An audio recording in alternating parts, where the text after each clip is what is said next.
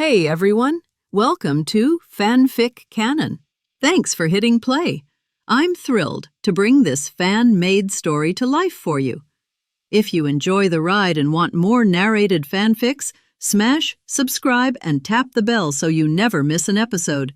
And if you want audiobook of a novel of your choice, join my Patreon. Request any title that's freely available online, and I'll produce a full narration just for you. Now, let's dive into today's adventure. London's dawn lay heavy with mist, the wet cobblestones glistening in the courtyard. A boy, no older than 11, stepped quietly through the fog. His name, Ivan Ambrosius. He paused by the mailbox, heart pounding with an anticipation he had carried for 10 long years. Today it should come. One by one, he flipped through the letters. Bills, notices, random adverts, nothing else. Ivan's shoulders sank. Still nothing. The disappointment cut deep, though not unexpectedly. He had been waiting for that one letter, the admission letter to Hogwarts. Ivan was no ordinary child. 10 years ago, he awoke in this world, transplanted from another life, left as an infant at the doorstep of an orphanage. The kindly director, Mrs. Mina, took him in. The only clue to his origin was the ring in his cradle, inscribed with the name Ambrosius. But bloodlines and parentage meant little to Ivan, because the truth was simple. He wasn't just reborn. He had a system. Open attributes. A translucent panel shimmered before his eyes. Ivan Ambrosius. Age, 11. Race, wizard. Bloodline, Ambrosius family. Talents, transfiguration magus, prophecy magus, silent. Attributes.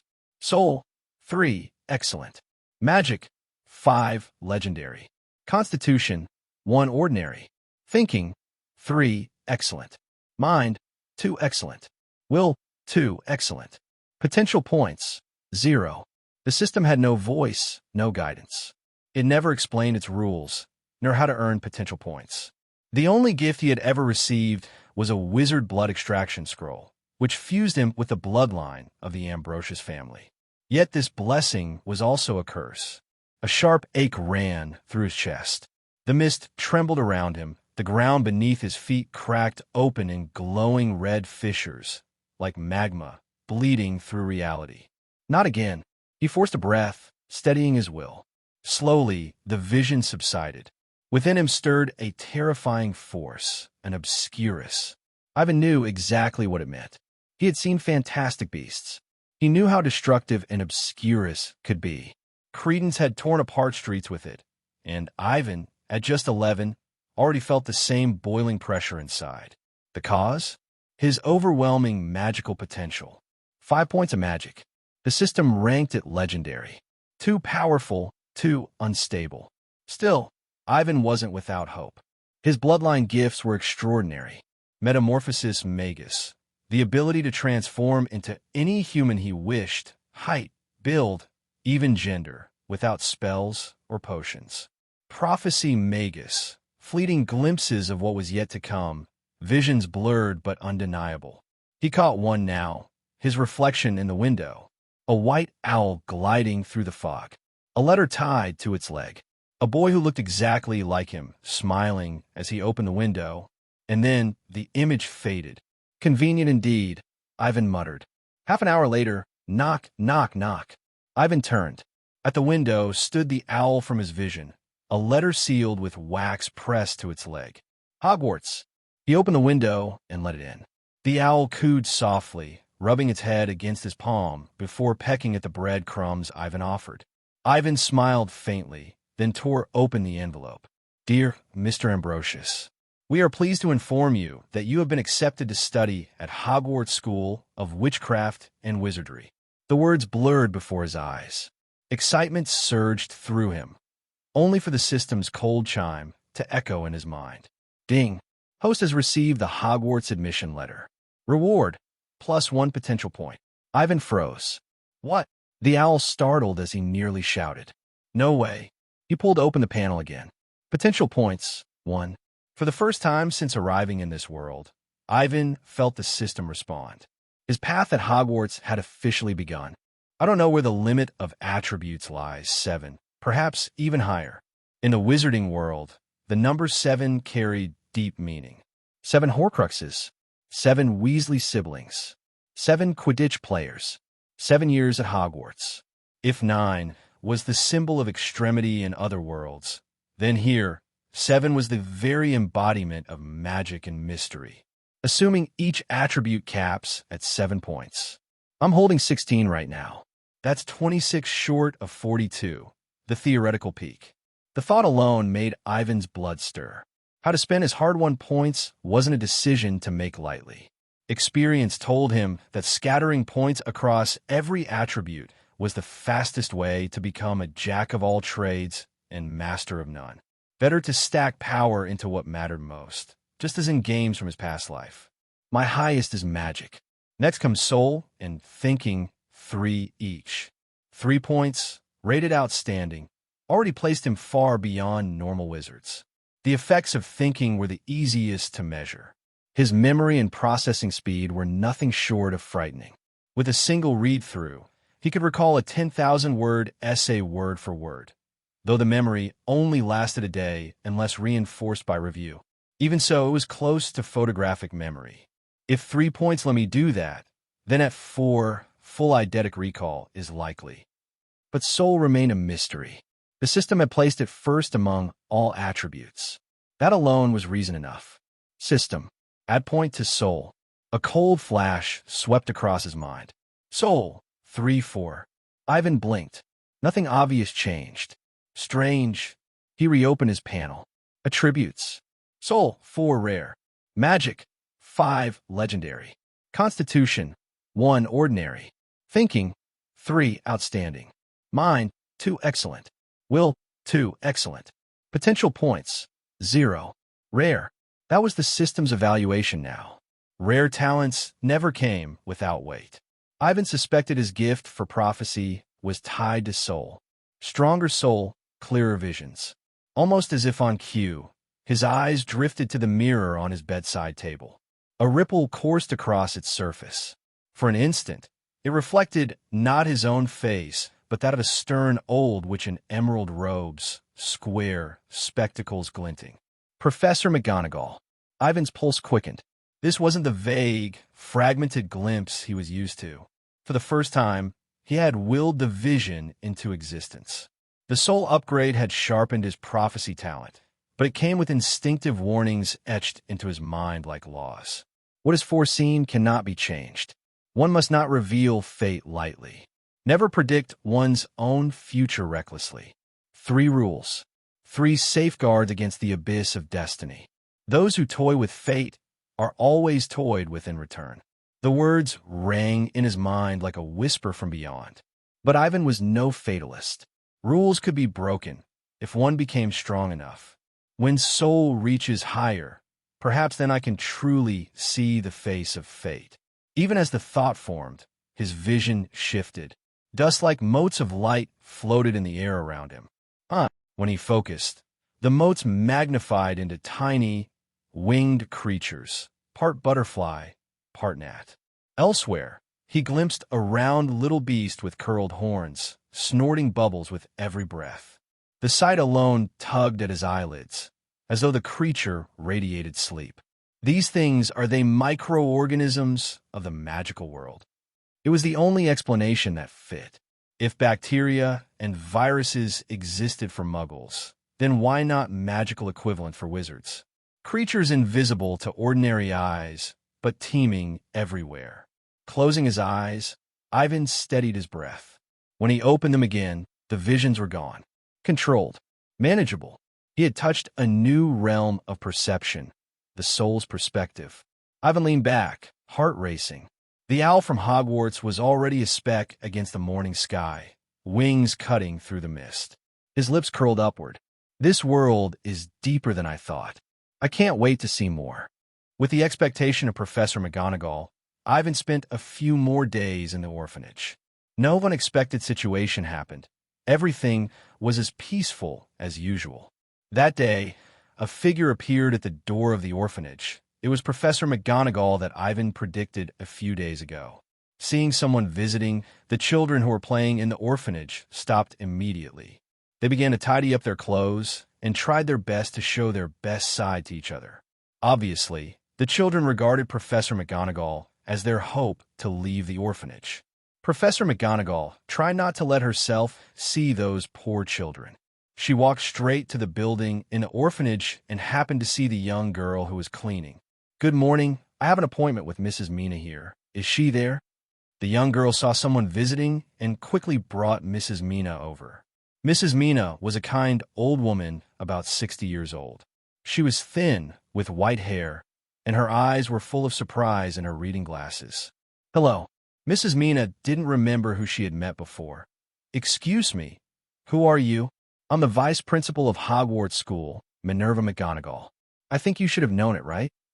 Professor McGonagall was very capable and had prepared all kinds of information with confusion spells cast on it early in the morning about Mr. Ambrosius's admission to our school. Mrs. Mina took the information and was stunned at first, then said happily, yes, but I didn't expect that you, as the vice principal, would come here in person. We occasionally provide necessary guidance to children with excellent talents." Professor McGonagall took back the information. In fact, there was nothing written on these materials, almost like a blank sheet of paper. But in the eyes of muggles like Mrs. Mina, these materials contain all aspects and can perfectly dispel any doubts in her heart. "Excuse me, can I see Mr. Ambrosius now?" "Oh, of course." Mrs. Mina treated Professor McGonagall as a distinguished guest and enthusiastically took her to Ivan's room. Along the way, Madame Mina praised Ivan generously. In her words, Ivan was a kind and intelligent child. Not only was he well-behaved and sensible, he also often took care of younger brothers and sisters in the orphanage, sharing a lot of pressure for the volunteers. Your school will not regret choosing little Ivan. Listening to Madame Mina's praise, Professor McGonagall was not impatient at all. She was a very responsible teacher. If she could get more information about Ivan, she could guide him better and help him adapt to life in the magic world as soon as possible. "Okay, this is little Ivan's room." Madame Mina called twice. Ivan opened the door, and Professor McGonagall's figure immediately came into view. After finishing her work, Madame Mina turned and left, leaving the space for the two. "Hello, Professor McGonagall." Ivan naturally invited Professor McGonagall into the room, and then poured her a cup of tea. "Sorry, I only have boiled water here." "It's okay." Professor McGonagall looked at Ivan with some confusion. "Sorry, you seem to know me?" Rather than knowing, it's better to say that I knew in advance. Ivan sat opposite Professor McGonagall and said, "According to the description in the admission letter I received, Hogwarts School is a magic school." "Yes." Professor McGonagall nodded and said, "I am the vice principal of Hogwarts, Minerva McGonagall, and also your professor of transfiguration." Transfiguration. Ivan knew about transfiguration, and he did not hide the fact that he knew it. "Can you show it to me?" Professor McGonagall did not refuse. She took out her wand and turned the cabinet beside her into a cat in front of Ivan, and then changed it back. Wow! Although Ivan had seen it many times in the movie, he had also seen Professor McGonagall's appearance in class through uncontrollable prophecies before. But seeing this magical scene with his own eyes still surprised Ivan. Such a big cabinet turned into a cat. The changes here are enough to subvert any scientist's 3 views. "It's nothing." Professor McGonagall smiled and said, "You can learn these at Hogwarts." "That's great." Ivan was indeed looking forward to it. "You must be wondering why I knew your name in advance. By the way, I didn't eavesdrop on your conversation with Mrs. Mina. But since you're a professor at a magic school, you should be able to understand my situation, right?" Ivan pointed to the mirror placed aside and said, "For example, when you look at reflective objects such as mirrors, water surfaces, and glass, you can see certain images." "Images?" Professor McGonagall frowned and asked, "Can you tell me in detail?" "Of course," Ivan said. "Just like in a few minutes, Mrs. Mina will come with snacks." Through prophecy, Ivan told Professor McGonagall the future he saw. He accurately described the types and quantities of snacks, as well as Mrs. Mina's reaction when she entered the door, and even how Professor McGonagall would respond. all described clearly. Professor McGonagall was obviously confused by Ivan's speech. You mean you saw the future and made a prediction? Professor McGonagall naturally knew about the prophecy because it was a kind of magic. But the problem is that Professor McGonagall has always been repulsive to such imprecise things as prophecy. Just like she didn't like Professor Trelawney of the prophecy class, she thought that the other party's so-called prophecy was nonsense. Knock, knock. However, at this moment, Mrs. Mina knocked on the door. Next, Mrs. Mina placed several plates of snacks in front of the two people, and what she said was exactly the same as what Ivan had described before. "Excuse me, is there any problem?" After Mrs. Mina finished speaking, she saw Professor McGonagall staring at her blankly, a little puzzled. It's okay. I just feel a little..." Professor McGonagall, at a loss? After the voice fell, Professor McGonagall realized that her reaction was exactly the same as what Ivan had just told her. How was that possible? Professor McGonagall quickly looked at Ivan and saw the boy smiling as he picked up a cookie and put it in his mouth. "I'm glad you don't mind." Mrs. Mina smiled at Professor McGonagall and closed the door. "Well, excuse me." Incredible. Professor McGonagall's eyes were full of surprise. She already believed that Ivan had the gift of prophecy. She reacted almost subconsciously just now, and this was exactly what Ivan predicted. "How did you do it? Is there any problem with this?" Ivan asked. "I think my talent should be the magic you mentioned, Professor." "No, Mr. Ambrosius." Professor McGonagall saw that Ivan was normal and everyone in the magic world would have it, and said seriously, "Your talent is extremely rare even in the magic world. As far as I know, only one person has a similar ability." "Who is it?" "Sorry, I can't say the name of that person directly." Professor McGonagall apologized. "That person once brought unimaginable changes to the magic world." "Of course, believe me, Mr. Ambrosius, this has nothing to do with your talent. You are a good kid." To this day, whenever Professor McGonagall thinks of Grindelwald, she still feels terrified. McGonagall here uses the timeline of Fantastic Beasts, so he is several decades older than in Harry Potter. Ivan knew that the person Professor McGonagall was talking about should be Gellert Grindelwald. However, Professor McGonagall obviously would not associate Ivan with Grindelwald because of similar predictive abilities. Your talent is called Prophecy Magus in the magic world. It is a natural and extremely rare magical talent. Professor McGonagall thought that this time to guide the new students was just a very ordinary little thing, but she never thought that she would pick up such a big treasure as Ivan here. A Prophecy Magus, a natural prophet. "Believe me, Mr. Ambrosius," McGonagall said seriously, "you will definitely achieve something in the future." "Thank you, and you can call me Ivan." "Okay, little Ivan." Professor McGonagall had a very good impression of Ivan. This was not only because of his special talent, but also because the boy in front of him was indeed as well-behaved and sensible as Mrs. Mina said. Thinking of Ivan's life experience, Professor McGonagall couldn't help but feel sorry for the child in front of him. In Hogwarts, Muggle-born wizards are not uncommon, but orphans are Muggle-born orphans. If they were placed in Slytherin, they would definitely be at the bottom of the food chain. Pureblood family origin, pureblood, half-blood, mudblood, dependent mudblood. Well, Ivan belongs to the last one, a mudblood among mudbloods, a little stronger than Muggles, but not much stronger. This child shouldn't be sorted into Slytherin. Professor McGonagall is very clear about the criteria of the sorting hat. Slytherin generally only accepts pure blood. Although there are occasionally ambitious half-bloods and Muggle-born little wizards, they are all low-probability events. Ivan is a Muggle, and this alone has eliminated his hope of being sorted into Slytherin. As for the other three colleges, Professor McGonagall thinks they are all okay. Of course, it would be best if they were assigned to Gryffindor. As the head of Gryffindor College, Professor McGonagall felt that she could give Ivan the best care. Wait a minute. Thinking of this, Professor McGonagall was suddenly stunned. Is this child really born from a Muggle? A natural prophecy magus. Such a talent is rare even in the magic world. But it was born among Muggles. Professor McGonagall was a little confused. She was not a racist, nor did she support the theory of bloodline, and she was a half-blood wizard herself. However, from a purely academic perspective, the probability that Ivan's parents are wizards is much higher than that of Muggles. Ambrosius? For this surname, Professor McGonagall did not think of any family in the magic world with the surname Ambrosius. Thinking of this, Professor McGonagall asked Ivan about his life experience. I don't know either. When Ivan traveled through time, he had no token to prove his identity except a piece of paper with his name on it. He also gave the ring on his hand to McGonagall. The latter checked it and did not see anything from the ring. Sorry, kid. Professor McGonagall returned the ring, his eyes full of apology. I haven't seen the emblem on this ring.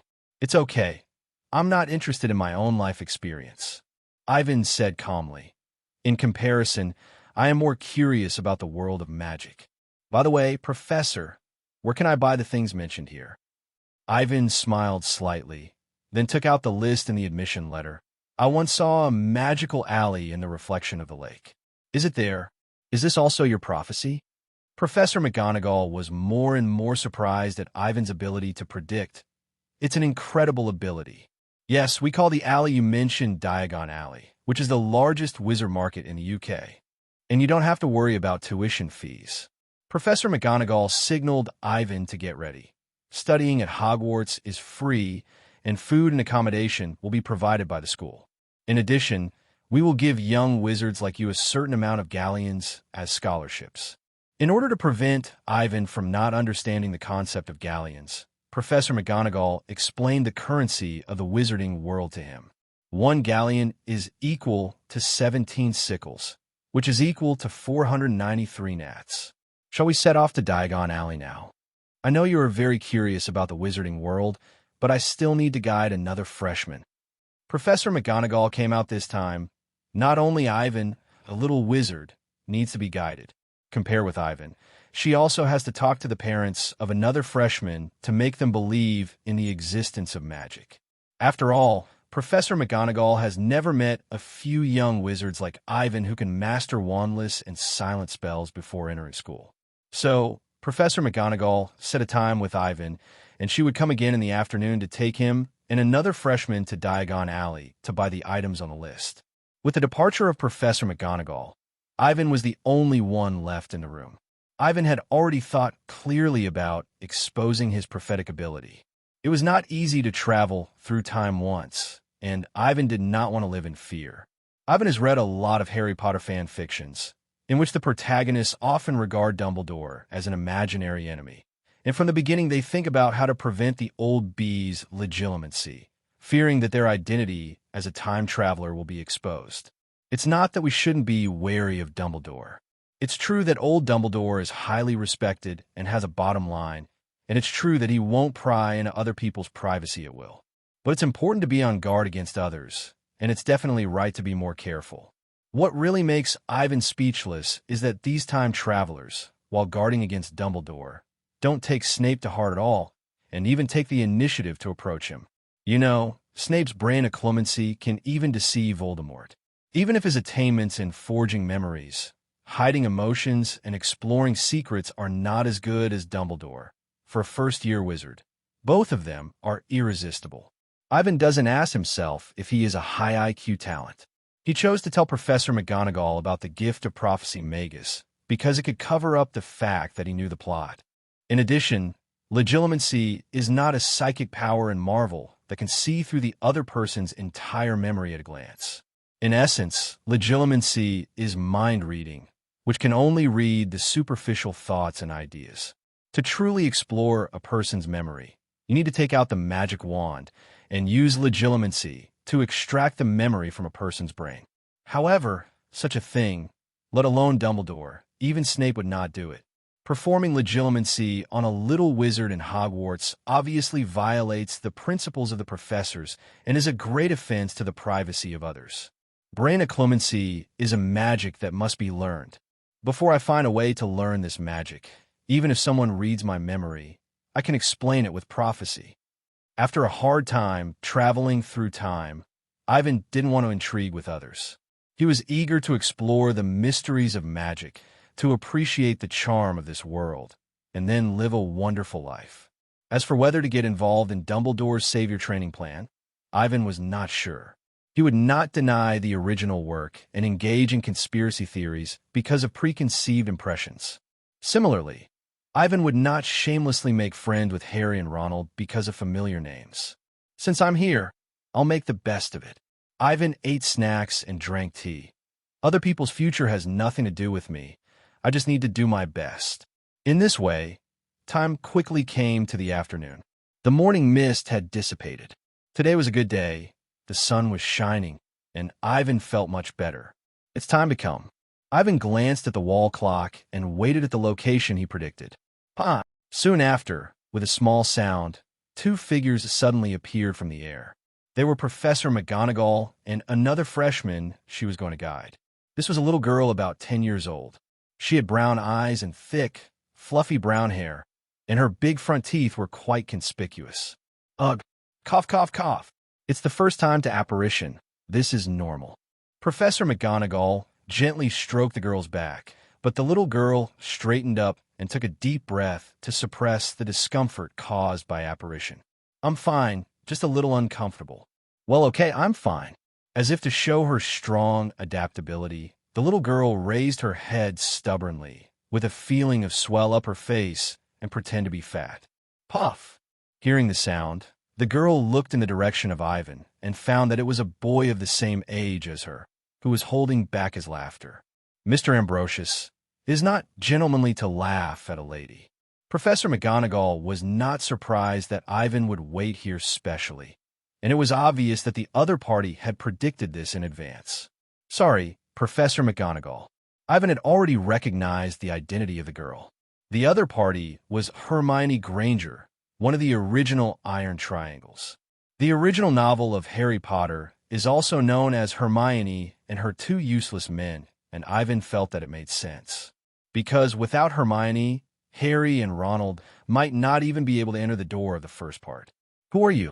Hermione stared at Ivan dissatisfiedly, and was very dissatisfied with him for laughing at her. Ivan Ambrosius. Ivan smiled and said, like you, I'm also a freshman at Hogwarts this year. Also, I apologize for my rudeness just now. Hermione looked Ivan up and down. She was not the kind of person who liked to judge people by appearance. But I have to admit that Ivan's appearance and temperament are really good. Just thinking of Ivan's sneer, Hermione was embarrassed. Maybe I didn't perform well just now, but I believe it's only temporary. Ivan didn't quite understand the child's train of thought. Seemed to be a little competitive. Hermione Granger. But out of politeness, Miss Beaver still extended her hand.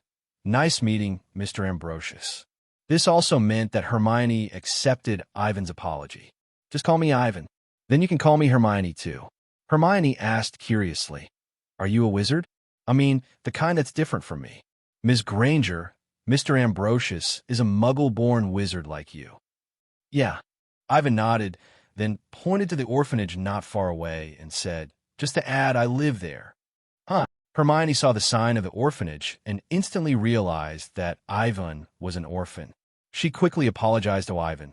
I'm sorry, Although Miss Beaver wanted to prove herself, she was more worried about suddenly entering the wizarding world from the muggle world and was afraid of doing worse than others. This inferiority complex made her a little domineering, and she subconsciously put on an arrogant attitude. However, when she found out that Ivan was an orphan without even parents, Hermione immediately felt sympathy. It doesn't matter. Ivan said he didn't care about his background. He said to McGonagall, Professor, shall we go to Diagon Alley now? Miss Granger? Professor McGonagall asked about Hermione's physical condition, and the latter immediately straightened her chest. I'm fine. We can go now. Okay then. Seeing Hermione so determined, Professor McGonagall could only say, hold my hand. Hermione quickly put her hand on Professor McGonagall's arm, and at the same time reminded Ivan that the feeling of apparition was not very good, so he should be prepared. Ivan naturally knew the process of apparition. The next moment, he only felt that his body was forced into a certain place, and then he was forced to pass through a very tight rubber tube. When Ivan regained consciousness again, he had already appeared in front of a very old and shabby bar. Cough, cough, cough. After 2 consecutive apparitions, Hermione's face turned pale, but she still looked at Ivan firmly. But after finding that Ivan didn't seem to react at all, Hermione widened her eyes in surprise, her eyes full of confusion. Aren't you a muggle? Why don't you react at all? Not only Hermione, but even Professor McGonagall looked at Ivan curiously. To be honest, there are talented little wizards, but for magic like apparition, most wizards will have some adverse reactions when they are not proficient. It's indeed the first time I have done this kind of shuttle. As for why I didn't feel anything, because I exercise regularly? Ivan thought it was because he was an Obscurial. He found that the shuttle process just now was very similar to the feeling of turning into an Obscurial. However, Ivan didn't intend to expose the Obscurial here. If it was Dumbledore in person, the identity of the Obscurial would definitely be a plus point, which could greatly win the sympathy of Dumbledore. As for not telling Professor McGonagall, it was because the power of the Obscurial was too dark and powerful. Letting an Obscurial enter Hogwarts is tantamount to playing with the lives of all the little wizards. Once Ivan goes berserk, not to mention the young wizards, even the adult wizards will be easily crushed. Professor McGonagall may allow werewolves to become students and professors at Hogwarts, but can she accept a time bomb like Ivan? Ivan has not seen this answer in the prophecy yet. However, there's one thing that Ivan can be sure of. That is, he cannot tell this secret to a young wizard like Hermione. After all, once the Obscurus is exposed, Ivan will inevitably be expelled from school. The parents of young wizards will not tolerate an Obscurus staying with their children. Even if Dumbledore guarantees it, and the professors prove that Ivan has the ability to control the Obscurus, adult wizards will not accept the existence of a dangerous monster like Ivan in Hogwarts. A strong body can indeed reduce the adverse reactions of apparition. Professor McGonagall guessed that Ivan was hiding something, but she would not explore Ivan's secret. On the other hand, Miss Beaver's eyes were almost overflowing with unyielding. What else could Ivan do? He really didn't expect Hermione's competitive spirit to be so strong. Let's go. Professor McGonagall led the two into the leaky cauldron. Unlike the mystery that Ivan and Hermione imagined, the interior of the leaky cauldron was just like its name, dark and dirty. When the wizards in the bar saw Professor McGonagall, they all greeted her. The owner, Tom, even asked eagerly, "Professor McGonagall, would you like something to drink?" The owner of the leaky cauldron was hunched over, with a pointed head and no hair on top of his head. To Ivan, he felt like an old bat without hair, very weird. Hermione was frightened by Tom approaching, and instinctively shrank behind Ivan. Only after realizing that her behavior was a bit embarrassing, Miss Beaver mustered up the courage and separated from Ivan a little. "Oh, two little guys I haven't seen before." Standing behind the bar, Tom leaned over and smiled at the two of them. "Are you freshmen at Hogwarts this year?" "Yes, Tom." Professor McGonagall nodded to old Tom and walked forward with Hermione and Ivan. "Also, it's not convenient to drink during work." "Haha, if Hagrid hears this, it will be very interesting." Ignoring old Tom's teasing of Hagrid, the three of them walked through the bar and came to the patio surrounded by walls on all sides, where a trash can and some weeds were placed. Remember, count 3 bricks upwards and 2 bricks horizontally. Professor McGonagall motioned Ivan and Hermione to watch her count the bricks, then took out her wand and tapped the wall 3 times at the places she had counted before. Galala! The next moment, under the eyes of Ivan and Hermione, the bricks on the wall began to move, revealing a small hole. The hole became bigger and bigger, and soon a wide archway and a street paved with cobblestones appeared in front of the two. Welcome to Diagon Alley. The pedestrians who kept coming and going on the street, dressed in simple and strange clothes, attracted the eyes of Ivan and Hermione, especially the latter, who was completely attracted by the scene in front of her and could not look away. Wizards and magic have a huge appeal to little girls like Hermione. Who hasn't imagined themselves as a little princess? The three walked along the archway, and when Hermione looked back, she saw that the archway suddenly narrowed and soon turned into the original solid wall again. Diagon Alley is the most prosperous commercial street in the British wizarding world, and many first-line brand stores in the wizarding world have flagship stores here. Ivan glanced at it, and one by one, the stores he remembered in his previous life or had never seen came into his sight. Ollivander's Wand Shop, Hopping and Playing Magic Joke Shop, Florin Fosco Ice Cream, Jishu Stationery Shop, Thrift Store, Horror Journey Wizard Travel Agency, Quidditch Boutique, Flourish and Blott's Bookstore, Madame Malkin's Robe Shop, Partridge's Cauldron Shop, Magical Creatures Shop, Toffin's Finished Product Shop, Weezacre's Magical Supplies Shop, Ella's Owl Shop, etc. The real wizarding world is much wider than what we see in novels and movies. In Ivan's sigh, Professor McGonagall took Hermione and Ivan to Gringotts first, where they were going to exchange Muggle currency for gold galleons for Hermione. 4 young wizards from Muggle families. There's a certain limit of Muggle currency exchange for wizard currency every year. Hermione's father is a dentist, which is a high-income group in Western countries. If the exchange rate of 5:1 between pounds and gold galleons is followed, as Rowling said, Mr. Granger might be able to exchange tens of thousands of galleons for Hermione on the spot. What a magical place! Hermione grabbed Ivan's hand, and it seemed that she had forgotten to let go since she met Tom. Miss Beaver was already nervous when she first entered the magical world. At first, she might have wanted to compare herself with Ivan, who was also born Muggles.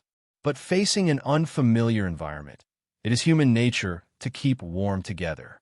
Ivan came from the same place as her, and Ivan behaved so steadily, which inevitably made the little girl subconsciously want to rely on him. Yes, Ivan pinched Hermione's little hand, indicating that she didn't need to be nervous. I think living in such a world must be very interesting. Aren't you afraid at all? Hermione admired Ivan's character. They were obviously the same age, but Ivan was so mature. Maybe it's because I have been living in an orphanage. Hermione whispered, I'm sorry, I'm not. It's okay. I don't think it's a painful memory. Ivan's attitude made Hermione feel ashamed. By the way, I just saw a bookstore. After exchanging wizard currency, we can buy together and then read it alternately. This should save a lot of money. Yeah. Hearing about books, Hermione immediately became energetic and returned to the somewhat proud Miss Beaver's posture. Professor McGonagall looked back at the 2 little wizards and was happy that they could gain friendship before entering school. Soon, the 3 of them came to a snow-white building that towered above the surrounding shops.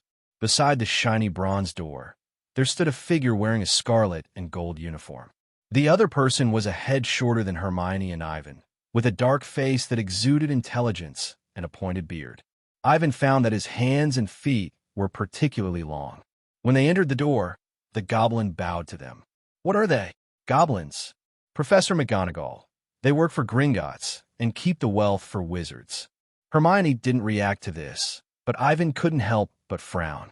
He didn't know the specific relationship between goblins and wizards, but he thought it was stupid to hand over the bank to goblins. Ivan remembered that when he read the setting of Harry Potter in his previous life, goblins should be the losers. However, the losers could actually control the economic lifeline of the wizarding world, which was incredible. What's wrong, Ivan? Nothing. Ivan didn't say it directly. He knew that such words were not suitable to be said here. So, the 3 of them passed through the second door again. The door was silver, and the following words were engraved on both doors. Come in, stranger, but beware of the consequences of greed. If you only ask for something that never belonged to you, you will be punished most severely. So if you want to take a share of our underground vault that never belonged to you, you have been warned. Thief, beware the consequences of bringing evil instead of treasure. TSK. Ivan read these warnings, his eyes narrowed slightly. These goblins are an eyesore. The 2 goblins in front bowed to them and led them into a tall marble hall. There were about 100 goblins sitting on high stools behind a long row of counters, some weighing coins with copper scales, some examining gems with eyepieces, and hastily recording them in a large account book. There were countless doors in the hall, leading to different places, and many goblins pointed bows to lead people in and out of these doors. How can I help you? The goblins behind the counter stood on high stools, which allowed them to look down at the visitors. Professor McGonagall? Professor McGonagall is a master of transfiguration in the British wizarding world. Her magic level is only second to that of Dumbledore, a great wizard in the world, and is definitely at the top level. With decades of teaching, it is not an exaggeration to say that her students are all over the UK. Even the goblins and Gringotts dare not be too arrogant in front of Professor McGonagall. I want to apply for currency exchange service for this year's freshman. Oh, is it time again? The goblin behind the counter propped himself up and looked down at Ivan and Hermione standing next to Professor McGonagall. He looked at the two and asked, "Excuse me, who needs to exchange wizard currency?" "It's Miss Granger." "Sorry, Professor." At this time, Ivan interrupted and said, "I wonder how much this money can be exchanged for?" Professor McGonagall looked at Ivan in confusion, and the latter blinked at her. Professor McGonagall hesitated for a moment and said to the goblin, "Miss Granger and Mr. Ambrosius need exchange service. Although Hogwarts has scholarships for helpless little wizards like Ivan, those scholarships are only enough for Ivan to complete the purchase of basic materials and school supplies. Therefore, Ivan chose to give up the scholarship and apply for Muggle currency exchange service instead. Ivan, do you have enough money?" Hermione brought about 2,000 pounds this time, which can be exchanged for about 400 gold galleons at the current exchange rate. Of course, this is theoretically. In fact, young wizards from Muggle families can exchange up to 100 galleons per year, and this exchange rate will change at any time. For example, if someone exchanges a large number of galleons with Muggle currency in a short period of time, then the exchange rate of 1:5 may become 150 or even 1:500. Goblins do not need Muggle currency. To them, Muggle currency is no different from waste paper. So the best way to exchange should be to buy gold in the Muggle world first, and then exchange gold for galleons. Although this exchange method will also lead to the depreciation of gold, resulting in fewer and fewer galleons that can be exchanged, the goblins' love for gold has been high since ancient times. With limited global gold reserves, goblins don't mind taking all the gold in the Muggle world at the lowest price. Anyway, they're the only buyers. If Ivan could really produce several tons of gold, the goblin would make him realize the dangers of society and directly devalue gold to cabbage price. How many galleons can these gold be exchanged for? Ivan took a box of gold out of his backpack and then put it on the counter with the help of Professor McGonagall. He knew that he would carefully control the output of gold, so as not to let these ugly goblins take advantage of it. Gold! The goblin opened the box and saw a row of small yellow fish neatly placed inside. Oh, it's really these golden little cuties. Mr. Ambrosius, right? The goblin held up his glasses. According to the current gold exchange rate, you can exchange them for 250 gold galleons at Gringotts. Hearing this price, Ivan's eyes turned cold. Obviously, there is definitely a lot of deductions here. Okay, Ivan did not bargain, and directly accepted the deal in the surprised eyes of Hermione and Professor McGonagall. He silently kept this account in his heart. For now, let these goblins be proud for a while. On the other side, Hermione also exchanged 80 gold galleons, and after the three of them left Gringotts, Professor McGonagall asked Ivan about the box of gold. "Professor, all my gold was purchased with legal income." Ivan told Professor McGonagall that when he was a child, he had predicted the lottery results in the newspaper and successfully won the third prize to improve the life of the orphanage. In addition, Ivan would also use his savings to buy sports betting. He did not dare to use the prophecy to make money at will, and he would control the amount within a certain range every time. Of course, Ivan concealed some things. For example, he changed his appearance by using the disguise Magus and opened several bank accounts in the Muggle world to prepare for his future life after leaving the orphanage. Similarly, it was also with the help of disguise Zemagus that Ivan could keep himself safe and hidden even though he had a lot of wealth. Great, amazing! Hermione widened her eyes, amazed at Ivan's divine ability. In the past, when it came to the ability to predict the future, I always thought about whether I can predict the lottery results. I didn't expect to meet a prophet today, and he did it. Even Professor McGonagall didn't know what to say. In the end, Professor McGonagall could only tell Ivan to be careful not to be discovered by muggles and not to indulge in gambling, and then let the matter go. The three of them left Gringotts. Professor McGonagall asked them to take out the shopping list, and Miss Beaver recited the contents of the list directly. Uniform: 3 sets of plain work robes, black. 1 plain peak hat for daytime, wear black. 1 pair of protective gloves, made of dragon skin or similar material. 1 winter cloak, black, silver buckles. Note: all student clothing must be attached with name tags. Textbooks: standard spells, elementary. History of magic. Magic theory. Beginner's Guide to Transfiguration. 1,000 magical herbs and fungi. Magical potions and liquids. Fantastic beasts and where to find them. Dark arts, a guide to self-defense. Other: 1 wand. 1 crucible, tin standard size 2. 1 set of glass or crystal files. 1 telescope. 1 brass balance. Students may bring 1 owl, 1 cat, or 1 toad. Parents are kindly reminded that first-year students are not allowed to bring their own broomsticks. After the voice fell, Hermione looked at Ivan and Professor McGonagall with great energy. The latter smiled and praised.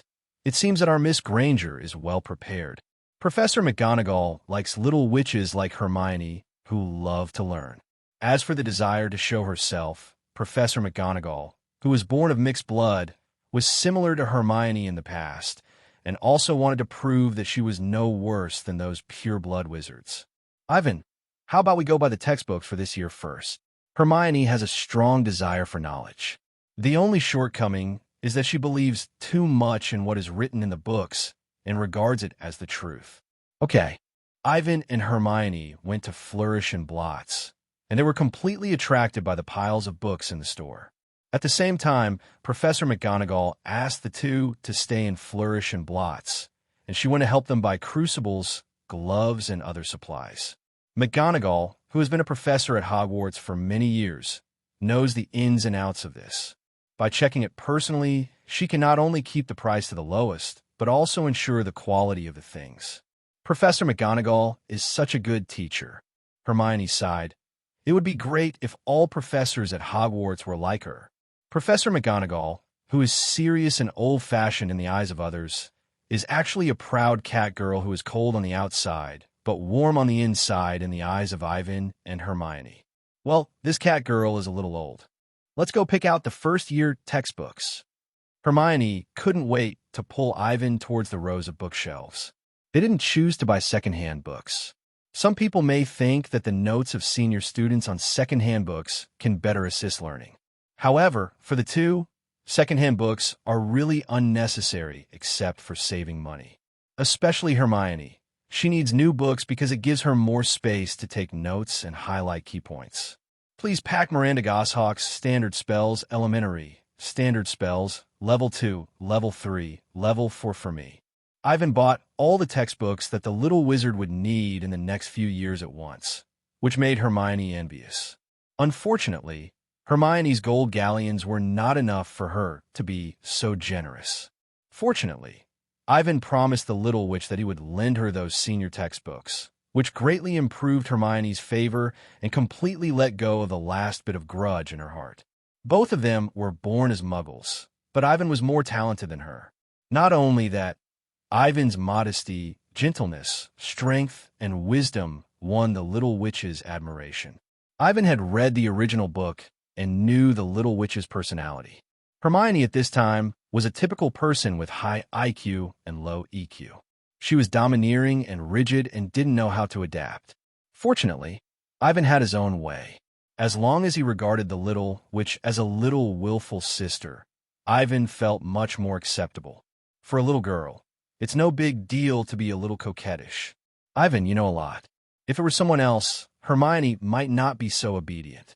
But facing Ivan, a boy of the same age who was better and more mature than herself, Hermione instinctively chose to believe him and correct her own problems. Because Professor McGonagall hadn't come back yet, Hermione stayed in Flourish and Blots with Ivan to read books. However, for the same content, Ivan's learning speed is faster than Hermione's. Whenever the latter encounters difficulties in understanding, she always gets a simple and clear answer when asking Ivan. Of course, the little witch is not always guided by Ivan unilaterally. The two have different styles and focuses. Hermione prefers to recite the whole article, not missing any clues. In contrast, Ivan chooses to grasp the key points and only remember the core, which also allows Hermione to always find the details that Ivan missed at the first time. In this way, the relationship between the two became closer and closer, and they became good friends who communicated and studied together. Ahem. I don't know how long it took Professor McGonagall, who came back from shopping, saw this warm scene. She coughed twice and smiled. It seems that you get along well. Yeah, Ivan praised. Hermione is the smartest girl I have ever seen. Being evaluated as the smartest by Ivan, even Hermione blushed a little. The little witch suppressed her shame and said proudly, "Obviously, Ivan, you are the smartest one." Growing up, Hermione had never admitted that there was anyone smarter than herself, and Ivan was the only one. Okay, Professor McGonagall was very happy that they could become good friends. "My clever little sir and lady, pack up your things, and now it's time to choose our first wand." Wands are props used by wizards to assist in casting spells. One of the biggest differences between wizards in the Harry Potter world and those in other worlds is that they need wands to cast magic. Of course, the need here is not inevitable. The role of the wand is to guide the wizard's magical power so that it can better follow the heart and get the desired results. Professor. Ivan followed Professor McGonagall and asked, "Can't you cast spells without a wand?" Many young wizards will have the same question as you. Professor McGonagall glanced at Ivan and said, "The technique of casting spells without a wand is called wandless casting, which requires a very high level of magical attainments." In Professor McGonagall's explanation, the young wizard is like a newborn child. The magic power in his body is the ability to speak, and casting spells with a wand is like mastering a language. In simple terms, if wand casting is compared to communicating in the mother tongue, then wandless casting is learning a foreign language. The same is true in reverse. When African wizards who are used to casting spells with gestures suddenly pick up the wand will not only fail to make their casting smoother, but will also risk losing control. Casting spells without spells and wands is the essence of magic in this world, which is the highest realm of making your wishes come true. With Ivan's current magic level, he is not qualified to think about the real wish coming true. He is a bit too ambitious. Ivan, you have to know that not every little wizard can master such power. Professor McGonagall warned, "Compared to the convenience of magic, we need its safety and stability more. There's a risk of magic getting out of control. Even adult wizards have the tragedy of being killed by a spell. I remember, Professor, although Ivan's magic power is huge, except for the Obscurus and those blood magics, he can only do some simple tricks at most, such as taking objects from the air and making certain things disappear." Professor McGonagall looked at Ivan with relief. She liked this smart and sensible child very much. Only then did she change her seriousness when facing other little wizards and carefully instruct them. Soon, the three of them came to a small and shabby store. The golden sign on the door had peeled off, and it read, "Ollivander, making excellent wands since 382 BC. In the dusty window, a wand was placed alone on the faded purple cushion. The shop was small, with nothing but a bench. "Oh, good morning, Minerva." In the dim little room, a soft and old voice came from the wand box that was almost piled up to the ceiling. The old man came to the counter and smiled. 9.5 inches fir wood, dragon heart tendon, hard texture. He was talking about the wand that Professor McGonagall bought here that year. "Your memory has always been so good, Garrick." "Memory? No. I always think that it is the wand that chooses the wizard." Mr. Ollivander sighed. "I still remember that day. I just took over my father's job, and then I met a picky witch. Isn't this a good memory?" Hermione complained in Ivan's ear, and Ivan coughed dryly, indicating that Ollivander was looking at them. The frightened little witch stuck out her tongue and lowered her head. "It looks like 2 more energetic guests." Ollivander took out a measuring tape. Who will go first? You go first, Hermione. Ivan asked Ollivander to measure Hermione first. The old man first asked Hermione about her dominant hand, and then began to measure the size of the little witch. From shoulder to fingertips, from wrist to elbow, shoulder to floor, knee to armpit, and finally measure the circumference of the head. Each Ollivander wand has a super powerful magical substance, which is its essence. Mr. Ollivander said while measuring, "We use unicorn hair, phoenix tail feathers, and dragon nerves. Each Ollivander wand is unique because no two unicorns, dragons, or phoenixes are exactly the same. Of course, if you use a wand that should belong to another wizard, it will never have such a good effect." "Sorry, sir," Hermione asked. "I don't quite understand why you need to measure your body data when buying a wand. After all, our bodies will continue to grow. Will the wand be replaced like clothes at that time?" The little witch had no ill intentions. She was just simply curious. In fact, if Hermione was alone, in order to leave a good impression in front of Professor McGonagall, she would never ask such a question. However, because of Ivan's appearance, Hermione really couldn't suppress her curiosity. Good question." Mr. Ollivander was not angry, but said with excitement, "Remember what I said just now? Is the wand that chooses the wizard. The wand is not only a tool in the hands of wizards, but also a companion who can accompany them throughout their lives. The wizard's body will change, and our wand will also grow." "Mr. Ollivander?" Hermione looked confused. "You are talking about it as if the wand has its own life?" "Of course the wand has a life." The old man laughed, but did not explain any more. Instead, he picked out a wand from the countless boxes and handed it to Hermione. "Try this one, 10¼ inches willow, dragon heartstring." Hermione took the wand, but as soon as she touched it, the old man shouted loudly, "No, not this one." In Hermione's panic, Ollivander snatched it back, and he looked like he had encountered something dirty. The little witch looked confused. She thought Ollivander might have something wrong. "Did I touch the wand just now? What happened?" Hermione looked at Ivan, her eyes full of confusion. The latter smiled and said, "I think the wand has the ability to identify the magic of wizards." "Didn't Mr. Ollivander just say that the wand has life?" "Yes." Ollivander looked back at Ivan and smiled. "Every wand is unique, just like there are no leaves in the world that are exactly the same. Many wizards regard wands as tools, but they don't know that they're the best partners of wizards. Wands will change as wizards grow up. They are part of the wizard's life. The wand is obtained when the little wizard enters the school, bound to their magical characteristics, and grows with them. And when the wizard's life comes to an end, the wand will die soon. Otherwise, with Ollivander's 2,300-year history of wand making, there must be thousands or even tens of thousands of wands left in the world, if not tens of thousands. But the problem is that there are not so many wands in the wizarding world, because wands are closely related to the lives of wizards. Well, it should be this.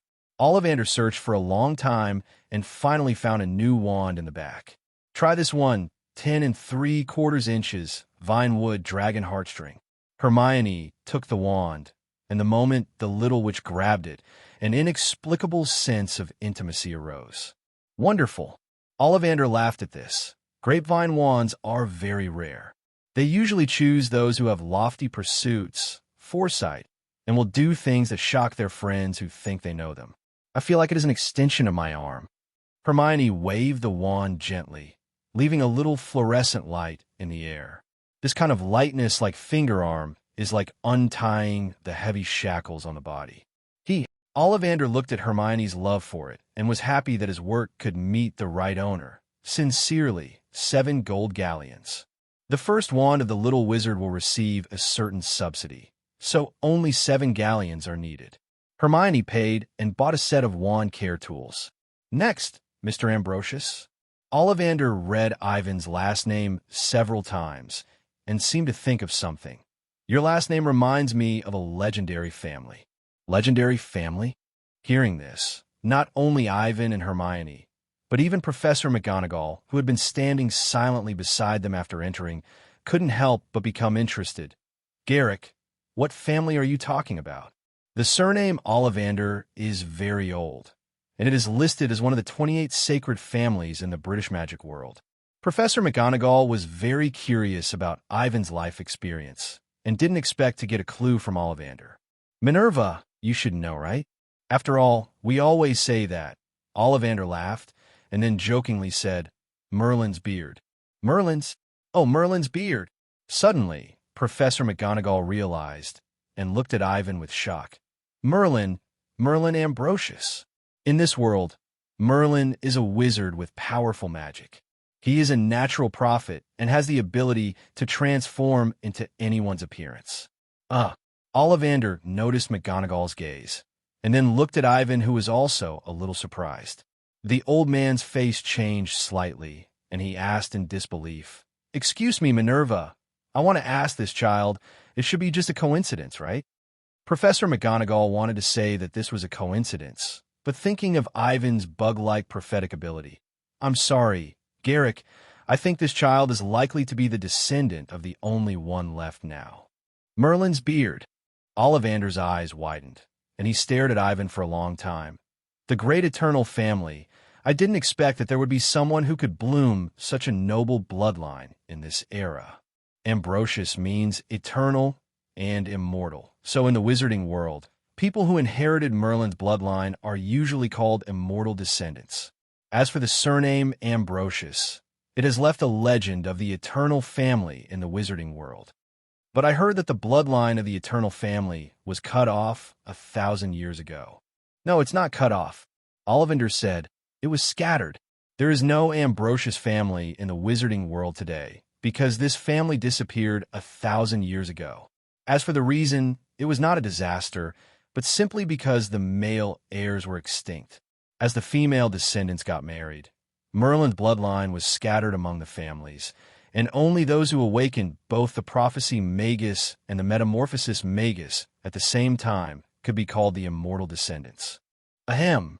Hermione was confused by the two people's catch shock.jpg from the beginning. Sorry, do you mean Ivan is the descendant of Merlin? Who is Merlin? I guess knowing what people don't know. He is a legendary figure who must appear when mentioning King Arthur. Thinking carefully, Ivan does have a strong ability to predict and is a prophet, but Ivan doesn't seem to have the ability to become someone else. Hermione is not jealous of Ivan. She hopes that her little friend is good enough. It's just that the title of Eternal Descendant sounds very troublesome. The little witch doesn't want Ivan to be in danger. Well, according to what I saw in the bookstore just now, I should still be a natural transfiguration magus. After Ivan finished speaking, he turned into Hermione, Professor McGonagall, and Ollivander in front of the three people. The whole process was done in one go, so fast, without any pause, and the three people who watched were stunned, with unbelievable eyes. This is the first time I've seen such human transformation. Professor McGonagall had seen Transfiguration Magus before, but those Transfiguration Magus could only transform their appearance to a certain extent. But Ivan could change his body shape, voice, and body details. If he hadn't seen it with his own eyes, Professor McGonagall would definitely think that he had stuffed a bottle of polyjuice potion in his throat in advance. Amazing magic. Ollivander felt honored to be able to witness the blossoming of a descendant of Merlin. He trembled and stretched out his hand and shook hands with Ivan. Welcome back, great Ambrosius. Ivan didn't have much experience. His Merlin bloodline was given by the system when he traveled through time. Before today, he didn't even know what the surname Ambrosius meant in the magic world. Oh, sorry, I'm too excited. Ollivander's fingers trembled as he began to look for a wand suitable for Ivan. Now, let me see which wand is honored to serve you. Facing the descendant of Merlin, who is considered a legendary figure in the magic world, Ollivander called choosing a wand serving, which shows his inner restlessness at this time. Partner? Please, is it aggrieved to be Merlin's knight? It is such an honor for a wand to fight side by side with the greatest wizard. If you don't want to serve, there are wands. If you want, Ollivander's wand shop has no shortage of wands. Let's try this first. Ollivander handed a wand to Ivan. Elm, Thunderbird tail feathers, 9.5 inches. Elm wands are usually chosen by owners with grace, outstanding magical talent, and innate noble temperament. Ollivander introduced. Its wand core comes from extremely powerful adult Thunderbird. Although wands with Thunderbird tail feathers as wand cores are difficult to master, they usually have very powerful power and are especially precious to Transfiguration masters. The same material, just like lightning wood is divided into hundreds and thousands of years, there is also a gap between elm and elm. The wand that Ollivander took out was his masterpiece. The elm and Thunderbird tail feathers used were the top of the two materials. Its price has long exceeded the level of 7 galleons. It is not an exaggeration to say that it is priceless. Buzz! When Ivan held the wand in his hand, a strange magical wave came from the wand. Ivan tried waving it and found that the flow of magic power in his body became particularly easy. I feel that my magic power has suddenly become 10 times lighter. However, just when Ivan thought he had found a suitable wand, Ollivander shook his head. No, not this one. The old man looked very disappointed, as if his craftsmanship had not been recognized by the customer. Why? Seeing Ollivander turn around and continue to look, Ivan asked in confusion. Ollivander told Ivan that this wand did not choose him, but chose to surrender under the pressure of Ivan's powerful power. Although Ollivander's original intention was to choose a squire knight for Ivan, he couldn't just choose one casually. If Ivan is the king of a country, then the wand should be a loyal minister under the king. The elm wand is too flattering. Its so-called service is just to please its master, a complete treacherous appearance. Of course, this does not mean that the elm wand is not good. Ollivander believes in the excellence of his own wand, but such words are just deceiving himself. Thinking of his own elm wand's flirtatious behavior after approaching Ivan, Ollivander felt that he had lost face because of it. Choosing a wand is not about giving the best to someone. There was no other way. The old man could only comfort himself by saying the Ollivander family's principle in making wands: the most suitable is the best. The implication was, my level was not good enough, so I had to ask the ancestors for help. This wand is my father's last work and his most proud work. Ollivander picked out a wand with a black body and a silver-white handle. The wand body is made of ebony, which has an impressive reputation and appearance. They are very suitable for all types of offensive magic and transfiguration. Ebony usually chooses those who have the courage to be themselves. They don't follow the crowd, are independent, and like to immerse themselves in the state of being outsiders. In addition, the perfect partner of the ebony wand is those who can ignore external pressure and stick to their beliefs.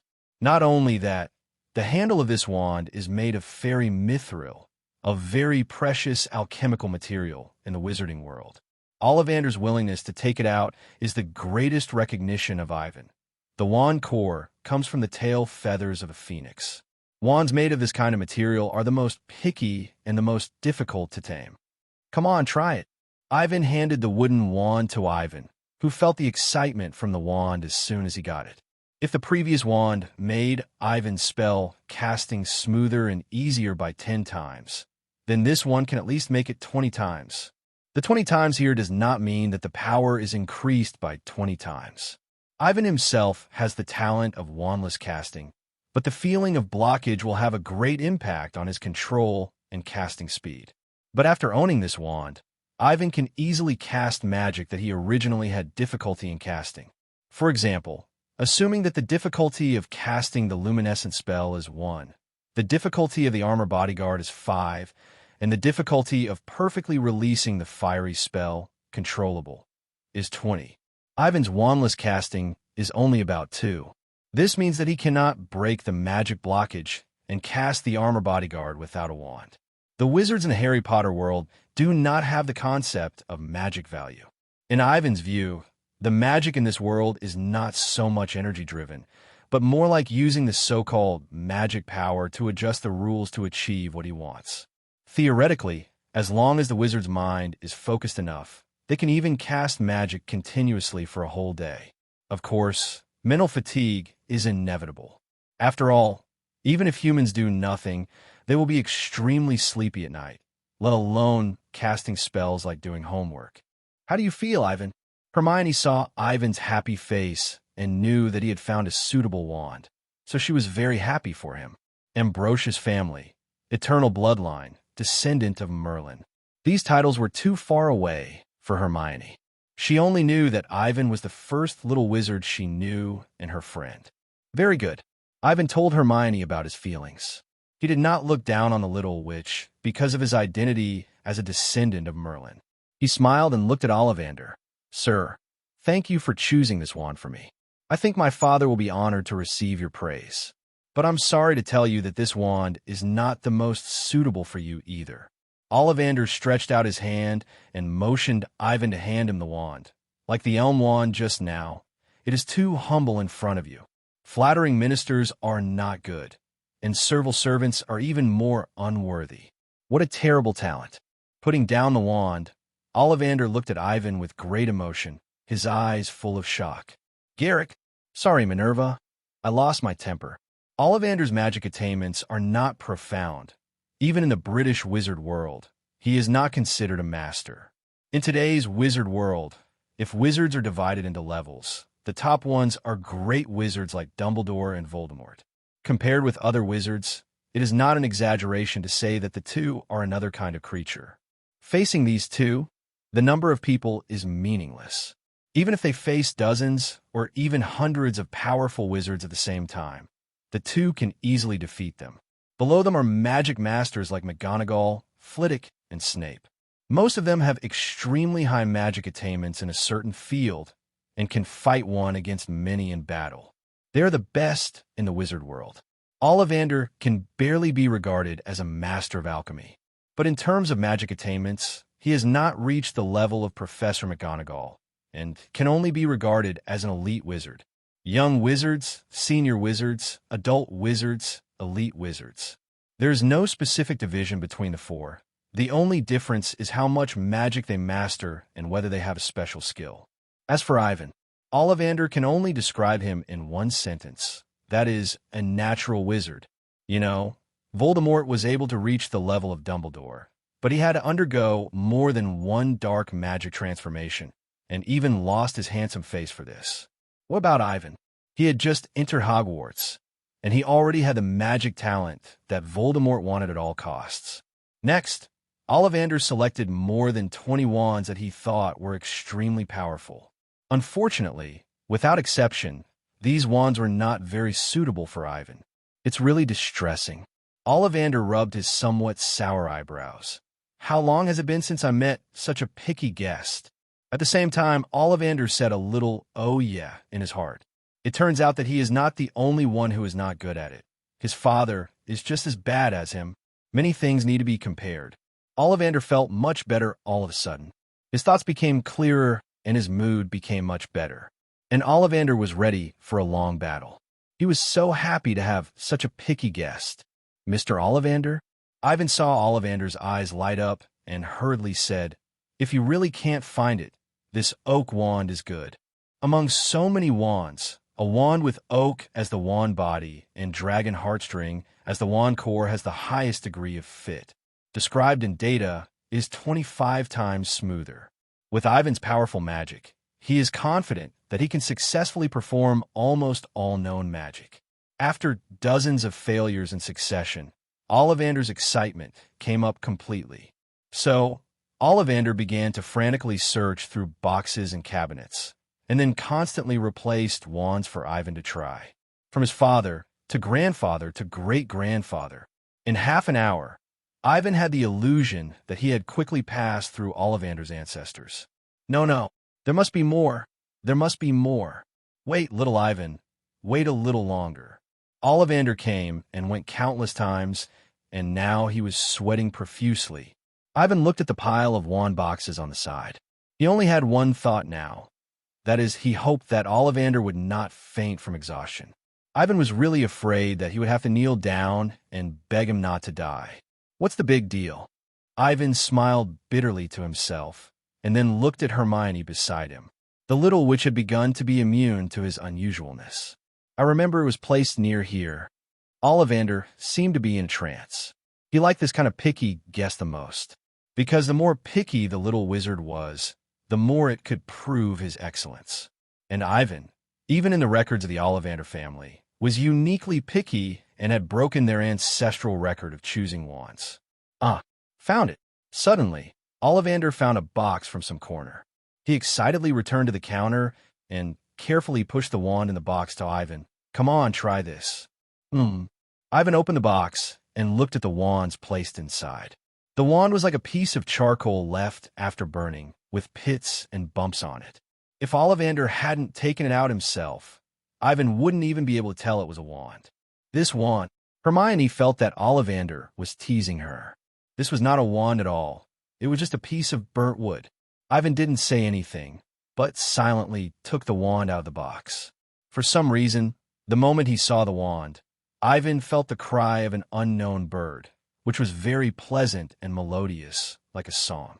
Crack, crack. The next moment, golden lines like lava appeared on the wand, and the surface of the wand began to break, and blackwood chips kept falling. Gee! Ivan held the wand upright in front of him, watching the flames flying out from the tip. They turned into phoenixes with gorgeous tails, singing around Ivan. Perfect, too perfect. Ollivander was so excited when he saw this scene. The old man had disheveled hair and looked like an old beggar who had just crawled out of a garbage dump. But on that dirty face, a pair of extremely bright eyes silently told of his joy. This is the victory of the Ollivander family. It was proof that he, Garrick Ollivander, had defeated the picky Ambrosius after 1,000 years. Is this the wand choosing the wizard? Ivan couldn't let go of the wand in his hand. This wonderful feeling was indescribable. As Ollivander said, the wand is the best partner of the wizard. It will accompany them throughout their lives and grow with them. In addition, after the soul is clicked to 4 o'clock, Ivan can open a very special vision. In this vision, Ivan clearly saw the small figure resting on the wand in his hand. It was a very beautiful phoenix singing a cheerful song. Chi-chi. The phoenix vaguely sensed Ivan's gaze. He tilted his head and jumped to express the joy of awakening his little master. Cute little guy. Because there were outsiders here, Ivan did not interact with the little phoenix, but just blinked at him. Every wand is unique, and this one is the most special one, even among all the wands made by the Ollivander family. Then Ollivander told Ivan the origin of this wand. A long time ago, my ancestors went to Bhutan, where the Oriental magic originated. That day, the phoenix landed on the phoenix tree on the top of the mountain in Bhutan. He turned into flames and died with the ancient tree. Sorry, I said Feng Huang. Can you understand? Yes. Ivan nodded and said, I know some Huxia. Your erudition is amazing. Ollivander's pronunciation was not standard, but he still tried his best to introduce it to Ivan. This magical creature from the East. The phoenix is a sacred bird from the East. According to the books published by the Huxia Ministry of Magic in Gillen, this magical creature has been extinct many years ago. If nothing unexpected happens, it is likely to be the only phoenix left in the world. Ollivander continued. Unlike the phoenix, here, the phoenix in the Huxia magic world does not have the ability to be reborn, but in contrast, they have almost eternal life. Many wizards from the East believe that the phoenix has immortal qualities. Ollivander is not very familiar with the phoenix, so he is not clear about the specific information of this sacred bird. My ancestor found the last remnant from the embers of the fire and used superb alchemy to make it into a magic wand. It is neither a wand body nor a wand core, but a fusion of the two. But it is not complete because there is still one last step. Ollivander always thought it was just a legend in the family, but he didn't expect that someone could really wake it up. The last step, rebirth. Ollivander said, the powerful and pure magic will give the soul sleeping in this wand a new life. In the eyes of the old man, this wand has gone beyond the scope of a wand. It is a work of art and a miracle. I feel very honored because I have witnessed the miracle that my ancestors have been looking forward to. Ollivander firmly stated that he would not charge any fees for this wand. He slowly pushed the wand in Ivan's hand to the boy. I believe that this wand will achieve unprecedented achievements in your hands. Ivan didn't know what to say, but Ollivander was right about one thing. This wand is indeed a miracle. Chirp! The phoenix on the wand is in tune with Ivan. It flutters its wings and lands on its owner's shoulder, as if expressing its closeness to him in this way. This phoenix is very different from the Dumbledore family's fox that Ivan saw in the movie. First of all, Fawkes' scientific name should be Phoenix, which means the immortal bird. The wand in Ivan's hand comes from the phoenix. In the Harry Potter world, the phoenix and the immortal bird are both divine birds born with flames, but they are not the same creatures. The immortal bird has the ability to be reborn from the ashes, and its tears can heal pain and disease, while the phoenix is a rarer magical creature than the phoenix. Ivan doesn't know whether the phoenix really existed in his previous life, but in the wizarding world, the so-called phoenix, redbird, and immortal bird of muggles are actually the same magical animal, the phoenix. The phoenix is the king of birds and can control flames. Although it does not have the ability to be reborn from the ashes, it can devour flames and magic power, thereby gaining eternal life. In addition, the phoenix will bless humans and bring them good luck. Its beautiful singing voice has the power to revive all things and save souls. Chi. The little phoenix spread its wings again and flew around Ivan. The flame-like color and 5-tail feathers contained different colors and magic, which made it look particularly sacred and majestic. It is indeed a divine bird called auspicious. It is so beautiful. Ivan kept praising it in his heart, but it was a pity that the people around him could not see this scene. In their eyes, the magic wand in Ivan's hand was magical, but it was still just a magic wand. However, when Ivan looked at the mirror placed in the room, he saw a young man riding a huge phoenix and soaring in the sky. It was his future self. It seems that the phoenix is not dead. Ivan had a hunch that as long as he continued to provide magic power to the magic wand, the sleeping phoenix in it would be able to return from death and be reborn. Go back first, little guy. The little phoenix could hear Ivan's inner voice. He circled the wand for a few times, then rushed into the sycamore wand and disappeared. By the way, there are these. Lavender took out another set of the latest wand care tools and gave them to Ivan for free. This made the little witch envious.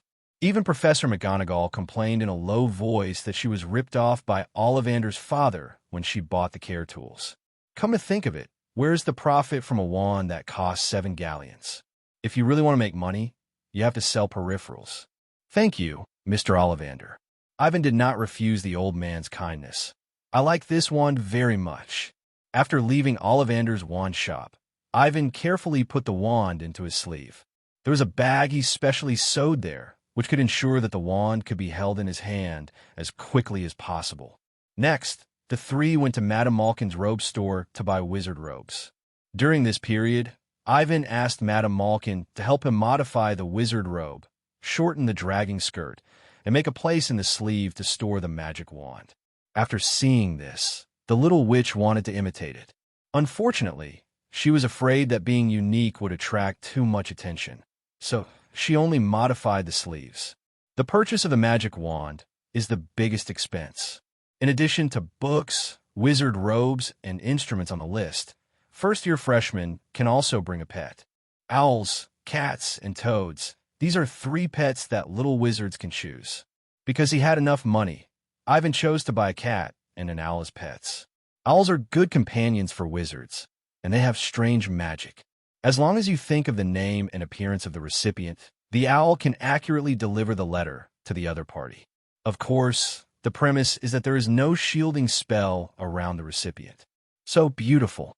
Outside the pet shop, Hermione looked at the pure white snow owl in the cage through the glass, and the idea of buying it kept coming up.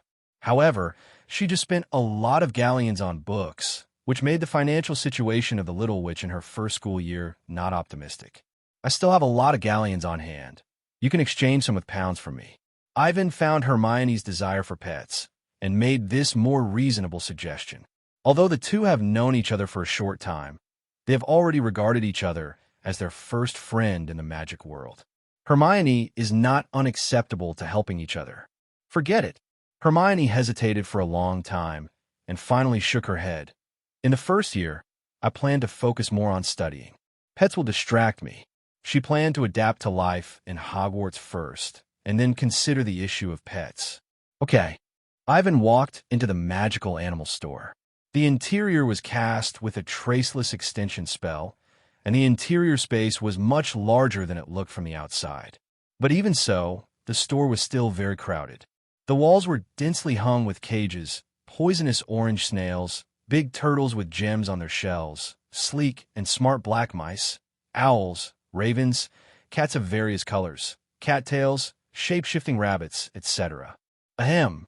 Ivan gently fanned his nose.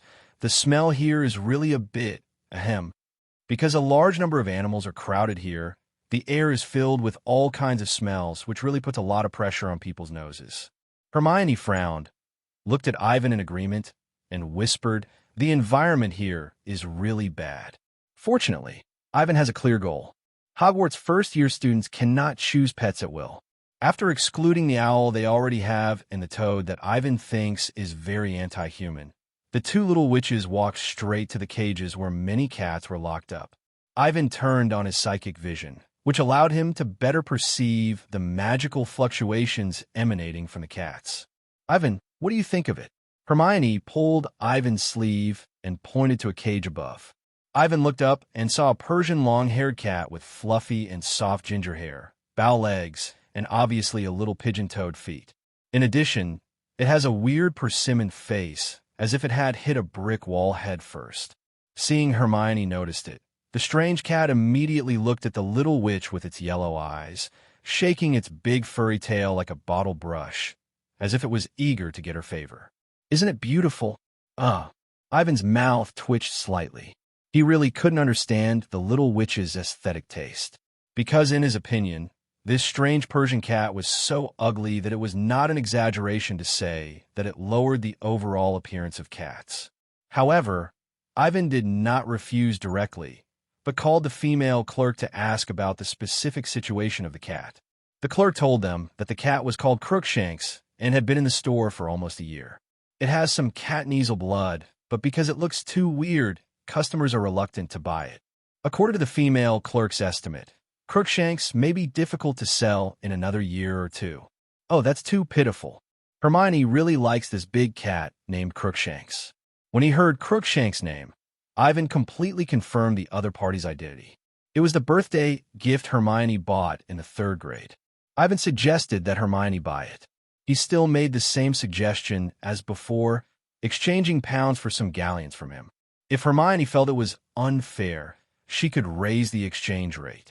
Anyway, for Ivan, pound could also buy things in the Muggle world. Okay.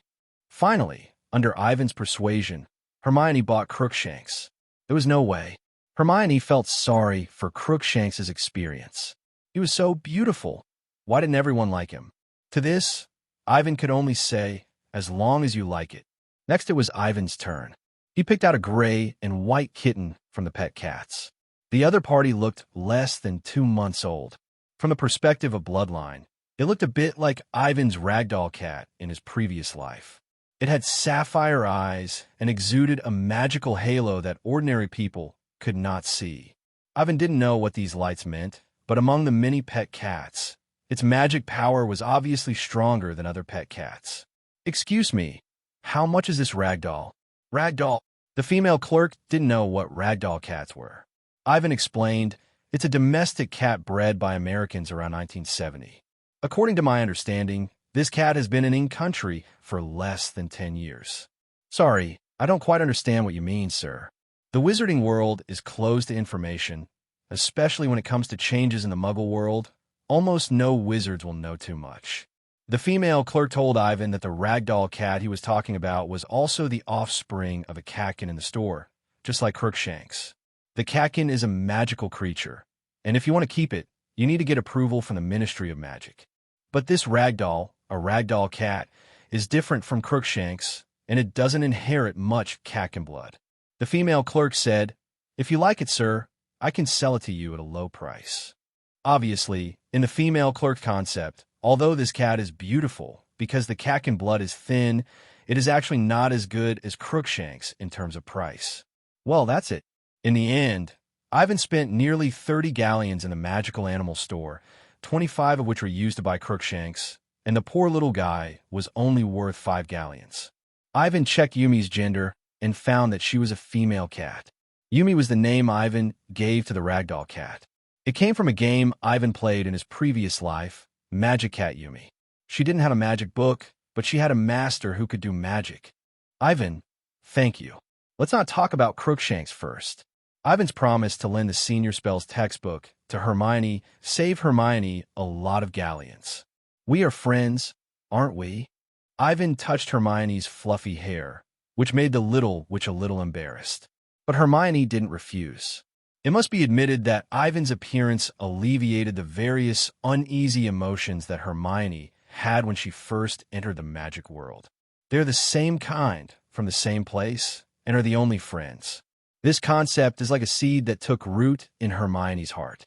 Before leaving Diagon Alley, the two agreed to learn magic together.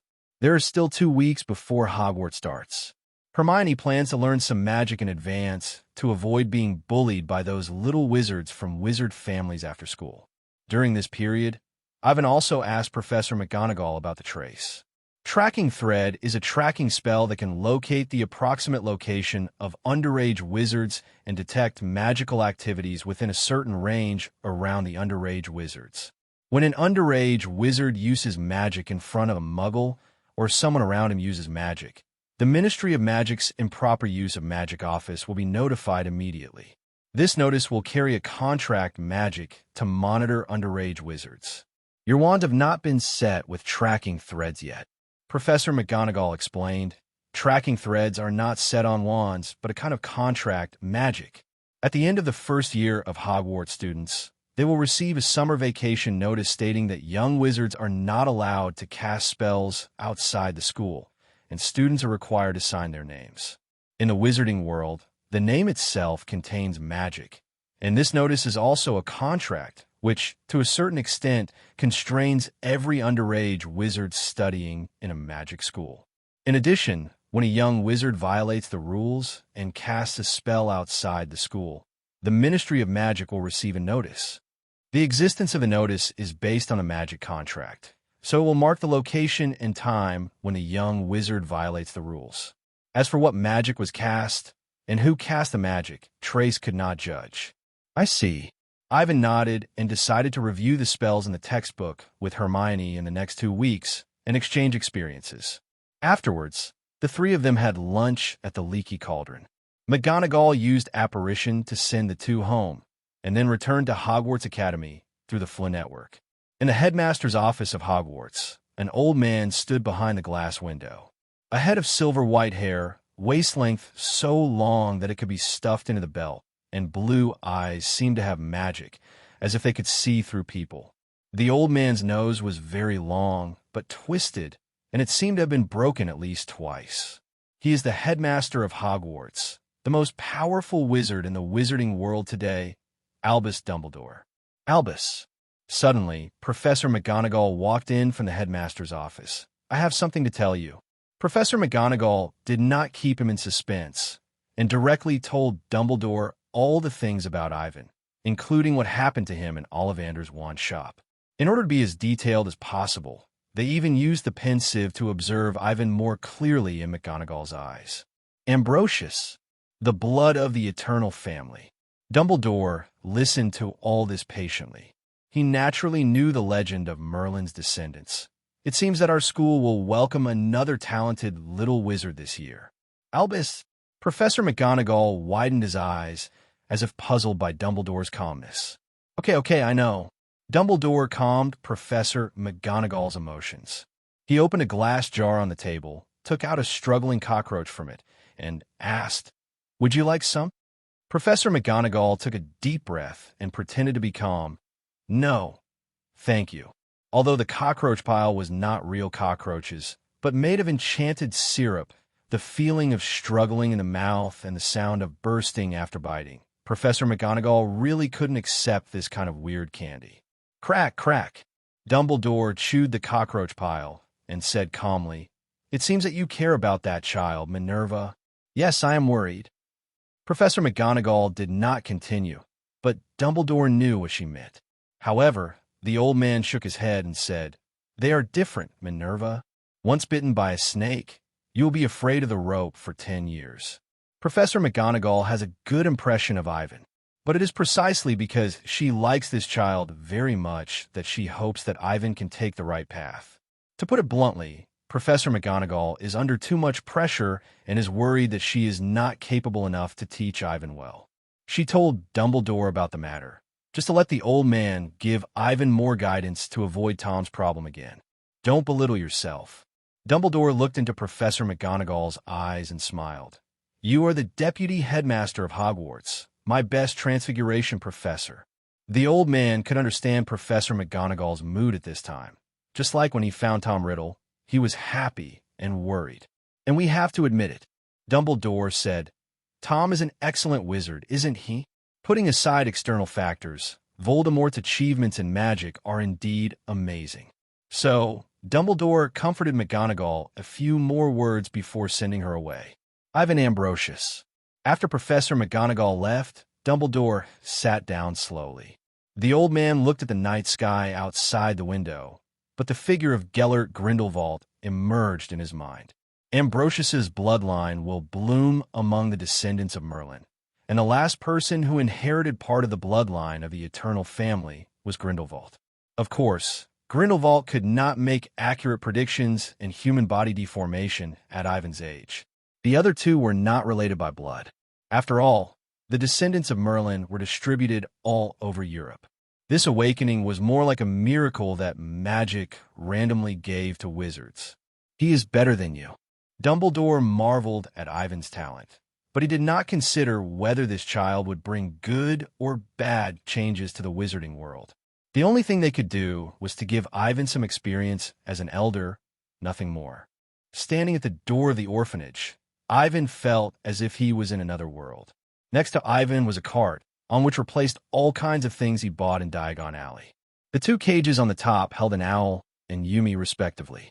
Compared to the dull owl, Yumi was looking at the Muggle world all the way, with curiosity in his eyes. The fluffy little guy attracted many people's attention as soon as he arrived. Especially that agility, it was really lovable. "Okay, we're home." Ivan pushed the gift into the orphanage, and, after greeting Mrs. Mina and the staff, he went straight back to his room. Opening the cage, Ivan took Yumi out of the cage. The little guy didn't struggle. She was very smart and knew that Ivan was her master. Meow. After a cute cry, Yumi fell beside Ivan meekly. She looked around, but finally shook her head regretfully, as if she was a little disgusted with this shabby room. Well, the conditions are really bad. Ivan doesn't understand cat language, but the intuition brought by the 4-point soul vision allows him to understand what Yumi means. "Don't worry, I will have someone arrange a new house while I study at Hogwarts. When we come back from Hogwarts, we can live in the new house." Ivan has changed into someone else's appearance more than once in these years, and made primitive accumulation through football betting and gambling. Now, the money in his hands is enough for him to live a comfortable life. Not only that, Ivan also created a non-existent rich man out of nothing through various insurances, bank accounts, real estate, funds, and cash flow. In Ivan's plan, he will be adopted by this rich man and then move into a villa under the name of the rich man. This is what Ivan said, that he will leave the orphanage after the 1st grade. Meow. Are you hungry, little guy? Ivan took out the snacks he bought in Diagon Alley from the box, poured some for Yumi, and took out the 1st grade spells textbook and started reading. Professor McGonagall said that the trace was cast during the first summer vacation of freshmen at Hogwarts. This means that in the next 2 weeks, Ivan can learn magic without any scruples, without worrying about being discovered by the Ministry of Magic. But you still have to be careful. The Obscurus in Ivan's body is too powerful, and a careless move could cause great damage. Although he has a wand and can bring him amazing magic fluency, how to control magic is still a big problem. Let's try it first. Ivan opened the Standard Spells Elementary. He read the book very quickly, almost 10 lines at a glance. Spells are different from transfiguration spells. Spells add specific properties to an object or creature, while transfiguration spells will turn it into something completely different. In the first year spells textbook, a total of 9 spells are recorded, namely, softening spell, cutting spell, unlocking spell, levitation spell, locking spell, repairing spell, repulsion spell, wand illumination spell, and fire spell. It doesn't seem that difficult. After reading the book, Ivan recalled it several times in his mind, then listed the key information and understood it in different categories. Let's try it first. Start with the simplest one. Theory is theory after all, and the specific effect of the spell still depends on the actual result of casting. Ivan pulled out the wand from his sleeve, turned the book over to the part recording the illumination spell, and then chanted the spell. Luminescent flash. As the voice fell, a silver-white light lit up from the tip of the wand, like a small light source, bright but not dazzling, and with a sense of security that could illuminate the soul. Success. Ivan was not happy about his successful spell. He was not unfamiliar with magic, as he could cast spells without a wand and control the Obscurus. Ivan was more concerned about the novel experience brought by this first spell with a wand.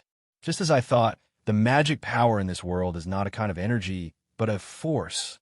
In short, magic is like objects with different weights, and magic power is the strength needed to lift them. Take the spell Luminescent Flash as an example. The magic power it requires is extremely weak. Low magic power requirements mean that the magic power is weak and the difficulty of release will be relatively reduced. So how about this? This time, Ivan did not use a spell, but cast a spell without a spell.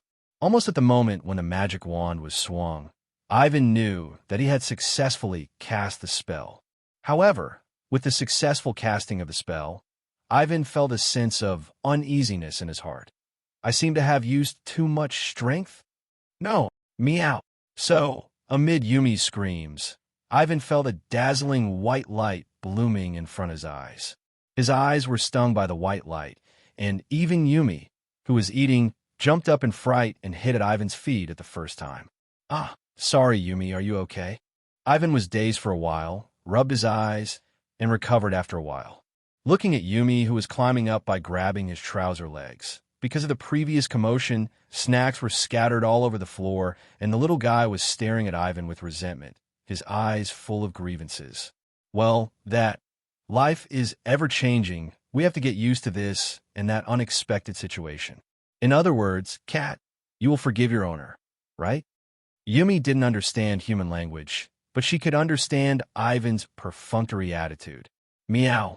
The cute little cat meowed in dissatisfaction, venting its dissatisfaction with its scumbag master. It was just an accident, I promise. Ivan smiled apologetically and understood the risk of the spell getting out of control. He picked up Yumi and put her on the table, and poured her a lot of cat food as an apology, and then licked her master's fingers again, as if saying, "Bad master, Yumi forgives you." This little foodie, Ivan secretly complained, and his thoughts returned to the wrong spell just now. Just as I thought, the magic of the illumination spell cannot use too much magic power, otherwise it will cause unpredictable changes in the spell. Failure? Mistake. Ivan frowned slightly. No, I think this is more of an expansion, an improvement on the magic of fluorescent flashing. Low-level spells do not require high magic power, which means that if Ivan wants to cast the spell successfully, he needs to control his magic power. This is extremely difficult for him who has powerful magic powers. If the magic index of the successful casting of the illumination spell is 1, then Ivan was using 10 magic to cast this magic. Before, Ivan couldn't do this because he didn't have a magic wand.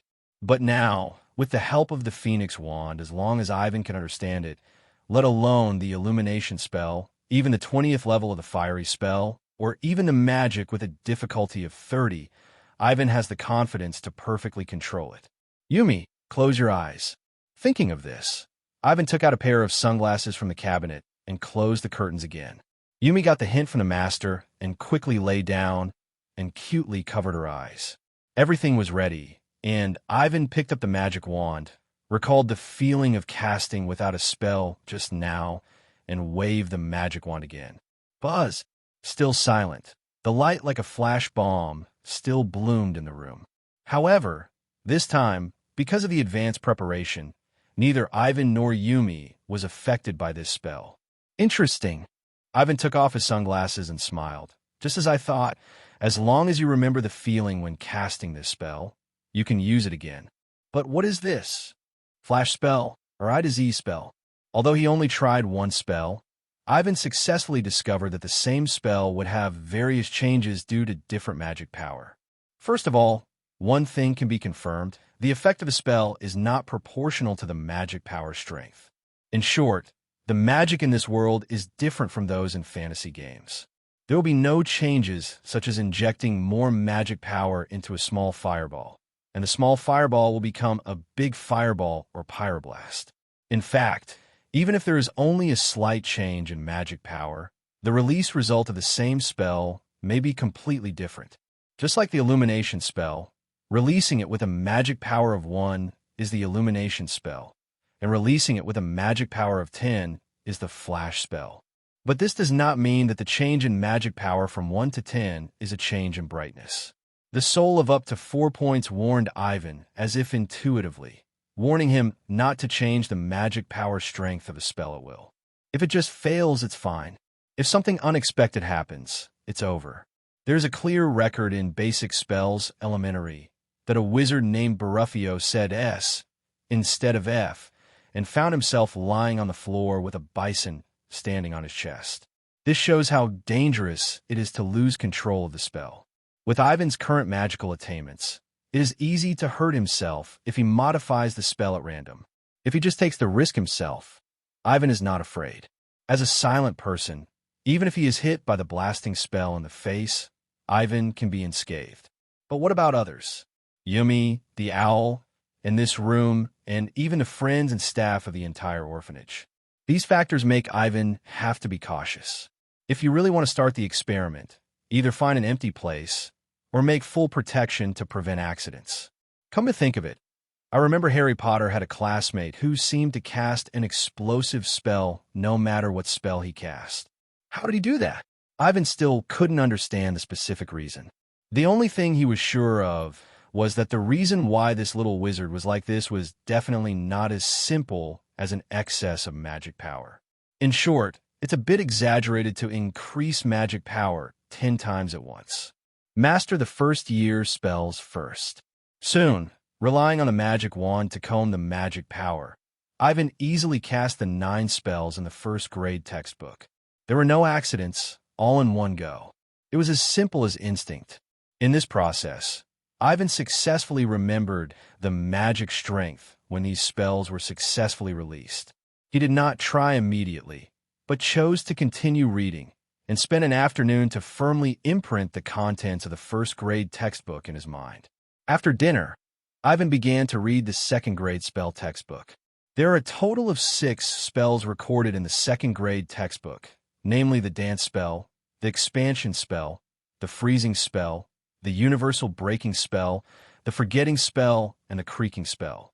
Like the spells that need to be learned in the first grade, with the help of the magic wand, Ivan successfully released these magics in just one time. Among these spells, Ivan took out the freezing spell separately. He used the magic wand to release the freezing spell over and over again in order to more clearly experience the magic power required to release this spell. During this process, Ivan discovered another interesting aspect of magic, which is that using spells requires a firm will. The role of the will attribute is to stabilize the output of magic power, which is specifically manifested in being able to cast spells smoothly and ensuring that magic does not get out of control. For example, the freezing spell, this magic is more like reducing the speed of molecular movement in the scientific theory of the previous life than the freezing spell. Of course, it is not completely the same, but it is somewhat similar. The effect of the freezing spell is to slow down the movement of objects. Its manifestation is a bit like time deceleration, allowing the life and non-life under the spell to move at a slow speed.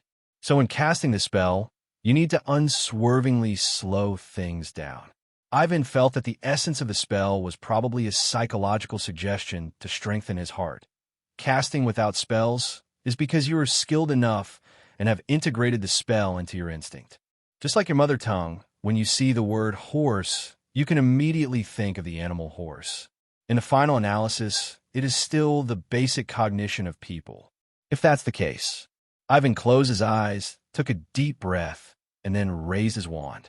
Yumi, who was standing by, saw this scene and immediately slapped the empty snack box on the table. This was exactly the cooperation and help that Ivan asked Yumi to give when he was learning the freezing spell. Slow down. Ivan opened his eyes and waved the wand in his hand, providing the magic power needed for the freezing spell while concentrating all his will. Ooh. So, silently, the box just floated in the air. If you look closely, you will find that the box is falling bit by bit at an extremely slow speed according to the original trajectory. Successful. Ivan's eyes lit up, and his hand holding the wand tightened slightly. Just as I thought, the essence of the spell is a strong psychological suggestion. The 3 words "slow down" that Ivan just silently recited in his heart were in his mother tongue in his previous life. That is, Huxia. No, it cannot be said to be Huxia. To be correct, it should be his understanding and need for the concept of slow down. So, Ivan succeeded and successfully cast a silent freezing spell, rather than silently reciting the spell. However, Ivan was not satisfied with this achievement. He continued to practice, hoping to analyze the magic power required for the freezing spell through repeated casting. The second-year spells are indeed more troublesome than the first-year spells. Ivan found that he only cast the first-year spells once and analyzed what kind of magic power was needed to successfully cast these spells. However, the second-year freezing spell is more complicated than the first-year one. It took him a full hour to master the magic strength of releasing the freezing spell. If the magic power of the illumination spell is 1 scale, then the release of the freezing spell requires 3 scales, and in this process, it is necessary to maintain a clear cognition, that is, to concentrate. Ivan has an adult soul and has lived 2 lives. Therefore, his will is much more determined than those little wizards in the 1st and 2nd grades. In addition, the scale here is compared with the illumination spell as the basic unit. According to Ivan's feelings, if he gives up the sycamore wand, he can only release magic below scale 2. If there are more, Ivan's magic power will be out of control, and then various accidents will occur. Is it because of lack of proficiency? Next, Ivan began to practice the silent freezing spell over and over again, and only put down the wand when he felt that he was almost there. At this time, the sky outside the window was approaching dusk. Calculating the time, Ivan actually practiced the freezing spell silently for more than 4 hours alone. Ivan relaxed. Fortunately, wizards in this world have no concept of mana. As long as they are energetic, they can cast spells endlessly. Thinking of this, Ivan put the wand into his sleeve and put it back to the easiest place to take it out. Ivan clapped his hands a few times and took a few deep breaths to completely relax his body and mind. Then now, let's try the wandless casting of the freezing spell. For this, Ivan also divined for himself once. The result: Ivan didn't see the scene of his successful casting, but he saw himself eating breakfast safely the next day. Beside him, Yumi was also happily eating. Very good. Ivan got the answer he wanted. Then, let's start. Yumi. The ragdoll cat saw Ivan's hint in his eyes and immediately slapped the already tattered box away. This time, Ivan did not use a wand or make any gestures. He just stood there, staring at the flying box. Quickly stop. Ivan focused his attention and then recited the spell of the freezing spell with great accuracy. Who? Silently, the box that was still falling quickly just stopped in midair. If you look closely, you can find that the box did not stop completely, but was still falling. This effect is exactly the same as the freezing spell. It really worked. Ivan was extremely excited by the success of the wandless spell. Sure enough, Ivan thought to himself, the proficiency of spells is like muscle memory. Not only silent spells, but also wandless spells can be cast silently and without a wand. But Ivan felt it and frowned. It seems that there's only the magic of the freezing spell. Ivan's wandless spellcasting level is still at the second scale, which is the limitation of his own attributes. The difficulty of the freezing spell is 3 scales, which is 3 times that of the illumination spell. But because his proficiency is high enough, Ivan relied on his current level to perform exceptionally well. This also means that even if Ivan does not add points, as long as he can improve the proficiency of each subsequent magic, he can complete the casting without a wand. This can be regarded as solving a problem. The wizards in the Harry Potter world rely too much on the wand. Ivan must be prepared to lose the wand or fight without a wand. After dinner, Ivan fed Yumi and the newly bought owl again, and then picked up the wand again and started practicing other spells in the spell textbook. This time, Ivan practiced the skills of wandless casting. He did not choose the magic that was beyond his tolerance in the 2nd grade, but chose the safer levitation spell in the 1st grade spell. The levitation spell is the most famous spell in the Harry Potter world. The spell, Wingardium Leviosa, is something that almost everyone who has seen the movie has heard of. The magic scale of a levitation spell is between 2 and 3. Ivan discovered something interesting.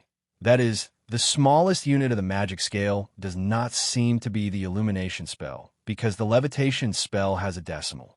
Not 2.5, but 1/3. In terms of data, to release the levitation spell, you need to use 2.3 scales of the illumination spell. Similarly, this is also a magic that exceeds Ivan's current wandless casting ability. Fortunately, after repeated hard practice, when Ivan was able to control floating objects at will while holding a magic wand, he successfully mastered the wandless casting technique of the levitation spell. But soon, Ivan noticed something that made him unhappy. Ivan originally thought that he could practice some magic with a magic wand, and then continue to push it towards the state of wandless casting. But soon he found that the wandless spells he could remember were limited. Of course, the limitation here is not the limitation of skill bar and spell slot, but Ivan's magic memory, which is similar to muscle memory and has an upper limit. When Ivan is proficient in some magic and can cast it without a wand, if he adds more, the previous memory will gradually become blurred. Ivan summed it up and found that he can remember about 10 magics and cast them without a wand. In addition, Ivan is currently unable to cast magic without a wand for magic with a difficulty of more than 5 scales. Is it because the 3 attributes of thinking, will, and mind are too low? Ivan opened his attribute panel. System, open my attributes. Attributes. Soul, 4 rare.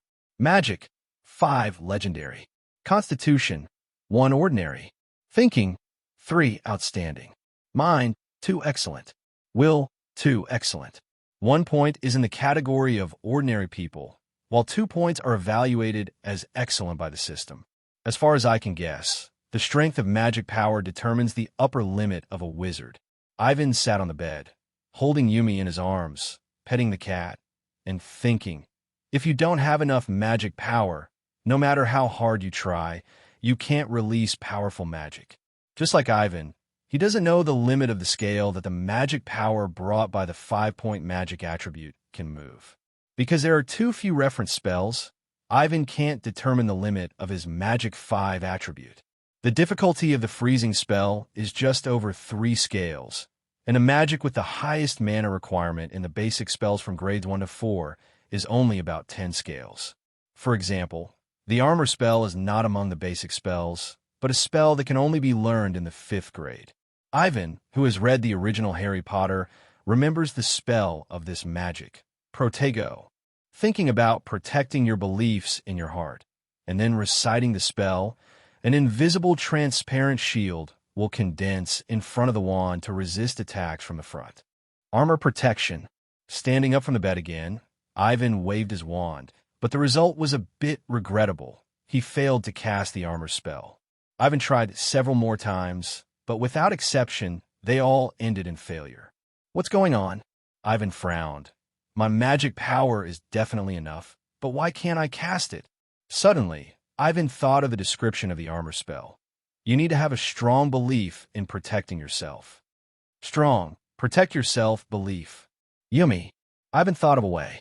He picked up the box on the ground and threw it in front of his cute ragdoll cat. Come on, hit the box towards me. Meow. Yumi didn't quite understand what Ivan wanted to do, but the obedient cat followed the owner's order obediently. The ragdoll cat waved its claws and slapped the box towards Ivan's forehead. Armor protects me. Seeing something flying towards his face at a high speed, Ivan waved his wand reflexively, and a faint white light emerged from the tip of the wand, which quickly disappeared. Pop! The next moment, the box collided with the air in front of Ivan, as if it had hit an invisible wall. Success! Ivan couldn't help but curl up his lips. He picked up Yumi and laughed. No wonder the armor curse failed. It turns out that this kind of magic needs to contain emotions to be cast. Ivan was very satisfied that he could comprehend the armor curse on his own without a teacher. You know, this is a magic that even many Aurors in the Ministry of Magic cannot cast proficiently, and Ivan is just a little wizard who has not yet entered school. So he continued to work hard, and Ivan began to consolidate the magic of the armor curse. He first spent 2 hours practicing wand casting, and another hour practicing silent casting techniques. Unfortunately, the requirements of the armor curse were too high, and Ivan could not memorize it as his own wandless magic for the time being. According to estimates, the magic power of the armor spell is about 10, which is 10 times heavier than the illumination spell. The wand is a great invention. Ivan put the wand down, then picked it up again to experience the effect of the wand. As mentioned before, Ivan's sycamore wand is very suitable for him. Ivan can successfully release most of the textbooks from grade 1 to grade 4 after trying a few times. Of course, the effect and power are definitely not guaranteed. This requires sufficient proficiency and attributes that Ivan does not know. That's all for today. Ivan glanced at the alarm clock on the bedside table. Unknowingly, it was almost 9 o'clock. This means that Ivan has practiced magic for nearly 8 hours since he came back. There is no change in my body, but I'm a little tired mentally. Ivan feels that casting a spell is like solving a problem. Although the body will not be tired, the mental consumption is extremely serious. Meow. Even Yumi seemed to be affected by Ivan and began to yawn. Ivan rested well that night. In addition, Ivan found that after he cast a series of spells, the violent Momo in his body seemed to be much calmer. How should I put it? It was like finding an outlet for the Momo, who was usually somewhat unsatisfied, to vent. Ivan didn't know if this would ease the threat of the Obscurus, but he had nothing else to do now. Practicing spells and learning new spells were what Ivan was very interested in. In contrast, the calmness of the Obscurus was a pleasant surprise. Suddenly, Ivan, who was washing in the public bathroom, saw a picture in the mirror in front of him. It was an owl. There was a letter tied to its claws, and Ivan saw Hermione's name on it. Obviously, this was a passive trigger of divination. Hermione's letter to me? Ivan quickly took care of his personal hygiene. He returned to his room, and then opened the window next to him. After waiting for a while, Hermione's owl arrived as expected. Cool. Ivan took the letter down, and then without using a wand, he used the levitation spell to summon a bowl of cereal, indicating that the owl was welcome.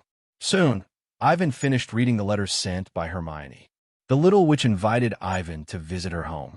After learning about Ivan's existence, knowing that he was also born as a muggle, and that the orphanage where Hermione lived was not far from their home, Hermione's parents hoped that Ivan could live in the Granger family for a few days.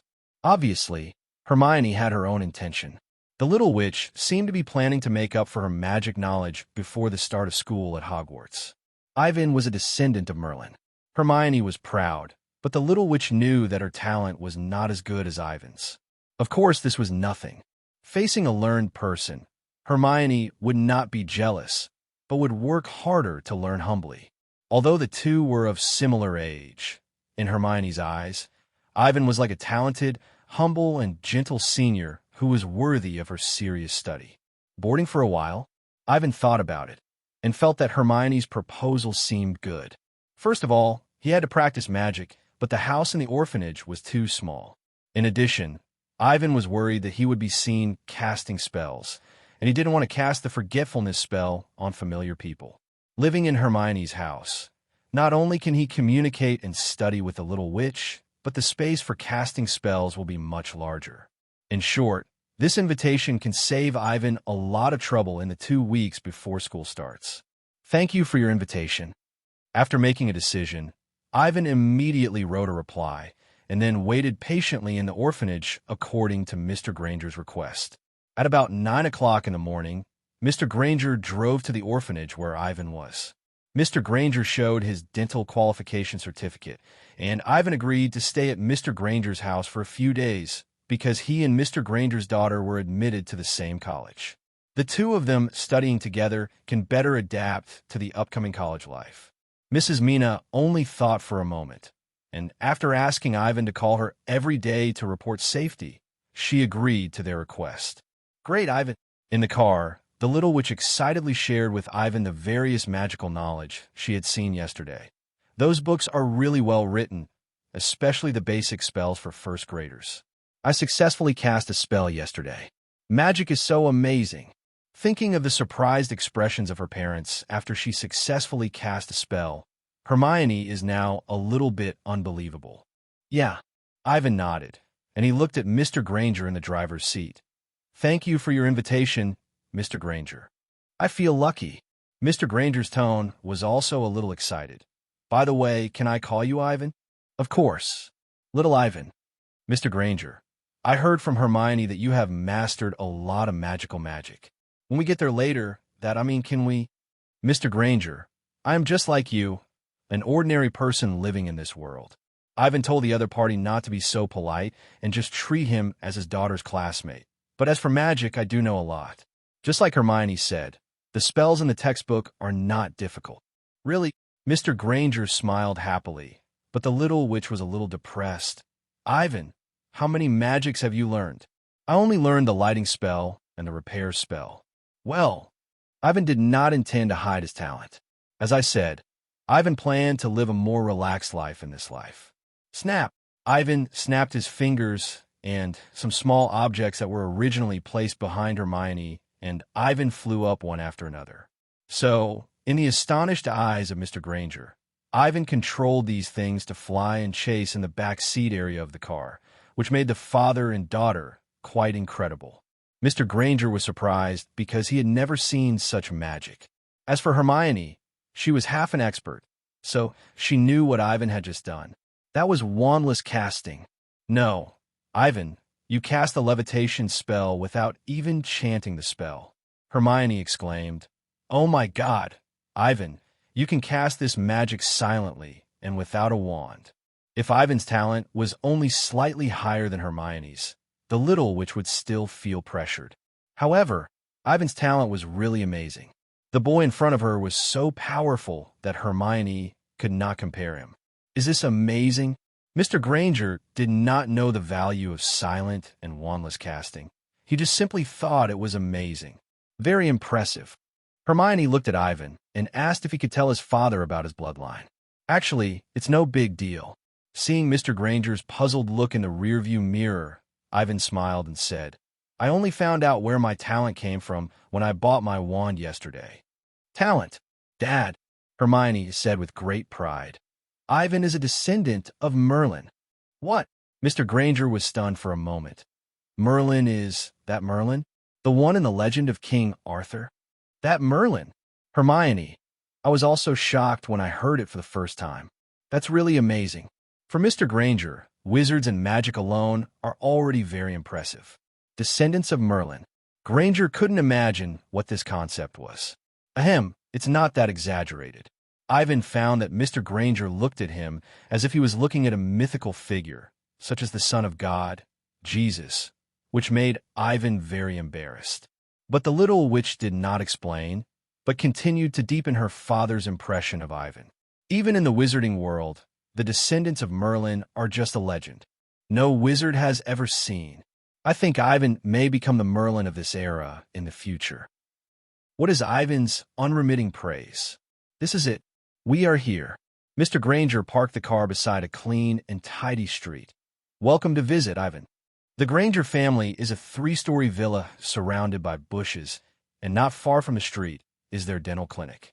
In England, dentists are high-paying jobs, so the Granger family is in good financial condition, a well-off family. Mrs. Granger is a typical British lady, and she warmly welcomed Ivan's arrival. After Ivan put his luggage in the room prepared for him by Mrs. Granger, the four of them had a sumptuous lunch together.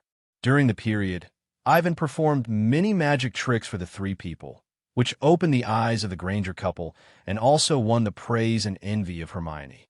In the afternoon, the little witch began to ask Ivan for magic knowledge. Ivan shared his understanding of magic, and with his help, Hermione soon successfully cast the basic spells of the first grade, which made her very happy. At dinner, Hermione also showed off her wand in front of her parents, causing the couple to exclaim repeatedly, "We have a smart little witch in our family." In this way, time flies, and it is the last day of August in the blink of an eye. According to the ticket in the admission letter, Mr. Granger sent Ivan and Hermione to King's Cross Station. Really don't need Dad and Mom to accompany you? The Granger couple wanted to accompany Hermione, but the little witch told her parents not to worry. With Ivan, there is nothing to worry about.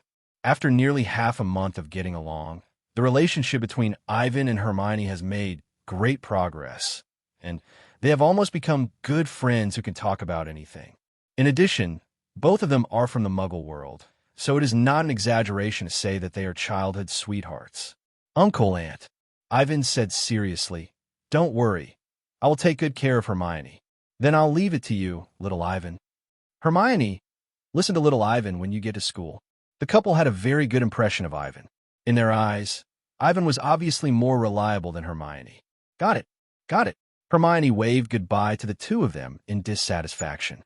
The little witch pulled Ivan over and started to enter the station with her luggage. Seeing that their daughter did not look nostalgic at all, the Granger couple looked at each other, and they were quite amused. Platform 9 3/4. Looking at the platform written on the ticket, Hermione looked at Ivan in confusion. "Ivan, have you seen this platform? There are platforms 9 and 10, but there is no platform 9 3/4. Ivan naturally knew where this platform was. Even if he didn't know, with his sole attribute of 4 points, as long as he opened his spiritual vision, he could find traces of magic around. Look at them. Without waiting for Ivan to remind her, Hermione noticed several people dressed strangely, rushing into a wall with their children. It seems that the platform should be between platforms 10 and 9. The two looked at each other and imitated those people, rushing into the wall one after another. Ivan only felt that his body passed through a thin film of nothingness. When they opened their eyes again, they saw a crimson steam locomotive parked next to the platform, full of passengers. The sign on the train read, "Hogwarts Express, 11 o'clock." The two looked back and saw that the place where the ticket gate used to be had now become a wrought iron archway with the words, "Platform 9 and March 4th" written on it. The thick smoke from the steam locomotive lingered above the chattering crowd, and cats of various colors darted around under people's feet. Amid the buzzing of the crowd and the noise of dragging heavy luggage, owls also hooted harshly, one calling the other. "Ivan, I'm a little nervous." Hermione kept looking around, her attention mainly focused on the little wizards who were similar to them. The little witch was very worried that her magic level could not keep up with the teaching at Hogwarts, and she was also afraid that the little wizards from wizard families would look down on her. "You have to believe in yourself, Hermione." Ivan smiled and said, "You are very good, definitely not worse than them." Ivan said this from the bottom of his heart. The half-month of getting along with each other allowed Ivan to see Hermione's talent. In his estimation, if Hermione's talent is revealed in the form of attributes, except for the soul, mind, and physique, which cannot be judged, Hermione's best attribute should be thinking attribute. The little witch's memory and logical analysis ability are extremely amazing. Even Ivan, who has 3 points of thinking attribute, can't compare with her. From this, it can be inferred that Hermione's thinking attribute is likely to have reached 4 points. You know, reaching 3 points of attribute is outstanding, which means 1 in a million. And like Hermione, it is not an exaggeration to say that it is rare to see someone like her in the magic world for decades. Except for thinking, Hermione's magic power should not be high, but only reached 2 points of excellence. However, Ivan thinks that Hermione's magic talent should also be in the forefront among the excellent ones, close to 3, but not reaching the level. Then there is the attribute of will. Ivan thinks Hermione's self-discipline is amazing. Think about it. A person who can spend all his time on studying and thinks that doing exercises, taking exams, and reciting are fun. Ivan just wants to say that her perseverance is so terrifying. Ivan can spend time learning magic, but Hermione is a super student who can memorize every book she has read. Anyway, Ivan can never do Hermione's level. Even if he has 2 lives, Ivan's willpower in his previous life is not that strong. Therefore, he doesn't think there is anything wrong with not being as good as Hermione in terms of will. In addition, the attribute is fixed, and it will not happen that the will of 12-year-old Hermione's enrollment age is 12 years old, is 3, and the willpower increases after adulthood. 3 points of will refers to growth, not the current value. For example, suppose Hermione and Professor McGonagall both have a thinking attribute of 4, but the latter's thinking ability is obviously stronger than the former. Similarly, Ivan's magic power is 5, but he can only say that he is stronger than the 11-year-old Dumbledore. Thinking 4, magic 2 will 3. Such attributes have surpassed most wizards, and Hermione in the original book finally became the Minister of Magic, which is a manifestation of her excellent talent. But I'm still a little worried. Hermione began to recite the textbook she had read before, so as to make herself forget the terrible future of being crushed by other little wizards. This scene made Ivan laugh and cry. Let's go, let's find a seat. Ivan and Hermione pushed the cart forward on the platform, ready to find an empty compartment. The first few carriages were already crowded with students. Some of them leaned out of the window to talk to their families, and some were playing in the seats. Soon, the two found a compartment with only a round-faced boy sitting in it. "Excuse me, can we sit here?" Ivan manipulated the levitation spell to make the gift float behind him. Hermione poked her head out from behind him and looked at the boy in front of her carefully. "Well, he doesn't look very smart." "Yes, you can."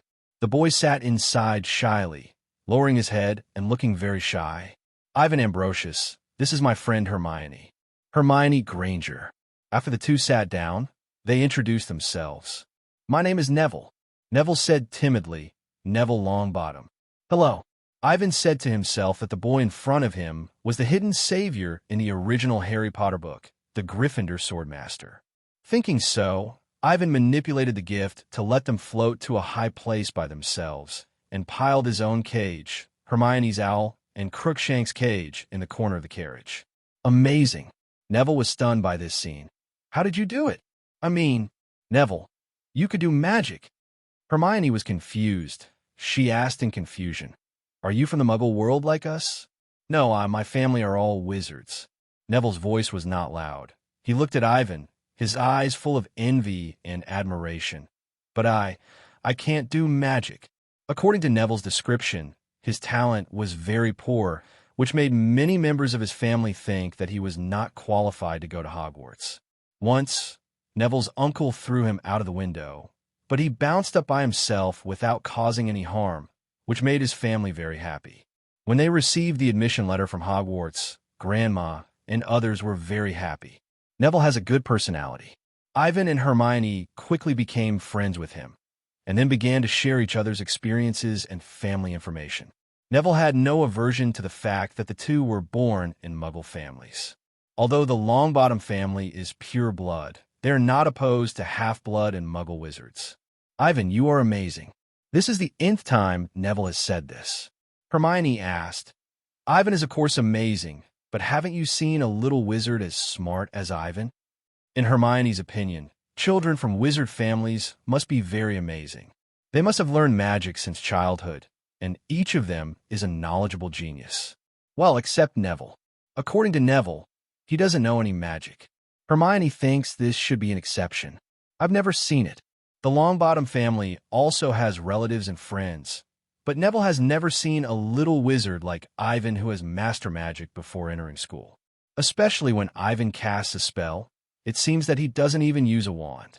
How did you do it just now? Neville asked curiously. I heard from my grandmother that you need a wand to cast magic, but even if I get a wand, I don't know how to cast magic. That's wandless spell casting, Ivan said, and then gestured to Hermione, saying, although Hermione can't do it yet, she has mastered a lot of magic. Really? Ahem. The little witch raised her head proudly, then elegantly drew out her wand, ready to show off in front of Neville. After all, she was the first little wizard from a wizard family they knew, and Hermione wanted Neville to evaluate whether her level was qualified. Repair as good as new. Hermione noticed the cut on Neville's clothes that had been cut at some point, and she waved her wand and used the repair spell to restore the damage. Thank you, thank you. Neville hurriedly thanked him and praised, Hermione, you are also very good. Not bad, not bad. The little witch lowered her head shyly. She just didn't want to lose to those little wizards from wizard families, not really like to show off. Suddenly hearing Neville's heartfelt praise, even Hermione felt a little embarrassed. While the three were talking, the train had already left London. There was a loud noise of click, click in the aisle, and a smiling woman with dimples pushed open the compartment door and asked, Dear, do you want to buy any food on the bus? I want a licorice wand. Neville touched his pocket and began to look for the pocket money given by his grandmother. Hermione, who was sitting next to Ivan, also had bright eyes. She was very curious about the food in the wizarding world. Hello. Seeing this, Ivan took out a few galleons directly. Please give me some. Ivan. Hermione thought Ivan was a bit wasteful of money, but Ivan said that he was very interested in wizard food and wanted to taste as much as possible. We can take it to Hogwarts if we can't finish it, so it won't be wasted. Soon, all kinds of food were piled up between Ivan and Hermione. BB multi-flavor beans, puff super bubble gum, chocolate frog, pumpkin pie, crucible cake, licorice wand, and some strange food that the two had never seen in Diagon Alley. These things cost Ivan 13 silver sickles and 4 bronze nuts. How to say it? The prices in the wizarding world are really not expensive. Child, do you want more? On the other side, Neville was in trouble. He didn't know where the money his grandmother gave him was. Let's eat together. Seeing this, Ivan invited Neville to share the snacks around him with him, and by the way, solve the problem that Hermione wanted to pay for her share. This time, it was equivalent to Ivan paying for 3 people to eat. Even Hermione couldn't refuse. Thank you. Neville looked at Ivan gratefully, thanking him for helping him out. My memory has always been bad, and I always forget things. Ivan knew that Neville's memory problem was most likely because he was cast a forget spell when he was a child. However, Neville is not without talent, but it is not the time for him to make a breakthrough. You know, Neville will become a professor of herbology at Hogwarts in the future, which fully proves his talent in herbology. Let's eat first. Ivan and Hermione only had a few slices of bread in the morning and were already hungry. They each picked a bag of snacks. Ivan chose chocolate frogs. He was quite interested in this wizard candy when he watched the movie. Hermione chose the licorice wand. She thought that Neville, who came from a wizard family, would choose it, and it must taste good. This is quite interesting. Ivan opened the box, and the chocolate frog inside jumped out impatiently. Unfortunately, Ivan just stretched out his finger and froze the chocolate frog that wanted to run around in midair. It was the freezing spell in the 10 wandless magic he recorded. Wow! Neville was once again impressed by Ivan's show. The round-faced boy opened his mouth wide and didn't even notice that the half-eaten pumpkin pie fell on the table. Wake up! Ivan waved his hand in front of Neville's eyes, then tapped the chocolate frog floating in the air with his finger and asked, How do you eat this? Put in your mouth, directly? Yes, just eat it directly. It feels weird. Ivan didn't care about Neville's surprised look. He played with the chocolate frog for a while, thinking about what magic was cast on it, and put in his mouth. As if anticipating the fate of being eaten, the chocolate frog kept struggling in Ivan's mouth. That feeling made Ivan frown. Well, it would be better to bite off the head first. This is the experience of Neville, who has eaten countless chocolate frogs and is known as the chocolate frog killer. Hermione, who is eating a licorice wand on the side, frowned slightly. She knew that Neville was kind, but this statement made people feel a little sick. Crunch, crunch. Ivan accepted Neville's advice and chewed quickly. Ivan had a vague feeling that as the chocolate frog was bitten, the magic on it began to disappear, and with it, a rich sweetness spread in his mouth. It tastes good. I have never eaten chocolate of this flavor.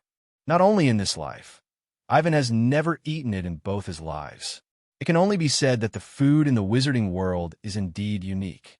In this way, the three of them talked and laughed, sharing interesting stories about the wizarding world and the muggle world with each other. Meow.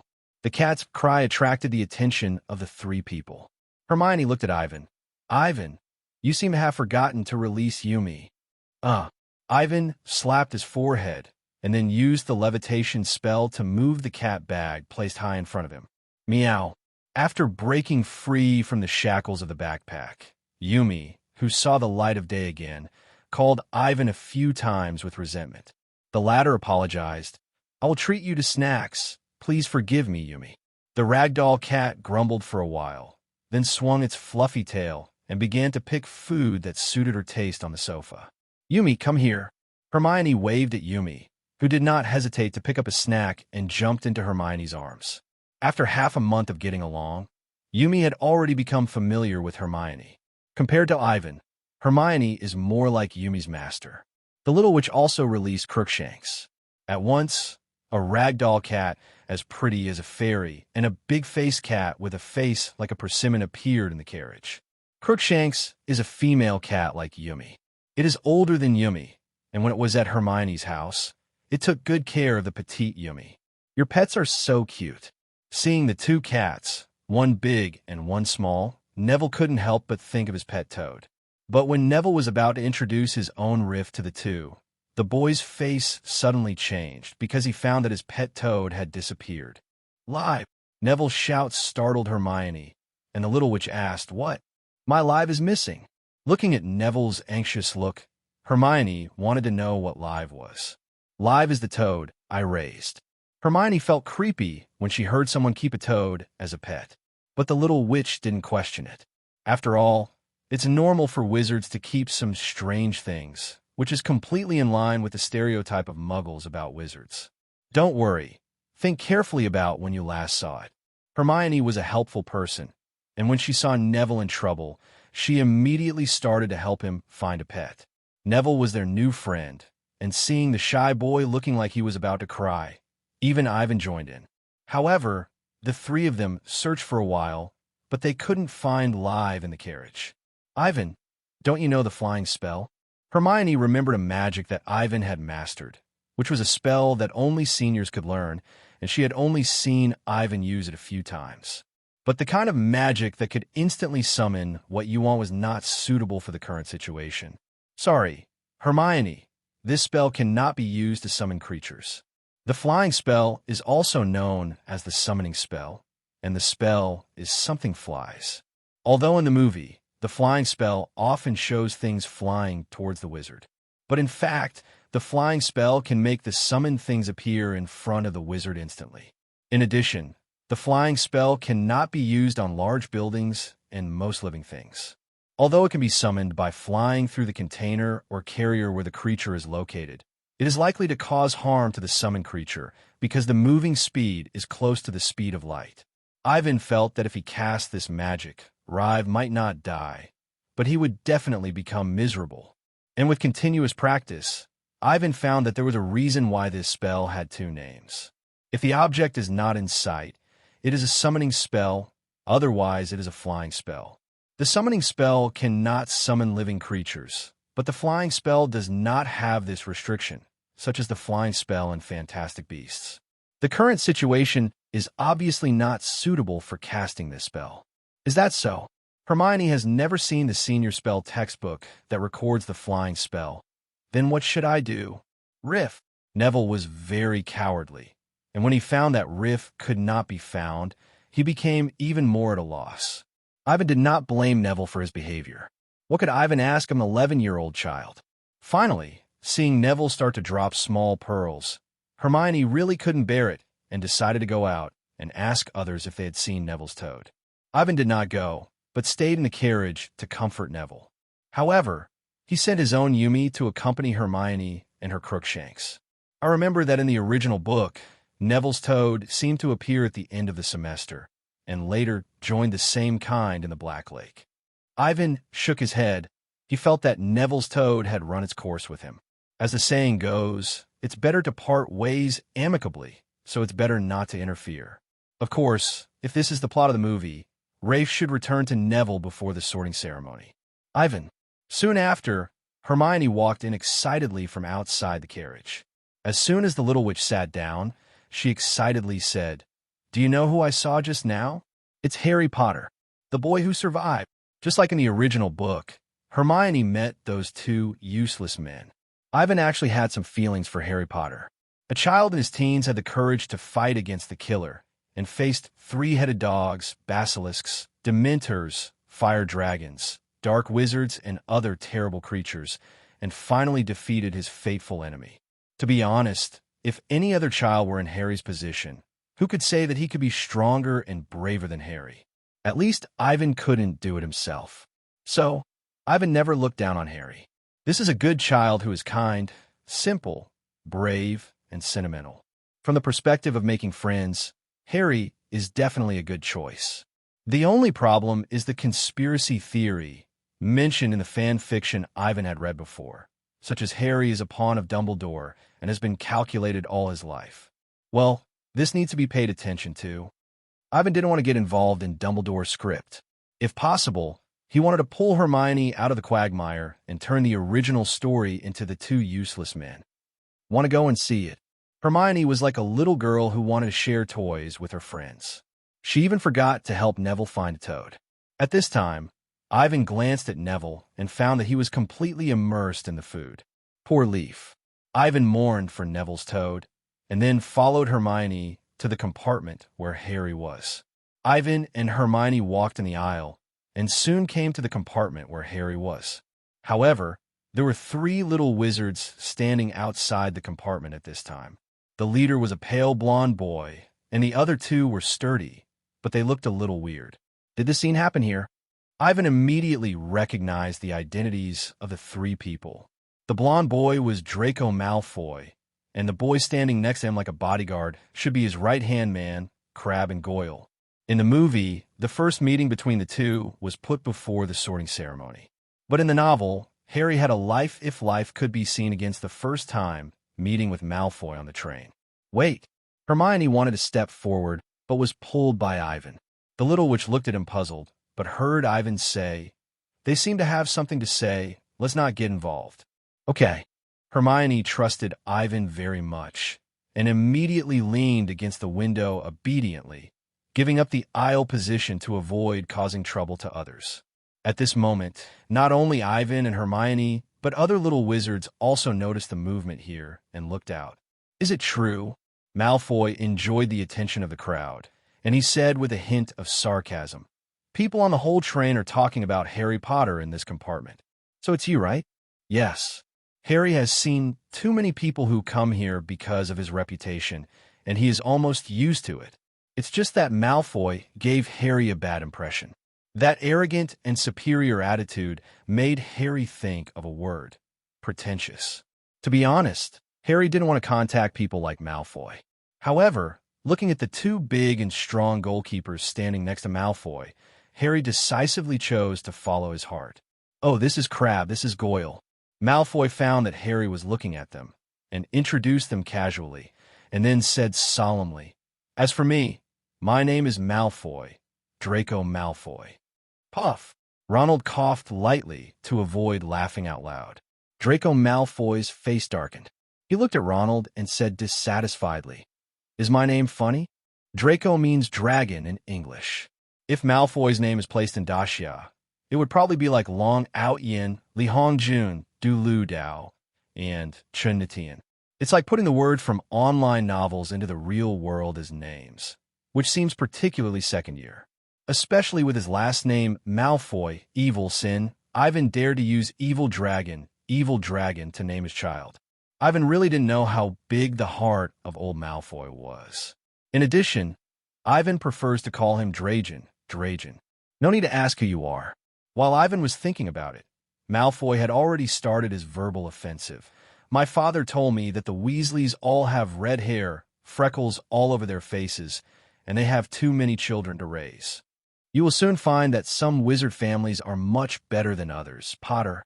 Malfoy turned to Harry and said, You don't want to make friends with people who are different, do you?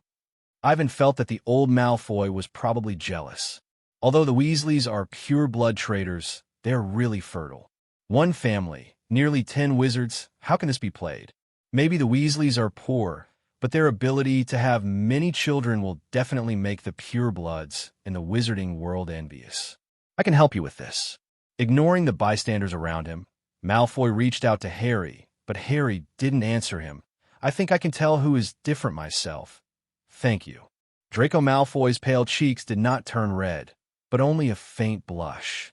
Watching this scene, Ivan could roughly guess what Malfoy was thinking. This kid should have come to make friend with Harry, but because he didn't know how to get along with others, he seemed aggressive. In Ivan's words, it was tsundere. He clearly wanted to make friends with others, but he had to act superior, as if making friends with you was a charity for you. So, Malfoy, who was angry and embarrassed, threw his father's instructions behind his head. If I were you, Potter, I would be especially careful.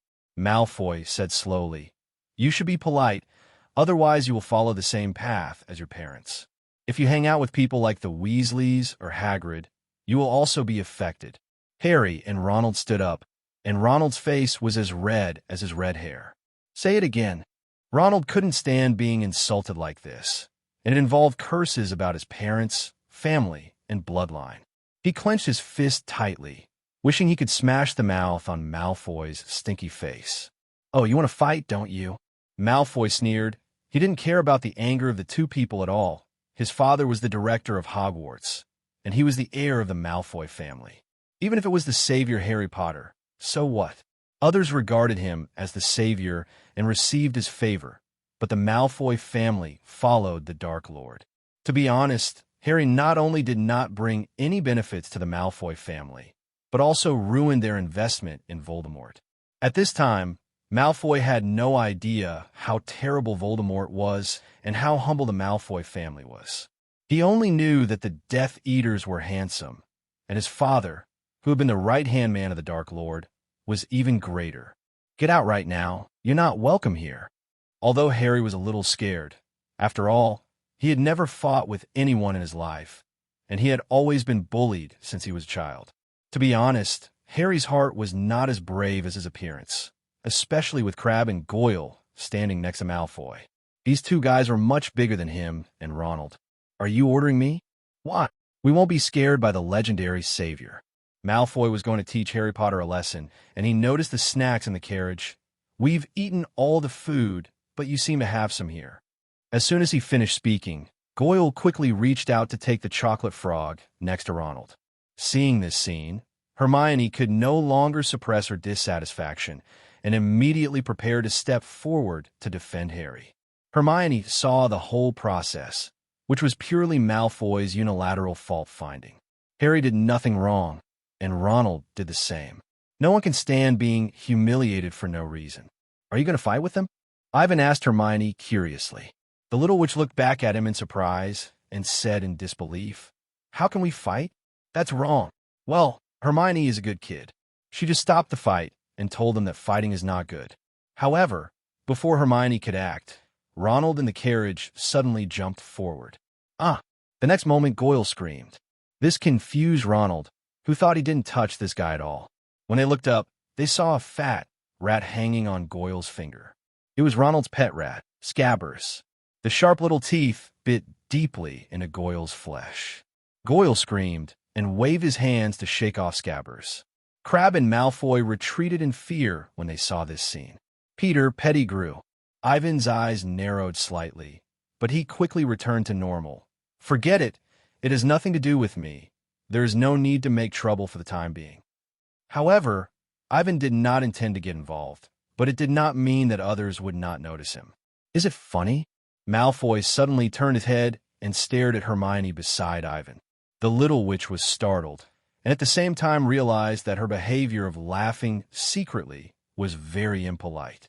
But the problem is that Malfoy and the other two took the initiative to provoke Harry, but now they were scared by a mouse, which surprised Hermione, who had high expectations for those pure-blooded little wizards. "Sorry, we didn't mean to laugh at you." Ivan stepped forward and stood in front of Hermione. He looked at Harry and Ronald in the carriage and introduced himself. "Nice to meet you, Mr. Harry Potter. I am Ivan Ambrosius." Compared to Malfoy's arrogance, Harry's impression of Ivan was obviously much better. "Hello." Harry extended his hand and shook hands with Ivan, which made Malfoy quite dissatisfied. They both came to make friends, but Harry's attitude towards Ivan was so different from his. The most important thing was that even though he was still standing there, Ivan seemed to ignore him and started talking to Harry. "Enough." Malfoy stared at Ivan. "Who are you?" "Ambrosius? I have never heard of such a wizard family name." Ivan ignored Malfoy and asked Hermione to walk into Harry's compartment. Harry would not stop him, of course. He could see that Ivan was very friendly to him. As for Hermione, the little witch had just helped him repair his old glasses, and Harry had a very good first impression of her. "See you again, Harry." Hermione held Yumi and sat opposite Harry and Ronald. Yumi seemed to have noticed something and stared at the mouse Banban next to Ronald. "Hey, pay attention to your cat." Ronald quickly protected Banban, fearing that Yumi would pounce on his mouse and eat it. Ivan knew Banban's true identity. Yumi's reaction was probably the same as Crookshank's in the original book, where the Catkin bloodline reminded her that Pettigrew was not a good thing. However, Crookshanks was left by Hermione with Neville, so this task fell on Yumi. Meow. Yumi didn't know what was going on with Scabbers. She just silently warned her master that there was something wrong with this mouse, and she should be careful. "Don't worry about it, Yumi." Ivan didn't know cat language, but his meaning was clearly conveyed to Yumi, telling her not to act rashly. "Enough." Suddenly, Malfoy outside the door growled with a gloomy face. Being ignored by Ivan and left aside by Harry, Malfoy had never suffered such humiliation. "Is this your answer, Harry Potter?" Malfoy said arrogantly. "Weasley's poor bastards, 2 mudbloods. You're just like your stupid parents, and sooner or later you will follow their old path." Harry rushed forward directly because of the inexplicable personal attack, which also involved his own parents. Malfoy was startled, but his left and right Kong, Goyle, and Crabbe stopped Harry in time. Ronald saw this and planned to help Harry with Scabbers. Disappointing. Ivan couldn't bear to watch it any longer, so he waved gently at Goyle and Crabbe. The next moment, the two were lifted up by an invisible force, and then, in Malfoy's horrified eyes, they flew backwards and fell outside the carriage with Malfoy. "Ah, hiss. Idiot. You're crushing me. Get up." The 3 of them were huddled together like a pile of pyramids, with Malfoy at the bottom. The weight of Goyle and Crabbe almost crushed him to death. "This." Harry and Ronald looked at each other, obviously not understanding what was going on. "You should learn to respect others." Ivan looked at Malfoy with a gloomy face, and he dragged his hand upwards, and the 3 little wizards screamed and floated up. "In addition, I don't want to hear the word just now for the second time. Remember?"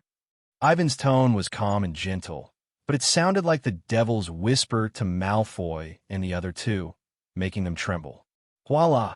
As Ivan lifted the magic, the 3 fell from the air, but because of their unstable footing, they stumbled and fell to the ground again. "Pah!" Ivan shook his head in disappointment, snapped his fingers, and closed the door of the carriage before the seniors came over. On the other side, Harry and Ronald stood there blankly, watching the door of the carriage close automatically in front of them. With a bang, the 2 suddenly woke up from their confusion, and then looked at the calm Ivan with an incredible look. "How did you do it?" Ronald sat back tremblingly. "I mean, that just now, was it magic?" Although he was not targeted, Ronald was really scared by Ivan. He didn't even dare to look directly at Ivan now, and sat in a corner timidly, holding Banban in his arms, fearing that Ivan would be dissatisfied and kill his mouse. What kind of stupid question is that? Hermione covered her face subconsciously. She couldn't say that she had a good impression of Ronald. She could only say that she was disdainful, just like a top student facing a poor student. "Of course it's magic." Wow. Harry looked at Ivan with admiration and said sincerely, "You are so amazing. Can I call you Ivan?" "Of course." Ivan smiled and said, "Just now I used the levitation spell and the repulsion spell. They are not amazing spells. You can learn them in the first grade." As he said that, Ivan showed off in front of the two of them again, sorted out the snacks scattered on the ground, and let them fall between Harry and Ronald. Awesome. Ronald's praise for Ivan made Hermione very happy. She flattered him unabashedly. "Ivan is the best little wizard I have ever seen." "Ivan, don't you need a wand to cast magic?" Compared to Ronald, Harry noticed the key. He found that Ivan didn't take out his wand the whole time, but just waved it casually, and he did those magical things. "Wandless spell casting," Ronald exclaimed. "You can actually cast a spell without a wand." "What is that?" Harry had just entered the wizarding world and did not know the value of wandless spellcasting. It was not until Hermione proudly explained the difficulty of this magic skill to the two of them that he suddenly realized it. This also led to Harry's admiration for Ivan even more. Not burdened by fame, Ivan nodded secretly. As expected of the protagonist of a fairy tale, the princess is kind and beautiful, and the knight is just and loyal. Of course, Ivan was not belittling Harry Potter. He was just sighing at Harry's excellent character. If someone else suddenly became a rich second-generation inheritor of a billionaire from an orphan, who dared to say that he could do better than Harry? Harry had enough wealth and was even more famous. But he did not lose himself because of this, but clearly realized his shortcomings. He is Harry, just Harry. He is not that powerful at all, and he doesn't even know magic. Instead of indulging in those illusory things, Harry wants to improve himself and prove himself. Well, it's not as bad as Hermione said. Ivan patted Hermione's head and straightened her messy hair, making the little witch blush and blush. Like Hermione, I come from the Muggle world. Ivan told the two of them his origins, while Hermione and Harry were extremely confused by Malfoy's behavior just now. The two asked Ivan what was going on with Malfoy and why he was so arrogant.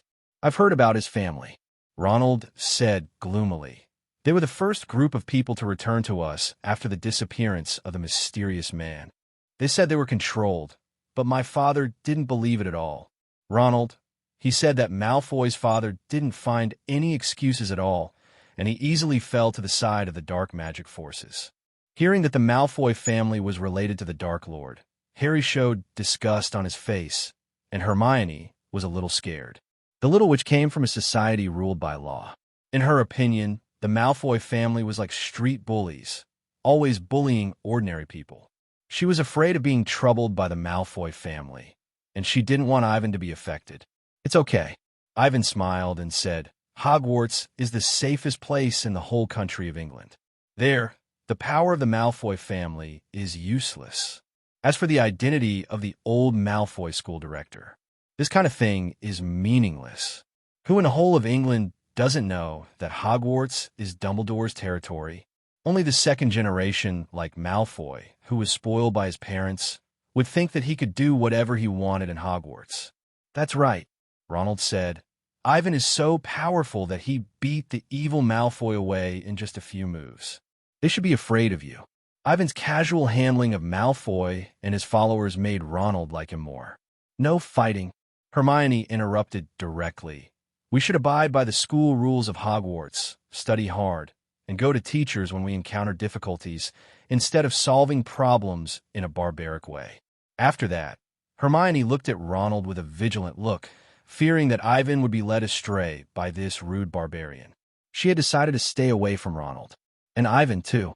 Hermione felt that she had an obligation to protect Ivan. Malfoy's words were actually not wrong. As the saying goes, if you keep company with a red man, you will be red, and if you keep company with a black man, you will be black. Hermione had already labeled Ronald as stupid, poor student, and reckless, and was determined not to let Ivan mix with such people. Ronald and Harry were embarrassed by Hermione's words.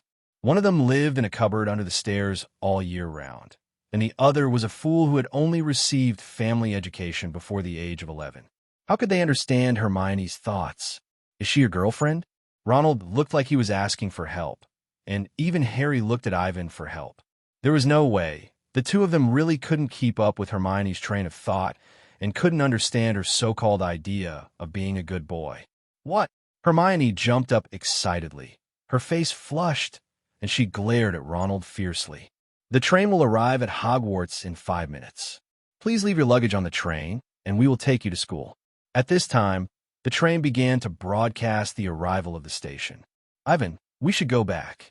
Hermione, who was almost oppressed by the word girlfriend, immediately took Ivan's hand and prepared to leave. Before leaving, she reminded him, "You should also change into wizard robes quickly. Don't wait until you get off the bus to rush." Ivan gave Harry and Ronald a helpless look and then returned to his compartment with Hermione, leaving Harry and Ronald looking at each other. I think they should be a couple. Ronald ate the candy, and Harry nodded. Ivan is really amazing. Not only is he highly skilled in magic, but he also has a girlfriend. Although the two children don't know what a girlfriend is, they still understand that it's cool to have a girlfriend. And Ivan is so pitiful. Ronald hates Hermione. That Miss Beaver with big front teeth, the look in her eyes just now seems to treat us as idiots. Harry actually wanted to say that Hermione just treated Ronald as an idiot and was quite kind to him. But Ronald was Harry's first friend, and he didn't want to ruin their friendship. Are you guys not done yet? At some point, Hermione appeared outside the carriage again. She seemed to hear Ronald calling her Miss Beaver and was staring at him with cold eyes. I forgot to ask you, are you ready for the Hogwarts entrance test? This is related to which college we will be assigned to. Hearing this, not only Ronald, but even Harry's face changed suddenly. Especially Ronald. Before coming to Hogwarts, he was scared by his two brothers. For a moment, Harry was so nervous that his stomach turned upside down. He saw Ronald's face turn pale under his freckles. The two stuffed the remaining candies into their pockets and followed the crowd in the aisle. What happened to them? Ivan, who had changed into wizard robes, saw Hermione come back and noticed the expressions of Harry and the others. He didn't understand what happened. Nothing. Hermione was not really trying to scare them, because even she herself was a little nervous. Ivan, do you know the content of the entrance test? This. Ivan nodded and smiled. I heard a little about it. What is it? Is it difficult? Hermione didn't expect Ivan to really know. Where did you see it? I looked through a history of Hogwarts, and the content of the sorting was only briefly mentioned. Ivan knew the ambiguity here. It was just the bad taste of adult wizards. With your ability, Hermione, you should consider which house to go to instead of worrying about whether you can pass. The two had discussed this issue before. Ivan didn't care, while Hermione was hesitant between Gryffindor and Ravenclaw. What about you, Ivan? I can do either. Ivan didn't want to interfere with the sorting ceremony, which only happened once in a lifetime. If this experience was mixed with scheming and trickery, it would make his Hogwarts journey flawed. Therefore, Ivan's mentality was very casual. Anyway, it all depended on the sorting hat. No matter what the result was, Ivan could accept it. My grandma wants me to go to Gryffindor. Neville, who was following behind the two, said timidly like a little transparent, but I just hope to pass the sorting ceremony. As for where I will be sorted, as long as it's not Slytherin, it's fine. The train slowed down and finally stopped. The little wizards pushed and shoved and rushed to the door and got off to a small, dark platform. The cold night air made everyone shiver. Hermione subconsciously moved closer to Ivan, as if this would keep her warmer. First-year students, come here. Harry, come here, are you okay? Accompanied by a thunderous shout from the front, Ivan and Hermione looked over. A huge bearded man holding an oil lamp appeared in front of them. It was Rubeus Hagrid, the keykeeper of Hogwarts. Good, so high. Hagrid suddenly appeared from the darkness, which really scared many young wizards. Ivan even found that Neville was sobbing softly. He shook his head helplessly and could only pat Neville's back like taking care of his younger brother and comforted him not to worry too much about the sorting ceremony. Next, the team split here, and the senior students went to the other side to take the carriage to the auditorium, leaving a group of young wizards crowded here, waiting for Hagrid's arrangement. Watch your feet. Okay, come on, follow me. First-year students, follow me. The rough voice plus Hagrid's loud voice. Every young wizard at the station can hear his words clearly. Ivan looked at the road ahead. It was a steep and narrow path, and the road was dark on both sides, which was a dense forest. Hermione and Neville, on the left and right, got closer. Not only them, all the young wizards were a little scared. Suddenly, a little witch screamed. It turned out that the muddy ground under her feet was too slippery. She accidentally tripped and almost fell. Ivan shook his head. He really couldn't bear to watch it. Light up the way ahead. Ivan took out his wand and gently waved at the lantern in Hagrid's hand. The next moment, the light of the lantern in Hagrid's hand kept swaying, and dots of light fell from it. On the originally dark mud road, golden footprints illuminated the road behind Hagrid. Wow, what is this? The footprints are glowing. Is it the magic of the big guy? But soon, with the explanation of Neville, Hermione, and others around Ivan, the little wizards knew the origin of this magic. For a while, all the little wizards looked at Ivan. Their eyes were full of longing, envy, and amazement. Of course, there was also jealousy and unwillingness. Oh, Hagrid also noticed this scene. He looked at the lantern that turned golden like a little sun and looked at Ivan gratefully. Did you do it? What kind of magic is this? In fact, Hagrid also noticed the problem with this road. However, only young wizards would walk here, and it was once a year, so there was really no need to repair it. In addition, letting young wizards walk in the dark itself was a reason to imitate the original four giants, hoping that they could experience the founder's feeling when he discovered Hogwarts. This magic is called lighting the way forward, sir. Ivan explained. It's a spell I created based on the fluorescent flashing and the appearance of the original form. Create? Hagrid was stunned for a moment. You mean you created a new spell? Not only Hagrid, but other young wizards who heard that Ivan could create spells all showed incredible expressions without exception. Incredible. Is he really a little wizard? The little wizards were talking about it, but Ivan didn't care. Instead, Hermione beside him was proud. Miss Beaver wanted to tell them loudly how good her Ivan was. When it comes to Ivan's bragging, Hermione Granger will never lose to anyone. I heard that walking the path of the Big Four again is a ritual that contains mysterious and powerful protective magic. Ivan took Hermione to Hagrid. There were not many first-year students, so even if Ivan's voice was not loud, everyone could hear it clearly. Yes, you, Ivan Ambrosius, Ivan said, and waved his wand again, making the originally bright golden footprints dim, but still allowed the little wizards to see the road under their feet clearly so that they would not fall. Hagrid was amazed by this scene. I have never seen a little wizard who has such a spell-casting ability before entering school.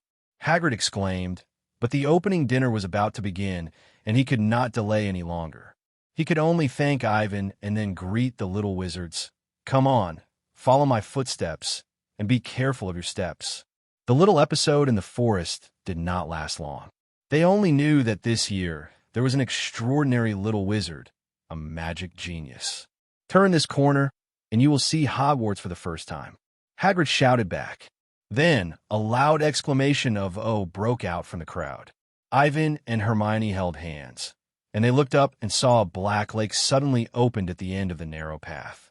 On the high hillside on the other side of the lake stood a towering castle with towers and windows flashing under the starry sky. This dreamlike scene left a deep impression on the freshmen. So beautiful. Hermione excitedly shook Ivan's hand. Is this Hogwarts? I can't believe we will learn magic here in the future. No more than 4 people on each boat. Hagrid pointed to a group of small boats moored on the shore and said loudly. Ivan took Hermione and Neville on the boat, as well as a girl with 2 golden braids. When he heard her name was Hannah Abbott, even Ivan couldn't help but stand in awe. As the saying goes, the protagonist changes with time, but Hannah Abbott remains unchanged. I remember that Hannah in the original book seemed to become Neville's wife later. With this in mind, Ivan looked at Hannah and Neville standing shoulder to shoulder. Both of them were shy and introverted, which was indeed suitable. Are you all on board? Hagrid took a boat by himself, and he shouted to everyone, well, let's go. A group of small boats immediately crossed the mirror-like lake and sailed forward. Everyone was silent, staring at the huge castle that reached into the sky. As they approached the cliff where the castle was located, the castle seemed to tower over their heads. "Keep your heads down," Hagrid shouted as the first batch of boats approached the cliff. Everyone lowered their heads, and the boats carried them through the ivy curtain covering the front of the cliff to the hidden open entrance. They followed a dark tunnel that seemed to come to the bottom of the castle, and finally arrived at a place like an underground dock, and then climbed up a ground of gravel and pebbles. "Hey, look, is this your toad?" The students got off the boats one after another, and Hagrid stopped Neville while checking the empty boats. Ivan turned around. He didn't know how Hagrid judged that the toad was Neville. However, after Ivan turned on his psychic vision, he saw a very faint thread connecting Neville to the toad. Is it because of this? Hagrid didn't have psychic vision, but he might have some special talents that could sense animals. Thank God. Neville stretched out his arms and shouted ecstatically. He never thought that his own leaf would meet him here again. "Wizard, thank God, are you sure?" Ivan didn't know whether to laugh or cry. He patted Neville's shoulder. Hermione was also happy that the boy could find his pet. To be honest, the two had almost given up on Leaf. They all felt that the toad had abandoned its silly little master. "Follow me, don't fall behind." After that, they climbed up a tunnel in the rock with the help of the light of Hagrid's lantern and the traces left by lighting the way ahead, and finally reached a flat and wet meadow under the shadow of the castle. Everyone climbed up a stone staircase and gathered in front of a huge oak door. Hagrid raised his huge fist and knocked on the castle door 3 times. Here, Ivan lifted the spell and received gratitude from many little wizards, especially those little witches. If it weren't for Ivan's protection along the way, they would probably have their wizard robes covered in mud. The door opened, and a tall black-haired witch in an emerald green robe stood in front of the door. It was Professor McGonagall. McGonagall glanced at the freshmen. Her eyes stayed on Ivan and Hermione for a while, and finally looked at Harry Potter. The Hogwarts cat lady looked serious, but she actually felt quite sympathetic towards Harry, who had a tragic life. Seeing that he finally came to Hogwarts, she felt relieved. First-year student, Professor McGonagall. "Thank you, Hagrid." "McGonagall, leave it to me to pick you up here." After that, McGonagall opened the door wide. The entrance hall leading to the Great Hall was extremely tall, with blazing torches around the stone walls, and the ceiling was so high that the top was almost invisible. In front was a luxurious marble staircase leading directly to the upper floors. The young wizards followed Professor McGonagall along the stone floor. Ivan heard the buzzing of hundreds of people coming from the door on the right. Students from other classes in the school must have arrived. But Professor McGonagall took the first-year students to a small empty room at the other end of the hall. Everyone rushed in, rubbing shoulders with each other, and nervously stared at everything around them. "Welcome to Hogwarts," said Professor McGonagall. "The opening banquet is about to begin, but before you take your seats in the hall, you must first confirm which college you will enter. Sorting is a very important ceremony, because during your time at school, the college is like your home in Hogwarts. You will attend classes with other students in the college, live in the college dormitory together, and spend your spare time in the college common room together." Professor McGonagall said, glancing at Ivan obscurely, and the smart boy really noticed the sight of this elderly cat girl and nodded slightly. For an excellent little wizard like Ivan, no dean of the college would dislike it. As Ivan's guiding teacher, McGonagall is close to the water and gets the moon first. If it was snatched away by another house, she would definitely throw the sorting hat into the furnace and turn this stupid thing into ashes. The names of the 4 colleges are Gryffindor, Hufflepuff, Ravenclaw, and Slytherin. Of course, on the surface, Professor McGonagall still had to show an equal attitude. Each college has its own glorious history and has cultivated outstanding wizards. During your study at Hogwarts, your outstanding performance will earn extra points for your college, and any violation will cause your college to lose points. At the end of the year, the college with the highest score will receive the College Cup, which is a great honor. Professor McGonagall played the role of the dean very well, and his serious tone made the little wizards quiet. I hope that no matter which college you are assigned to, you can bring honor to the college. Okay, in a few minutes, the sorting ceremony will be held in front of all the teachers and students in the school. McGonagall, I suggest that you tidy yourself up while waiting and then be more energetic. Her eyes wandered over Neville's cloak and the dirt on Ronald's nose. For a moment, all the little wizards began to tidy up their clothes. Even Hermione asked Ivan in a low voice, and Harry was so nervous that he tried to smooth his hair. I'll pick you up when it's ready. Professor McGonagall said, please keep quiet while you wait. How can they accurately sort us into which house? Harry asked Ronald, who also had only a vague idea. I think we have to pass a test. Fred said it would hurt us a lot, but I think he was joking. Take a test? In front of the whole school? Ronald's words caused a small commotion, because most of the new wizards didn't know any magic. Hermione was better. She wasn't afraid of the test, but she was worried that she would get a bad score. For a moment, everyone seemed so panicked. Ivan could hear Hermione mumbling to herself beside him, reciting the spell she had learned quickly, and she was not sure which one to use. Suddenly, the little wizard screamed. Suddenly, more than 20 ghosts jumped out from the wall behind them. These pearly white, translucent ghosts slid across the room and whispered to each other. Interesting. Ivan ignored the conversation of these ghosts. He focused more on their existence. He turned on his psychic vision and looked carefully at the ghost closest to him.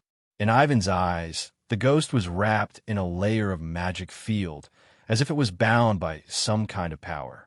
So, Ivan controlled his psychic vision ability and began to magnify the body of this ghost by tens of millions of times and observe it from a microscopic perspective. What's going on? However, the strange thing is that unlike those strange magical animals in the microscopic world, ghosts have no entity. As Ivan magnified, the composition of the ghost did not appear in front of him. How to say it? Just like you magnify a grain of sand, theoretically you will always see smaller elements that make up the sand. But ghosts are different. When Ivan turned on his psychic vision, the ghost's body disappeared inexplicably in front of his eyes after it became tiny to a certain extent. Yes, it disappeared. This feeling is like the ghost is made up of only the mist wrapped in magic, and there is no smaller component. In other words, the ghosts in the wizarding world do not conform to the physical laws of atoms and molecules.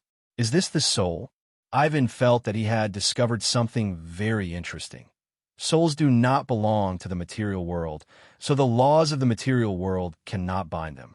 Move forward now. Professor McGonagall came back. The sorting ceremony is about to begin. The next moment, the ghost floated and disappeared through the opposite wall. Now, line up in a single file. Professor McGonagall said to the first-year students, "Follow me." The young wizards in front began to move forward. Ivan stood behind Hermione, and in front of her were Ronald and Harry. The young wizards walked out of the room, through the entrance hall, and through a double door into the magnificent hall. In the hall, students from other years of the college were already sitting around 4 long tables, and thousands of candles floating in the air above the tables illuminated the hall. The 4 tables were placed with glittering golden plates and high-footed wine glasses, and there was another long table on the platform at the top of the hall, which was the seat for teachers. Professor McGonagall took the first-year students there and asked them to line up facing all the senior students. The candlelight flickered, and the hundreds of faces watching them were like pale lanterns, and the ghosts among the students also shone dimly with silver light. Everyone looked up and saw stars twinkling on the velvety black ceiling. This place has been enchanted, and it looks like the sky outside. I read about this in Hogwarts, a history. Hermione leaned back slightly and whispered to Ivan what she knew. Professor McGonagall gently placed a 4-legged stool in front of the first-year student, and then placed a pointed wizard hat on the stool. The hat was patched, worn, and extremely dirty. The hat twisted and split open a wide seam. Like a mouth, the hat began to sing. You may think I'm not beautiful, but don't judge people by appearance. If you can find a more beautiful hat than mine, I can eat myself. Try it on, and I will tell you which house you should be assigned to. You may belong to Gryffindor, where there is courage buried in the heart. Their courage, spirit, and chivalry make Gryffindor outstanding. You may belong to Hufflepuff, where people are upright and loyal. Hufflepuff students are perseverant and honest, and are not afraid of hard work. If you are smart, maybe you will enter the wise Ravenclaw. Those wise and knowledgeable people will always meet their peers there. Maybe you will enter Slytherin, where you will make sincere friends. But those cunning and sinister people will do whatever it takes to achieve their goals. After the hat finished singing, the whole audience applauded. Voila! The hat bowed to the 4 tables one by one, and then stopped moving. So the sorting ceremony is just to put on a hat. Hermione said angrily. She expressed some regrets. She had prepared so much for the sorting ceremony. This aroused the dissatisfaction of Harry and Ronald, especially the latter, who was very dissatisfied with Hermione, a top student who didn't understand the suffering of the world. But how can it determine which school we belong to? Hermione asked curiously. Harry and Ronald looked at the erudite and steady Ivan, only to hear the latter say, "The hat has very powerful magic, and the 4 giants have given it their will, so that it can sort according to the preferences of the 4 people." You can imagine that the moment you put on the hat, the 4 college founders will discuss around you. For those whose blood is not pure enough, Slytherin expressed disdain. Next is Gryffindor and Ravenclaw, who value the courage and wisdom of the little wizard respectively. As for the rest, the tolerant and gentle Hufflepuff will open his arms to them. Of course, this does not mean that Hufflepuff is inferior to the other 3. Ivan thinks that ambition, wisdom, and courage are all positive things that can support wizards to move towards a higher path. For those children who want to progress, Hufflepuff will not interfere with their choices. But if you desire stability, are willing to work hard and face life steadily, Hufflepuff will give you a warm home. Where did you see these, Ivan? Hermione, I have never read these in books. The little witch will not doubt Ivan's words. In the past half-month of getting along, Hermione has already developed the concept of Ivan, Professor, Book, Other. This should be considered a talent. Ivan smiled and said, "I can see the magic on the hat and hear the voices left by the 4 giants." Harry and Ronald widened their eyes, obviously not expecting Ivan to have such a skill. "It's not that great, just treat it as my nonsense." Tisk, Malfoy sneered disdainfully from the front of the team, and he looked back at the 4 people with jealousy. "I have never heard of such ability. You really like to show off, Ivan Ambrosius." The pretentious and slightly sour provocative tone really fits the saying, "The sky is clear, the rain has stopped, and Malfoy feels that he is good again." Harry and Ronald stared at Malfoy with dissatisfaction. The 2 of them have a good impression of Ivan, who is humble, knowledgeable, gentle, and steady, especially Harry. Ivan helped him teach the 3 Malfoys who spoke rudely, and Harry always remembered that he would not allow Malfoy to slander those who were good to him. It's really bizarre. Ivan didn't care about Malfoy's sarcasm. He shrugged and said with a smile, "Then treat it as a joke of mine. Don't worry about it." Unlike Malfoy, who is arrogant and like a peacock, the little wizards obviously admired Ivan more and were willing to believe what he said and his unique talent. "Whoever's name I call now, put on the hat, sit on the stool, and wait for the sorting." At this time, Professor McGonagall walked forward a few steps, holding a roll of parchment in her hand, and she shouted, "Hannah Abbott!" Hannah is always strong. Even though she was behind her, Hannah was still the first to be sorted. The little witch walked out of the team nervously, and then stumbled out of the queue and put on the hat under the gaze of everyone. "Hufflepuff," Ivan muttered softly, and only Hermione heard it. "Hufflepuff." Sure enough, with a shout from the hat, the people at the table on the right applauded and cheered for Hannah, welcoming her to sit at their table. "Did you see it again?" Hermione said something that Ronald and Harry couldn't understand, and Ivan smiled helplessly. "You know, Hermione, sometimes I'm also troubled. What about me? Did you see which house I would be sorted into? If you tell me, there will be no surprises, right?" Ivan didn't answer, but just blinked at Hermione, and the little witch rolled her eyes at him in anger. "What are you talking about?" Harry was puzzled, and Ronald was even more stupid, not knowing whether to watch the sorting ceremony or listen to Ivan and Hermione's whispers. Susan Bones, Hufflepuff, Terry Boot, Ravenclaw, Justin Finch Fletchley, Hufflepuff. The sorting ceremony continued, and soon came to Hermione. The little witch gave Ivan a cute glare, then quickly ran to the stool and put the hat on her head. "Oh, a smart little girl, where should I sort you?" The sorting hat has a certain ability of legilimency and can see some of Hermione's memories, but more of it is the most essential character, heart, and will of the little witch. Sometimes, the sorting hat does not simply make the best choice. It also gives a person a chance to change. Just like Neville, who is timid and cowardly, was sorted into Gryffindor by the sorting hat because it felt that Neville did not lack talent, but confidence and courage. Similarly, Hermione is smart, but she is lacking in other aspects. For example, Hermione does not know how to deal with people, does not understand people's hearts, pays too much attention to rules and regulations, is superstitious about the so-called truth, and lacks the courage to break the rules. And these things are not lacking in Gryffindor. It's really tangled. For a whole minute, the sorting hat could not make a choice. If it's Ravenclaw, she will definitely like you very much. Ravenclaw, Hermione knows all 4 colleges, and she doesn't want to go to Hufflepuff. Although the little witch didn't say it, she still felt subconsciously that Hufflepuff was a place where only idiots and good-for-nothings would go. As for Slytherin, Hermione somewhat rejected this evil and terrible college. She felt inferior in front of those nobles in the wizarding world. "I know where you should go." The big mouth of the sorting hat slightly tilted up and then shouted loudly, "Gryffindor, pa pa pa." Professor McGonagall in the teacher's seat was overjoyed when he saw Hermione was sorted into Gryffindor. Hermione walked off the stage with a smile on her face.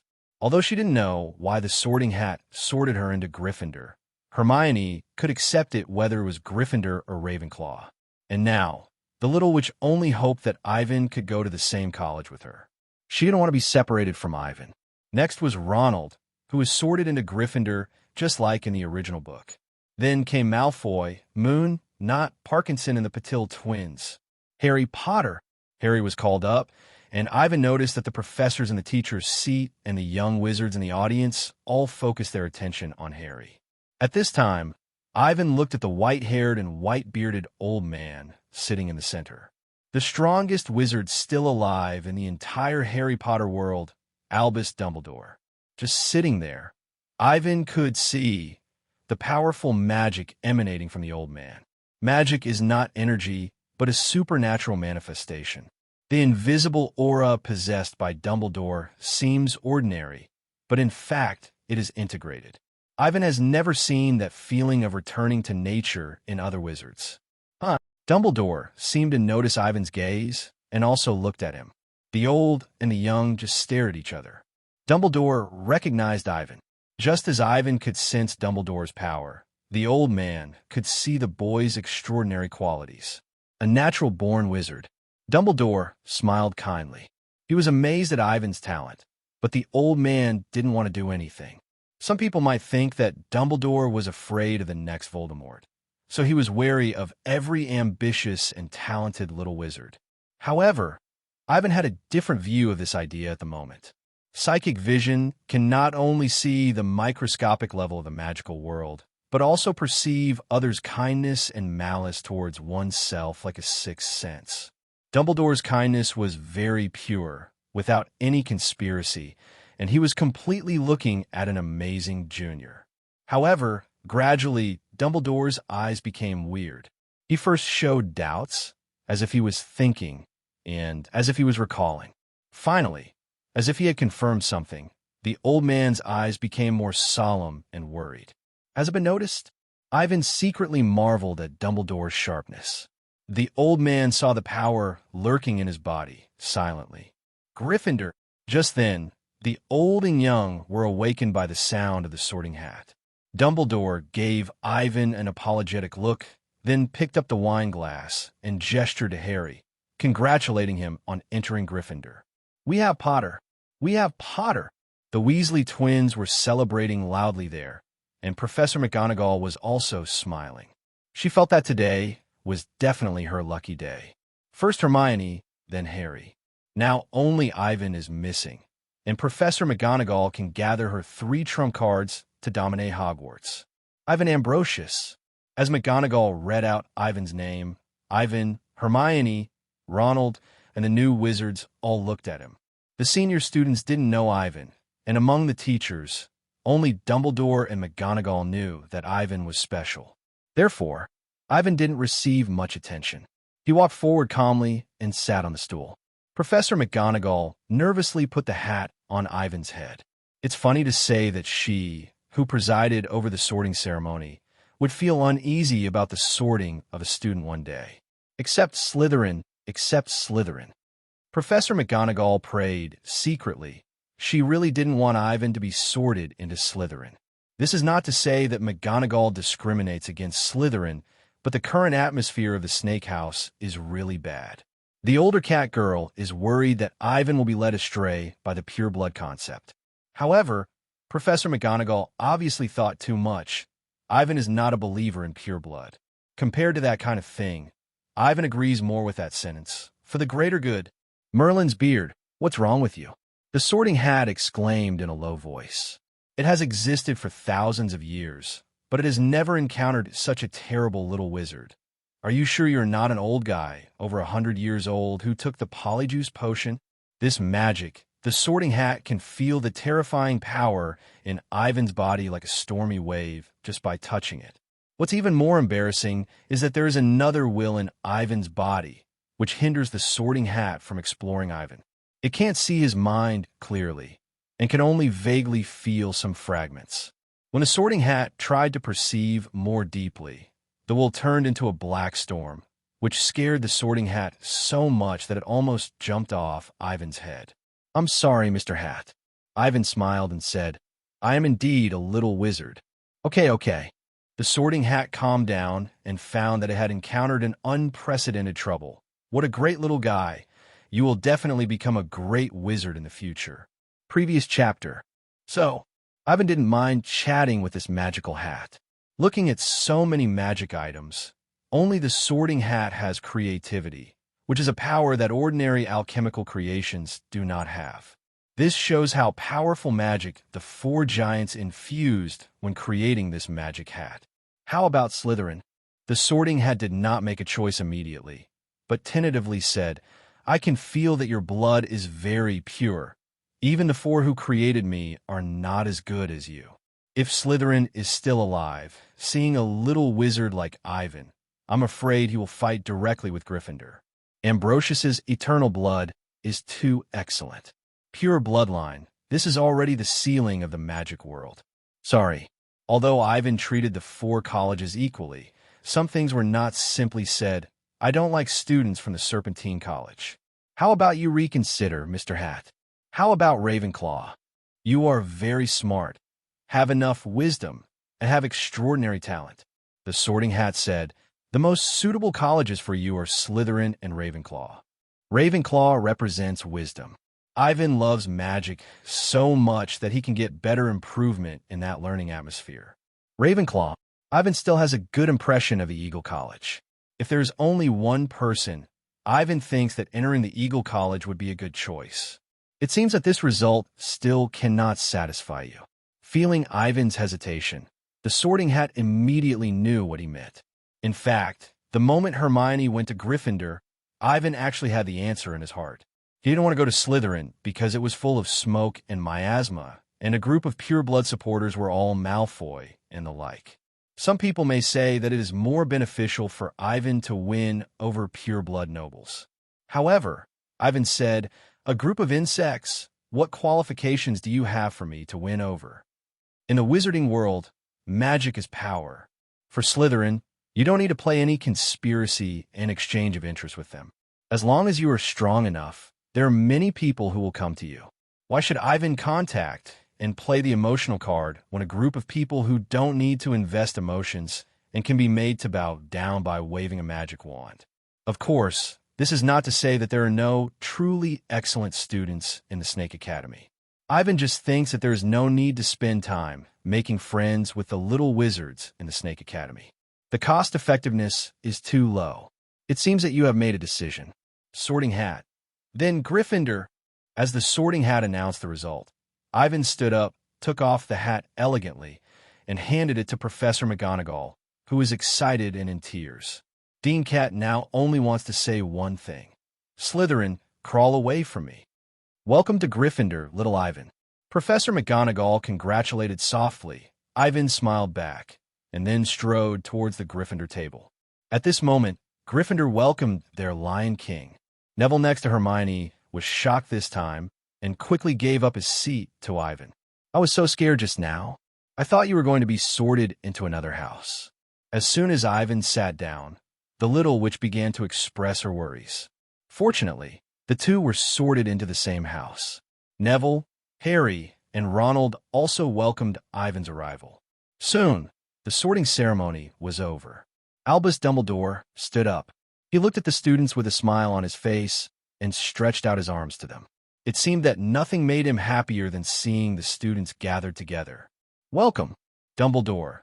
Welcome everyone to Hogwarts to start a new school year. Before the banquet begins, I want to say a few words, that is, idiot, crybaby, scum, twist. Thank you, everyone. He sat down again, and applause and cheers rang out from the 4 long tables. As Dumbledore finished speaking, all kinds of delicacies appeared on the long table, including roast beef, roast chicken, pork chops, lamb chops, sausages, steaks, boiled potatoes, baked potatoes, fried potato chips, Yorkshire puddings, pea sprouts, carrots, gravy, ketchup. After traveling through time for so long, Ivan has long been accustomed to the diet of Ing. It must be admitted that this country is indeed a food desert. Fortunately, the food at Hogwarts is extremely delicious. Ivan and Hermione and other little wizards were already hungry. Seeing so many delicacies at this time, how could they resist, and immediately started to eat with relish. After everyone had filled their stomachs, the remaining food disappeared from the plates. The plates became clean again. After a while, the puddings came. There were all kinds of ice cream, apple pie, syrup fruit pie, chocolate sponge cake, fried jam donut, wine jam pudding, strawberry, jelly, rice pudding. Eating desserts, the little wizards began to talk about their families. Harry was the focus of the topic. Everyone wanted to know about his life in the Muggle world, but unfortunately Harry didn't want to talk about his miserable childhood. Soon, everyone turned their attention to Ivan. Hermione was asking Percy, a senior, for help. She could study spells on her own, but she only knew a little about transfiguration. Not only her, but even Ivan didn't try to master the skills of transfiguration before school started. Ivan, how did you learn so many magics? Harry looked at Ivan with admiration. He wanted to learn from Ivan so that he could master a few magics. He didn't ask to be as good as Ivan. As long as he had 20% or 30% of Ivan's ability, Harry would be satisfied. Ivan didn't know what to say. He didn't want to discourage Harry, so he casually explained to Harry a few tricks of wand casting. Halfway through, Harry suddenly covered his forehead. He looked at the teacher's seat, and Ivan found that Snape was focusing on this. But unlike Harry, Ivan cast his eyes on Professor Quirrell next to Snape. A ball of gray mist. Ivan saw the gray mist behind Quirrell's head, although it was very light, but it did exist. Is that Voldemort's current state? He didn't know whether Dumbledore had discovered it, but in accordance with the principle of not worrying about things that don't concern him, Ivan didn't want to get involved in Dumbledore's savior training plan.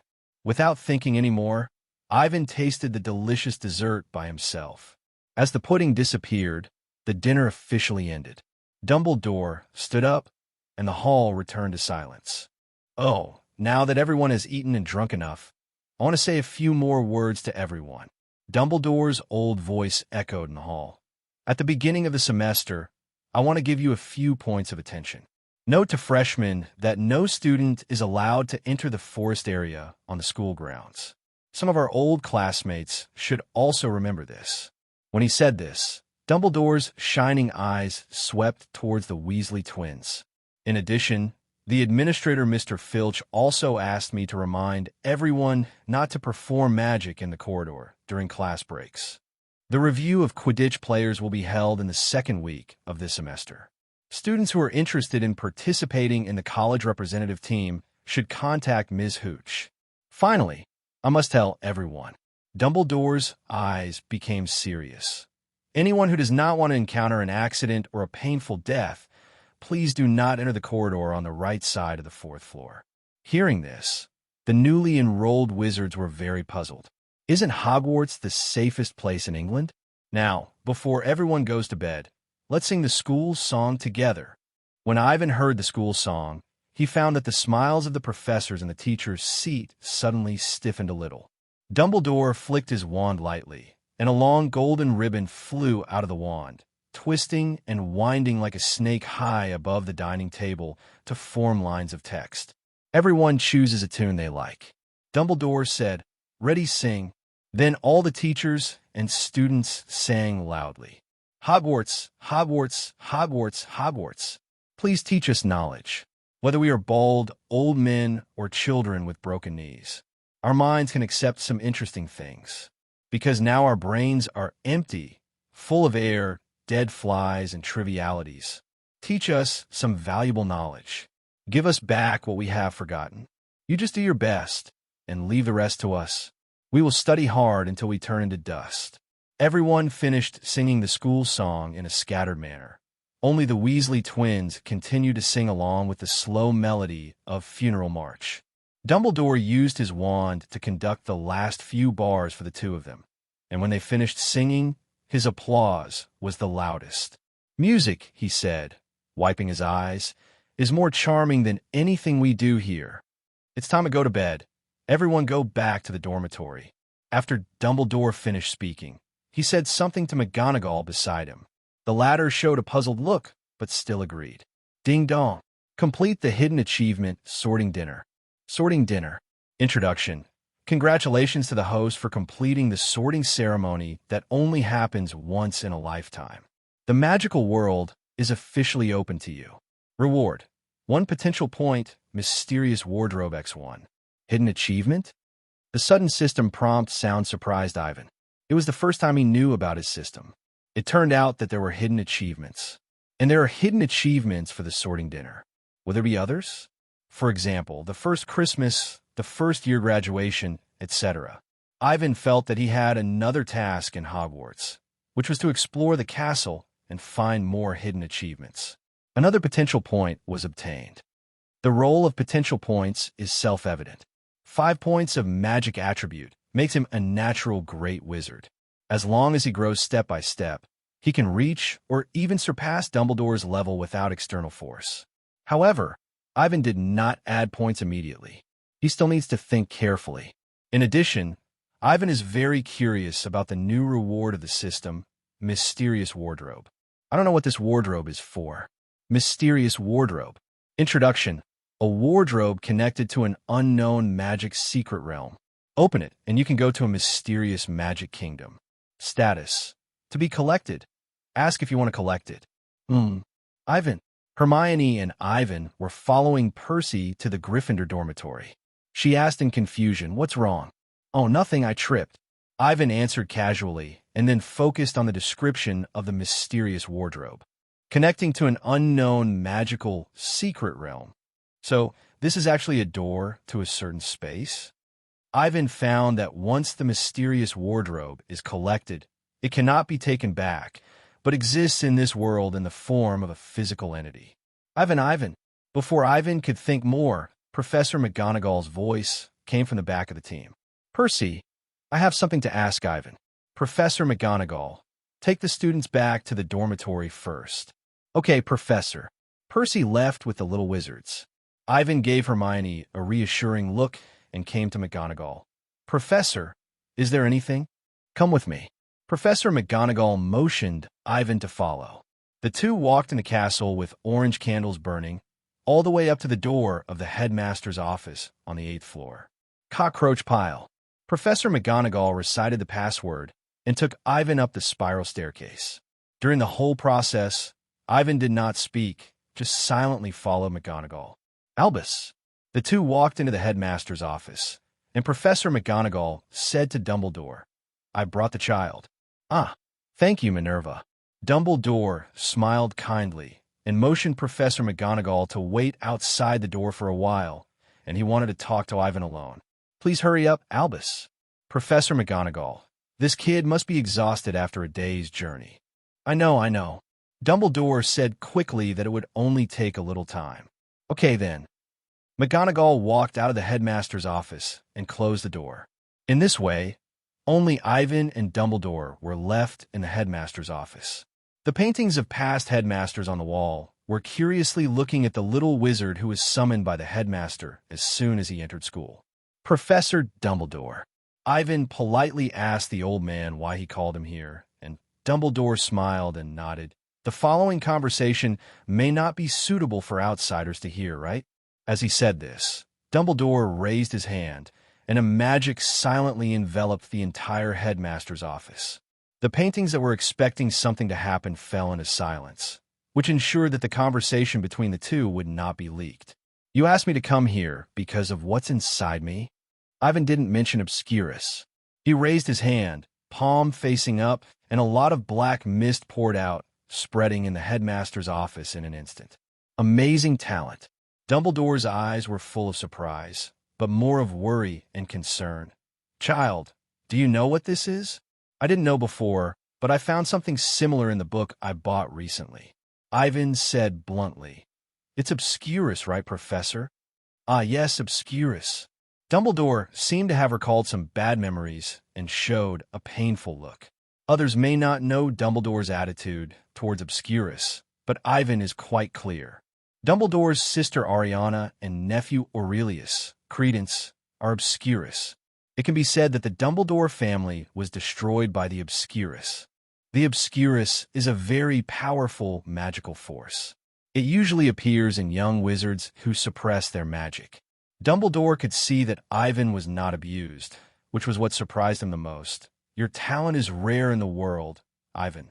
Ivan's magic is too strong, which may be the reason why he gave birth to the Obscurus. The magic riot of other young wizards is a huge disaster for Ivan. However, over the years, Dumbledore has never heard of Ivan making a fuss. This shows Ivan's control over the Obscurus and how difficult it is for him to maintain a kind heart while having such power. My nephew and sister are the same as you. After thinking for a long time, Dumbledore finally told Ivan the most painful past buried deep in his heart. He hoped to dispel Ivan's doubts and let the child trust himself more. So, I won't hurt you, absolutely not. Dumbledore looked at Ivan sincerely, as if he saw his sister and nephew in him. I believe you. Ivan nodded. He didn't really trust Dumbledore. The reason why he was not worried was that he had already seen some fragments of the future. It must be said that the identity of the Obscurial was simply a nemesis for Dumbledore, and he directly beat the strongest wizard in the world without any chance of fighting back. Thank you. Thank you for your trust, Ivan. Dumbledore took off his glasses tremblingly. He might have regarded Ivan's answer as forgiveness from his sister and nephew. Professor, the book says that it is difficult for Obscurials to live beyond the age of 10. Ivan asked, but I'm already 11 years old. Some young wizards with outstanding talents may break this law. But even so, the longest-lived Obscurial, Dumbledore's nephew, still died at the age of 25. You mean? Ivan asked. Is there no way to stop it? Sorry, kid. Dumbledore sighed. I don't know what to do. Since the Statute of Secrecy came into being, Obscurus has almost disappeared in the entire wizarding world, because almost all young wizards will be admitted to magic schools everywhere. However, if you are willing, Ivan, you can come to me. Dumbledore said that Ivan can come to him at any time to ask questions about magic, and he will do his best to help. Yes, Dumbledore intends to train Ivan and let him grow better. As for Obscurus, Dumbledore asked himself that he could do nothing, but he believed in Ivan's potential. Thank you for your help, Professor. Ivan thanked him sincerely. With Dumbledore's teaching, his magic level will surely improve by leaps and bounds. And Dumbledore is right. Instead of pinning his hopes on others, Ivan should believe in himself. In short, Dumbledore hopes that Ivan will not give up and live strong and bravely. That's right, Dumbledore said. If possible, I hope you don't reveal this power easily. The Obscurus is a time bomb. Although it has long become a legend, its deterrent power is definitely higher than that of werewolves. If the parents of students knew Ivan's identity, it would definitely cause a big problem. However, Dumbledore was able to protect Lupin and hide his werewolf identity, so that he could study at Hogwarts with peace of mind, and he could naturally guarantee Ivan. Understand, Professor. Ivan knew the issues involved. The Obscurus is no different from a slap in the face for the magic world of various countries. Because this proves the shortcomings of the Ministry of Magic in education and guidance of young wizards, it will be severely criticized by the International Confederation of Wizards. In addition, young wizards will regard Ivan as a monster, and parents of students will worry that their children will be hurt. After all, once the Obscurus breaks out, the consequences will be disastrous. Therefore, Ivan could understand the pressure Dumbledore might face. I will try not to use this power. Just don't hurt the children. Dumbledore took off his glasses and told Ivan that this was not a limitation. If Ivan needed the power of the Obscurus, he would protect him even if his identity was exposed, just like Lupin at the beginning. Okay. Dumbledore smiled and said, "Rest early. By the way, Professor," Ivan was about to leave, but suddenly he thought of something. He turned around and said casually, "I saw something at the banquet." "What?" "The professor's sitting in the teacher's seat," Ivan said, "the one with a cloth tied on his head." "Professor Quirrell, what's wrong with him?" "I saw a black mist on him." Ivan's clairvoyance can detect things that ordinary people can't detect. Dumbledore seemed to have discovered this, but he didn't expect Ivan to be so sharp. Ivan said this because of Dumbledore's hint just now. Parents will worry about the Silent Ones, but what about Voldemort? You know, letting Voldemort enter Hogwarts and serve as the professor of defense against the dark arts is not a trivial matter. "I know." Dumbledore thought for a moment. "I will deal with this matter." "Well, good night, Professor."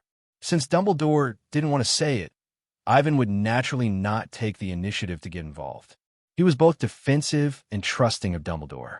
The precaution is that Dumbledore is too cunning, and one could become part of his plan if he is not careful. As for trust, there's a saying in Harry Potter that you can always trust Dumbledore. Think carefully, except for the unclear Ariana. Has Dumbledore ever hurt anyone in his life? Don't think too well of Dumbledore, but don't think too badly of him.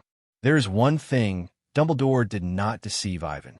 That is, this old man will never hurt him. But what is the reason for not hurting? Ivan's first contact with Dumbledore made him have a deeper impression of the white devil of the wizarding world. For greater interests? He didn't believe that Dumbledore would not know that there was something wrong with Quirrell. Perhaps Dumbledore did not expect Quirrell to be possessed by Voldemort. But even if Quirrell just degenerated into a dark wizard, letting him enter Hogwarts is still a very irresponsible thing. There are also the protective measures of the Philosopher's Stone and those magical levels that are like playing house. Rather than saying this is protection, it is better to say that it is a bait to lure Voldemort and a test for Harry. However, no matter what, Dumbledore's behavior, whether it is luring Voldemort or hiding something as dangerous as the Philosopher's Stone on the 4th floor, is playing with the lives of young wizards. This is Dumbledore. Ivan couldn't guess Dumbledore's thoughts. But there is one thing he can be sure of. That is, between the teachers and students of Hogwarts and a certain plan, Dumbledore chose the latter. The entire Harry Potter 8 books are the price prepared for that moment. Everyone in it, all the crises, all of them. Harry is the savior. He is the center of the story. But what about others? Sirius, Lupin, the Longbottoms, and the Weasleys. These people chose to follow Dumbledore. How much risk did they take, and how much did they pay? For the greater good, some people can be sacrificed, even if that person is himself. Thinking of this, Ivan couldn't help but smile. If you come to this world, wouldn't it be a pity if you don't fight with the strongest wizard of the contemporary era? Is this dangerous? Ivan thought it was very interesting. You know, Voldemort killed so many people, and Dumbledore didn't take direct action back then. It can be seen from this that Dumbledore's attitude has always been contradictory. It seems that whether Voldemort can open up a new era is the key factor that influences Dumbledore's attitude compared to how many people died. If the Death Eaters hadn't acted more and more crazy later, and Dumbledore realized that Voldemort was not the future of the wizarding world, how could he have formed the Order of the Phoenix and led his followers to fight against him? Just like the Solo with Grindelwald. Until the last moment, he made up his mind to be the enemy of the person he loved. In other words, as long as Ivan does not touch Dumbledore's bottom line, he will never have to worry that Dumbledore will do anything that is not good for him. In short, let's set a small goal first. Ivan felt the faint restlessness in his body, establish my own line group in Hogwarts, and then become the second generation of White Devil. Ivan left the headmaster's office. McGonagall saw him coming out and asked him immediately. Ivan did not hide anything and told Professor McGonagall that Dumbledore allowed him to ask him about magic at will. This surprised the latter and made him happy for Ivan. In terms of magic attainments, if Dumbledore said he was second, no one would dare to say he was first. With the guidance of such a famous teacher, Ivan's growth path will surely be smoother. Professor McGonagall took Ivan to the Gryffindor common room. She read out today's password and asked the fat lady to open the door for the two. Now it has been nearly an hour since the dinner, and most of the young wizards have passed the initial excitement, and the fatigue of the journey has suddenly surged up. Many students almost fell asleep, and only Hermione in the lower grades was still waiting for Ivan's return in the public lounge. Ivan, Hermione got up from the soft sofa. Why did you come back just now?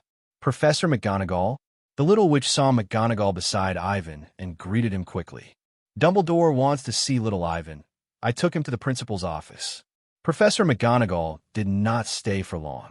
The older cat lady gave the two little ones a look, indicating that they should not chat too late and go to bed early, and then went to her dormitory.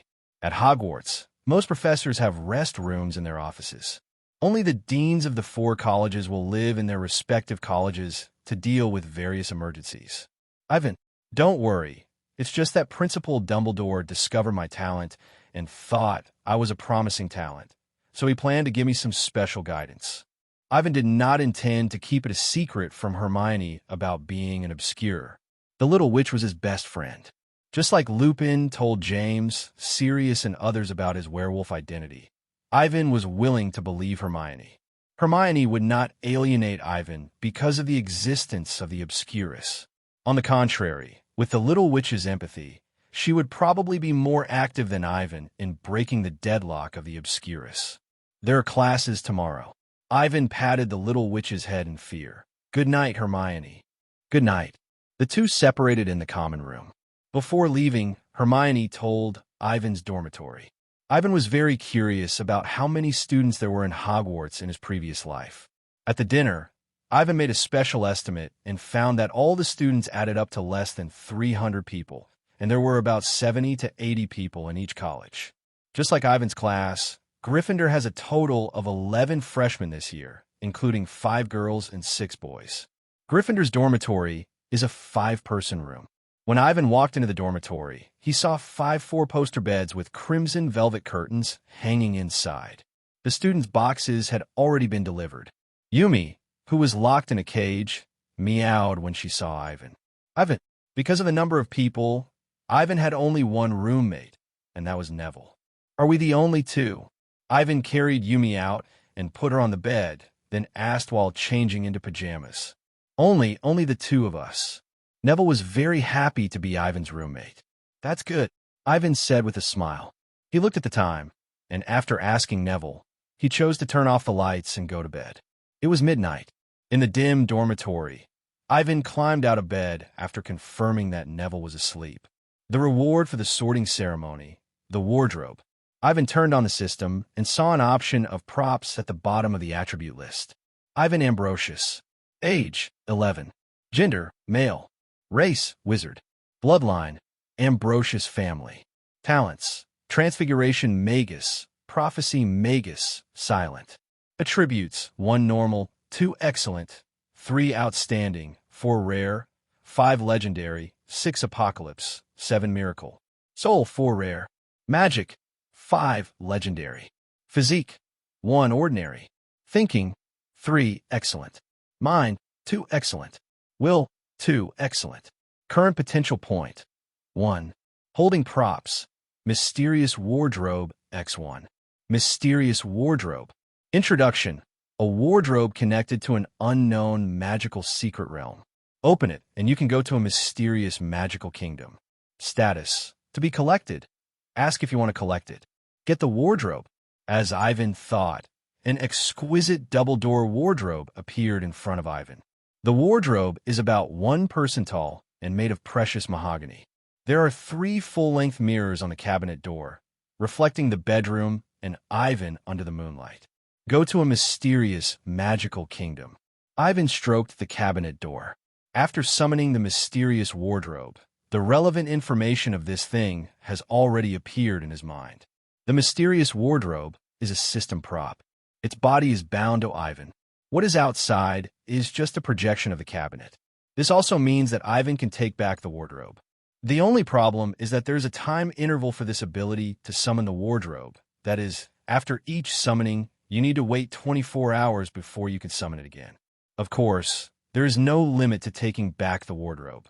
Even if Ivan is standing outside the castle now, he can still cancel the projection of the wardrobe and make it disappear. By the way, I remember that the sorting ceremony gave me 1 potential point. Ivan reopened the system. He looked at his current attributes.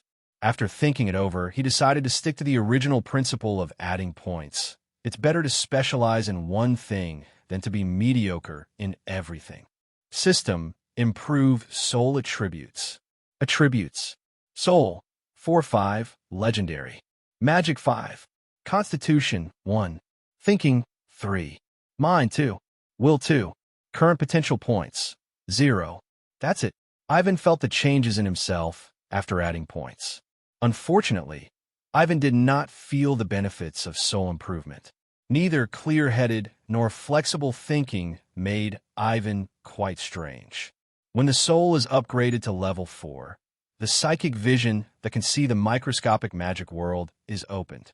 Ivan closed his eyes, and when he opened them again, he felt that the whole world had changed differently. First, the wardrobe in front of Ivan was emitting a strange light, which was a symbol of magic. Looking around, everything he saw had its own color and rules. What is this? Ivan couldn't figure out the ability he had gained after his soul reached level 5. Magic perspective? Meow. Yumi was startled by the sudden appearance of the wardrobe. It squatted at Ivan's feet, calling softly, and also woke up Ivan, who was meditating. Forget it. There will be plenty of time to explore the mysteries of the soul in the future. As for now, want to have an adventure, Yumi? Ivan took out his wand, glanced at Neville, who was still sleeping, and then cast a floating spell to put the wardrobe in the right place. The benefits of sleeping with Neville are reflected here. Neville is dull and introverted, completely different from those naughty kids who like to mess with other people's things. He is an absolutely good boy. But before that, we have to prepare first. Soundly sleep. Ivan cast a new type of magic on Neville that he had developed from the spell of fainting. The magic of soundly sleep can improve the quality of sleep and even set a good time to wake up, so that Neville will not miss breakfast the next day while having a good dream. Okay, this is foolproof. Ivan picked up Yumi and turned the mechanism on the handle of the wardrobe. With a crisp sound of click, the cabinet originally used to store clothes has become a door to the magical secret realm. The moment he stepped into the cabinet, the system prompt sounded in Ivan's mind. Get the side quest, Magical Secret Realm. Task summary. Through the cabinet, you came to a magical secret realm created by magic. Explore here and solve the mystery of the birth of the secret realm. Task reward. Unknown. Meow. Accompanied by Yumi's cry, Ivan opened his eyes. He recalled the side quest he had just received and looked at the world outside the cabinet. This was an extremely dense forest, with various shrubs and ancient trees blocking Ivan's sight. Ivan subconsciously opened the magic he had just obtained, the eye that could see magic. Suddenly, Ivan felt that the entire forest had turned into a sea of colors. The sky above his head, the soil under his feet, and every blade of grass and tree here carried strong magic fluctuations. Because it was too dazzling, Ivan had to close the magic eye and then observe this secret realm from a normal person's perspective. This side quest requires me to solve the mystery of the birth of the secret realm.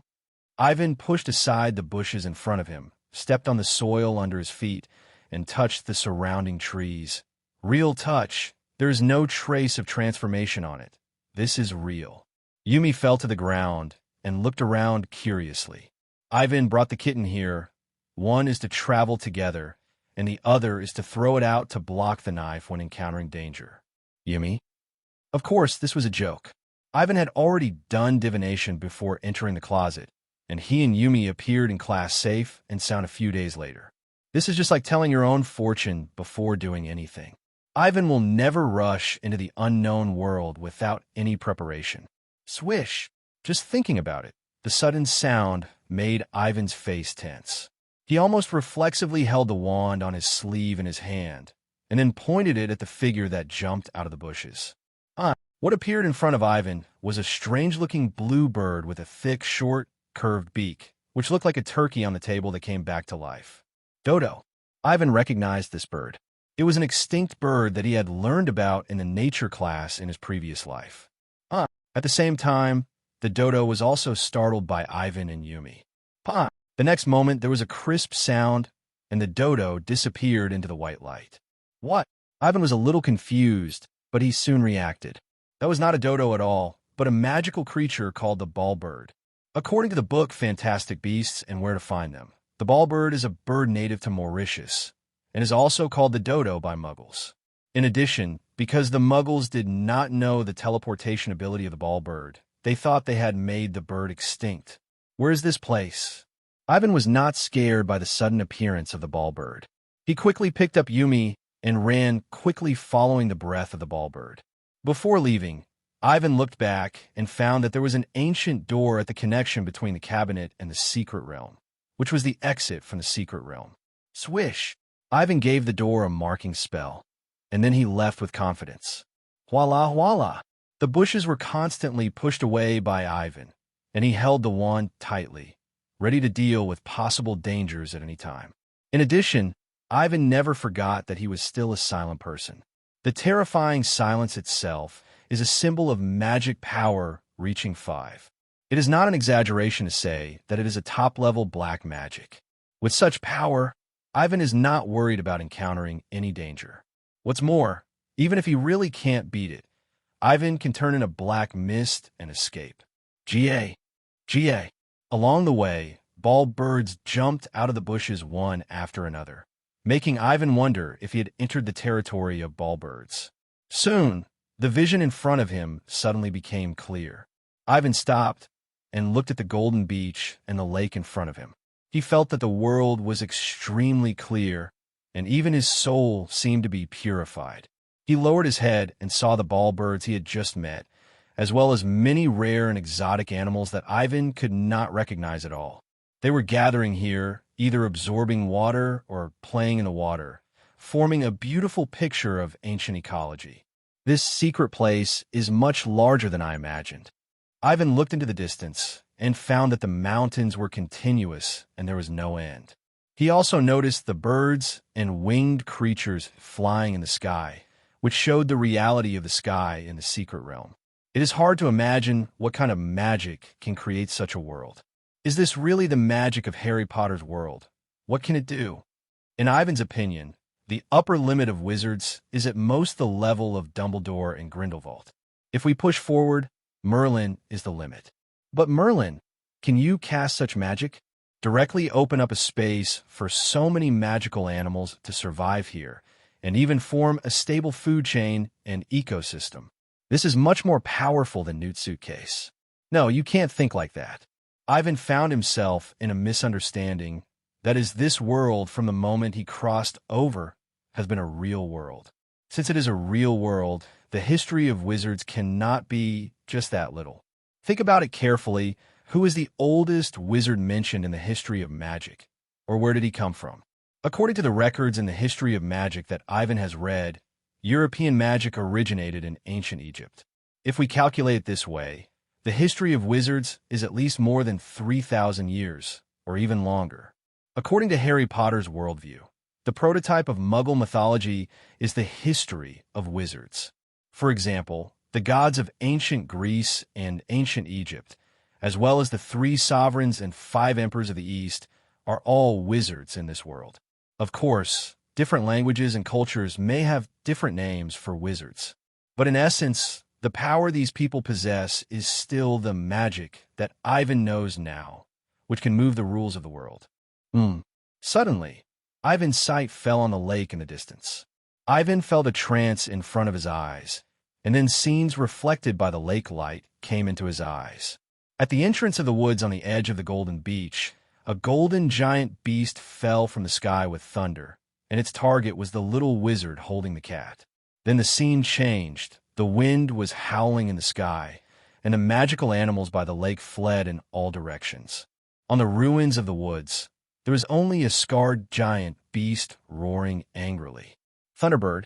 The appearance of the golden giant beast was very similar to the Thunderbird in the movie, but it was bigger than the one in Fantastic Beasts 1. Oops! Ivan trembled all over. He woke up from the Thunderbird's special prophetic state, and then without any hesitation, he took Yumi and ran towards the direction of the cabinet. Boom! The next moment, thunder roared, and the originally clear sky was covered by dark clouds. Just as the prophecy had said, Ivan heard the cry of a Thunderbird in the thunder. No! The speed difference is too big. If this goes on, I will definitely be caught up before I leave the secret realm. Ivan frowned slightly. He could feel that the Thunderbird was getting closer and closer to him. Bang! So, Ivan stopped abruptly and clenched the magic wand in his hand. There were faint red lines like flames spreading on it, and the shadow of the sleeping phoenix flew out, as if it had sensed the enemy and wanted to fight side by side with its master. It seems that we have to fight. Ivan was not afraid of fighting. Although he did not master a few spells, the battle of wizards was not that troublesome for him. So, Ivan turned around and aimed the magic wand in his hand at the figure falling from the sky. Swish! Ivan did not chant a spell. He gathered his magic power and fired a red-gold magic bullet from the end of the wand, and the target trajectory was aimed at the attacking beast. Gee! The Thunderbird flying in the sky looked extraordinary under the lightning, but even such a powerful magical creature still felt the threat of death after seeing the magic bullet flying towards it. It stopped suddenly in the air and successfully avoided the magic bullet. Bang! There was a loud noise coming from afar, and the terrifying energy swept through. It turned out that the magic bullet fell on the cliff in the distance, directly blowing up half of the mountain. This destructive power that shook the world was so great that even the giant Thunderbird that dominated the secret realm was stunned. Meow. The ragdoll cat widened his eyes, as if he was stunned by his master's amazing performance. Ivan did not let Yumi escape on his own. He now held the magic wand in his hand, and the Phoenix Shadow cooperated with him to control the magic power in his body. He no longer had to worry about the problem of losing control of the magic power. Galala. Seeing the giant beast stunned, Ivan would not stop his attack. Black mist poured out of Ivan's body, and the earth, soil, and surrounding vegetation around him turned into black ashes as if they were burned out. In an instant, a tornado with a radius of tens of meters formed around Ivan. Roar! Ivan waved his magic wand, and the black storm turned into evil dragons, roaring towards the Thunderbird in the sky, as if to strangle it directly. For a moment, the forest at the entrance was swept by Ivan's magic power, and swept in all directions with a devastating force. However, this amazing offensive was blocked by the thunder released by the Thunderbird. Momo Rant's power is indeed very strong, but the magic resistance of this Thunderbird is also not weak. After its own storm and thunder are weakened, it is enough to resist the erosion of the black fog. Get out! Seeing the two sides in a stalemate, Ivan roared. The black fog and thunder continued to collide, and in the dim world, a red and golden light cut through the sky. The phoenix flew into the sky, and the boundless black fog merged with its wings, and finally condensed into a black bird that was dozens of meters high and burning with black flames. Seeing the black flame phoenix rushing towards it, a chill emerged from the Thunderbird's heart, making it want to escape. Gee, but this giant Thunderbird has dominated this forest lake for many years, and its pride will never allow it to escape without a fight. No longer hesitating, the Thunderbird let out bursts of hisses and rushed straight towards the black flame phoenix. Bang! The black flames and golden thunder collided in the air, and the dazzling white light forced Ivan and Yumi to close their eyes. Ivan could feel the terrifying pressure from the huge Thunderbird. He was not panicked, but extremely excited. Ooh! So, Ivan pressed the magic wand in his hand down hard, with the tip of the wand pointing directly below. Gee! Gradually, with the support of Ivan's endless magic power, the black flame phoenix finally overwhelmed the golden Thunderbird and pressed it to the vast lake's surface amid the latter's screams. Boom! The next moment, a shocking sound erupted from the lake's surface, raising endless waves. Ivan's mind was focused on the gallop, and now that he had temporarily repelled the Thunderbird, he breathed a sigh of relief. The magic power of this Thunderbird is so strong. Let's go. Ivan no longer paid attention to the huge changes in the secret realm, picked up Yumi, and ran to the exit. Through magic, Ivan knew that the guy was not dead. But Ivan was sure that the other party would not feel good after taking this blow head-on. In addition, Ivan could feel that there were many powerful magical lights in the air, which were gathering from all directions because of the battle just now. Obviously, there were more powerful magical creatures in this secret realm than just the golden Thunderbird. Bang! A few minutes later, as the wardrobe was closed again, Ivan and Yumi sat on the ground with their backs against the wardrobe. This secret realm feels so dangerous. Ivan tried to calm his breathing as much as possible, but he was still a little scared. That Thunderbird, a magical creature of that level. There are so many. In the movie, Newt's Thunderbird was only about 4 meters at most. However, compared with the one Ivan just encountered, it was like the difference between a baby and an adult. Ivan couldn't imagine how serious the consequences would be if he was entangled by several monsters of that level. You know, the flesh and fur of magical creatures are naturally very resistant to magic, which makes them immune to most magic. Otherwise, how could the Obscurus released by Ivan be blocked so easily by the Thunderbird? It seems that before I have enough power, I can't go to the secret realm at will. Thinking so, Ivan put away the wardrobe, and then used magic to remove the stains on his body, and then lay down on the bed. After a day's journey, staying up until midnight, and exploring the secret realm for a while, Ivan was indeed a little tired. The next day, Ivan woke up from his sleep. He looked at the time, and it was 8 o'clock in the morning. The class time for junior wizards in Hogwarts is from Monday to Friday, 9 to 12 o'clock in the morning and 14 to 15:30 in the afternoon. After washing up, Ivan took out the schedule while feeding Yumi. The schedule was given to him by Hermione last night.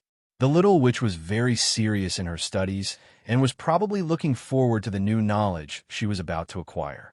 No class on Monday morning. There is a herbology class in the afternoon and the history of magic in the evening. Ivan saw that Neville had not woken up yet, so he did not wake him up, but left the dormitory quietly. Good morning. In the common room, Ivan met many seniors he did not know, including the Weasley twins and Percy, who had just become the head this year. Ivan, the little witch, was sitting on a sofa, holding a thick book about the Wizarding Society. When she saw Ivan coming out, she quickly got up and greeted him. Good morning, Hermione. Ivan saw that the little witch had been staring at Yumi in his arms, so he smiled and exchanged with her. A general history of modern wizards? Looking at the name of the book Hermione had just read, Ivan raised his eyebrows. Thinking of the little witch's habits, he couldn't help but ask, "You don't have to memorize this, do you?" "Of course." Hermione stroked Yumi and said as a matter of course, "We have to live in the wizarding world. We must understand the culture and customs here. Otherwise, what if we make a fool of ourselves?" "But memorize it." Ivan's mouth twitched slightly. "Okay, as long as you like it." "Ivan, you should memorize it too." Hearing Hermione's words, Ivan quickly changed the subject. Have you had breakfast? No. The little witch was stunned, obviously not expecting the turn to be so sudden. Let's go. Ivan was afraid that Hermione would say something shocking again, so he took the little witch's hand and walked towards the auditorium. During the trip, they encountered a naughty automatic staircase.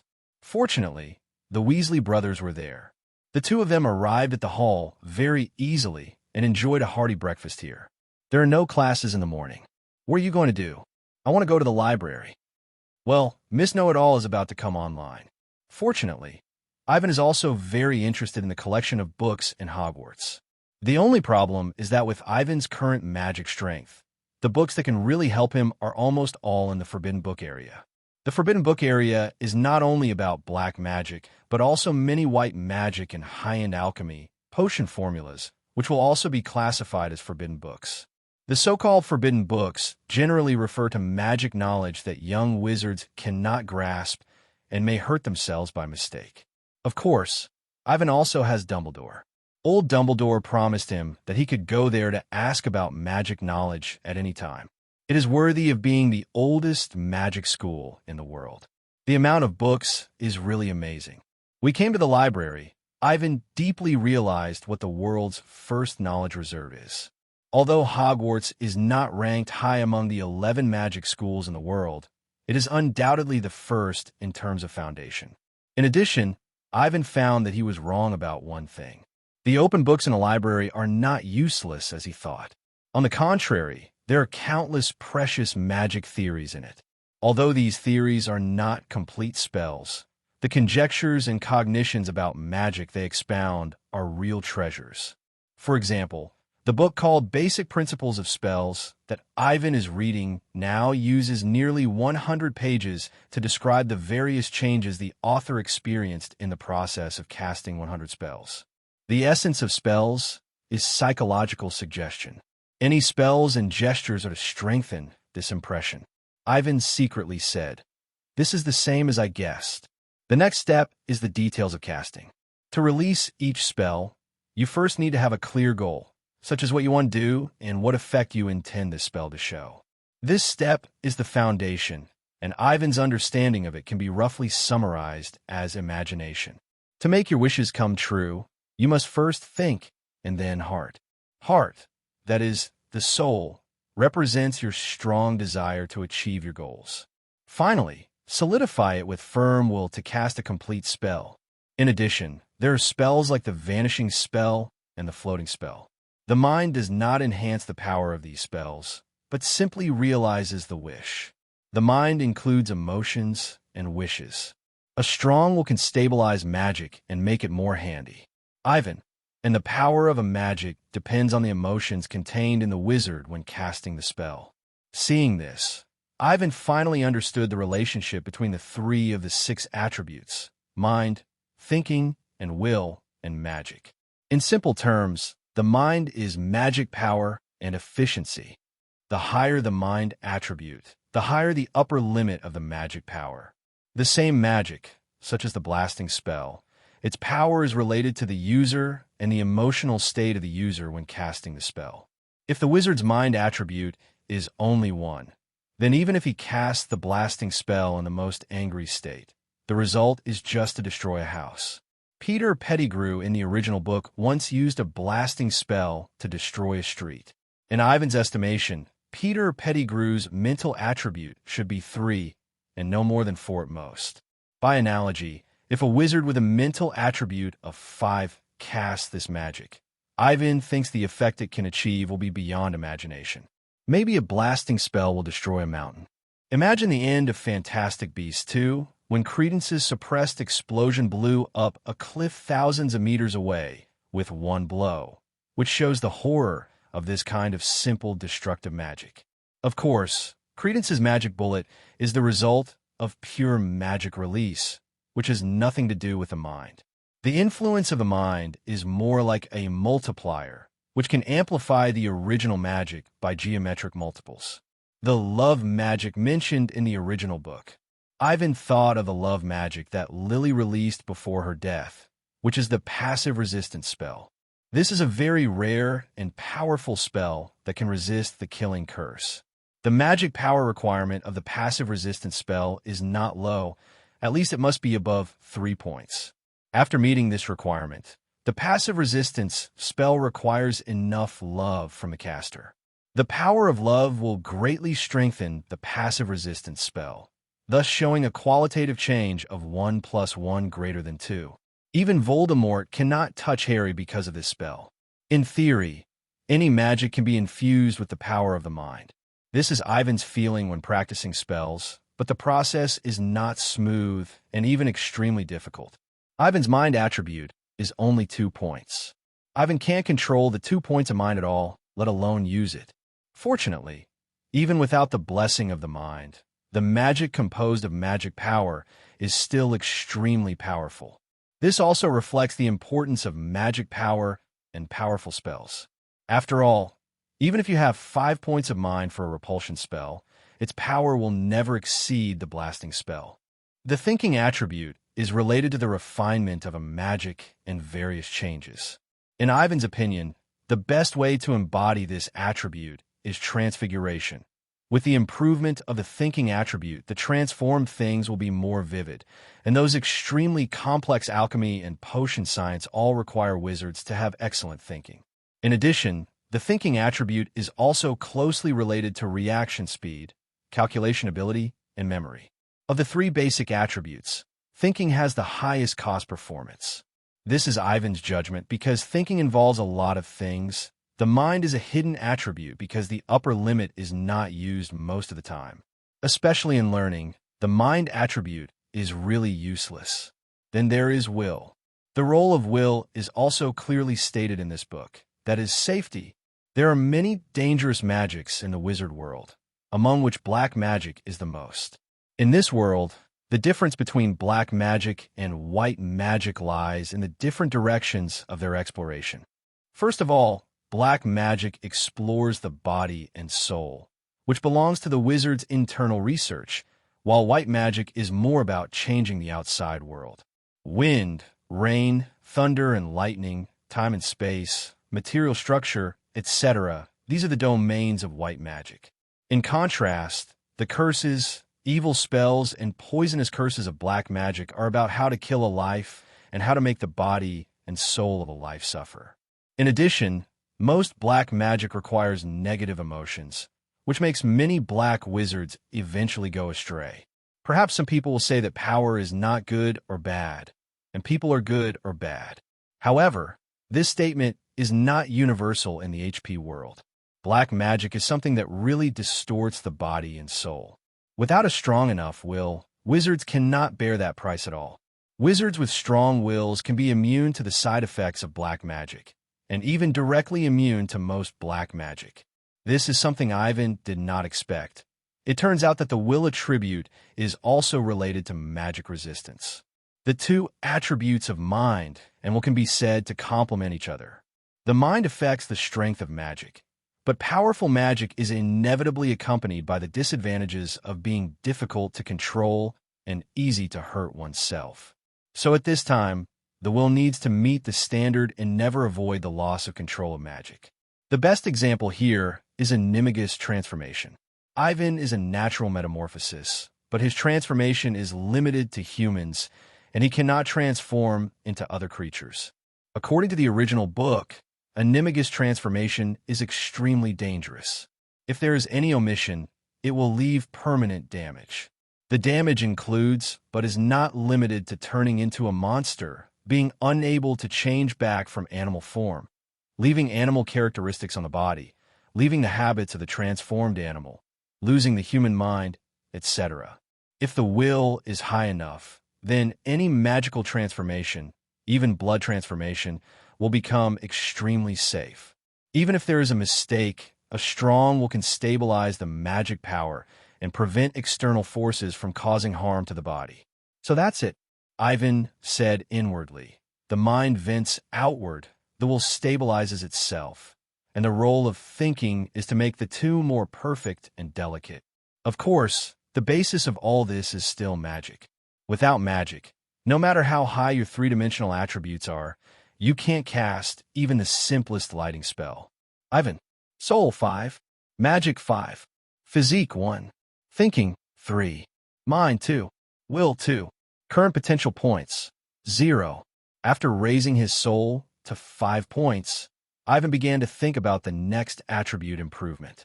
In addition to the unknown role of constitution, Ivan already has a clear idea of how to add points to the 3 dimensions.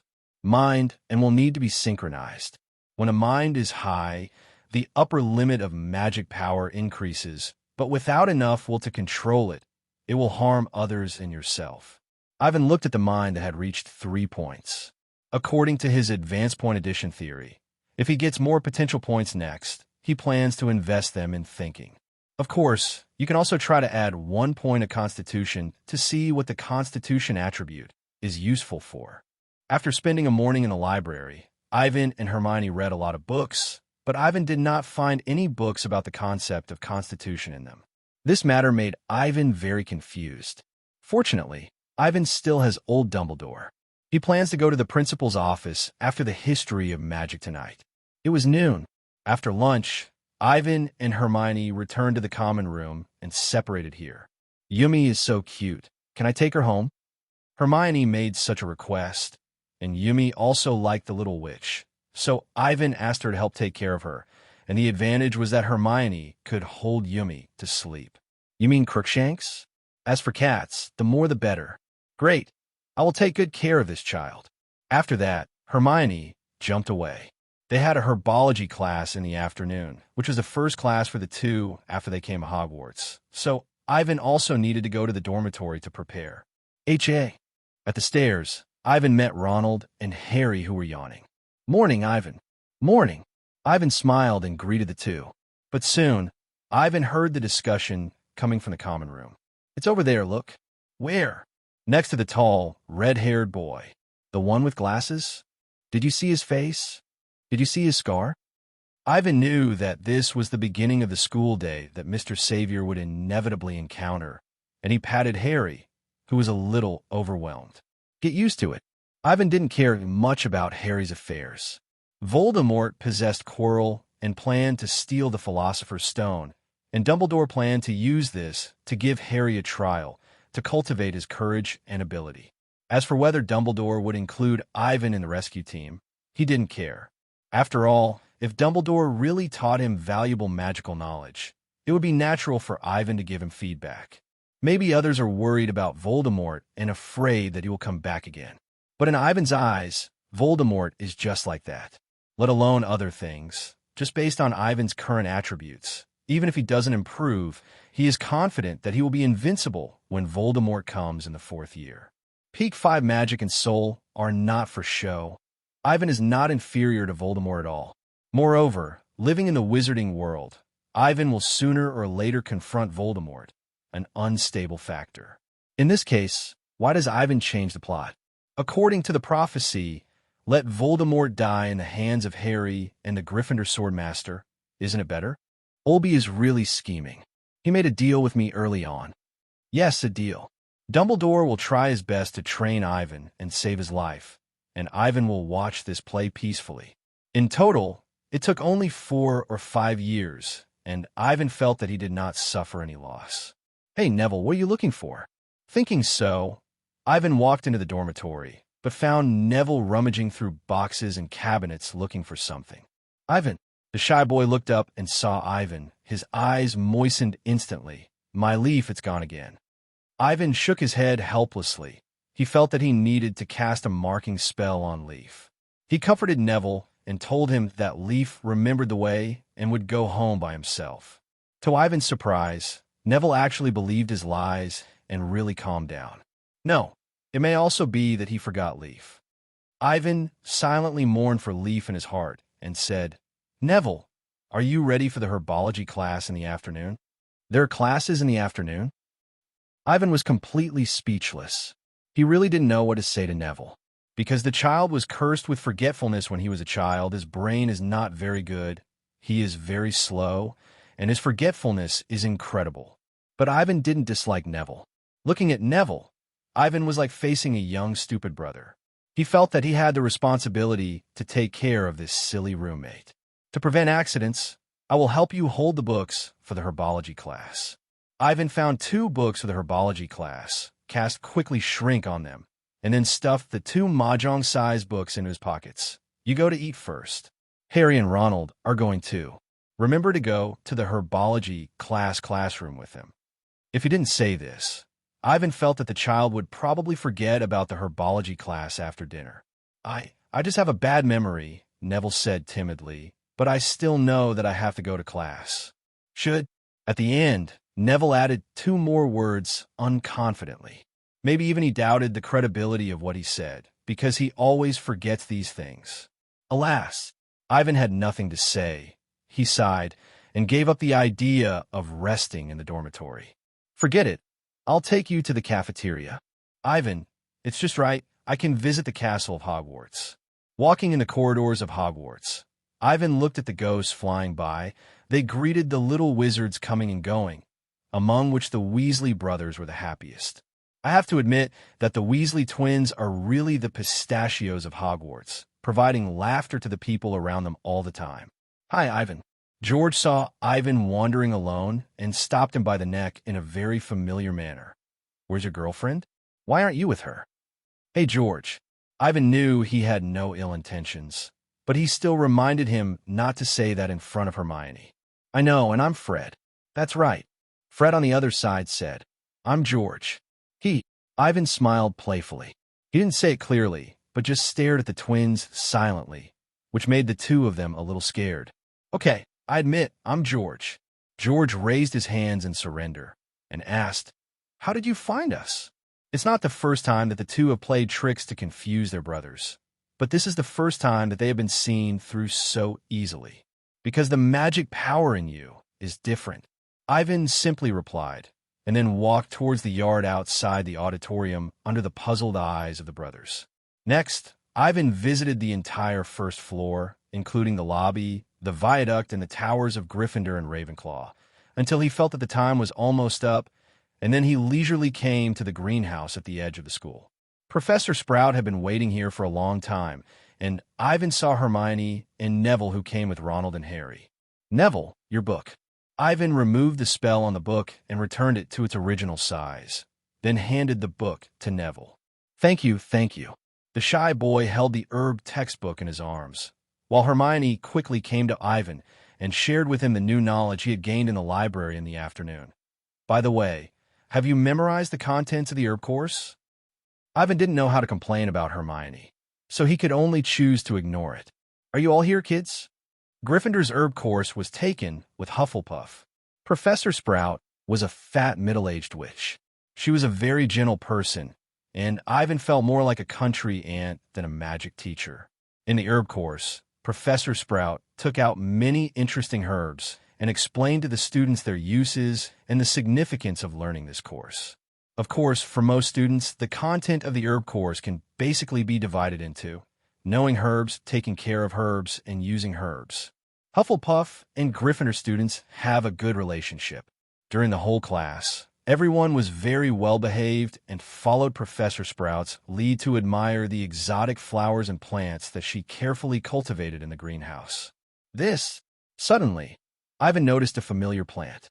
It looked a bit like cauliflower, with green leaves wrapped around a red mouth with pitted teeth in the mouth, which looked very strange.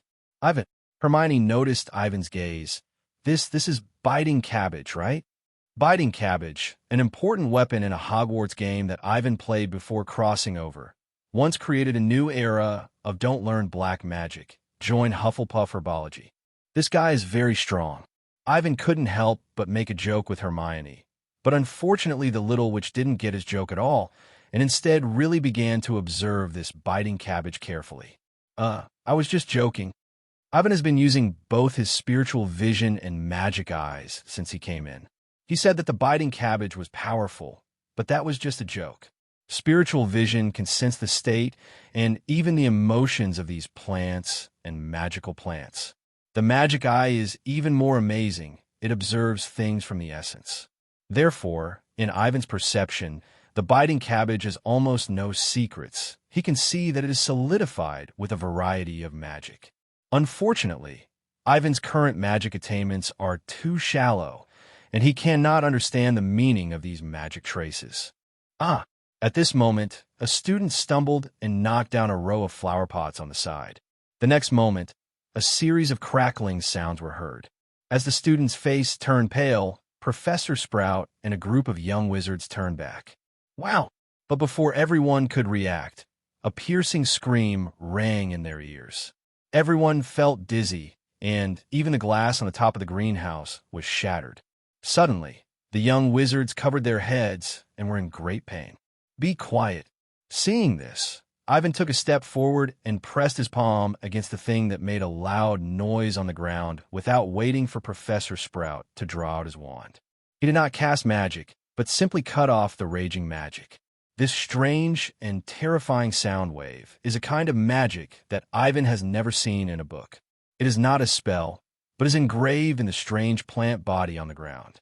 When a mechanism is in place, it will be triggered. Ivan noticed this and was able to use his magic to interrupt the magic on the plant and force it to stop.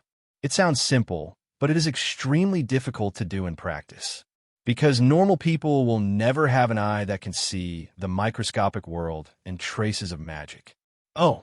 The scream of the Medra grass stopped abruptly, which made Professor Sprout's hand holding the wand pause. The Dean of Hufflepuff checked the student's physical condition as soon as possible. Seeing that everyone was fine, but just a little dizzy from the noise, he was relieved. "Child." Sprout noticed Ivan. It was this child who stopped a riot just now. The Medra grass in the Hogwarts greenhouse is still in the cultivation stage. Their screams are terrible and can make people faint after a long time, but it is not fatal. But even so, Sprout didn't want to see his students being sent to the school hospital in the first class. "My name is Ivan Ambrosius, Professor." "Oh, Mr. Ambrosius." Professor Sprout's eyes were full of admiration and gratitude. "Thanks to you, the children were not hurt. Gryffindor plus 20 points. Voila. After the voice fell, the little wizards who knew what had just happened applauded Ivan. Professor Sprout did not blame the little wizard who made trouble. She put the inexplicably sleeping Medra grass back into the flower pot. "This is Mandrake. You will learn about this magical plant in the 2nd grade." She introduced the habits and dangers of Medra grass to everyone and thanked Ivan again. "Ivan, how did you do it?" Hermione didn't understand what Ivan did at all. He just stretched out his hand and said a word, and the Medra grass instantly calmed down. Ivan did not hide it from Hermione, but the magic theory he talked about was really difficult for the little witch to understand. In the end, Hermione could only attribute it to Ivan's unique magical talent, which made the little witch quite envious. Sprout and other freshmen also heard the conversation between the two, especially the former. Ivan's magic node theory really shocked her. On the first night of school, Ivan and others came into contact with the history of magic, which is known as the most boring in Hogwarts. It must be said that Professor Spence, the ghost lecturer, really refreshed Ivan's understanding of history class. He had never heard such a boring class. While Ivan and others were taking night classes, Sprout found McGonagall, Minerva. One of them is the headmaster of Hufflepuff, and the other is the headmaster of Gryffindor. They have always had a good relationship. "Pomona." McGonagall looked at Sprout in confusion and asked, "What's the matter?" "The new student in your college," Sprout said with a little excitement. "I have never seen a little wizard with such talent." "You are talking about McGonagall, Ivan." "Yes, Ivan Ambrosius." Professor Sprout was extremely envious. He protected the students in my class, and I gave him 20 points for this. It was incredible that he could appease the Mandrake with just one sentence. In addition, in the subsequent visit, Sprout found that Ivan had a high affinity with plants, and the flowers and plants in the greenhouse liked this child. Hearing this, Professor McGonagall's face was full of joy. The older cat lady said in a slightly joyful tone, "That child is a natural-born great wizard." Professor Sprout didn't understand the meaning of this sentence until McGonagall told her about Ivan's life experience. "Merlin's beard." Sprout, "I always thought that it was just a legend." Professor Sprout felt that McGonagall was so lucky that he just went out to guide 2 freshmen and found talents like Ivan and Hermione. Yes, Hermione also impressed Sprout deeply. No matter what question Sprout asked, The little witch was the first to raise her hand to answer, and she was 100% accurate. Ahem. McGonagall coughed lightly, and she suppressed her pride and complacency. You have to understand, Pomona, the Sorting Hat can always find the characteristics of children. Sprout was like eating a lemon. When the Sorting Hat sorted the Weasley twins into Gryffindor last time, didn't McGonagall still feel that the Sorting Hat was deliberately targeting her? Fortunately, this is Sprout, and the head of Badger House is just envious. If it was Flitwick who was here, I'm afraid he would drag McGonagall to the Sorting Hat to ask for an explanation on the spot. After the history of magic, Ivan separated from Hermione. He asked the little witch to help feed Yumi, and then walked towards the floor where the principal's office was. Sizzle honey candy. After calling the command, the gargoyle statue made way, and Ivan went up the stairs and knocked on the door of the principal's office. Principal. The principal's office was still the same as when Ivan came last time, but the space was a little bigger than before. The old man paced behind the desk. This was his habit every night. He liked to circle around the desk alone. How do you feel about the first day? Dumbledore didn't look like the greatest white wizard in the world in front of Ivan. Instead, he looked like a kind elder, very amiable. Great. Ivan smiled and said, except for the history of magic, Cuthbert Binns' class is really a bit. I don't understand. I mean, the professor of the history of magic is a ghost. I thought about this question when I was in school. Dumbledore. Maybe it's because ghosts don't need to be paid? The old and the young talked half-jokingly for a few words before they began to teach formally. Dumbledore first examined Ivan's current level and found that he had mastered most of the spells in the spell textbook in advance, which amazed him. When I was your age, I didn't master so much magic. Dumbledore sighed and asked, so Ivan, what do you think magic is? What is magic? For this question, if we exclude the idealistic part, Ivan's summary is basically one sentence. It's a wish come true. Yes, a wish come true. Dumbledore did not hide his secrets. He first showed Ivan a silent and wandless spell, turning a candlestick into a lifelike owl. Ivan turned on his magic eye and spiritual vision. He carefully observed the owl and found a magic halo emanating from it and the traces of magic hidden in its body. It was delicate and complete, almost indistinguishable from a real owl. Amazing. Ivan always knew how powerful Dumbledore was. However, when he really met him, Ivan was still shocked by the high level of magic of the old man. This is transfiguration, a magic that requires the combination of thinking, will, and magic. In Ivan's view, transfiguration is a magic system with a very low lower limit but a very high upper limit, and many magics contain the shadow of transfiguration. This is the limit of transfiguration that I can reach. Ivan, can you understand what I mean? Well, Ivan asked, because it is fake after all, right? Yes. Dumbledore smiled and nodded. He was very optimistic about Ivan. In addition, in terms of attitude towards Ivan, Dumbledore adopted a completely different set from Voldemort. That is trust and sincerity.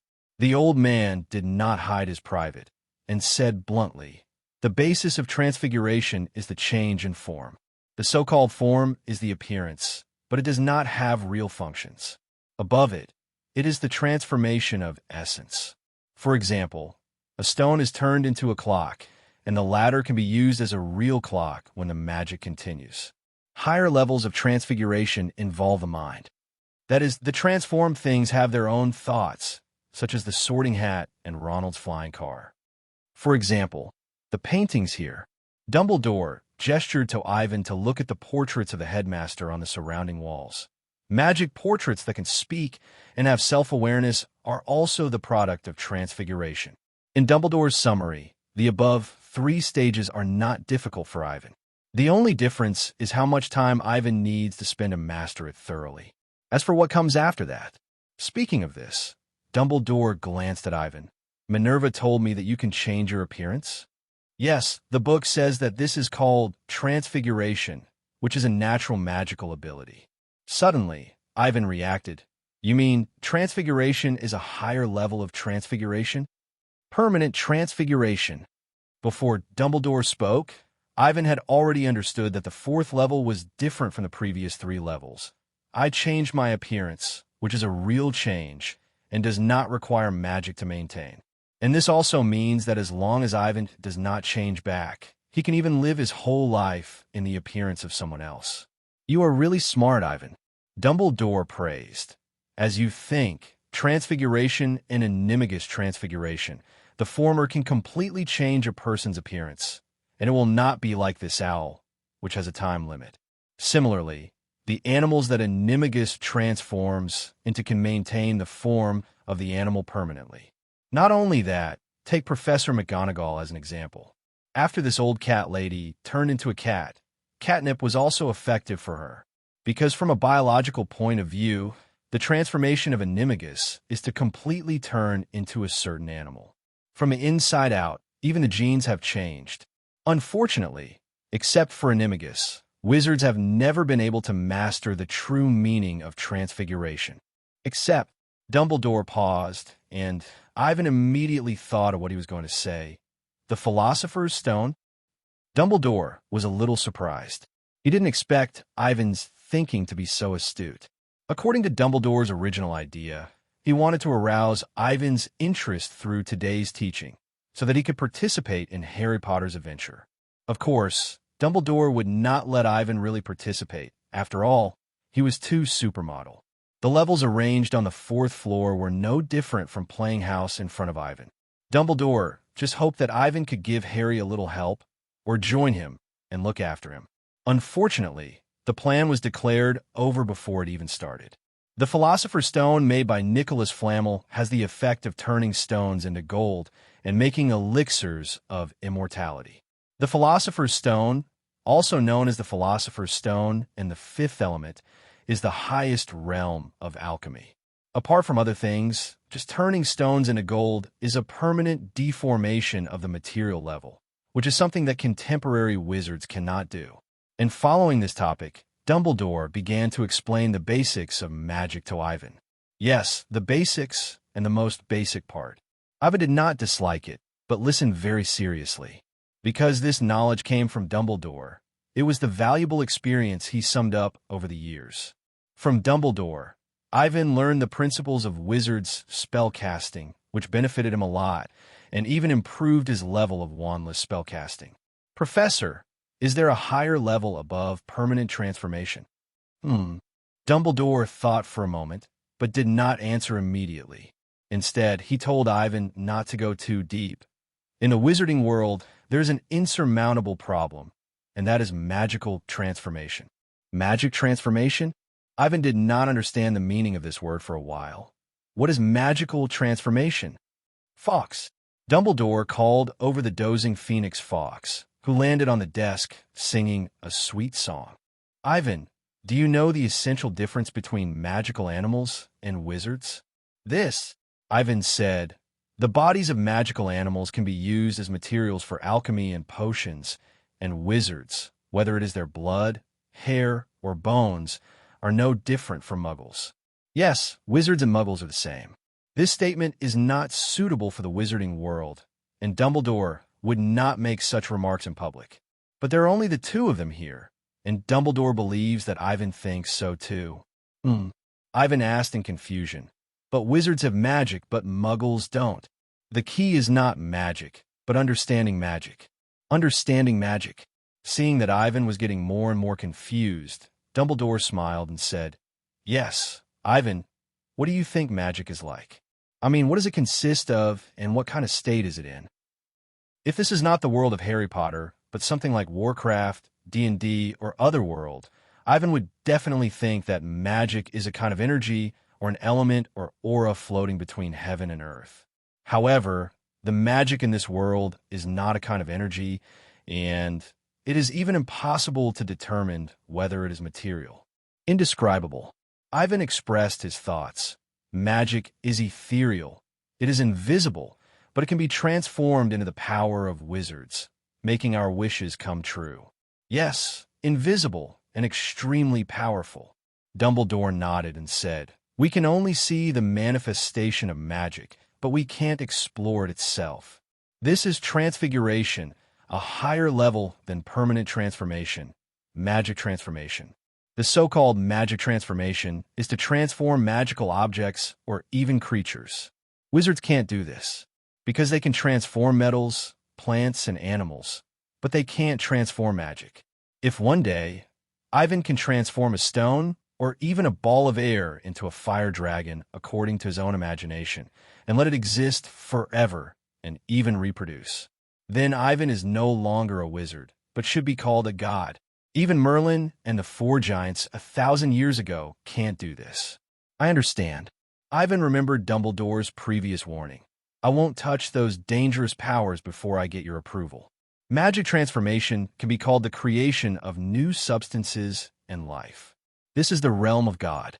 At Ivan's level, it is enough to just understand that there is such a level. If you really study it in depth, you will cause irreversible damage if you are not careful, which is too dangerous.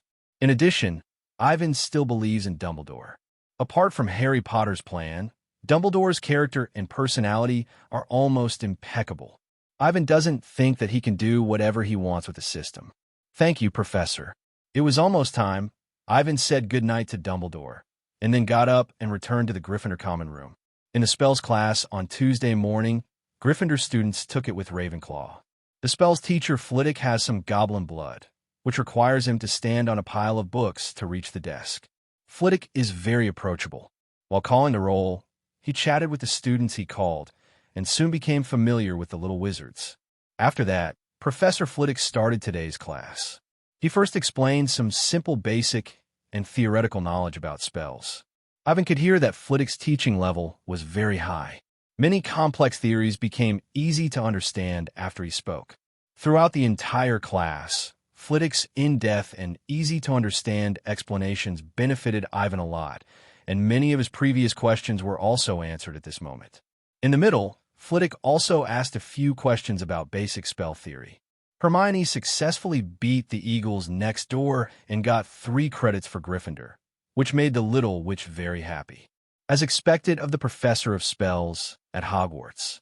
During the break, Ivan said to Hermione beside him, Professor Flitwick's attainments and spells are undoubtedly at the top level. Yeah. Hermione also nodded repeatedly, and the little witch's eyes were full of thirst for knowledge. That Ivan. Neville, who was sitting on the other side of Ivan, scratched his head. I didn't understand. Unlike the 2 academic masters, Neville listened to Flitwick's lectures as if he was listening to a heavenly book. Actually, we are too. Ronald and Harry were the same as him. The 3 of them couldn't understand, not because of Professor Flitwick, but simply because the 3 of them were not suitable for this style of teaching. How to say it? Some people are only good at talking, but when it comes to doing it, they are a mess. Harry is a man of action. After 2 days of observation, Ivan found that Harry is the type who is more interested in hand-feeling than brain. In short, Harry should not listen to any theories. Just give him the spell and the wand, and this child's performance will surely surprise everyone. Of course, Ronald and Neville are really not good enough. Ronald is just an ordinary person in the wizarding world, and it is difficult for him to achieve too much in the future. As for Neville, his talent is actually not inferior to Harry. The only problem is that Neville is too unconfident. As we all know, the magic in this world is closely related to thinking, mind, and will. In Ivan's understanding, thinking affects the speed of learning magic, mind affects the strength of magic, and will affects the control of magic. Hermione's thinking is very high, so she can learn most of the magic at once. But because of the lack of mental attributes, Hermione finds it difficult to cast powerful magic, which is her shortcoming. Neville is too slow, and his thinking can almost be called a negative number. So no matter how high Neville's mind and will are, he can't learn it. The first step is difficult, but the rest is much easier. Ivan thought to himself, if Neville can get started with a certain magic, his performance will probably not be worse than Harry's. Harry's mental attribute is very high, and his will is also amazing, but thinking, each attribute can affect more than one thing. For example, thinking includes memory, calculation and analysis, and nerve reaction. Therefore, even if it is the same thinking attribute, the performance will be different if the distribution is different. Ivan has observed Hermione, and her ratio of the three is about 5 to 4 to 1. Her reaction speed is faster than that of ordinary people, but not too much. In contrast, Harry's thinking attribute is seriously biased, and all points are on reaction speed, reaching an astonishing 1:1:8. In Ivan's words, Harry is a natural combat wizard. In actual combat, 3 Hermiones together may not be able to beat 1 Harry, even if the latter only mastered a disarming spell. Of course, Ivan's system point addition is to improve any attribute to the extreme. So once he adds some thinking, the performance of the following 3 will reach the best state. In terms of data, it is 10 hours, 10 minutes, and 10 seconds. Yes, the sum of Ivan's data is not 10, but 30. The value of the wall hanging is obvious. Next, let's learn the first spell of the year, the illumination spell. Professor Flitwick's voice was shrill but not unpleasant, but rather playful and cute. When you recite the spell, make sure you pronounce the words clearly. Follow me and recite Lumishine. Seeing that the young wizards from the Lion and Eagle houses were almost familiar with the spell, Professor Flitwick let them practice freely. Lumishine. For a while, the sound of the spell rose and fell. The difficulty of the illumination spell was very low, and the self-suggestion of the spell was not a hardship for the young wizards. The key was to accurately apply a certain degree of magic power. Because they had never used a wand to cast magic, the young wizards could not make their wands light up, even if they had a clear goal. Your pronunciation is wrong. Hermione corrected Harry and Neville's pronunciation, while Ivan sat there quietly, thinking about the problems he encountered in the illumination spell. The magic knowledge that Dumbledore taught Ivan was mainly theoretical, laying the foundation for going further in the future. There was nothing wrong with this. After all, Dumbledore was the headmaster. As for the specific subjects, there are corresponding professors in charge. Dumbledore will not take over the work of professors of various subjects, and he does not have so much time.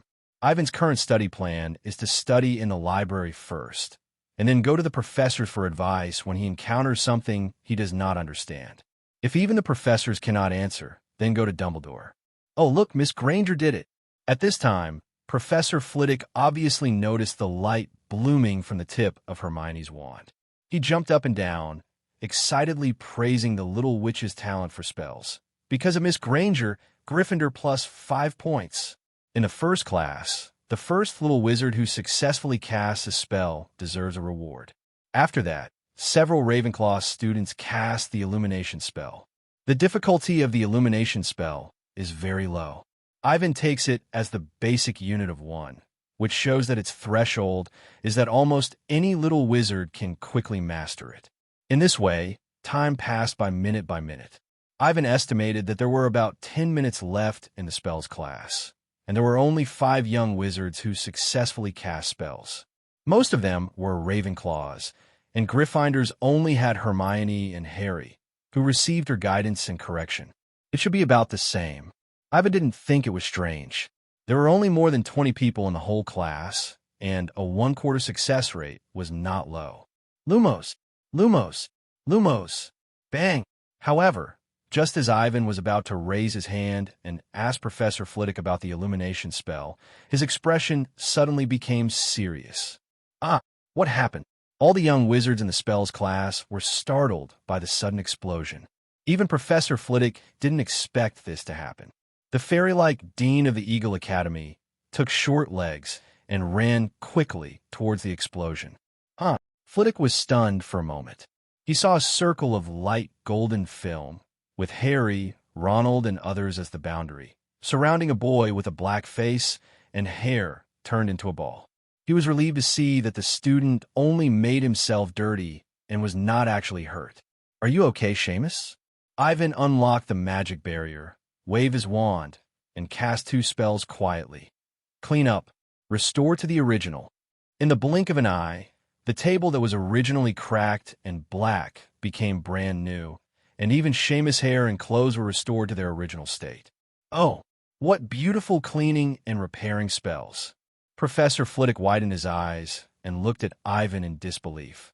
I have never seen a first-year wizard use them so smoothly. Gryffindor plus 10 points. Thank you, Professor. Ivan asked Seamus a few questions, and the boy said he was fine and thanked Ivan for his help. It's okay.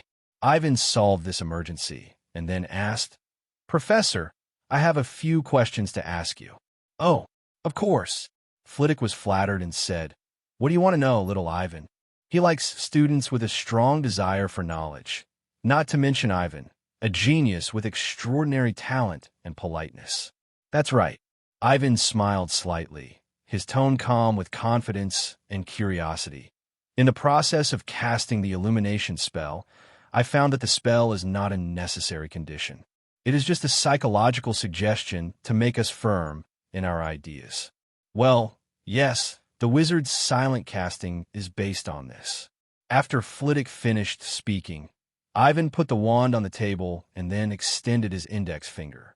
A ball of white light appeared at the fingertips, bright but not dazzling, and instantly attracted the attention of all students. Merlin's beard. Flitwick looked at Ivan in amazement. The little wizard in front of him not only abandoned the spell of the illumination spell, but also did not use the wand. What does this mean? Silent and wandless casting, the top casting technique in the wizarding world. How did you do it? Flitwick had seen African wizards casting spells with gestures, but that kind of casting technique was essentially drawing spells in the air.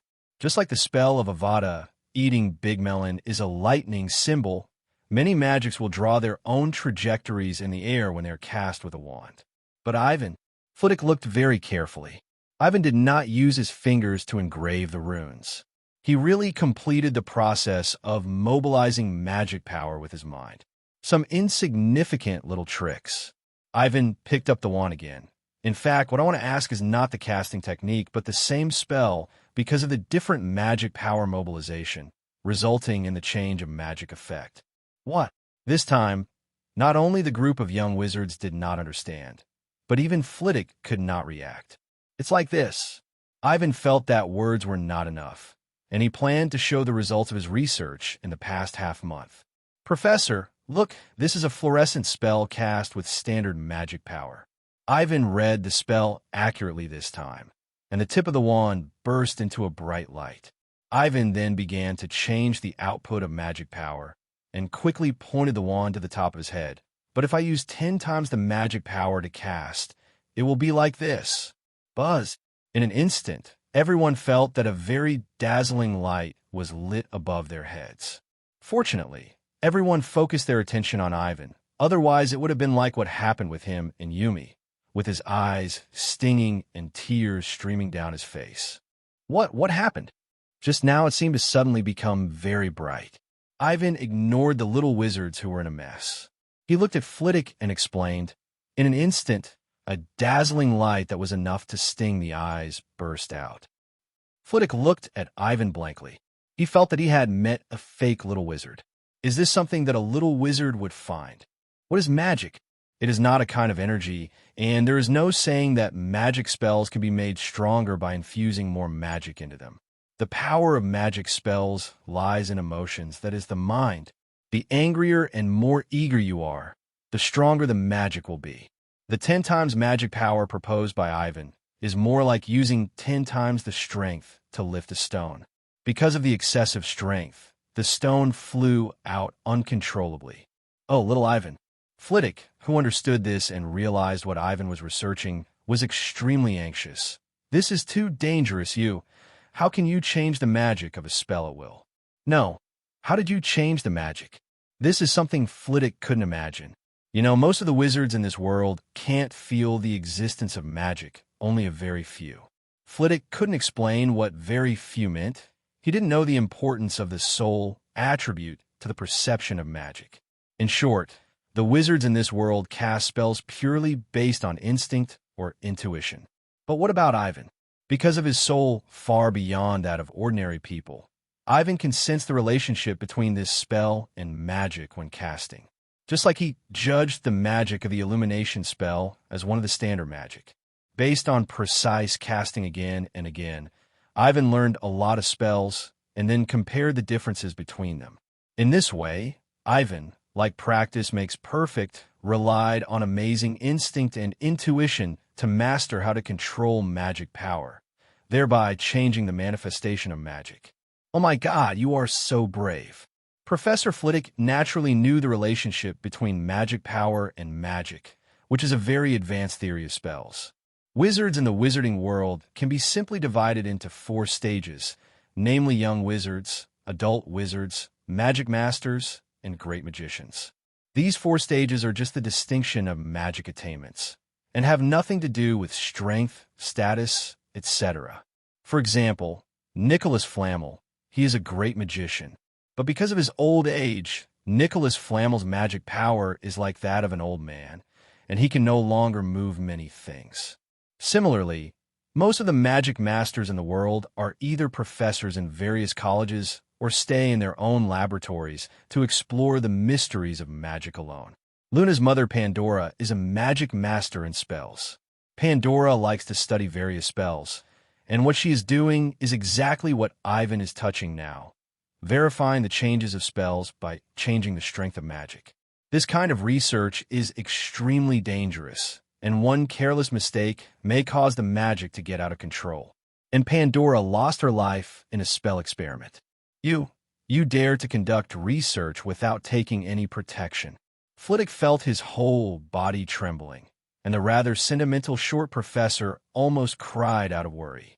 I really don't know whether to say that Ivan is bold and reckless, or that he is ignorant and fearless. But Ivan succeeded.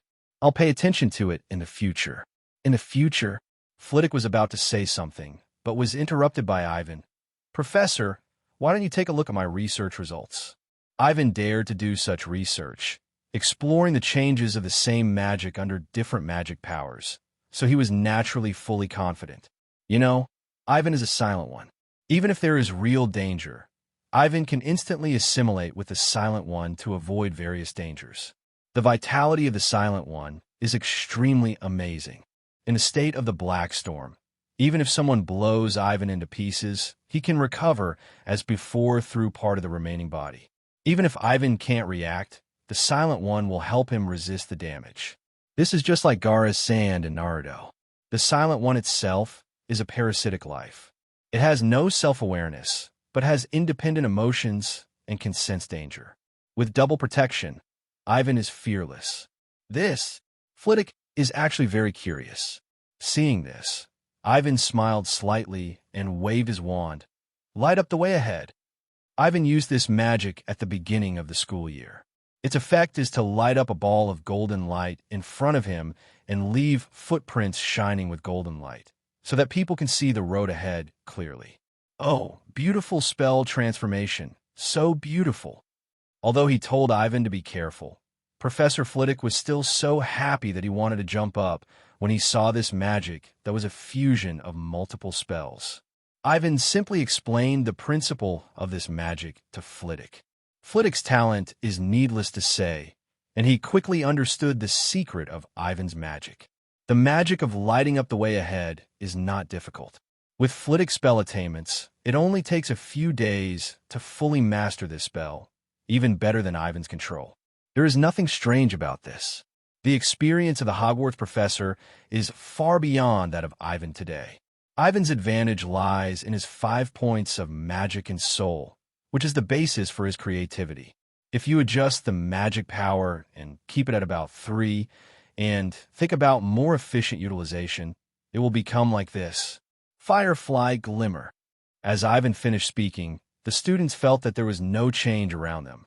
The class was actually over at this time, but none of the little wizards chose to leave.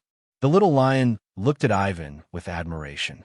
Now that the Lion King was there, how could they leave? As for the little eagles, it was purely a desire for knowledge, and they wanted to see the birth of more new magic from Ivan. Professor, can you help me? Seeing that Flitwick was also confused, Ivan said, help me make the classroom darker. Oh, okay. Flitwick waved his wand lightly, and in an instant, all the windows in the classroom closed automatically to ensure that they were tightly closed. However, in the classroom it should have been dark. The tables, chairs, floors, and decorations were emitting a little blue light. This light was soft and mysterious, and the little witches exclaimed, feeling that they were in a fairy tale world. Even Professor Flitwick couldn't help but be aroused by the effect of this magic. Amazing transformation. Although the magic power required has increased, it has been distributed. How did you come up with this idea, Ivan? This is the inspiration I got from the Muggle amusement park. Amusement park? Professor Flitwick tilted his head, obviously not knowing what an amusement park is. But this did not prevent him from admiring Ivan. Including the initial flashing charm, this is the third new spell that Ivan has developed from the illumination charm. With such talent, Flitwick was a little impatient and said, Ivan, are you willing to share the secrets of these spells with others? Flitwick's teacher ethics is absolutely fine. If Ivan thinks this is his exclusive spell, Flitwick will never spy on it unless Ivan is willing to point out the key to casting the spell for him and acquiesce that he has mastered this magic. Of course, Ivan's answer was beyond Flitwick's expectation. He said casually, these magics are not dangerous. They are no different from other spells except that they are new. Maybe the firefly magic is a little difficult to learn. Ivan looked at other students, especially Hermione. But if any one of you is interested, you can ask me privately. I want to learn. Firefly is so beautiful. Ivan, how did you come up with it? It's amazing. For a while, several girls from Ravenclaw squeezed in front of Ivan. For beautiful things, even a spell can attract girls' attention. Especially a genius like Ivan, who is like a light in the dark, is so charming that it attracts these girls to explore. Only Hermione, who was squeezed aside, looked at them angrily, with dissatisfaction in her eyes. I was here first. Get out of here. Stay away from my Ivan. Fortunately, Professor Flitwick cleared the scene in time, leaving Ivan alone, who seemed to have something to discuss with him. Ivan, do you know the wizard magazine, The Future Spells? Ivan remembered that he seemed to have seen it in a bookstore. I have seen it, but I haven't read it. This is a publication specially created for people around the world who like to study magic. Just like the status of transfiguration today in the field of transfiguration, the future of spells is the authority in the field of spells. Flitwick hopes that Ivan can publish the research results of these 3 spells. Of course, this is just my suggestion. Ivan is not a person who cherishes his own magic. Unless these magics are extremely important to him, they need to be kept secret. But these 3 spells are obviously not among them. It is better to share them generously than to hold them in your hands. Firstly, this can enhance Ivan's reputation, and secondly, he can also get a reward from the future of spells. Most importantly, this was of great help to Ivan in expanding his network and building good relationships with a group of world-leading magic masters. After all, who would hate a talented and generous little wizard? In the following period of time, Flitwick invited Ivan to the auditorium. While eating lunch, they talked about the 3 spells and the various details of publishing them. This scene really attracted the attention of many students. The senior students did not remember Ivan, but only knew that he was a new little wizard who was assigned to Gryffindor. On the contrary, the first-year little wizards of the 3 colleges, Gryffindor, Ravenclaw, and Hufflepuff, learned about another great achievement of Ivan after sharing with each other. I know him, Ivan Ambrosius. On the long table of Hufflepuff, a little wizard was telling senior students about Ivan's performance in the herbology class. He protected us. Just raised his hand and said quiet to the Mandrake, and it stopped crying. I heard that he used 3 self-created spells in the spell class, including the one that led us when we entered school. Tooth amazing. Is he really a little wizard? At the same time, the little eagles of Ravenclaw were also excitedly telling what happened in the spell class. He can create new spells just after entering school. Look over there. I have never seen Dean Flitwick talk to the little wizard during lunchtime. Compared with other colleges, the students of Ravenclaw admire wise men the most. They claim to be smart people, and Professor Flitwick is the best among them. But now, looking at Flitwick's expression when talking to Ivan, the excitement that makes him want to tap dance on the table shows how amazing Ivan is. On the Gryffindor side, everyone gathered together. Neville was very silent at this time. He became the focus of questioning because he was Ivan's roommate. But Neville, how could he know anything? Even if he really knew, with his introverted personality, he couldn't say anything. Humph, that's Ivan, he is. Hermione sat there, and when she saw that everyone let Neville go, she said with a little dissatisfaction, "Just what?" When everyone saw that Hermione seemed to know something, the seniors immediately came up to her, wanting to get some useful information from her. Gryffindor likes heroic deeds the most. Ivan performed so well. How could the little lions not be happy? Hermione thought for a moment, and she remembered Ivan's identity. Ambrose, the eternal family, the immortal descendant, the heir of Merlin. These titles were too dazzling. Hermione didn't want Ivan to be too prominent, so she said a few words to avoid the main point and didn't reveal Ivan's identity. This, however, compared to the other three colleges full of envy and praise, the atmosphere at the Slytherin table was extremely quiet. The flattery was particularly harsh in their ears. A mudblood from the Muggle world actually created and improved several spells as soon as he entered school. Why? Although the senior students of Slytherin didn't say anything, they felt very unhappy. On weekdays, the little snakes boasted that they were superior, but now a mudblood has taken away all the limelight. Ivan's excellent performance was like a slap in the face of these purebloods who regarded family and inheritance as their beliefs. Ambrosius, have you heard of such a family in the wizarding world? Malfoy has not forgotten the lesson Ivan taught him on the train. He dared not provoke Ivan in person, but he could not help belittling him in private. However, Malfoy must admit that Ivan is really amazing. Malfoy is arrogant, delicate, likes to show off and be in the limelight, but he is not blind to the gap between the two. In the original book, Malfoy and Harry love and hate each other. In addition to the initial grudge, the most important point is that Harry is not as good as the rumors say. Compared with the reputation of the Savior, after personal contact, Harry is just a lucky, scarred man in Malfoy's eyes. The same is true for Ivan. Master Long, who has not received more social beatings, will never admit that he is not as good as Ivan. No, never heard of it. The senior Slytherin was also curious about Ivan's life experience. At least in the past 200 or 300 years, there's been no powerful wizard named Ambrosius in the wizarding world. The pureblood concept does have a certain rationality. Even for a little witch like Hermione, it is very likely that her ancestors were wizards, and then their blood appeared in her. Of course, this is just a guess. Muggles don't know the existence of wizards, and wizards don't study this issue. But according to the mainstream cognition of the wizarding world, Ivan's extraordinary magical talent undoubtedly implies that the wizard blood he inherited is extraordinary. Then he is nothing great. Malfoy expressed disdain for this. His father is a school director, and the Malfoy family is even more wealthy. Even the Dark Lord of the Year regarded his father as his right-hand man. Ivan, even if he has some magical talent, will only be able to teach at Hogwarts at best in the future. Dumbledore? Malfoy was disdainful of this. If you have the ability, kick Dumbledore down.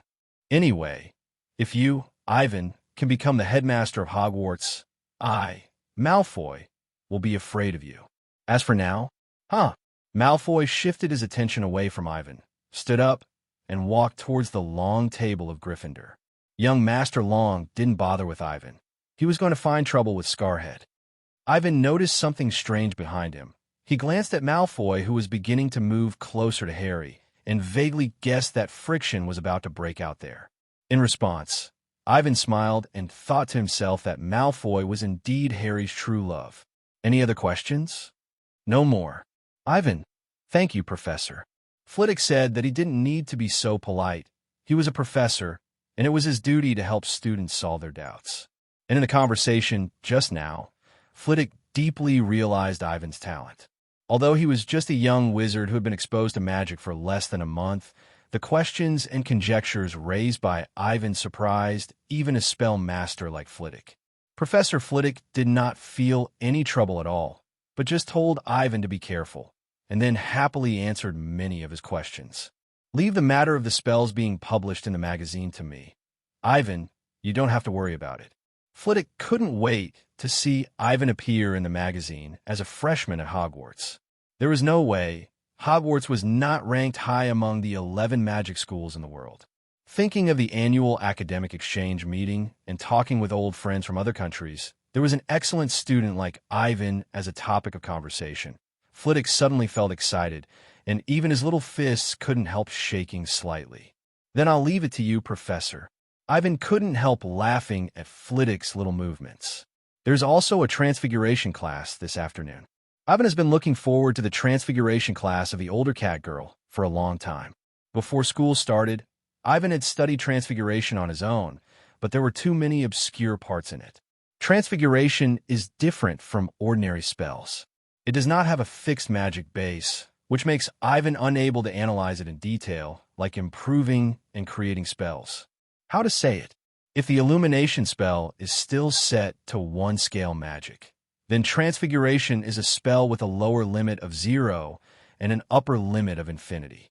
This spell contains the mind, will, and thinking, and through different proportions of the three, it produces a variety of effects. As for the specific principle, 2 words: idealism. Yes, it is idealism. This is the conclusion Ivan drew after studying all the transfiguration textbooks at Hogwarts. The basis of transfiguration is idealism. What do you want it to be? What attributes do you want it to have? And your subconscious definition of it. Then, the transformation was successful. F***K. Ivan initially had the scientific thinking of his previous life, but he soon found that it was too naive to talk about science in the world of magic. To learn transfiguration, one must first abandon the materialism of the previous life. Transfiguration is the most buggy magic in this world. The more Ivan understood transfiguration, the more unfathomable it seemed to him. It is no exaggeration to say that once you have mastered the secret of transfiguration, the so-called wish will come true soon. Whether it is a tangible animal or plant, or a non-living thing like stone or metal. Even elements such as earth, water, wind, and fire, as well as physical rules such as temperature, air pressure, gravity, and even space and time, wizards can use a transfiguration to handle it. Nothing can escape the word change, and transfiguration is to change everything in the world according to your own wishes. It is no exaggeration to say that compared with the real bosses in the wizarding world who teach transfiguration, black magic is simply weak. And now, the cat boss of Hogwarts is standing on the desk, scanning the little wizards in the classroom. Is this a Nimigus transfiguration? Ivan sat in the first row, and next to him was Hermione, the little witch was flipping through the textbook seriously. Through the magic eye and spiritual vision, Ivan discovered the difference between a Nimigus transformation and metamorphosis. The advanced stage of transfiguration that old Dumbledore mentioned is indeed fundamentally different from temporary transformation. Ivan narrowed his eyes slightly, and he thought of the flowers and trees in the wardrobe world. Interestingly, the traces of magic on the cat that Professor McGonagall turned into are very similar to the plants and animals in the wardrobe world. Why is this so? Ivan had his own guess in his mind. Could it be that the world was created by the permanent transformation that old Dumbledore said? Permanent transformation and animagus. Seemingly having figured something out, Ivan closed the magic perspective and stopped thinking about it. Sharp child. Professor McGonagall noticed Ivan looking at her, but she didn't find it strange at all. I wonder how talented Ivan is in transfiguration. Thinking of Sprout and Professor Flitwick praising and envying Ivan in front of her, the corners of the cat's mouth couldn't help but curl up. Looking back, what kind of little wizards did the Sorting Hat throw into her academy? Bad boy, naughty bullet, mischievous ghost, troublemaker. I'm McGonagall, have suffered from the Weasley brothers for a long time. Cat-sized at JPG. Huh. Professor McGonagall thought proudly. The Sorting Hat finally did a good thing and knew whose hat it was. Eyes converged. Ivan smiled and nodded. McGonagall knew that Ivan had discovered her identity. But McGonagall did not respond to Ivan. She still waited quietly, wanting to see the real reaction of this class of students. Hurry! Just as a group of students were quietly preparing, Harry and Ronald hurried into the classroom. Caught up, Ronald saw that there was no one behind the desk, and panted, "If you are late, McGonagall's face will be scary." Hearing this, Ivan glanced at the cat on the table and shook his head. Swish! Then the next moment, Professor McGonagall turned back to his original form, which really scared many young wizards present, especially Harry and Ronald, who were completely stunned. That's amazing. Thank you for your evaluation, Mr. Weasley. Professor McGonagall, maybe I should turn Mr. Potter and you into a pocket watch, so that at least one of you can keep time. We are lost, Professor. Harry was embarrassed. After all, he was late for the first Transfiguration class, and he was worried that he would leave a bad impression on McGonagall, then turn into a map. Professor McGonagall did not really blame the two. Find your seat. You don't need a map, right? After that, McGonagall walked back to the desk and started the formal class. Everyone opened the textbook. McGonagall explained the basic principles of Transfiguration to everyone, as well as some precautions, such as following Gamp's basic laws of Transfiguration and the 5 major exceptions. Does anyone know what the 5 exceptions are? After the words fell, a little hand was raised without a doubt. It was Hermione. Miss Granger, you answer it. There are 5 exceptions to Gamp's basic law of Transfiguration, namely, the limit of food transfiguration, the inability to permanently transform living and dead things, the inability to produce magical items by transfiguration, the inability to change the number of transfiguration, and the inability to create something out of nothing by transfiguration. Very good. Professor McGonagall smiled and nodded. Because of Miss Granger's excellent answer, Gryffindor will get 5 points. The little witch was very happy to get the extra points. After sitting down, she couldn't help but raise her head to Ivan, as if to say, "Look, I can get extra points too." Wizards can't conjure up delicacies out of thin air, nor can they turn other things into food. Even if you eat it, you can't absorb the nutrients, but will suffer from indigestion. Professor McGonagall ignored the 2 little ones flirting and continued. But if you already have some food, you can transform it and make it bigger. Just like at the matriculation dinner, the reason why there is food on the plate is not because it is conjured, but because the house elves cooked it and then transferred it to the container on the table through the relocation spell. Even Hermione didn't know this, which solved a little doubt in her heart. As for what house elves are, Hermione only thought they were employees and chefs hired by Hogwarts, and didn't think of them as servants at all. Secondly, there is no permanent transformation between living things and dead things. McGonagall, we can turn a button into a scarab, but it cannot move forever. Once the attached magic power dissipates, it will return to a button. In addition, even if the transformed scarab has a breath of life, its essence is still a button. If you feed it to a bird, it will not fill its stomach, but will choke to death. This also involves the problem of food transformation. Transfiguration cannot create magical items, such as automatic feather pens, variable temperature crucibles, and even gold galleons. The currency circulating among wizards has been enchanted by goblins. It will not oxidize, is not easily destroyed, and has the ability to automatically identify and count. After saying so much in a row, Professor McGonagall cleared his throat and continued. Fourth, transfiguration cannot change the quantity.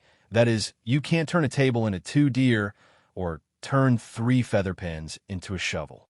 But there is an exception. If the connected objects become a whole, they can be changed by total transfiguration.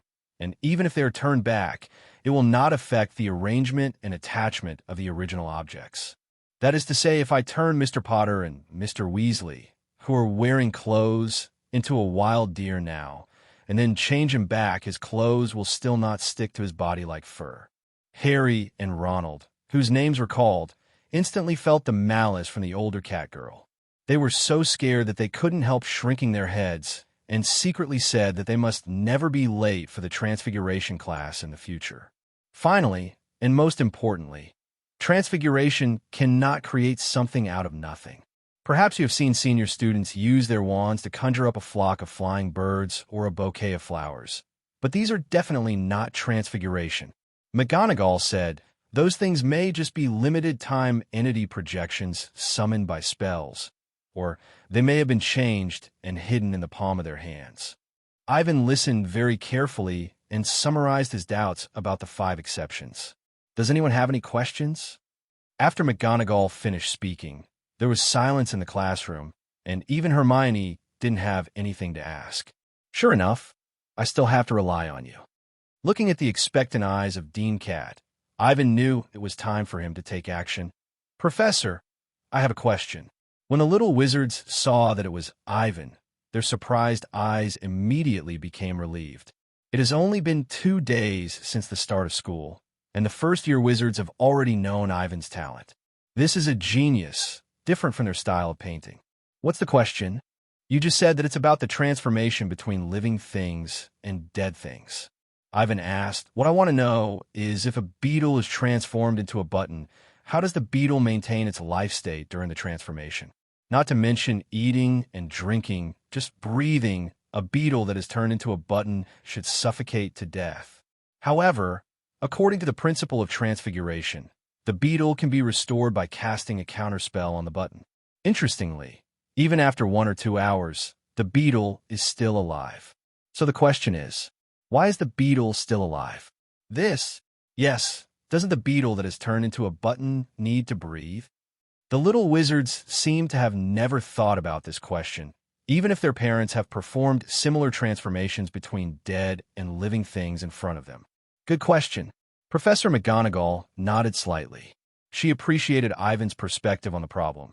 Magic is the power of the mind, and advanced transfiguration can give emotions to dead things. Although turning a beetle into a button is something that will be learned in the future, McGonagall still gave Ivan an answer in advance. The answer is simple because of thoughts. During the transformation process, the wizard's idea was to turn the beetle into a button, not to kill it. Magic can read the wizard's subconscious thoughts and maintain the life of the creature when it turns into a dead object. They don't need to breathe or eat. Even after 3 days, when a button turns back into a beetle, the latter's life state still remains at the moment of transformation. Of course, it is almost impossible for a transfiguration to last for several days. I see. Ivan understood. Magic power and mind. The latter makes demands. The former satisfies wishes. The reverse is also true. When a dead object becomes a living thing, where does the emotion and vitality of the living thing come from? Since magic power can give life to dead objects, it can naturally maintain life so that it will not suffocate or starve to death. Then, Professor, under what circumstances will the transformed things become ineffective? Ivan, a transformed product, we smash it, burn it, or melt it. Where is the boundary here? McGonagall thought for a moment, and she said, the boundary between living things and dead things is not quite the same. Professor Cat waved her wand and turned a piece of paper on the desk into a vivid owl. She was not annoyed by Ivan's question.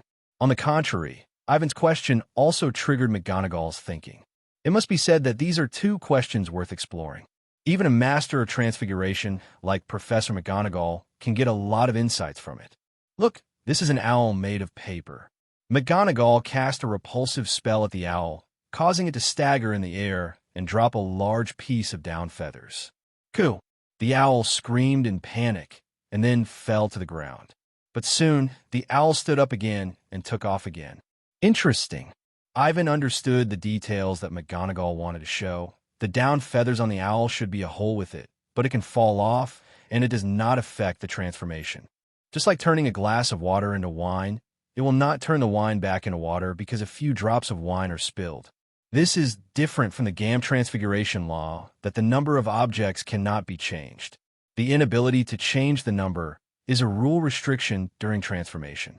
But after the transformation, because the state of things has changed, the paper has become an owl, and the owl can naturally breathe, eat, and drop feathers. Yes. McGonagall nodded in appreciation, and then cast a crushing spell from his wand, turning the owl in the air into a pile of confetti. As for the down feathers that had originally fallen, they disappeared at the moment the owl was crushed. This scene completely shocked all the little wizards present. They understood one thing, that is, never offend Professor McGonagall. Look at this decisive spell. Even if it is an owl that he transformed, it is killed at will. the courage and majesty of the Gryffindor lioness can be seen. The little lions trembled in front of the lioness. Ivan frowned slightly, thinking about the difference between crushing and repelling. Professor, can you turn to a plan again? Yes. McGonagall smiled.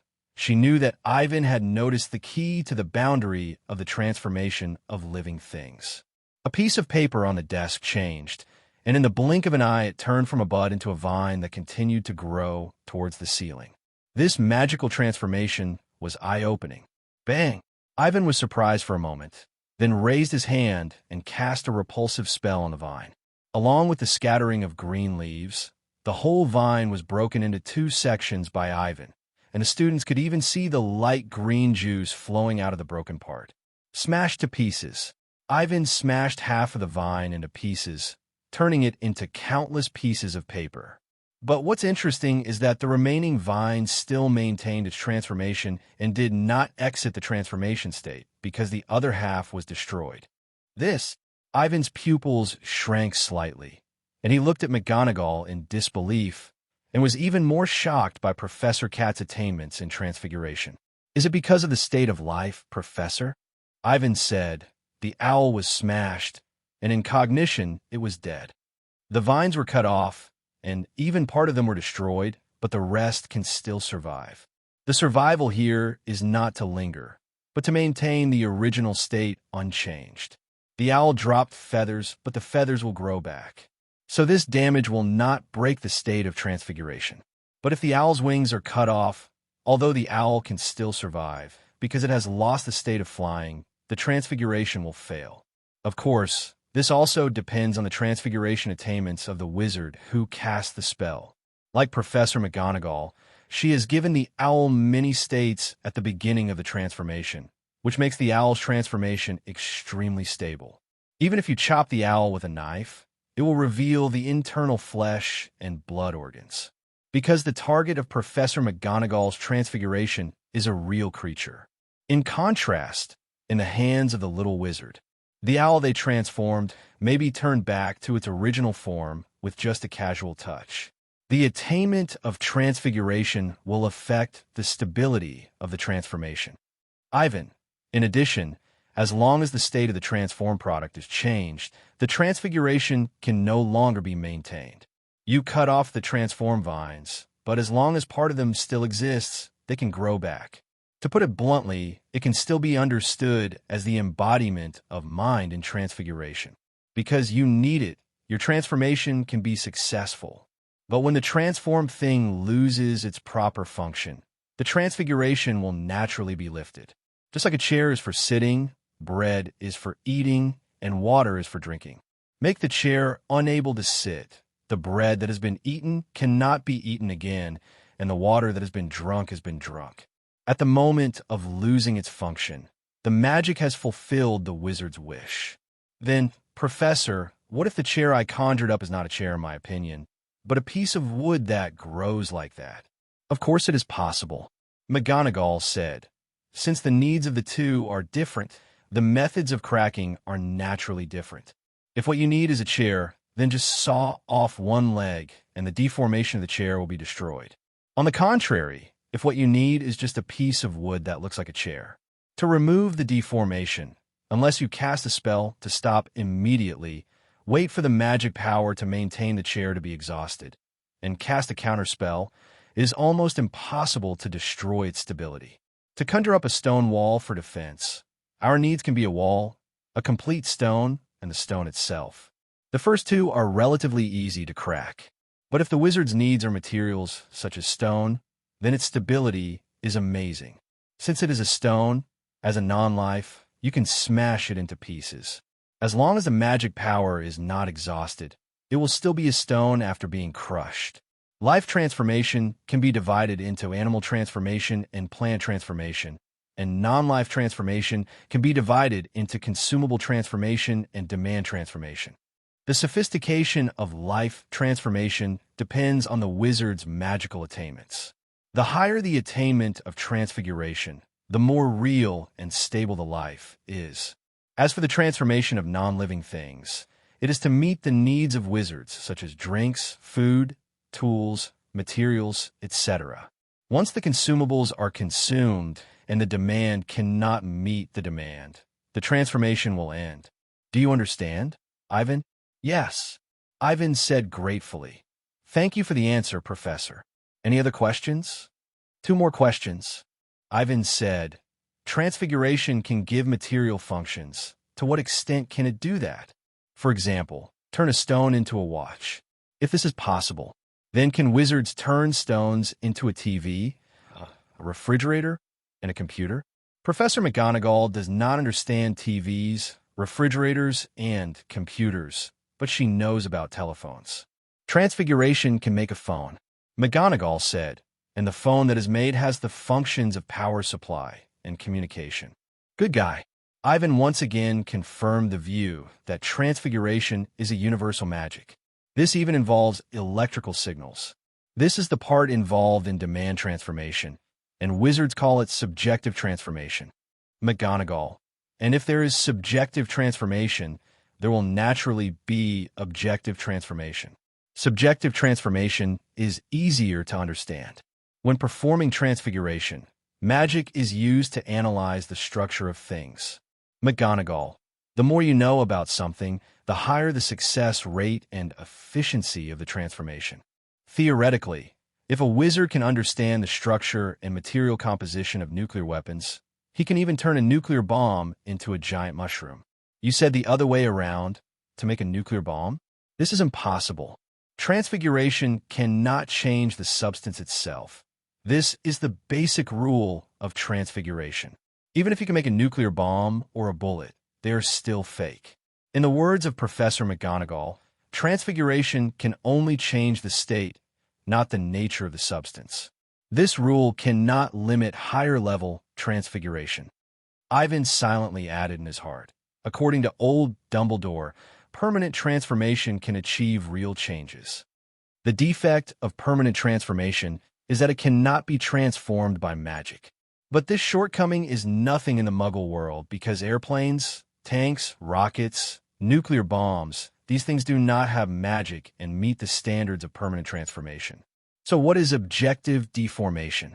Objective deformation is limited by the outside world's cognition of things. In simple terms, it is how others judge that what you have transformed is that thing.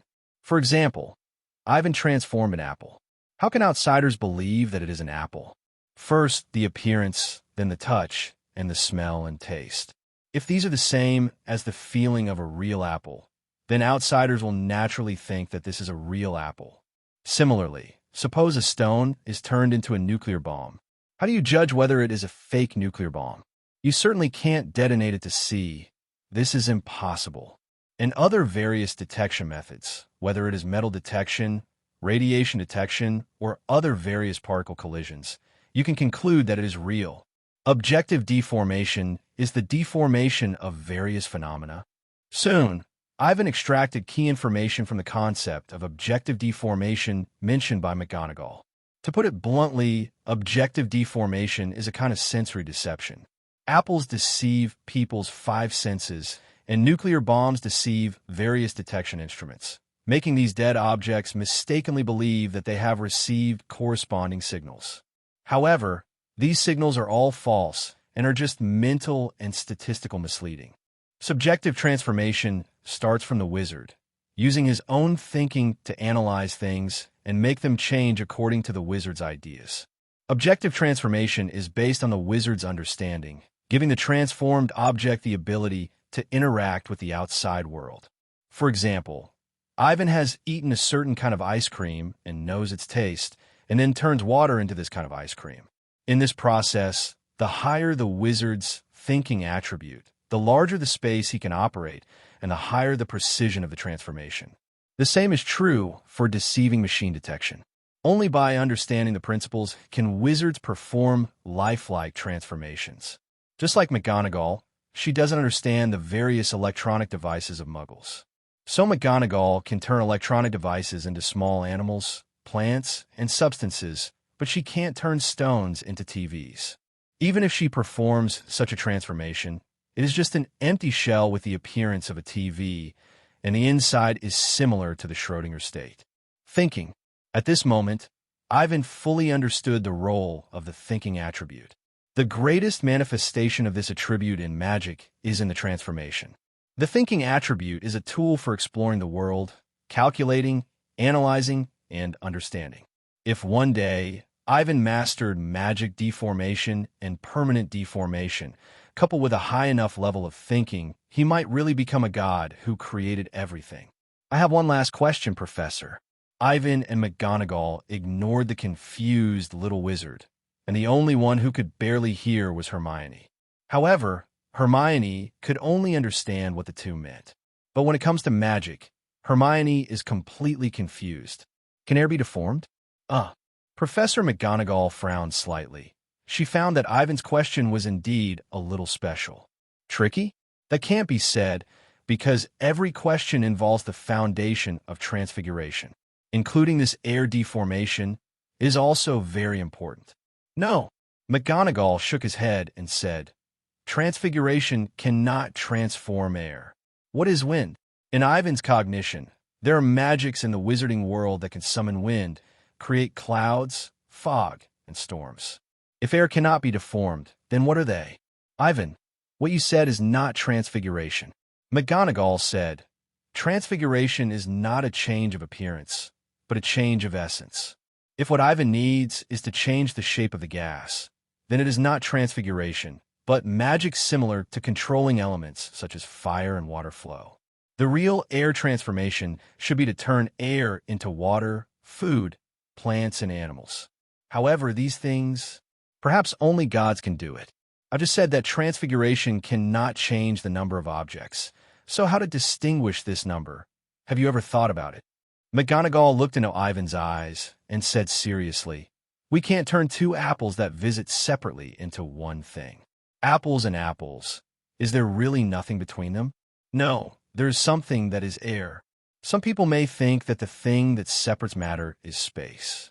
But in fact, the so-called separation of transfiguration has not reached the level of space.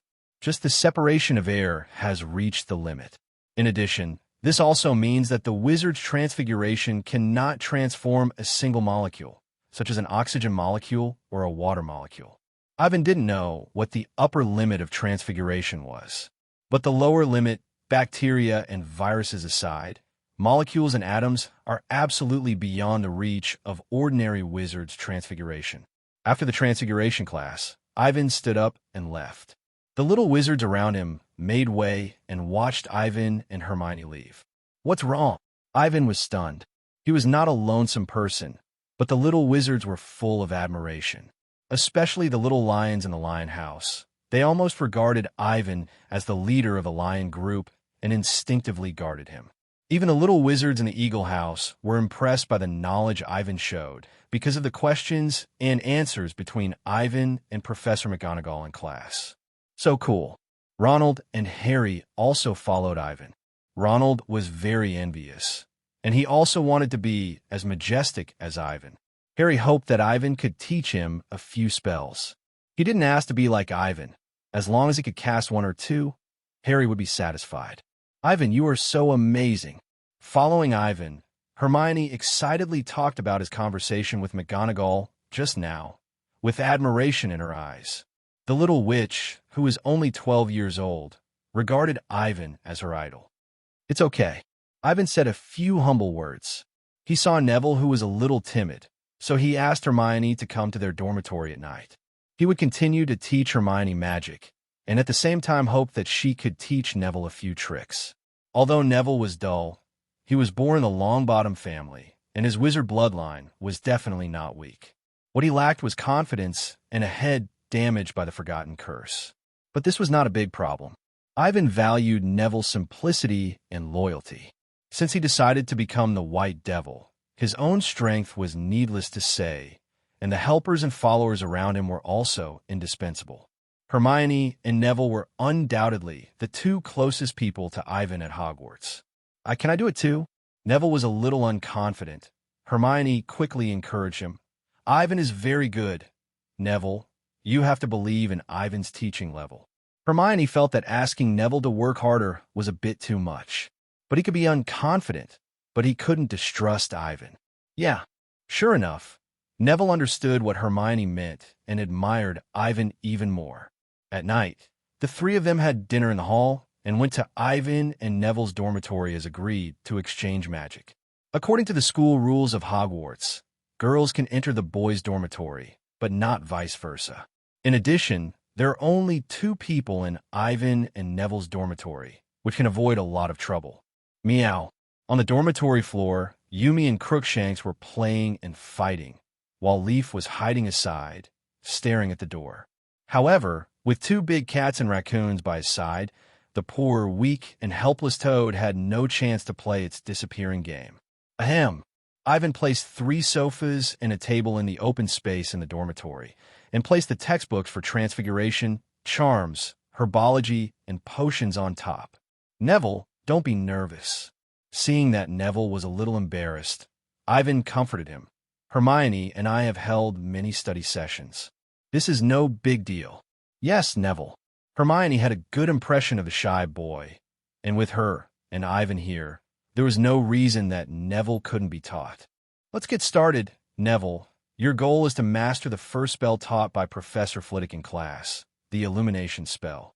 Ivan picked out the basic spells in the textbook, and he carefully split them up and explained the principles of these magics and the tricks of casting spells to Hermione and Neville with his own understanding. The little witch was really smart. She wrote down every word Ivan said, and occasionally asked immediately if she didn't understand something. Ivan found that Hermione's control of magic was very delicate. This was not will, but the embodiment of high thinking. However, compared with Hermione, who understood it at once, Neville's situation was much more cruel than the two thought. It must be admitted that Neville really made Ivan feel the pressure of teaching. Yes, I'm sorry, Ivan. Neville lowered his head, tears welling up in his eyes. I'm really too stupid. 2, 3, 7. Ivan looked at the time. It was already 8 o'clock in the evening. For 3 hours, except for the initial guidance of Hermione, Ivan spent almost all the rest of the time on Neville. Although this process also helped Ivan to find out the gaps. But not seeing the results for a long time still gave Ivan a headache. There's no reason. Ivan was not upset. He was very patient and did not dislike Neville's stupidity at all. The transparent light shield, emitting faint light, enveloped the 3 people, isolating them from the damage they might cause to the dormitory during the practice of spells. This was specially prepared by Ivan for Neville.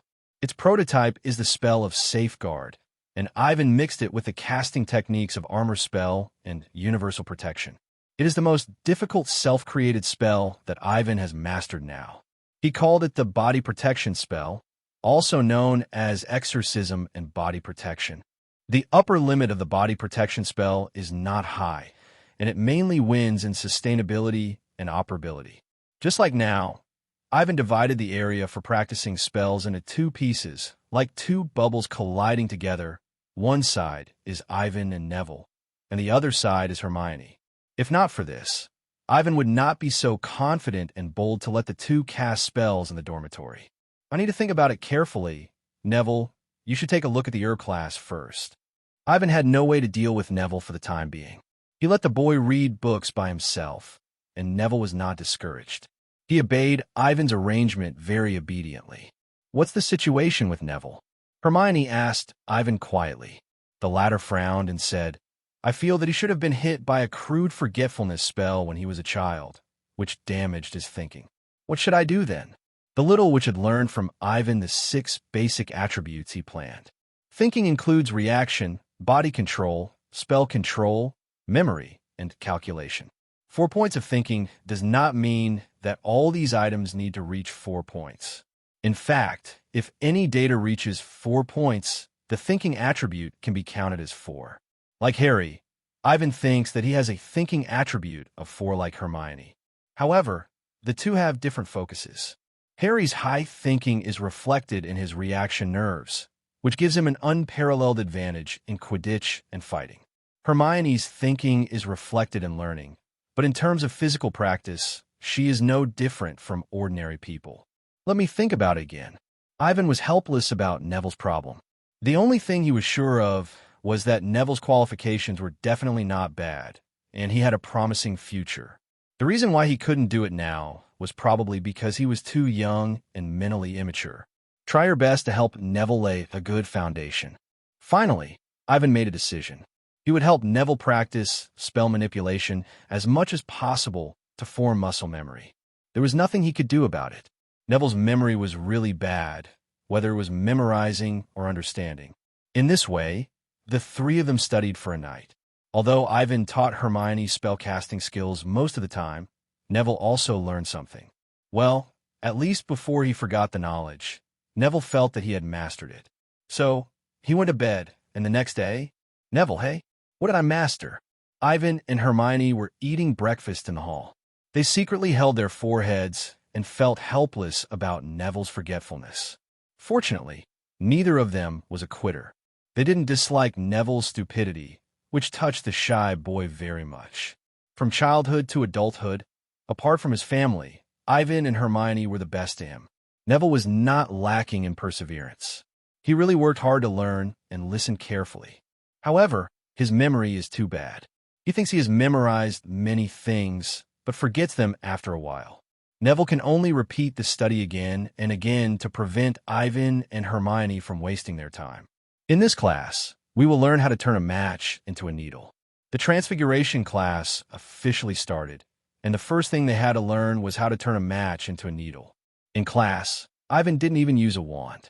He just waved his hand and turned the match on the desk into an extremely thin silver needle.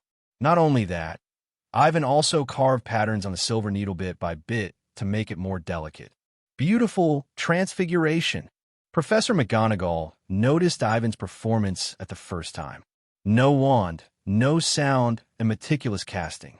Even though McGonagall was mentally prepared, he was still shocked by Ivan's talent and talent. Gryffindor gets 5 points for Ivan's outstanding performance. Soon, Hermione also completed the transformation of the silver needle after Ivan, and Professor McGonagall gave Gryffindor another 2 points for this. This incident made Professor McGonagall happy for half a class, until our blasting genius Mr. Seamus once again demonstrated his ability to turn all spells into explosive spells. Hold the wand firmly and imagine the shape of the needle you want to transform. Ivan sat in a row with Hermione and Neville, and on his other side were Harry and Ronald. At this time, Harry was asking Ivan for the technique of silver needle transformation. Ivan did not hide anything, and he explained the key to transfiguration to Harry very seriously according to his current level. I did it. After Ivan's instruction, Harry quickly mastered the trick. He picked up the match with only one end pointed and was overjoyed. Thank you, Ivan. You were so amazing. The match became pointed, which seemed insignificant to Ivan, but was an extremely important first step for Harry. As for Ronald, well, I think you should change your wand. Ivan really couldn't teach Ronald anything. He had no ill feelings towards Ronald, nor did he have any good feelings towards him. So he said frankly that his problem was not himself, but the wand in his hand. The old wand was not compatible with Ronald's magic at all.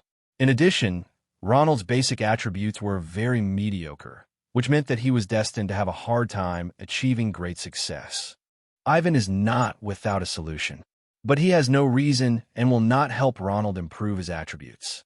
Yes, improve attributes. During the days at Hogwarts, Ivan found a way to improve attributes in the library: magic transformation. Magic transformation is an extremely advanced subject, which includes the knowledge of potions, spells, transfiguration, and black magic, and is an important way for ordinary wizards to become top wizards. However, magic transformation is extremely risky, and the survival rate is only 1 in 10, which is almost a gamble with life. Looking at the entire Hogwarts, Professors McGonagall, Flitwick, and Sprout have never performed magic transformation, and they are still ordinary wizards. For ordinary wizards, magic masters are the limit they can reach. Ivan, who has read the original book and the movie, knows very well that the gap between magic masters and real great wizards is a height that the former cannot imagine at all. No wonder the attribute reaches 5 points, and it will be evaluated as legendary. Ivan has magic eyes and spiritual vision, and the magic perspective gives him an unparalleled advantage in magic transformation. Unfortunately, Ivan did not find any books about magic transformation in the library. He thought that the relevant content should be hidden in the forbidden book area. I will not be able to do anything by myself in the future. The only people Ivan can trust now are Hermione and Yumi. This person and Cat are his confidants. Although the little witch is talented, Ivan can see at a glance the height she can reach in the future. At most, she will be at the level of Professor McGonagall and become a master of spells. But with me here, it should be no problem for her to go further on this basis. Ivan's plan is to study hard in Hogwarts for a few years. When the knowledge is accumulated enough, he will conduct experiments on small animals, and then Yumi. Unless the magic transformation is successfully completed on Yumi, Ivan will not joke with Hermione's life. Yumi, thank you so much. Okay, children, today's class is over. As Professor McGonagall announced the end of the get out of class, the little wizards put down their wands one after another. Ivan looked around and found that only he and Hermione could transform perfectly in the first class. The best of the others could only reach Harry's level, turning one end of the match into a needle. As for the majority, Ronald, Neville, and Seamus, the matches did not change at all. Next came the course that all the little wizards really looked forward to: defense against the dark arts. Ivan did not have much expectation for this. Sure enough, in the defense against the dark arts class, Professor Law's performance was almost a joke. The classroom where he taught was full of the smell of garlic. Everyone said that this was to drive away a vampire he met in Romania, fearing that the vampire would come back to catch him. He told them that his scarf was a gift from an African prince, who wanted to thank him for helping him get rid of the entanglement of the resurrected zombies. But no one could say whether they really believed the story he told. During this period, Seamus Finnegan also asked Professor Quirrell how he defeated the resurrected zombies. Quirrell's face flushed red, and he mumbled, talking about the weather and trying to change the subject. This guy's just like a fool. Ivan thought Quirrell might still think that his acting was good and fooled everyone in Hogwarts, including Dumbledore. But this poor acting was like writing the 4 words, "I have a problem," on his face. Voldemort has made himself stupid by splitting his soul, and now he finds such a guy to possess him. However, considering that Voldemort is in the forest of Albania and is almost desperate, it is not surprising that he is not picky about food. Ivan.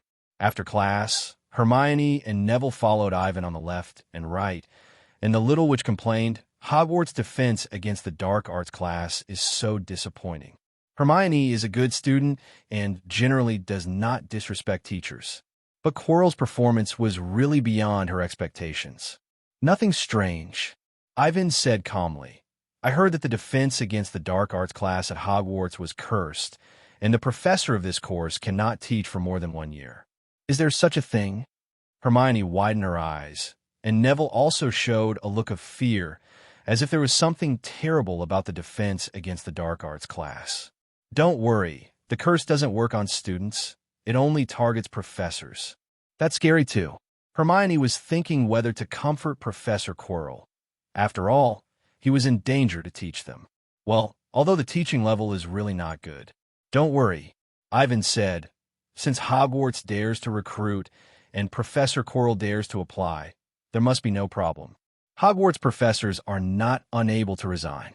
If they really can't do it anymore, Dumbledore can't let them go." The 3 of them walked and talked, and most of the time it was Ivan and Hermione who talked, and Neville just listened silently. By the way, Ivan thought of something and said to Hermione, "Let's keep a low profile in tomorrow's potions class." "What?" Hermione and Neville looked at each other, not knowing what Ivan meant. "You will know tomorrow." Ivan didn't say much, and took the 2 to the library. They were going to borrow books and take them back to the dormitory to read slowly. The potions class was held in a basement classroom. 757, it was colder here than the main building of the castle above. Glass jars were placed along the wall, and the animal specimens soaked in them made you shiver. When Ivan brought Hermione and Neville to the classroom, there were already many people in the classroom. Most of them were Slytherin students. In the first-year potions class, Slytherin and Gryffindor took it together, And this was also Ivan's formal meeting with Slytherin students. Malfoy and his followers, Goyle and Crabbe, were together, and there was a short girl next to them. Ivan remembered that her name was Pansy Parkinson. "Look, who is this?" As soon as Ivan came, Malfoy noticed him, and he said in a gloomy tone, "You really stole the show, Ivan Ambrosius. Everyone says you're the most outstanding little wizard this year." Ivan raised his eyebrows. He stopped Hermione, who was about to speak, and said, "Malfoy, well, I don't really understand your thinking logic." The conversation between the two sides quickly attracted the young wizards who came to class. But no one wanted to intervene. Malfoy was born in an aristocratic family, a pure blood in the first grade, and basically regarded him as a place. Ivan was even more extraordinary. He was born in the Muggle world, but in just a few days, the magic talent that Ivan showed in class was enough to make all the young wizards look up to him. In a word, the two were not people they could mess with. "What?" Malfoy was confused by Ivan's casual words. "What do you mean by, I don't understand your thinking logic?" I mean, Ivan didn't hate Malfoy. He was just a spoiled child. If he really wanted to say something too much, like Daly, who often bullied Harry, Harry would probably turn him into a maggot. "Don't you know the difference between us?" Ivan sat down not far from Malfoy. Seeing this, Hermione stepped forward and played the role of a follower fangirl. Neville looked at it. Although he was very scared, he still followed with courage. For a while, a long table was full of Malfoy, Goyle, Crabbe, Pansy, and Ivan. "What do you want to do?" Malfoy was obviously frightened by Ivan, and he thought of the scene of being beaten by Ivan on the train. Inexplicably, Malfoy regretted provoking Ivan. "My dad is a Hogwarts school director," Malfoy said timidly. If you... Don't worry, I won't do it." Ivan patted Malfoy on the shoulder and smiled. "We are all classmates. There's no need to be so stiff, right?" Crabbe and Goyle were scared by Ivan, and Pansy had also seen Ivan's spellcasting ability when he entered school. Although she was obsessed with Malfoy, she was not stupid enough to go against Ivan. Of course, there would be no shortage of protection. A little girl in love, how could she tolerate the boys she liked being bullied? However, before Pansy could make any move, Ivan's eyes fell on her. In an instant, Pansy trembled all over, as if she fell into an ice cave and was stunned on the spot. But, shocking a little love-minded person, Ivan continued, "You have to understand one thing, Draco. In the wizarding world, magic is power." Ivan did nothing but stared at Malfoy's eyes silently. The invisible sense of oppression made Draco feel very stressed, and his subconscious provocation immediately disappeared. I know. Malfoy was scared. He didn't want to have another conflict with Ivan from the bottom of his heart. Think carefully, what is the contradiction between the two sides? Hermione? Mudblood? Muggle-born wizard? Let's not talk about Hermione's problem for now. Malfoy simply looked down on her. There is nothing he can do about it. The national conditions of the wizarding world are like this. Mudbloods have always been at the bottom of the contempt chain of wizarding society. Contempt, disdain, and bloodline theory. These things are unavoidable even in Ivan's previous life. Rich people look down on poor people. Those with good jobs look down on those with bad jobs. Those with beautiful, virtuous, and capable wives look down on those single dogs. Are you going to beat him up just because he looks down on you? Ivan thought, "Yes, I will definitely beat you up. If you don't have the strength, you can only endure it, but if your fist is big enough, what's the point of enduring it?" So when Malfoy was against when Hermione said, "Mudblood," Ivan took action and taught this outspoken brat a lesson. You can think in your heart that Ivan has no right to interfere. But if you say it out loud, you are disgusting him. Magic is power. If you can't beat me, then you have to shut up and don't make trouble for yourself. Kr. Malfoy was speechless by Ivan's aggressive attitude. He sat there with an extremely ugly face, but he didn't dare to lose his temper with Ivan, so he could only bear it. When Harry and Ronald came, they saw this scene. The four Malfoys sat in the corner, and on the other side of him, Ivan, Hermione, and Neville were flipping through the textbooks of the potions class. What happened? Soon, Harry and Ronald learned what happened before from Seamus. I heard that Malfoy was going to make trouble for Ivan. But before he could make a move, Ivan made him admit his weakness with a few words and even distanced himself from Ivan. This news made Harry and Ronald very excited. Unfortunately, before the two of them could be happy about this, a black figure came from the door of the classroom with pressure. Ivan looked back and saw that the man was wearing a black robe and cloak. He was tall and slender, with straight hair, cold and deep eyes, and a sallow complexion. He looked like a huge black bat. Severus Snape, the most talented wizard in the entire Harry Potter series, except for Dumbledore and Voldemort. He inherited his mother's talent for potions and had the magical attainments of improving spells as soon as he entered school. To be honest, if it weren't for Lily, Snape might not have been able to become a great wizard. What a pity. This was the first time Ivan saw Snape after the opening dinner. As soon as the Dean of the Snake Academy appeared on the stage, he brought a great sense of oppression to the young wizards. Snape stood on the stage, picked up the list, and began to call the names, and then stopped when he called Harry's name. At this time, Harry didn't know what kind of targeting he was about to face. It started Harry Potter's famous scene. Ivan was calm and had no intention of helping Harry. After all, to put it bluntly, this matter was the sin of Harry's father. It is said that the hatred of having one's wife stolen is irreconcilable. It was remarkable that Snape could hold back his anger when he saw Harry, who looked like James Potter. The beloved goddess was robbed by the rogue, yellow-haired man. In order to protect the goddess, he chose to become a double agent, silently giving without asking for anything in return. After the goddess died, he used his life to protect her and the yellow-haired man's son. Especially the goddess' son. Except for the pair of green eyes, he looked almost exactly like the yellow-haired man. It's so G amazing. Thinking of this, Ivan couldn't help but admire Snape, who really deserved to be the first love brain in the Harry Potter series. Strong, really strong. You really deserve to be the first real man in the wizarding world. What did you say, Ivan? Hermione heard Ivan mutter a word there, but she didn't hear it clearly, so she asked. Oh, nothing. Ivan didn't explain, but just praised casually.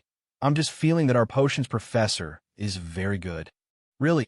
Hermione didn't ask any more questions. She believed Ivan's words and had great expectations for Snape's teaching level. Very good, very good. At this time, Snape raised his head and looked from the list to Harry. Harry Potter, this is our new famous person. Malfoy and his friends Crabbe and Goyle covered their mouths with their hands and laughed. Seeing Harry being treated strangely, Malfoy's anger from Ivan dissipated immediately. Sure enough, I shouldn't have provoked Ivan. Malfoy, is Harry not attractive anymore? Or did Scarhead surrender? At this moment, Malfoy made up his mind. The source of his happiness still has to be Harry Potter.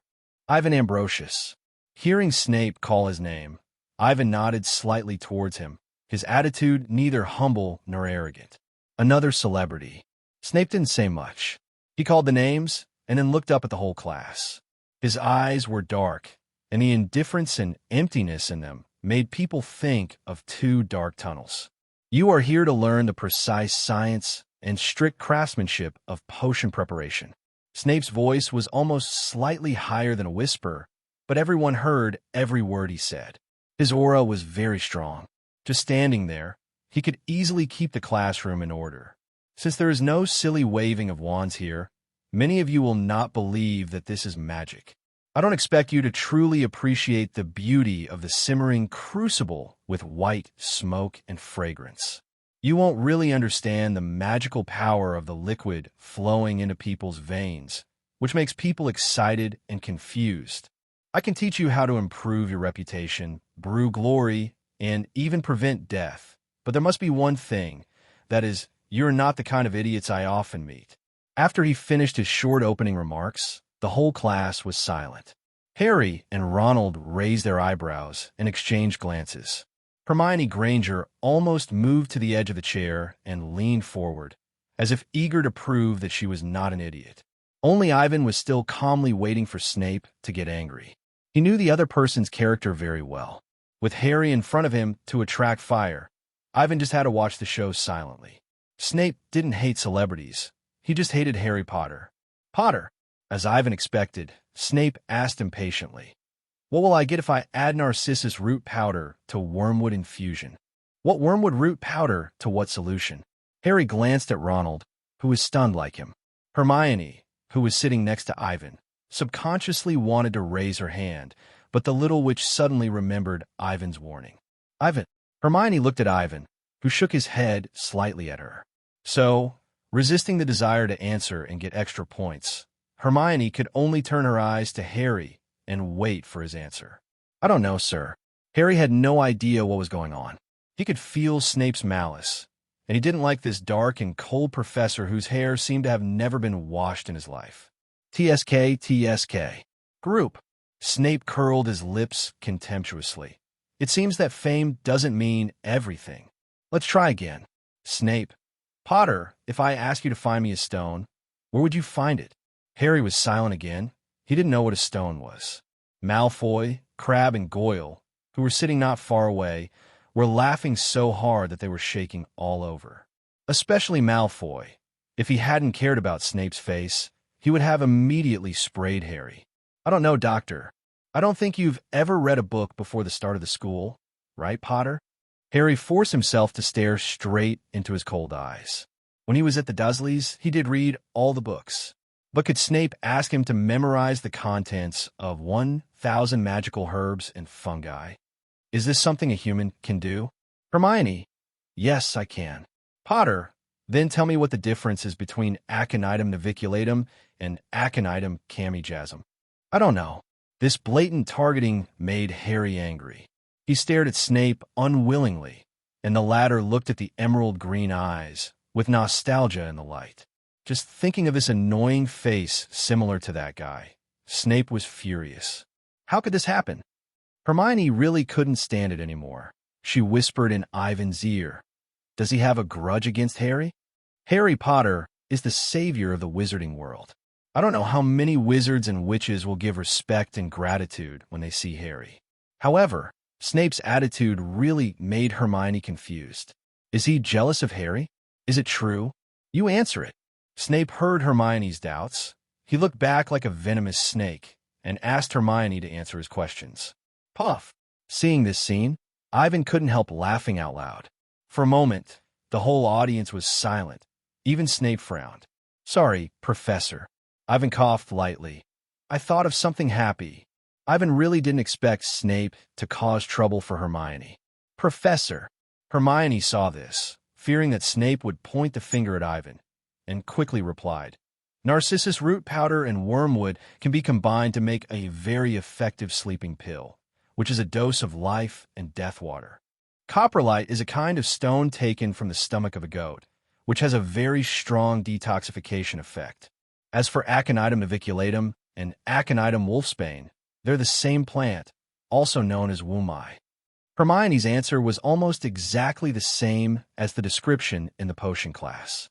Snape seemed a little dissatisfied with this. He didn't know much about Hermione's situation, but he heard from other professors that this year there was an amazing little wizard, Ivan, who was a descendant of the legendary Merlin. Thought.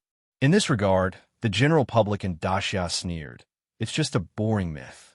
So, Snape, who failed to get back his face, asked Hermione a few more questions. The little witch answered very fluently, and she gave the standard answer almost as soon as Snape asked. It seems that compared to some people, the witch lady who can memorize the whole book is better. Snape said sarcastically, at least in rote memorization, it is worth learning for some people. This made Hermione, who was originally waiting for Snape to add points, very unhappy. Unfortunately, the little witch was not good at contradicting the professor. Sit down. Snape asked Hermione to sit down with dissatisfaction, and he glanced at Ivan, who seemed to be watching a show. He didn't like Ivan's eyes. However, for some reason, Snape was reluctant to provoke this strange little wizard. He couldn't explain this feeling. It was like a poisonous snake smelling the scent of a beast and knew that the other party was very difficult to mess with. It was not worth it to confront it when there was no benefit. Why didn't you write it down? After staring at Ivan for a few seconds, Snape finally gave up on bothering Ivan and turned around to scold him in a low voice. Then, there was a rustling sound of quills and parchment being fumbled in the classroom. Potions class continued, but the situation of the Gryffindor students did not improve. Snape divided them into groups of 2 and instructed them to mix a simple potion to treat boils. Snape dragged his long black cloak around the classroom, watching them weigh dry nettles and crush snake fangs. Almost all the students criticized him. The few who were spared were Malfoy and the group of Ivan and Hermione. Malfoy was Snape's favorite student, and Ivan did a perfect job. Even Snape could not find fault with it. It was a pity that even though the two performed so well, Snape still didn't look at them more. Is it because we didn't make any improvements? Ivan didn't care about it. He had to admit Snape's teaching level. That really broke down the steps of making the potion and crushed it. It's not an exaggeration to say that it was poured down the throat by the students. Just like Snape said, as long as you are not stupid, you can't fail to make the potion he prepared. Of course, if a student can make improvements and handle the materials in a better way, Snape will not be stingy with praise. He is not the kind of teacher who makes students follow his instructions. Learn and apply, and draw inferences from one example. Snape himself came this way. Daitot. Suddenly, a puff of acidic green smoke came out of the underground classroom, and there was a loud hissing sound. Ivan turned his head and saw that Neville, who was in the same group with Harry not far away, had burned the crucible into a crooked piece of thing. The potion in the crucible splashed onto the stone floor, burning holes in the shoes of several students around. Within seconds, the whole class stood on the stools, and when the crucible was overturned, the potion inside began to splash out. "Idiot!" Snape roared, and was about to wave his wand, but he heard a disappear. In an instant, all the potions disappeared without a trace. Snape was stunned for a moment, and he looked at Ivan, who put away his wand. He wanted to praise him, but he suppressed his words. "I think you probably put the porcupine quills in without taking the crucible off the fire, right?" Neville was startled, but fortunately Ivan helped, and he was not sent directly to the school hospital like in the original book. However, Neville escaped, but Harry still could not escape. "Potter, why didn't you tell him not to add the porcupine quills?" "Snape, do you think he's good just because he made a mistake? Gryffindor lost a point because of you." Harry was completely confused, with an expression of "Who am I? Where am I? What am I doing here?" on his face. "Don't mess around." Seeing that Harry was about to argue with Snape, Ronald kicked Harry under the table. "I heard that Snape is particularly unreasonable." Helpless, Harry could only stare at Snape angrily. But who would have thought that Snape didn't need a reason to target him? Dissatisfied with the professor's admonition, "Gryffindor lost another point because of you." This point deduction is similar to blowing the boss mouth. Harry wanted to strangle Snape to death at this time, saying that he had never seen such an unreasonable person. Slytherin, from the dean to the little wizard, is really not a good person. See, on the other side, Ivan and Hermione brewed the potion that Snape requested. "Don't get involved in the future. You will get into trouble." But Hermione still wanted to know why. Why did Snape target Harry? Do they have a grudge? It's a long story. Ivan smiled slightly. "I'll tell you slowly when I have time." "Professor," Ivan raised his hand, "we've brewed it." The finished product of the two was excellent, and even Snape couldn't find any fault with it. However, Snape did not give them any extra points. It seems that sometimes fame is not without merit. "Snape, at least you and Miss Memorize have done a good job in following the rules."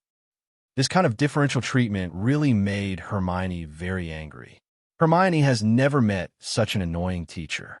If it weren't for Ivan, Hermione would have achieved the first achievement of contradicting a professor in her Hogwarts career.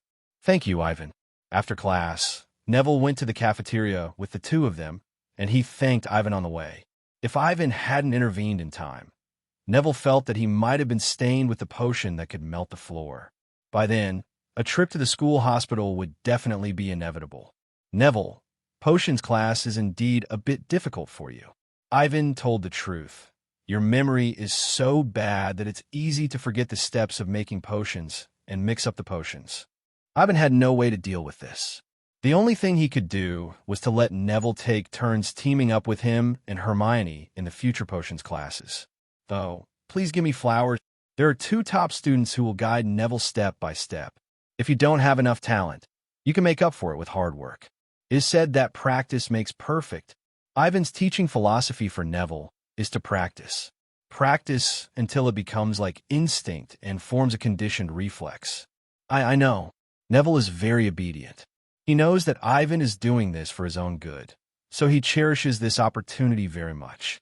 After lunch, Ivan and Hermione are going to the library to return books and borrow some new ones. Ivan. They met Harry and Ronald. Harry said, Hagrid invited me to his cabin. Do you want to go and see it together? Hagrid. Due to Ivan's intervention, Hermione's relationship with the two is average. Because they didn't have much in common, her first impression of Hagrid was the giant she met when she just got off the train. Yes, Harry. Hagrid lives on the edge of the Forbidden Forest.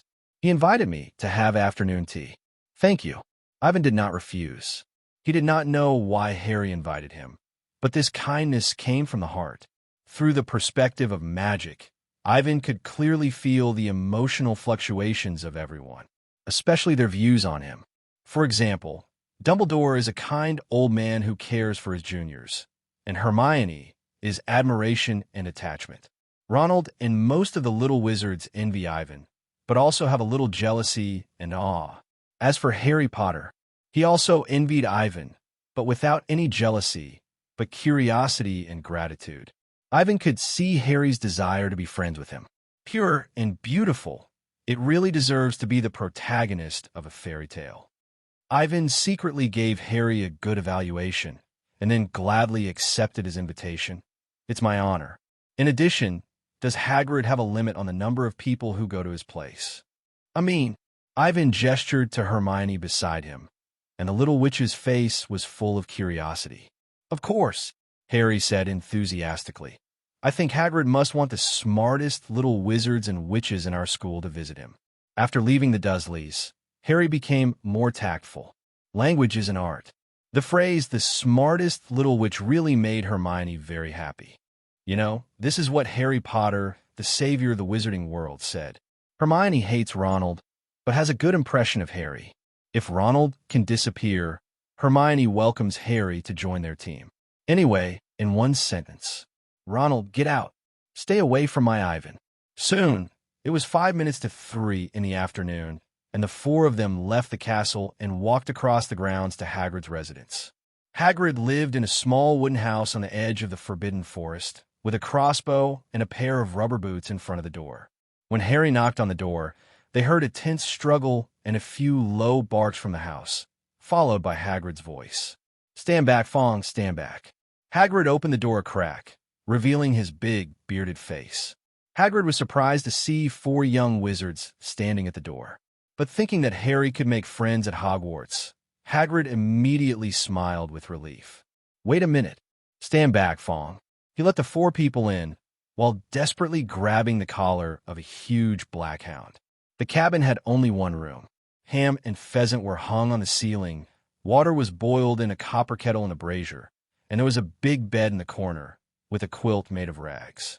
You're welcome, Hagrid said, letting Fong go. Fong immediately jumped towards Ronald and licked his ear. Like Hagrid, Fong was obviously not as fierce as it looked. This is Ronald. Harry introduced Hagrid to his first friend at Hogwarts. Another Weasley brother? Hagrid said, glancing at Ronald's freckled face. I spent almost half of my life to drive the twin brothers out of the Forbidden Forest. On the other hand, Ho was very ladylike.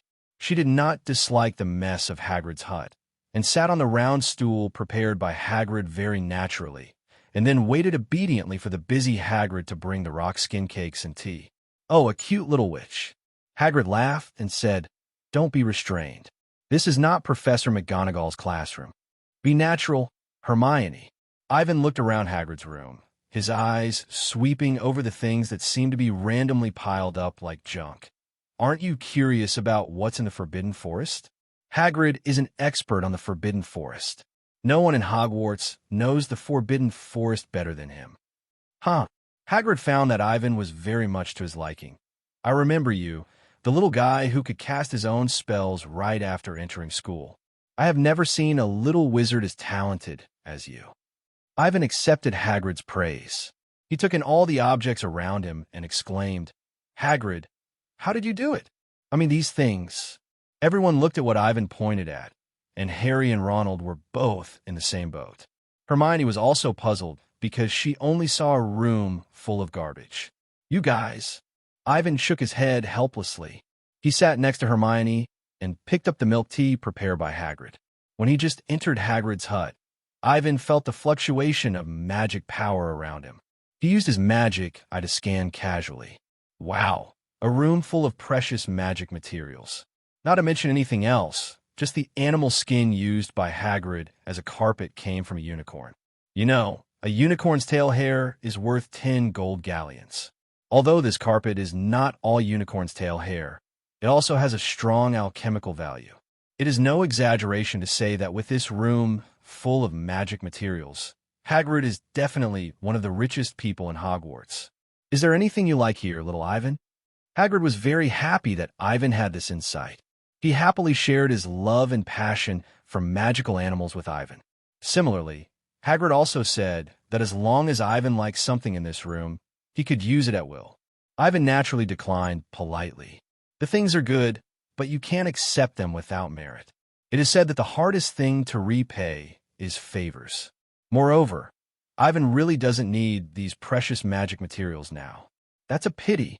Hagrid really doesn't care about these, but since Ivan refused, he won't persuade him anymore." In the following time, Hagrid promoted his special rock cakes to the 4 people while listening to the 4 little Lou teachers talking about their lives in the first week of school. When they first arrived at Hogwarts, everyone encountered a lot of new and interesting things. Harry told Hagrid about Snape's class. Hagrid, like Ronald, told Harry not to worry because Snape had almost never liked any students. "But he seems to really hate me."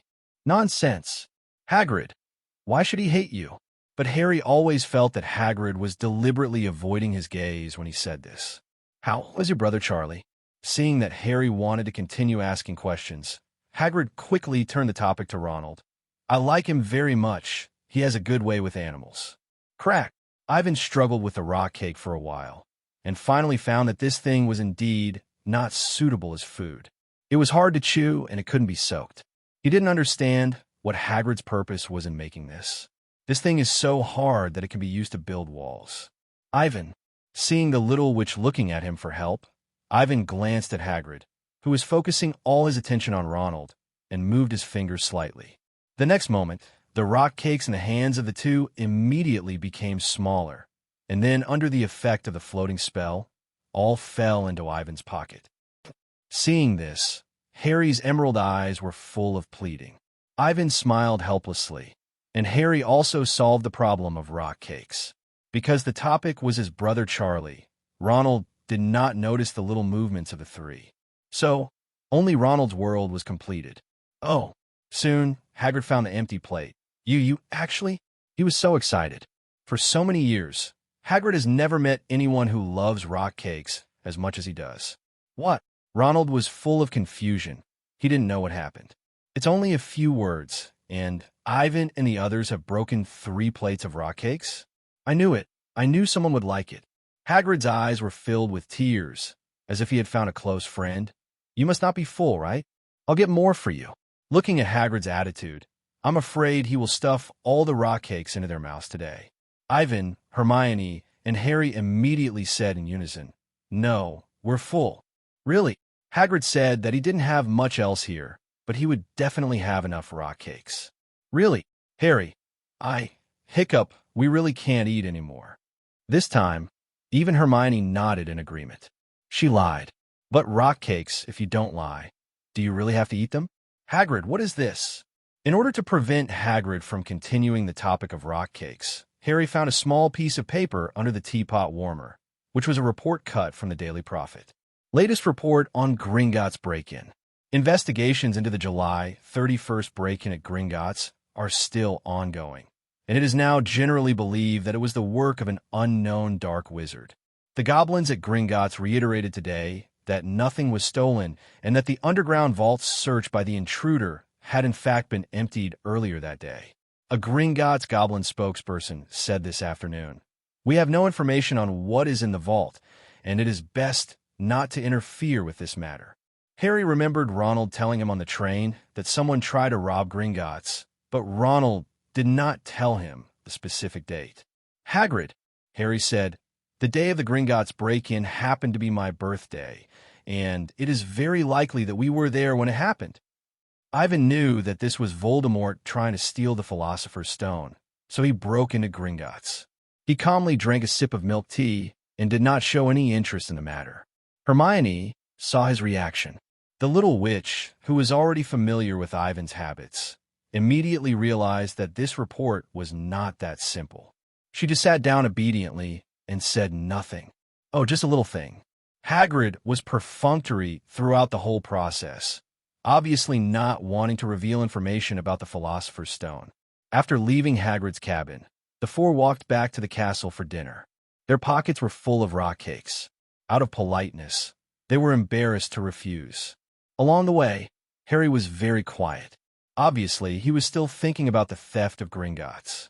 In addition, Harry felt that Hagrid must know something about Snape, but was unwilling to tell him for some reason. Ivan. Suddenly, Harry saw Ivan walking in front, holding hands with Hermione. At this moment, Harry seemed to see the hope of solving the mystery. Yes, he couldn't understand. That was because he was not smart enough.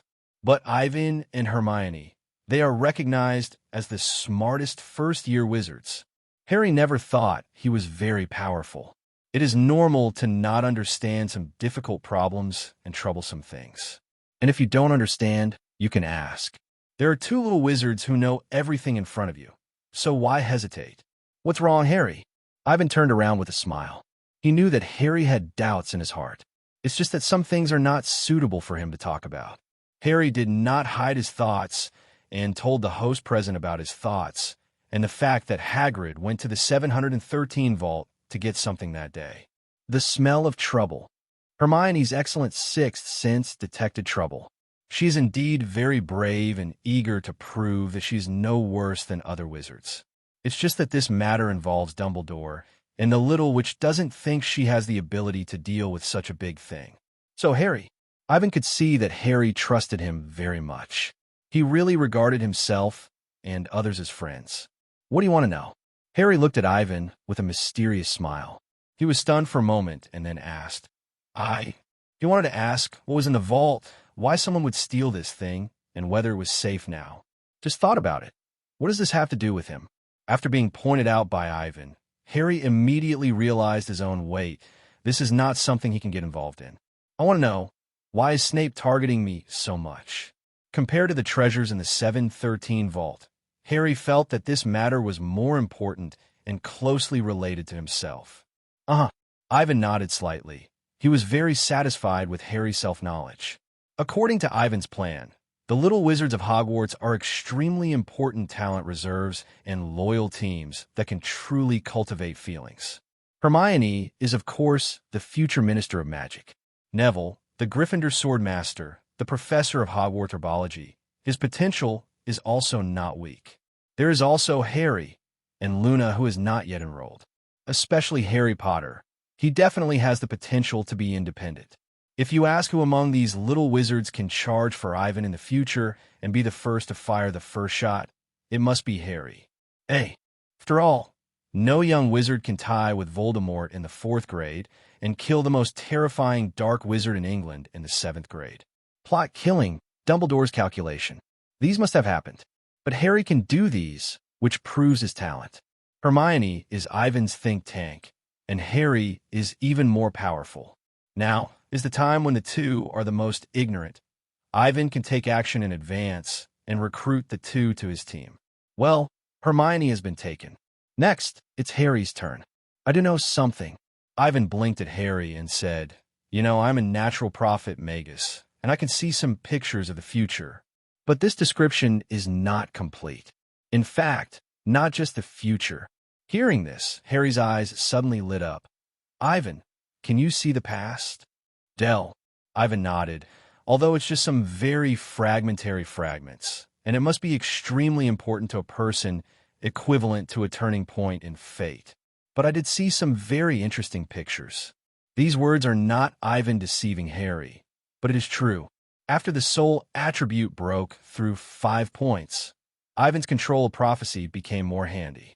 He can watch the past and future of anyone at any time as needed. You can also predict the crises you will encounter in the future, or even ways to avoid some bad luck, just like making a wish. Fate is an extremely terrifying force in this world. Ivan said before that the results of the prophecy will definitely happen and cannot be changed. However, being unable to change does not mean that it cannot be avoided. For example, Ivan saw that Harry would fall down the magic stairs. He could not change this matter. It was destined to happen. But falling down is just a process, and its follow-up, results, and even the cause of the fall are all unknown. In this way, Ivan has a lot of room for operation.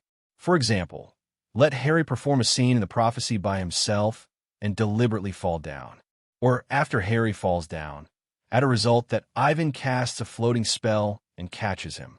This is to exploit the loopholes of the prophecy by supplementing the cause and effect, turning something that is obviously bad into a farce and a small trouble. The past has long been destined, and the future can still be mediated. Ivan didn't care whether Harry could understand it. He just summarized his understanding of the magic of prophecy and fate. Ivan, what did you see? Snape knows a girl.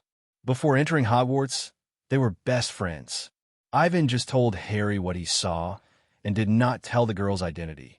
Later, Snape was sorted into Slytherin, and the girl went to Gryffindor, so the relationship between the two became distant. The 3 children listened to Ivan's story carefully and were very curious about the girl's identity. Although they were young, the 3 children understood this kind of Snape gossip almost immediately. Then what? The 3 children could not imagine that a person like Snape would actually have someone he liked. 6 asterisk. Ivan did not say it directly, but looked into Harry's eyes. The girl got together with another person and had a child with him. At this point, Ivan's hint was obvious. Snape likes Mom. Harry was confused. He originally just wanted to eat Snape's melon, but he didn't expect to eat the melon himself in the end. But why? Hermione didn't understand. Since Snape liked Harry's mother, why did he target Harry? Is it because of love turning into hate? Well, Ivan felt that he had said enough. Although he could directly use glass, crystal balls, and other reflective objects to show the predicted scenes, so that the 3 little ones could see what happened more directly. What was about Snape's privacy? Ivan would not do such a ridiculous thing without the consent of the person concerned. Joking was one thing, and Harry did have the right to know. So Ivan told Harry about Lily. But Snape's dark history, such as being almost bitten by Lupin and turned into a werewolf, being bullied by the 4 people who took the initiative to cause trouble with the hanging bell, and finally hugging Lily's body, vowed to protect Harry, and so on. I can only say that Snape didn't hate you because of your mother. On the contrary, he loves you and loves your mother. Ivan, Snape cares about you, especially your eyes, which are exactly the same as your mother's. Harry was a little speechless. After thinking carefully, he found that Snape's attitude towards him was indeed very similar to what Ivan said. It seemed to be targeted, but it was actually a different kind of attention. After understanding that Snape's special treatment was not because of his reputation as a savior, but because of his mother, Harry was able to accept it. It was just that Snape was thinking about his mother, which made Harry feel weird. No, is there something wrong here? Hermione quickly discovered something wrong. Since Snape likes Harry's mother, why is he targeting Harry? Well, good question. Ivan shrugged and smiled. If Harry was a girl, I can guarantee that Snape would never have this attitude. Suddenly, Hermione realized, is it because of Harry's father? My father. Harry had never seen his parents and had a vague feeling about them. Isn't it? Hermione explained. Ivan said that loving someone means loving their whole life, but he only mentioned that your eyes look like your mother's. What about the rest? Yes, what about the rest? Only your eyes look like your mother's, so wouldn't the rest look like your father's? Is that so? Harry's eyes widened, and he looked at Ivan, hoping that he could give him some clues. Their relationship is not very good, or rather, very bad. Ivan felt that this matter did not involve Snape's privacy, and said bluntly, when Snape saw you, it was like seeing your father. It's just because of this. Harry was stunned. He didn't know the truth, and now he just wanted to call Snape a lunatic. In Harry's opinion, his parents were a couple, and it was unreasonable for Snape, an outsider, to target him because of this. Everything has a cause and an effect. Ivan felt that he had revealed enough, but the effect didn't seem to be as good as he thought. Harry hated Snape even more, especially after knowing these old stories. Harry felt that he had to fight Snape, the bad guy who coveted his mother, to the end for his father's dignity. Seeing that Harry had a tendency to challenge Snape, Ivan smiled helplessly. Ivan said a few good words for Snape, which was considered to be a platform for Snape, saying that he simply didn't like you and had no other ideas. In this Hogwarts, anyone can hurt Harry, except Snape. Ivan hoped Harry could remember this. I know, although Harry hated Snape, he didn't treat him as an enemy. At most, they were disgusted with each other. In addition, there were some special emotions that were hard to explain. After learning that Snape liked his mother, and now seeing the son of an old friend, and because he looked like the man who stole his love, he felt mixed feelings of love and hate, and disgusted with each other. Harry suddenly had the illusion that he seemed to be not a person. Unlike the Dursleys, Snape's targeting seemed to be nitpicking, but in fact it did contain some obscure emotions. It was like a different kind of care. Harry, who was sharp-minded, noticed this, which made him even more depressed. So in the next few days, when Harry met Snape, he always subconsciously looked at him with a strange look. Well, targeting? Devaluing? Deducting points? Like a child who can't eat candy. Snape is just a fraction of my dad. No wonder I lost to him. Harry's eyes were naturally attracted by Snape noticed it. He asked around and soon found some clues. Harry seemed to know something. This discovery made Snape feel very uncomfortable and angry. Snape didn't know who was gossiping, but he still went to Harry to get something out of the kid. Harry would not betray his friends. He kept his mouth shut. But how could a child compete with Snape, a double agent, a master of legilimency, and the best actor in the wizarding world? He found clues in a few minutes. Ivan Ambrosius. Snape did not use legilimency on Harry. Just as Ivan said, he would never harm his children. However, Harry's superficial thoughts were still captured by Snape. Ivan.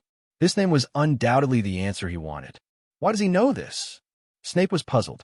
After all, at Ivan's age, it was impossible for him to know about his past with Lily, a little wizard who grew up in the Muggle world. He had no channels, but he knew such a secret. Exclude all impossibilities, and the rest, no matter how unreasonable, is the truth. That's right, Dumbledore. Snape, you old thing actually broke your promise. How dare you backstab me? As expected, I shouldn't have believed that insidious, cunning, despicable, and shameless old bee. Expose my past, I can't stand with the old bee. Severus. That night, Dumbledore was teaching Ivan magic in the headmaster's office. Snape suddenly broke in, and as soon as he opened the door, he said sarcastically, Wow, look, our greatest white wizard is here to share other people's secrets with others again. Dumbledore and Ivan looked at each other. The former had no idea what was going on, but, as wise as he was, he still looked at Ivan at the first time. It seems that Mr. Ambrosius seems to have done something bad. After a period of getting along, Dumbledore has figured out Ivan's character and knows that he will not really offend anyone. Old Dumbledore winked at Ivan, suggesting that he should quickly resolve the misunderstanding with Snape. Cough. Ivan coughed dryly. He also felt that what he did was a bit unkind. Talking bad about people behind their backs and exposing past Black history. These things are really unreliable. Sorry, Professor. Ivan told Snape everything he had said to Harry. That's all you said? After hearing what Ivan said, Snape secretly breathed a sigh of relief. Fortunately, Ivan knew his limits and didn't really reveal all his secrets. Yes, Ivan nodded and said, I think Harry, as the person involved, is qualified to know this. Well, Snape really had no reason to blame Ivan. Since Ivan was Harry's friend, he was very considerate of his friend by not telling him everything when he asked. If it were any other hot-blooded and impulsive little wizard who liked to show off, he would have already made Snape's secrets known to everyone. Prophecy, know the past, and predict the future. Snape found that he had underestimated Ivan's genius. This little wizard was simply terrifying. Even the Dark Lord couldn't have such a talent when he first entered school. Okay, Severus. Dumbledore said a few words to Ivan, asking him not to reveal more. Ivan will keep it a secret for you. No. Snape finally reacted, staring at Ivan. How much do you know? He realized at this moment that Ivan's knowing the past was not just a simple sentence. This kid, could it be that? As you think, Professor, I can see the past and the future. Ivan said calmly, although it is very scattered and not comprehensive, I do know a lot. Good guy. Snape is a good guy. Ivan's ability is so terrifying. The secrets he tried so hard to hide seemed to be stripped in front of Ivan. Absolutely. Fine. Snape walked in front of Ivan, resisted the urge to kill him, and gritted his teeth and said, Tell anyone. Okay, Professor, I promise. Ivan smiled slightly and made a promise very naturally. He was not ashamed of talking bad about others behind their backs. Knowing it is one thing, and speaking without restraint is another. Ivan, I hope you can give me some help, Professor. Help? Snape was stunned. His mouth twitched slightly, knowing that Ivan's so-called help was simply a naked threat. Deal, this is a deal. Ivan, Professor, you don't want Harry to know what happened at the beginning, right? What do you want to do? Snape couldn't imagine that a young wizard who had just entered school dared to threaten him. And in front of Dumbledore, the greatest white wizard in the world. The two people, one is the headmaster of Hogwarts, and the other is the dean of Slytherin. In the wizarding world, it is not an exaggeration to say that Dumbledore is standing at the top of the world. As for Snape, he is the Dark Lord's confidant, the White Lord's right-hand man, a double agent, and the #1 villain in Harry Potter's infernal affairs. How dare you threaten me? You really don't know how to write the word death, right? Snape looked at Dumbledore, his eyes full of you don't care. Unfortunately, Dumbledore, who was pretending to be crazy, perfectly demonstrated the reaction of an Alzheimer's patient. Pa. He opened the sugar jar on the table, grabbed a cockroach leg from it, and enjoyed it unscrupulously in front of the two of them. Well, I really like this taste. Snape's mouth twitched slightly. He really wanted to take out his wand immediately and give this old thing a big bite. What about the promise not to tell anyone and keep the secret for him? You said Dumbledore kept it a secret, but Ivan just turned on the plot? That's fine. I want to ask the professor to teach me how to duel wizards. What did you say? Ivan finished speaking, and Snape was completely confused. What's going on?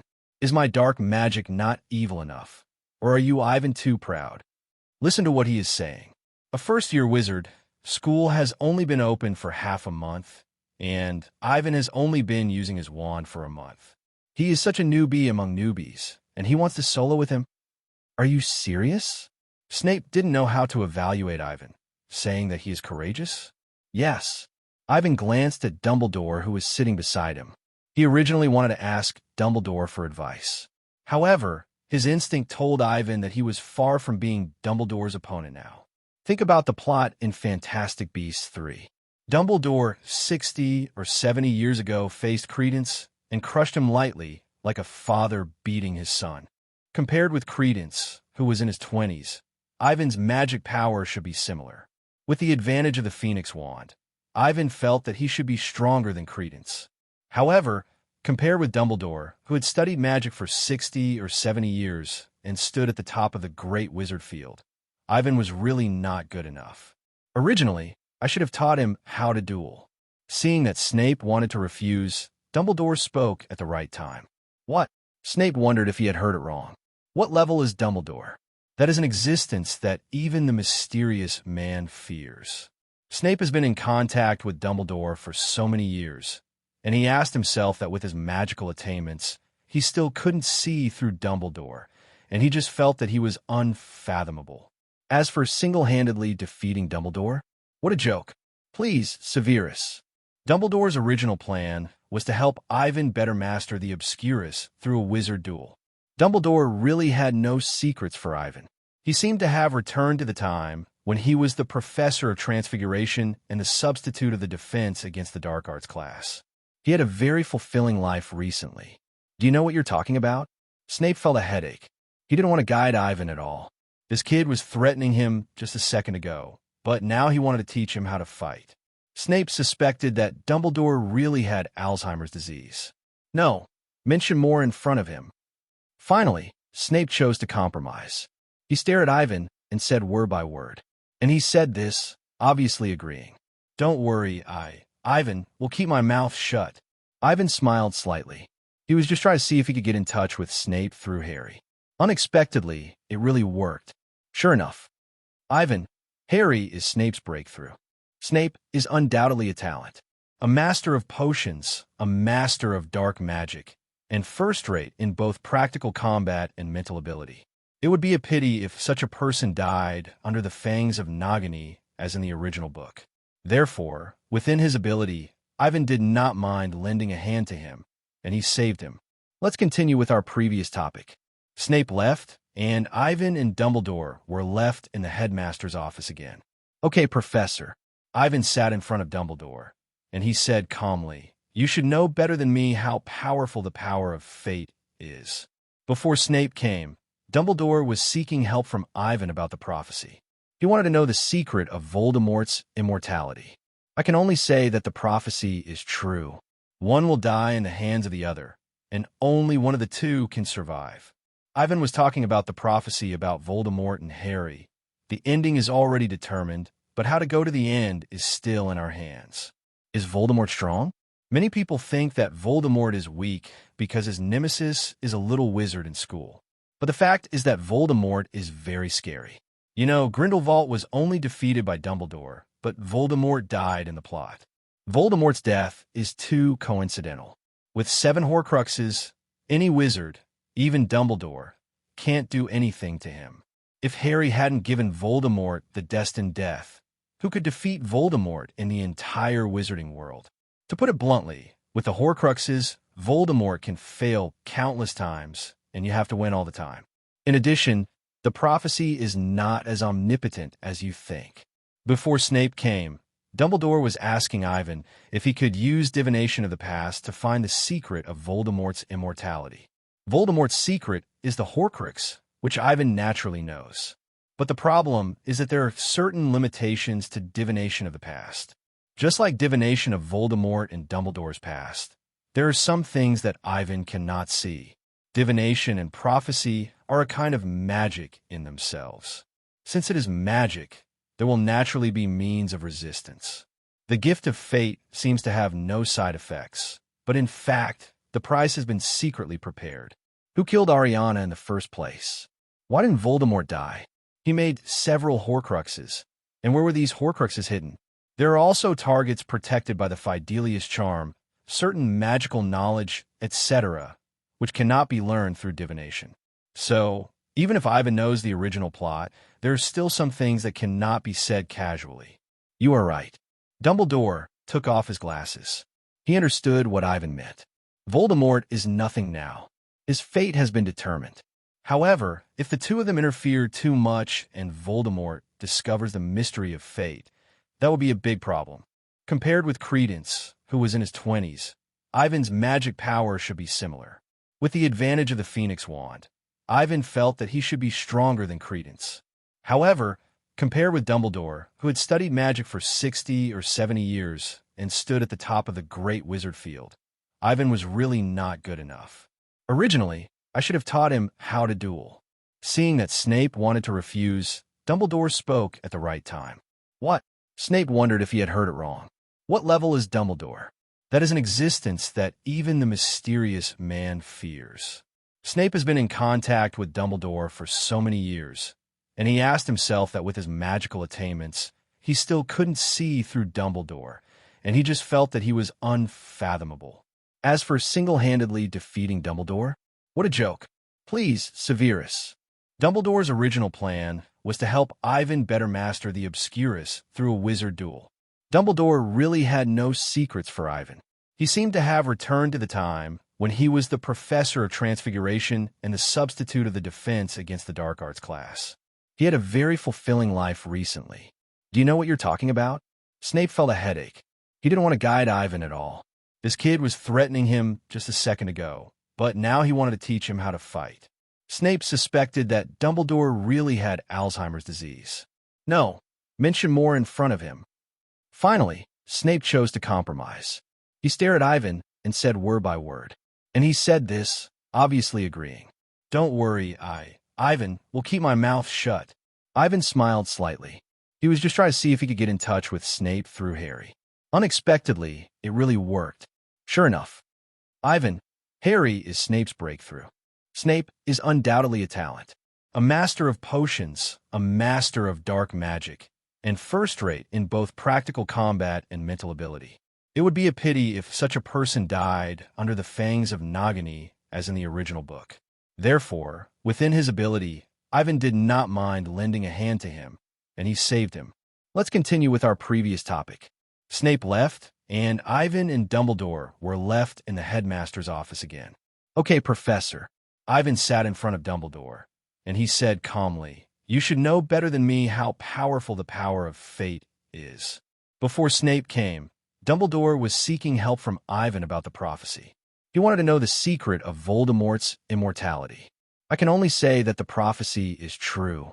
One will die in the hands of the other, and only one of the two can survive. Ivan was talking about the prophecy about Voldemort and Harry. The ending is already determined, but how to go to the end is still in our hands. Is Voldemort strong? Many people think that Voldemort is weak because his nemesis is a little wizard in school. But the fact is that Voldemort is very scary. You know, Grindelwald was only defeated by Dumbledore, but Voldemort died in the plot. Voldemort's death is too coincidental. With 7 Horcruxes, any wizard, even Dumbledore, can't do anything to him. If Harry hadn't given Voldemort the destined death, who could defeat Voldemort in the entire wizarding world? To put it bluntly, with the Horcruxes, Voldemort can fail countless times, and you have to win all the time. In addition, the prophecy is not as omnipotent as you think.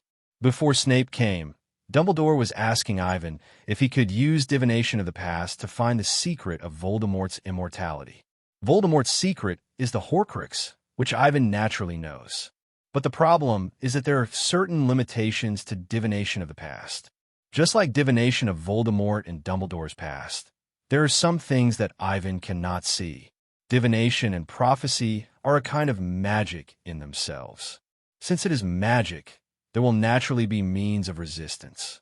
The gift of fate seems to have no side effects, but in fact, the prize has been secretly prepared. Who killed Ariana in the first place? Why didn't Voldemort die? He made several Horcruxes, and where were these Horcruxes hidden? There are also targets protected by the Fidelius charm, certain magical knowledge, etc., which cannot be learned through divination.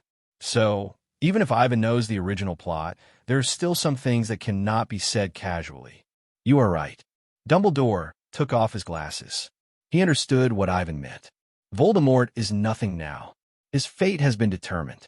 However, if the two of them interfere too much and Voldemort discovers the mystery of fate, that will be a big... What does it mean to solve the mystery of fate?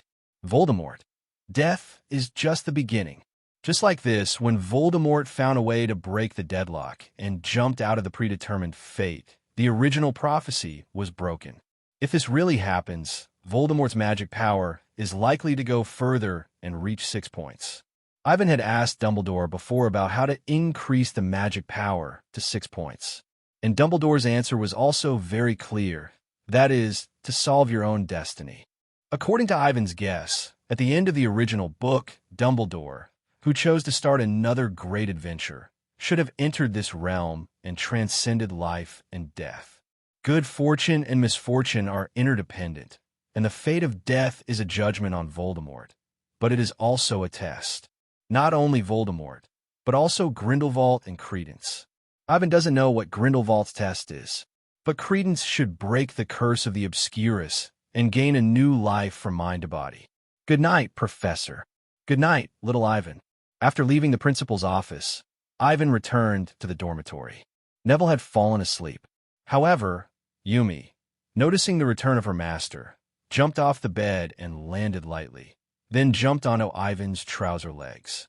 Speak softly, don't wake Neville. Ivan sat down with Yumi in his arms. He opened his system while petting the cat. Obtain the main task, 1. Main task 1. Description. You have learned the mystery of breaking through the legend, and now the full task is open. Task requirements. Refine a magic stone alone. Task reward. 1 experience point can be added above the legend. Here it comes. Ivan knew that the system had a way to let him reach a higher level. Magic stone. But this task is really difficult for Ivan now. It is simply a fantasy for a first-year wizard to refine the magic stone. What is the magic stone? In the wizard world, it is equivalent to the philosopher's stone of equivalent exchange, representing the highest level of alchemy. The only wizard who has successfully refined the magic stone is Nicholas Flamel. With my current knowledge, it is impossible to complete this task. Ivan said secretly, if you want to know the formula of the magic stone and the skills required for refining, you can only go to Nicholas Flamel. Fortunately, this task has no time limit. As long as Ivan can complete it, he can still gain this experience even after a few years or more than 10 years. It seems that I need to strengthen my study of alchemy. The emergence of the main task has opened up a new track for Ivan. In addition to the study of spells, he has a new study plan. In the next few days, Ivan found many books about alchemy in the library. Hermione also has talent in this area, but the little witch has too many things to learn now, so Ivan does not recommend her to spend time on alchemy. The little witch accepted Ivan's advice and put all her energy into learning spells. Neville is still in a daze. The boy follows Ivan and his girlfriend every day and occasionally plays with Harry and Ronald, who come over when they are alone. That day, Ivan and Hermione came to the hall and found that the little wizards seemed to be particularly active. After asking around, she found out that there was a flying class today. Almost a month after the start of school, the first flying class at Hogwarts was finally about to begin. As we all know, the entertainment activities for children in the world are quite scarce. They entered Hogwarts at the age of 11, and before that, they had almost always stayed at home. Because of the sparse population, wizard families are far apart, and many little wizards are alone before entering school. Ivan is not really interested in Quidditch. Of course, Ivan doesn't hate Quidditch. He just has no interest in this kind of sports that can improve his magical attainments. What bad luck! Harry sat opposite Ivan and said frustratedly, I have flying lessons with Slytherin. I can't imagine how he would laugh at me if I made a fool of myself in front of Malfoy. It's not certain whether you will make a fool of yourself. Ronald pouted. I know Malfoy always brags that he is very good at playing Quidditch, but I bet he is just bragging.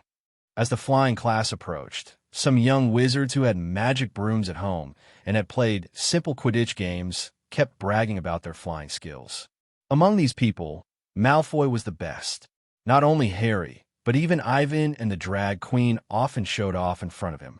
Both of them came from the Muggle world and had never touched a flying broom in their lives. Malfoy felt superior and was determined to show off in front of them.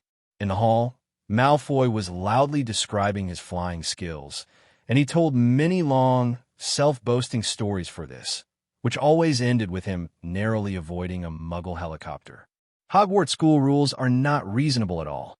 Malfoy, why are first-year students not eligible to join the school Quidditch team? It seemed as if Hogwarts had missed a genius born with a flying body. And this situation is not an isolated case. For example, our explosive Saint Seamus Finnegan, from his tone, seems to have spent most of his childhood flying around in the wilderness on a broomstick. Even Ronald, if anyone is willing to listen, will talk about the time he almost hit a hang glider while riding Charlie's broken broom. For a time, almost everyone from a wizarding family was chattering about Quidditch, children's competitive spirit. Ivan smiled at this. It was just a fight between children. Even if his flying skills were really bad, being laughed at was a good spice of life. No one is perfect. Ivan thinks he is already awesome enough, and it is normal to have some flaws. However, Malfoy brought Harry along, and Ivan felt that he was a little arrogant. How good is Harry's flying skill? How could Ivan not know? I'll leave the flying lesson to you, Harry. Ivan gave Harry an encouraging look. When the time comes, show Malfoy some color. What? Harry was stunned for a moment. Although Ivan's encouragement made him very happy, he was really unfamiliar with flying brooms. Ivan, can I do it? Neville was very worried that he would fall off the flying broom. He had never ridden a flying broom in his life, because his grandmother never let him get close to the flying broom. Ivan felt that his grandmother was right. Even if Neville's 2 feet were honestly on the ground, he could always create endless accidents. What if he flew into the sky? Don't worry, Ivan comforted. Even if you really fall, don't you still have me? I will catch you. Thank you. Yes, he still has Ivan. With Ivan, even if there is a flying accident, he can ensure everyone's safety. No, the surrounding wizards all cast grateful eyes upon hearing Ivan say this, and even their original fear of flying faded a lot. It must be admitted that after a month of getting along, Ivan's status in the minds of the first-year wizards has been greatly improved. Gryffindor regards Ivan as the Lion King and their leader. Ravenclaw bows down to Ivan's wisdom, and almost everyone has sought help from him in magic and life. Hufflepuffs like Ivan's approachability and often share with him the food from the kitchen next door. Ivan also added Hermione, Neville, Harry, and others, greatly strengthening the relationship between the little lion and the little badger. As for Slytherin, no one knows who found Ivan's surname. Ambrosius, a descendant of Merlin, the Eternal Family. Although Ivan did not publicly admit it, everyone was still just guessing, but this amazing background still caused an uproar in Slytherin. There is no doubt that even the oldest pureblood family would pale in comparison to the name of Ambrosius. The little snakes dared not act rashly in front of Ivan. In addition to Ivan's ability, Merlin's blood played a significant role. Perhaps in their eyes, Ivan was a pure blood who was lost outside, and he was more noble than all of them, and was destined to be a great man at the top of pure blood in the future. You said he was a Gryffindor? Is it not okay to be an undercover agent? Is it not okay to cast a pearl in the dark? Is it difficult to understand the heart of a sphinx? In a word, Ivan is special. He is not in the same dimension as everyone else, and he is a transcendent existence. Quidditch rules flying essentials. Beside Ivan, Hermione was holding a copy of Magical Quidditch and reciting it continuously. The little witch was as nervous as Neville. Don't worry, it's just flying. Ivan patted Hermione's head, but the little witch was not afraid of falling, but that she would not be able to fly at all. It's not Hermione's fault. She is just too crazy about Quidditch. In addition to the first-year little witch, her roommate also has a senior student. They talk a lot about Quidditch. Over time, Hermione also became interested in Quidditch. Miss Beaver, who was born with a strong body, would never fall on a broom. She wanted to become a member of the Gryffindor Quidditch team like her senior. Ivan knew Hermione's situation. This girl's thinking attributes were almost all focused on learning. As for reflexes and athletic talent, it was a stretch to say that she was passing with low scores. Hermione liked this, playing Quidditch. Ivan was worried that the broom would hit her into the goal. Just be happy. Ivan did not say anything to hurt people. He was already thinking about how to comfort the little witch after she hit a wall. Suddenly, the cry of an owl was heard over the hall. Everyone looked up and saw that the package had arrived. Neville received the package from his grandmother.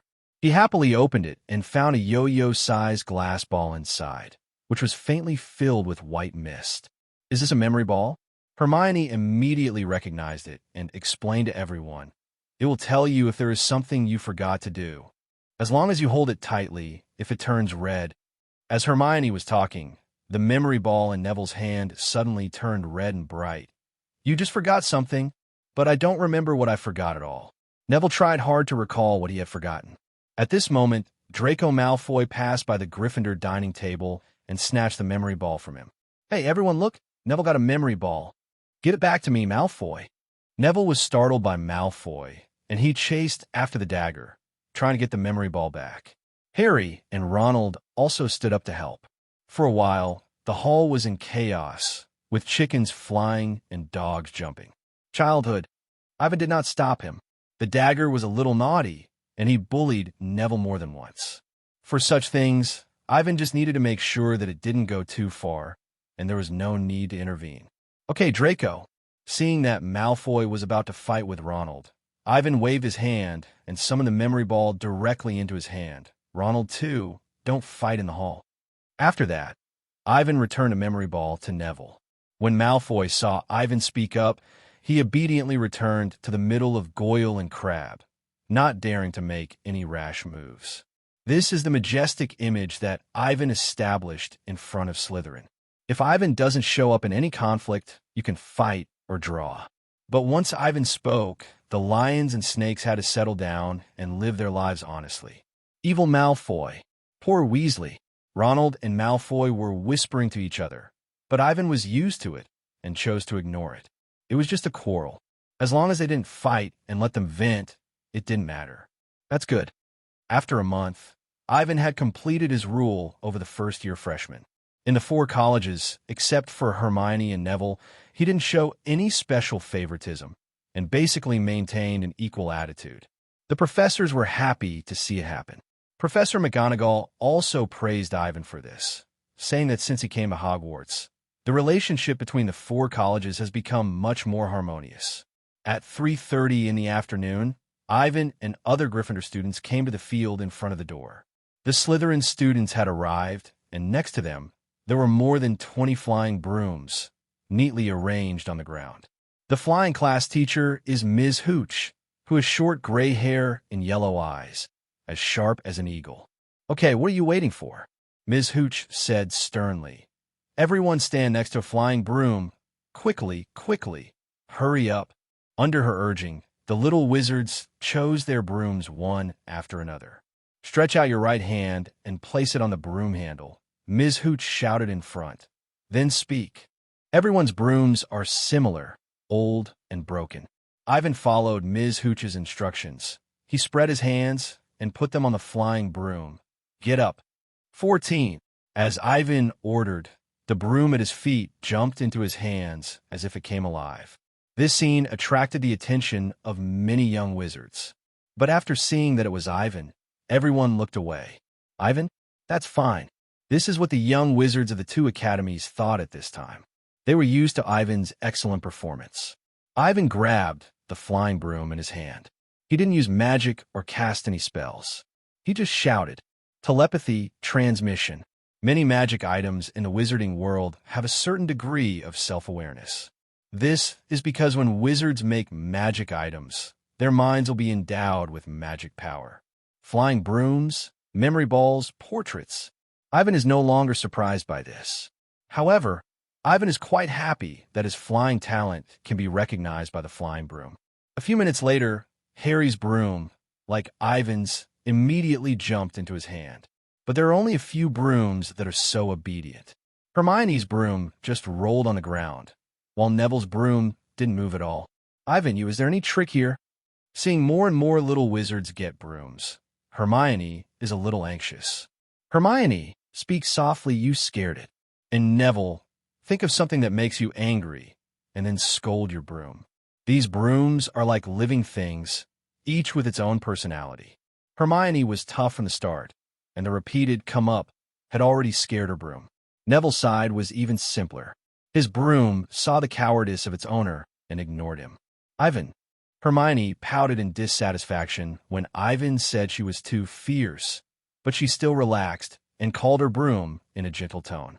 Sure enough, just as Ivan said, although the broom was not fast, it eventually flew into the hands of the little witch. Seeing this scene, Hermione was no longer suspicious. He brewed his emotions, recalling Snape's sarcasm, that series of poisonous tongue, which was very lifelike. "Come up." But when Neville really got the broom, even the knowledgeable Mrs. Hooch was stunned. "P.S. There is more today, and I also asked for flowers. Thank you." "How did you do it?" Mrs. Hooch looked at Ivan. She thought for a moment and seemed to recognize the identity of this little wizard. "I remember you are. Ambrosius? It's me, Mrs. Hooch. The professors are all talking about you," Mrs. Hooch said with a smile. "Because of your outstanding performance, Minerva has been very happy recently." How could she not be happy? Thanks to Ivan, Professor McGonagall has been very proud in front of other professors. Recently, when Professor Cat met Ivan, he couldn't hide the smile on his face. "By the way, how did you see it just now? I mean, those 2 brooms." This is a bit difficult to explain. The reason why Ivan can know is that as magic, I can see the magic fluctuations on magic items. If magic items are compared to people, Ivan's ability is similar to a special mind-reading skill, which can know what magic items are thinking. During this period, whenever Ivan walked in the corridor and passed by those paintings, all kinds of emotional fluctuations would emerge in his mind. From the entire castle of Hogwarts to the memory ball that Neville just got. Every magical creation must be accompanied by the spiritual power of the creator. Interpret them and understand them. This is the powerful talent that Ivan once again realized after his soul was upgraded to 5 points. Not only Mrs. Hooch, but other young wizards were also confused. The emotions of magic items? The castle also has its own ideas. These words sound so abstract, just like the fairy tales we heard in childhood. There is no way. Everyone can only attribute it to Ivan's talent. Can't learn. Ambrose, the omnipotent. Not far away, Malfoy whispered, "He knows everything." This is a teasing remark, but after hearing it, everyone had a nod secretly, thinking that it was true. 1 month after the start of school, Ivan really seemed to be omnipotent. Anyway, they haven't encountered anything that Ivan can't handle. He is not cold nor arrogant. Ivan would carefully point out the mistakes and key points of any young wizard who asked him about magic. He was always so calm, always elegant and polite. Even a troublemaker like Malfoy respected and feared Ivan in his heart. Ivan is worthy of my family. Hermione was proud of it, and Neville nodded again and again. Yes, if you have any trouble, why not ask the magical Ambrosius? Next, she showed them how to ride on the broom without sliding off the bed.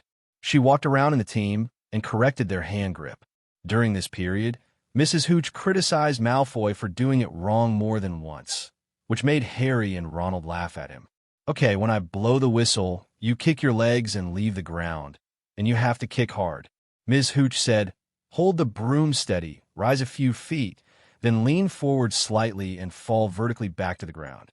Listen to my whistle. And at this moment, Neville and the team screamed. Before the whistle touched Ms. Hooch's lips, his feet had already left the ground, and then he soared into the sky like a cork that burst open. Come back, child.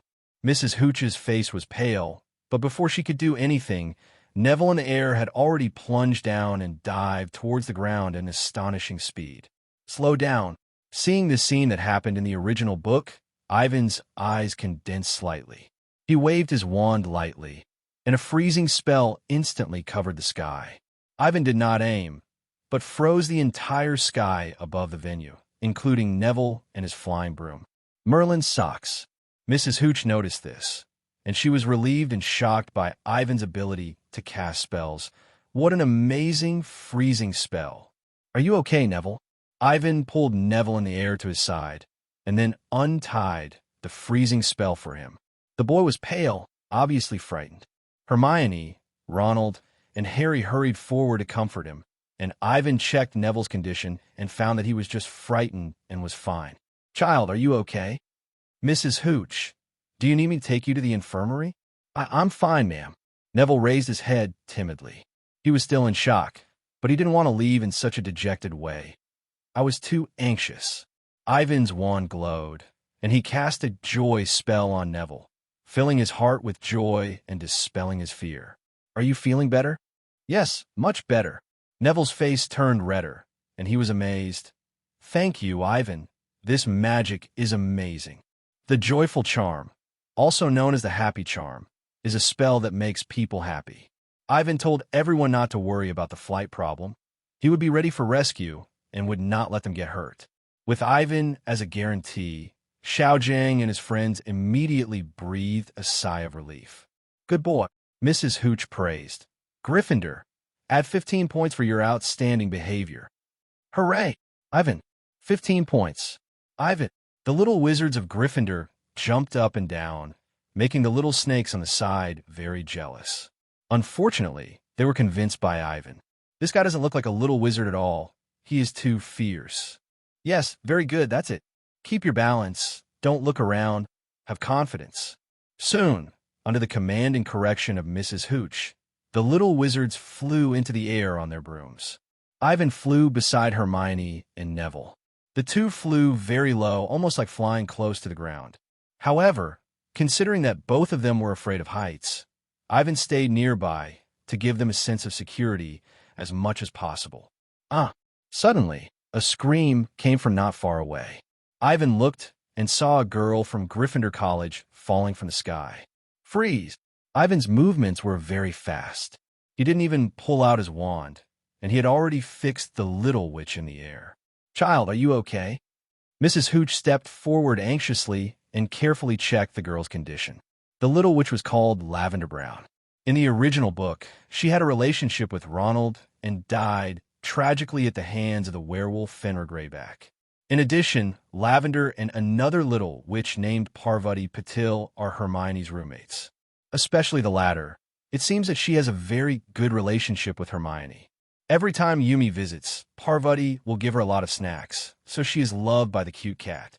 "I'll take you to the school hospital, and the others will follow the command of Ambrosius." Lavender was not injured, but the shock caused by falling from the air still made Mrs. Hooch worried. Fortunately, there is Ivan here. After 2 rescues, plus the praise of Professors McGonagall, Flitwick, and Sprout, Mrs. Hooch really felt Ivan's reliability and excellence. "Thank you, Ivan," Mrs. Hooch added. "Before I come, just ask everyone not to fly over the wall." "I know, ma'am." Ivan nodded in response, and he stopped flying, just floating on the field on his broom. Ivan actually didn't have much interest in flying brooms. It felt good to be able to watch others fly leisurely. Of course, Ivan was not very interested in real flying magic. Unfortunately, in the original book, only Snape and Voldemort could use this magic. Ivan suspected that Snape's flying magic might have the same origin as Voldemort's, otherwise they wouldn't be so similar. It seems that we have to find a way to take this magic from Snape. Ivan himself has the ability to fly, such as directly transforming into an Obscurus and freely shuttle through the air in the form of a black storm. But this method will undoubtedly expose Ivan's identity as an Obscurus. Old Dumbledore was really good to him, and Ivan was not an ungrateful person, so he didn't intend to cause trouble for the old headmaster. Ivan didn't doubt the character of the deans. It's just that the little wizards and the parents of the students, Ivan will not forget the various treatments Harry suffered after Voldemort's resurrection in the original book. The Ministry of Magic, the parents of the students, the board of directors. Ivan can be sure that once his identity as an Obscurus is exposed, there will be no place for him in Hogwarts. "Ivan, just thinking." Ivan heard Hermione calling him, and quickly came back to his senses. "What's wrong? How am I flying?" "Yeah, I'm flying well. That's it. Keep it up." Under Ivan's guidance, Hermione and Neville can already balance their brooms 2 meters above the ground. Seeing the progress of the two, Hermione's other roommate, Parvati, came over carefully, wanting to ask for some tips on flying. Ivan naturally wouldn't refuse. Parvati is an Asian little witch from India.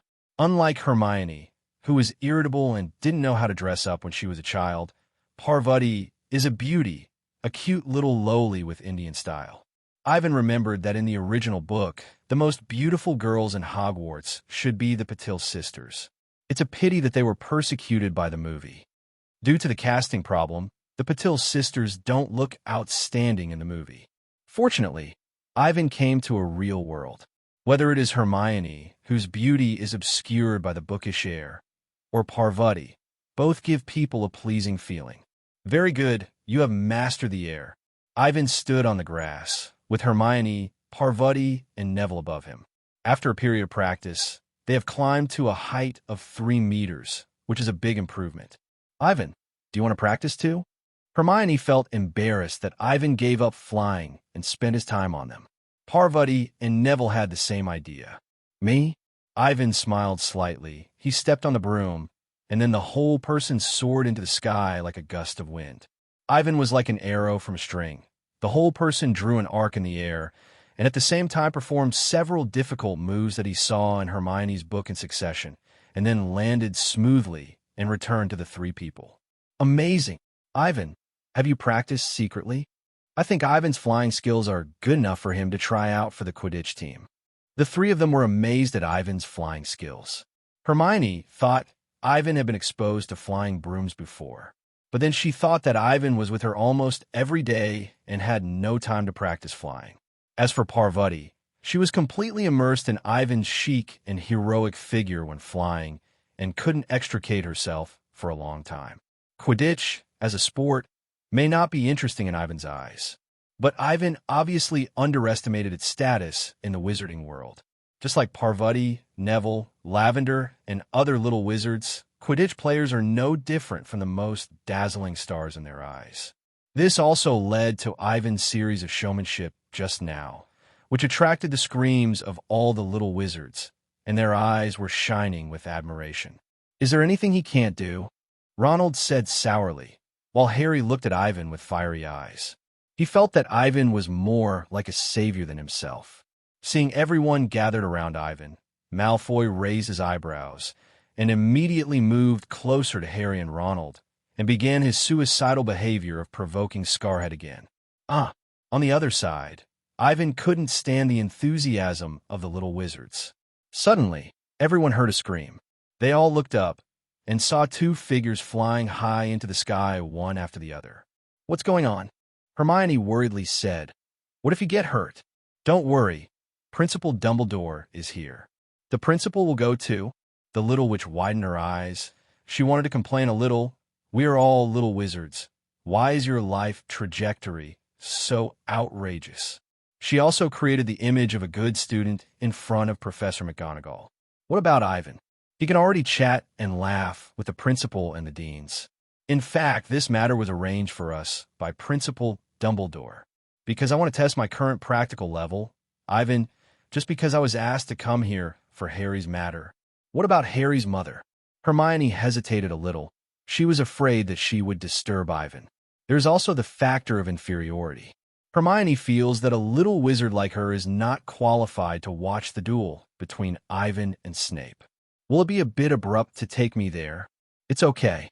Ivan smiled and said, "I have mentioned it to Principal Dumbledore, and he agreed to my request." "Is it really okay?" Hearing that Principal Dumbledore allowed it, Hermione immediately became excited. Watching professors duel is not a treatment that a newly enrolled wizard can have. Hermione admitted that she was very tempted. "Del," Ivan said, "when the time comes, I will tell you a secret." "Secret?"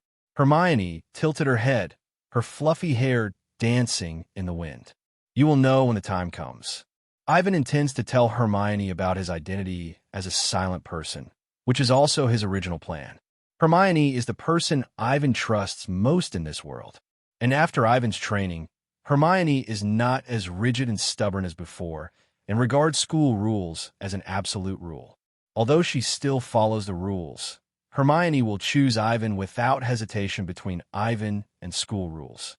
For example, when Ivan violates school rules, Hermione will conceal it for him. Even if Ivan gets into trouble and is expelled, Hermione hopes that she can take the blame with him. In a word, we share the same difficulties and honors and disgraces. "I will cheer for you." Hermione subconsciously grabbed Ivan's hand, but soon let go, and her pretty face couldn't help but blush. Ivan pretended not to know. "What's wrong?" "Nothing." Hermione felt her face was a little red. She didn't know what she was shy about, so she changed the subject. "When is the duel?" 8 o'clock tonight, at the edge of the Forbidden Forest. In the following time, the two did not say much, but just sat quietly by the Black Lake, admiring the beautiful lake view. The giant squid, not far away, naturally noticed the two. It waved its tentacles slightly, creating ripples in the water, as if expressing the pure and sincere feelings of the young wizard who was lamenting the beauty of youth. This reminded it of decades ago. It was also here, and there was also a pair of young wizards. Unfortunately, they didn't end up together. At night, Ivan brought Hermione to the principal's office. "Look, our genius Ambrosius takes his girlfriend with him wherever he goes." Snape had been waiting here for a long time. When he saw Ivan, especially Hermione following behind the boy, he was immediately furious. "What? Do you want her to cheer you up during the duel? Why didn't I know that Miss Know-It-All was also a part-time cheerleader for someone?" Hermione wanted to curse. Fortunately, after 2 months, Hermione was almost used to Snape's venomous tongue and prejudice. "Professor, it was me who invited Hermione." Ivan said, I think witnessing a high-level magic duel in advance can help broaden our horizons. High level, Snape said sarcastically. A young wizard who has just been enrolled for less than 2 months? That depends on you, Professor. Ivan fought back without showing any weakness. I think you don't mind letting us see what high-end spellcasting skills are. Arrogant boy. Snape felt humiliated. He didn't think Ivan had the level to compete with him. Dumbledore must have Alzheimer's disease. Otherwise, he wouldn't have thought of such an outrageous thing. It seems that you are ready. Dumbledore walked out of the door, with Fawkes on his shoulder. Severus, don't underestimate Ivan. You will suffer. Humph. Snape knew Ivan was excellent, so he didn't think of letting him off. On the contrary, Snape was going to teach Ivan a lesson, so that he would know what it meant to be high and low. And Miss Granger, the smartest little witch in the 1st grade. Dumbledore winked at Hermione. I've heard professors praise you a lot. 0. Please give me flowers. Headmaster, good evening. Good evening. Dumbledore smiled gently at Hermione. Welcome to witness the magic exchange tonight. Seeing you, I feel like I saw Minerva in the past. You're too kind. Hermione was flattered. She didn't dare to compare herself with Professor McGonagall. The old Dumbledore in this world is more like the old man in the first 2 movies, always giving people a steady and kind feeling like a spring breeze. Dex. At this time, Fawkes flew from Dumbledore's shoulder. The old man asked the 3 to grab his arm, and then a ball of flame burst out of Fawkes's body, instantly covering the 4 people below. By the time Hermione reacted, the surrounding environment had already changed. Where is this? Hermione was surprised. Forbidden Forest? We are in the Forbidden Forest. This ability, which is like teleportation, naturally would not be unknown to Hermione, who is well-read. Fireplace teleportation, apparition. But Hermione remembered that Hogwarts seemed to be unable to apparition. A little trick for the elderly. Dumbledore stood with Hermione. You will keep it a secret from me, right? Of course.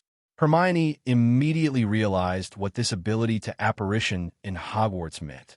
The 2 remained silent, watching Ivan and Snape walk to the edge of the Forbidden Forest, ready for a duel. All protection. Ultimate protection. Solid as a rock. Dumbledore took out the old wand and began to set up isolation magic around. This is deep in the Forbidden Forest, far from Hogwarts. However, just in case, Dumbledore still cast many protective and isolating barriers to ensure that the movement here will not affect the young wizards in the academy.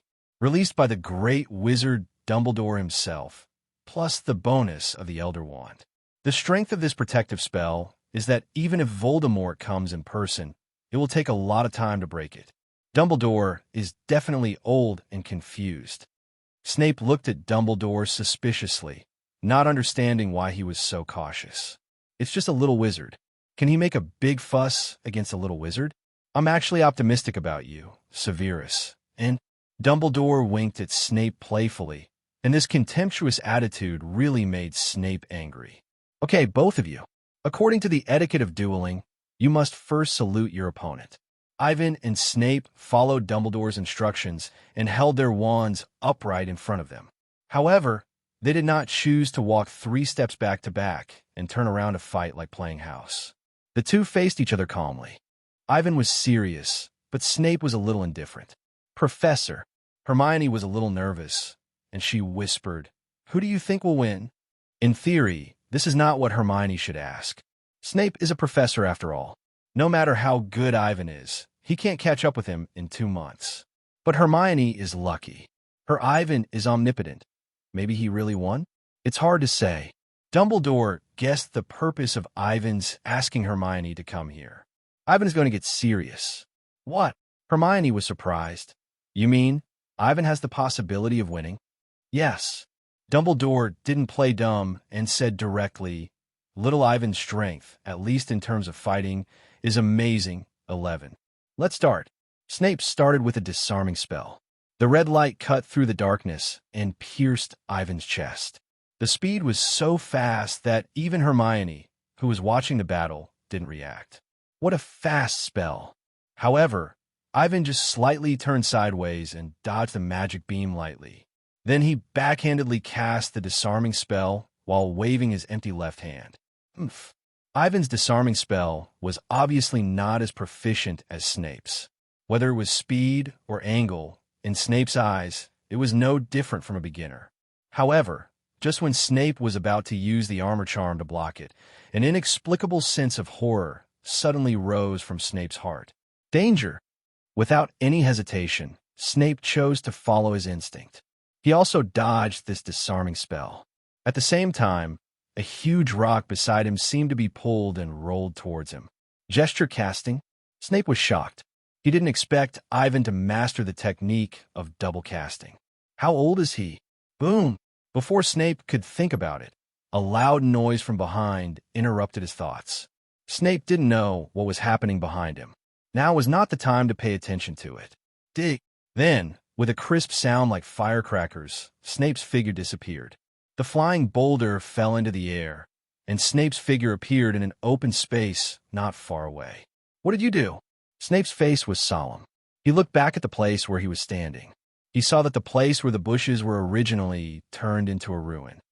Did Snape remember that place? He looked at Ivan in horror. Your disarming spell. What kind of exaggerated destructive power is this? Are you sure that what you just cast was just a disarming spell, not a blasting spell? And even if it was a blasting spell, isn't this power a bit too exaggerated? Professor. Ivan was still calm and collected. He raised his wand lightly. I think some things are better for you to experience in person. Boom! After the words fell, another red, disarming spell shot at Snape. And this time, Snape did not dodge. He also cast a disarming spell. Bang! In an instant, 293 red lights collided in midair. The dazzling light, accompanied by the collision of magic, sparks flew. Snape's pupils shrank slightly. Almost at the moment when the wave was completed, he felt an unimaginable sense of oppression. Heavy, surging, unstoppable. How can this kid's magic be so strong? The power of magic is not the destructive power and power of magic. It is more like a qualitative change. Fighting with Ivan means that the magic of both sides will be connected in the form of spells. Then, it will be a pure magic competition. And fighting with Ivan. Professor, suppressed by Ivan. Hermione's eyes trembled slightly, and in her sight, the night was illuminated by red light.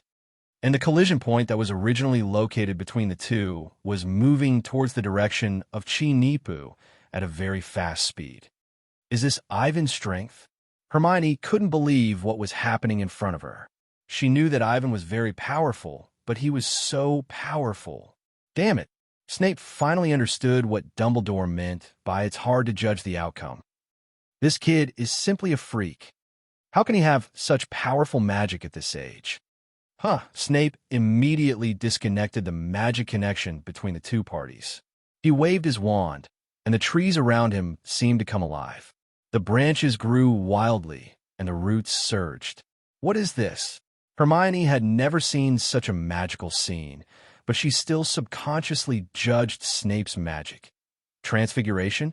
Can transfiguration reach this level?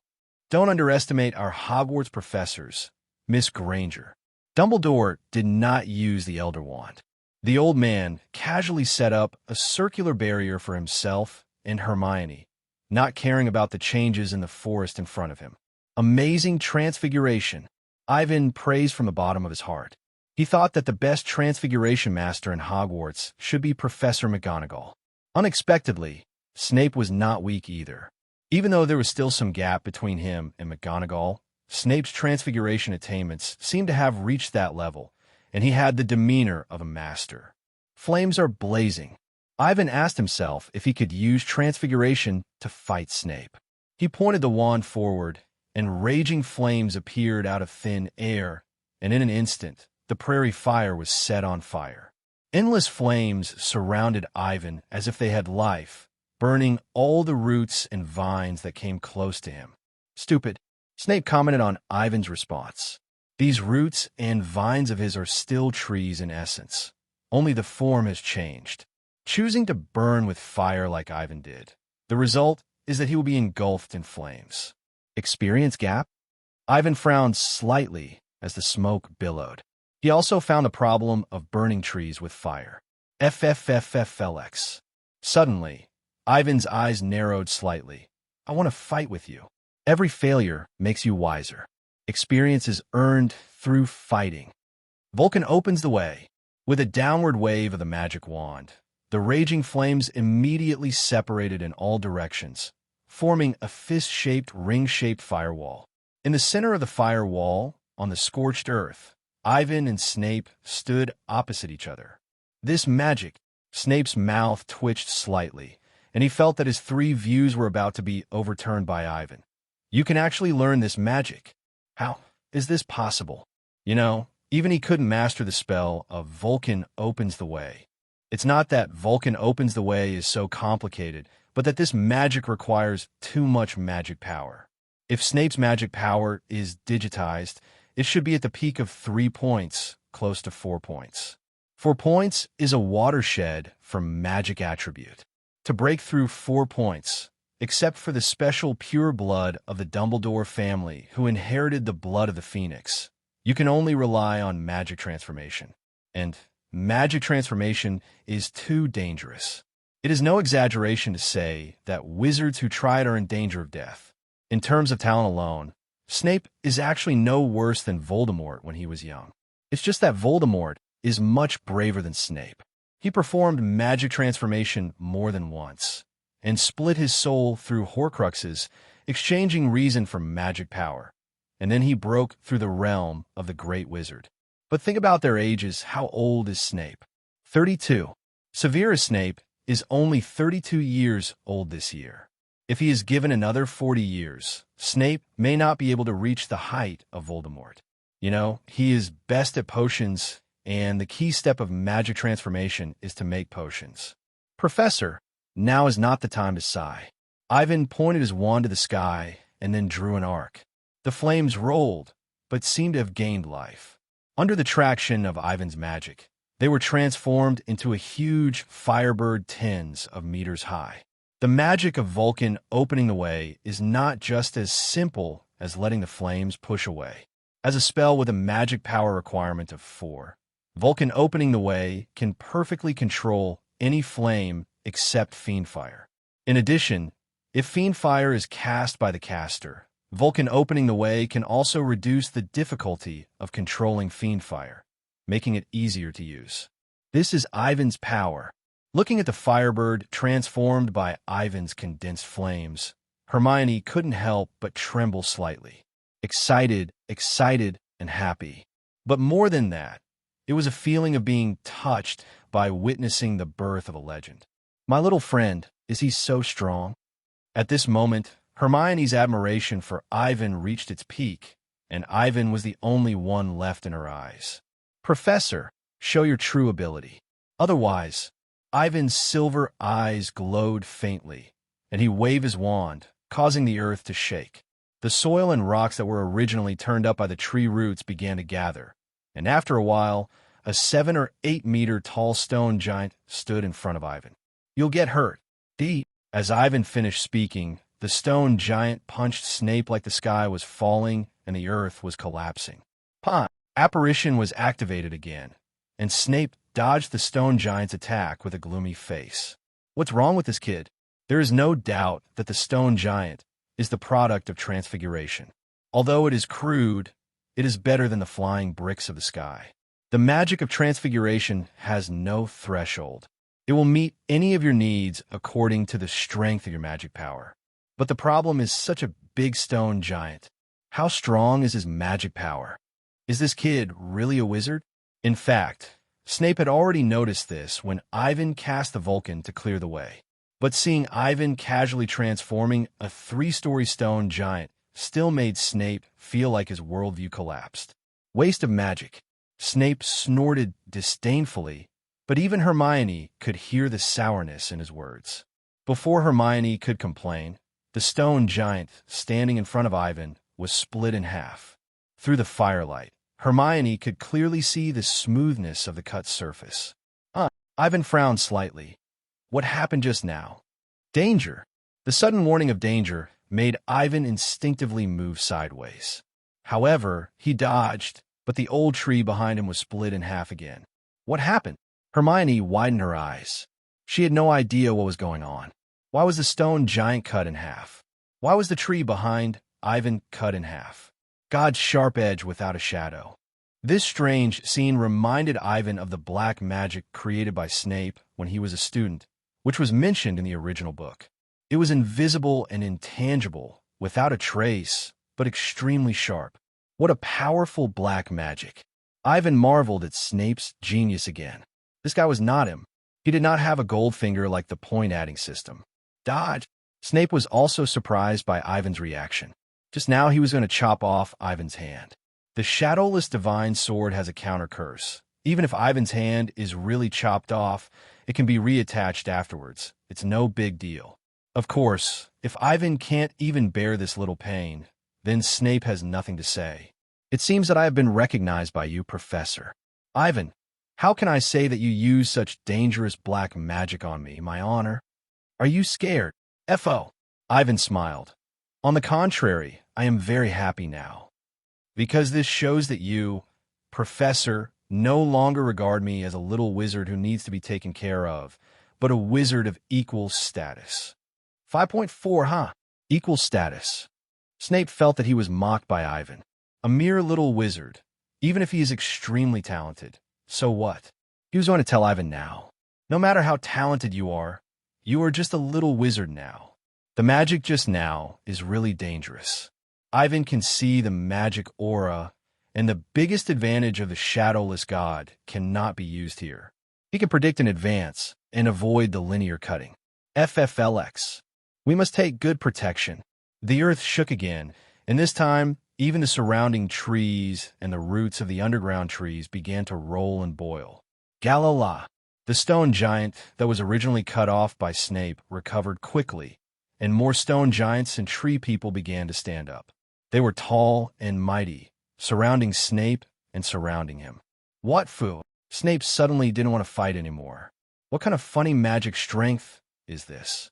At a glance, there are at least 5 transformed giants. For this kind of thing, if it were Snape, it would be a stretch to control too.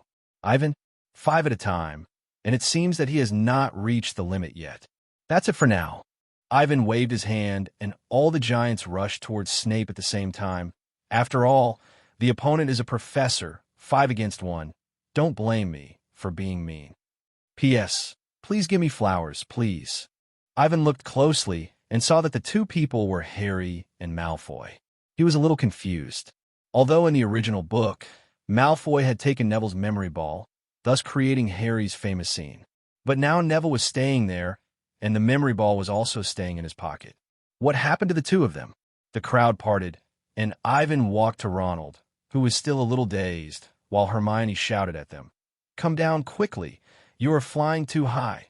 It's dangerous. It's Malfoy. Ronald quickly told Ivan what had just happened. Malfoy insulted Harry's parents. Tisk. Ivan quickly sorted out the cause and effect. Malfoy mocked Harry with words, and Harry couldn't stand it and wanted to attack him, but the latter arrogantly flew into the air and continued to provoke him from above. Good guy. Can you bear this? If you can bear it, then it's not Harry. In response, Ivan shook his head helplessly. He really didn't know what to say to the 2 of them. Get them down first, and then teach Malfoy a lesson. Thinking of this, Ivan had already drawn his wand. But before he could cast a spell, Malfoy in the sky dodged and hit the top of the tower in the distance, and then fell straight down. He fell down. This scene really scared many young wizards present, especially Pansy, the little witch screamed. Her face was extremely pale, and then she instinctively ran towards the direction where Malfoy fell. Ivan! Hermione called anxiously. Ivan's eyes sank slightly, and the hand holding the wand had already prepared a spell to cushion the impact. However, the next moment, Ivan's hand paused slightly. Harry, who was still in the air, suddenly swooped down and then rescued Malfoy with an agile posture that everyone could not imagine. Harry Potter! Potter! Did you see that? That was a fake move by Jaren. Harry used a flying skill that even professional players don't know. The young wizards were shocked by the flying skills Harry showed, and Seamus shouted the loudest, as if he saw the scene of Harry becoming a professional player. "Is this the 4-point reflex nerve?" Ivan took back his wand and said with emotion, "It's really amazing." Ivan was a little surprised. He didn't expect that with his appearance, Harry still showed his extraordinary flying talent. Of course, Ivan was not upset or jealous. In his eyes, the kind and simple Harry was like a younger brother, living under someone else's roof, helpless and helpless. If possible, Ivan didn't mind letting Harry stand in the spotlight and enjoy the attention and cheers that a savior should have. Well, we just have to change this kid's impulsiveness. Like everyone else, Ivan welcomed Harry, who returned victoriously. "Ivan, how is Malfoy?" "It's okay." Ivan used magic to lay Malfoy flat on the grass. He checked him and found that he was just frightened, and there was no big problem. Malfoy's face was very ugly. He was saved by Harry Potter, the most annoying scarred man. When he thought of this, Malfoy wanted to find a hole to crawl into. But this is the fact. Harry Potter. After the flying class, Professor McGonagall found Harry and took him away in the worried eyes of Hermione and others. Ivan knew that Professor McGonagall had taken a fancy to Harry's flying talent and wanted him to join the Gryffindor team and become a seeker. Sure enough, at dinner, Harry shared this matter with everyone with great excitement. "Are you kidding?" Ronald didn't even notice that his favorite beef pie slipped off his fork when he heard that Harry became a seeker. "Harry, you must be the youngest seeker in all these years." Ronald was very envious, but when he thought of Harry's excellent performance when he saved Malfoy, he could only hide that little bit of jealousy in his heart. "Congratulations, Harry."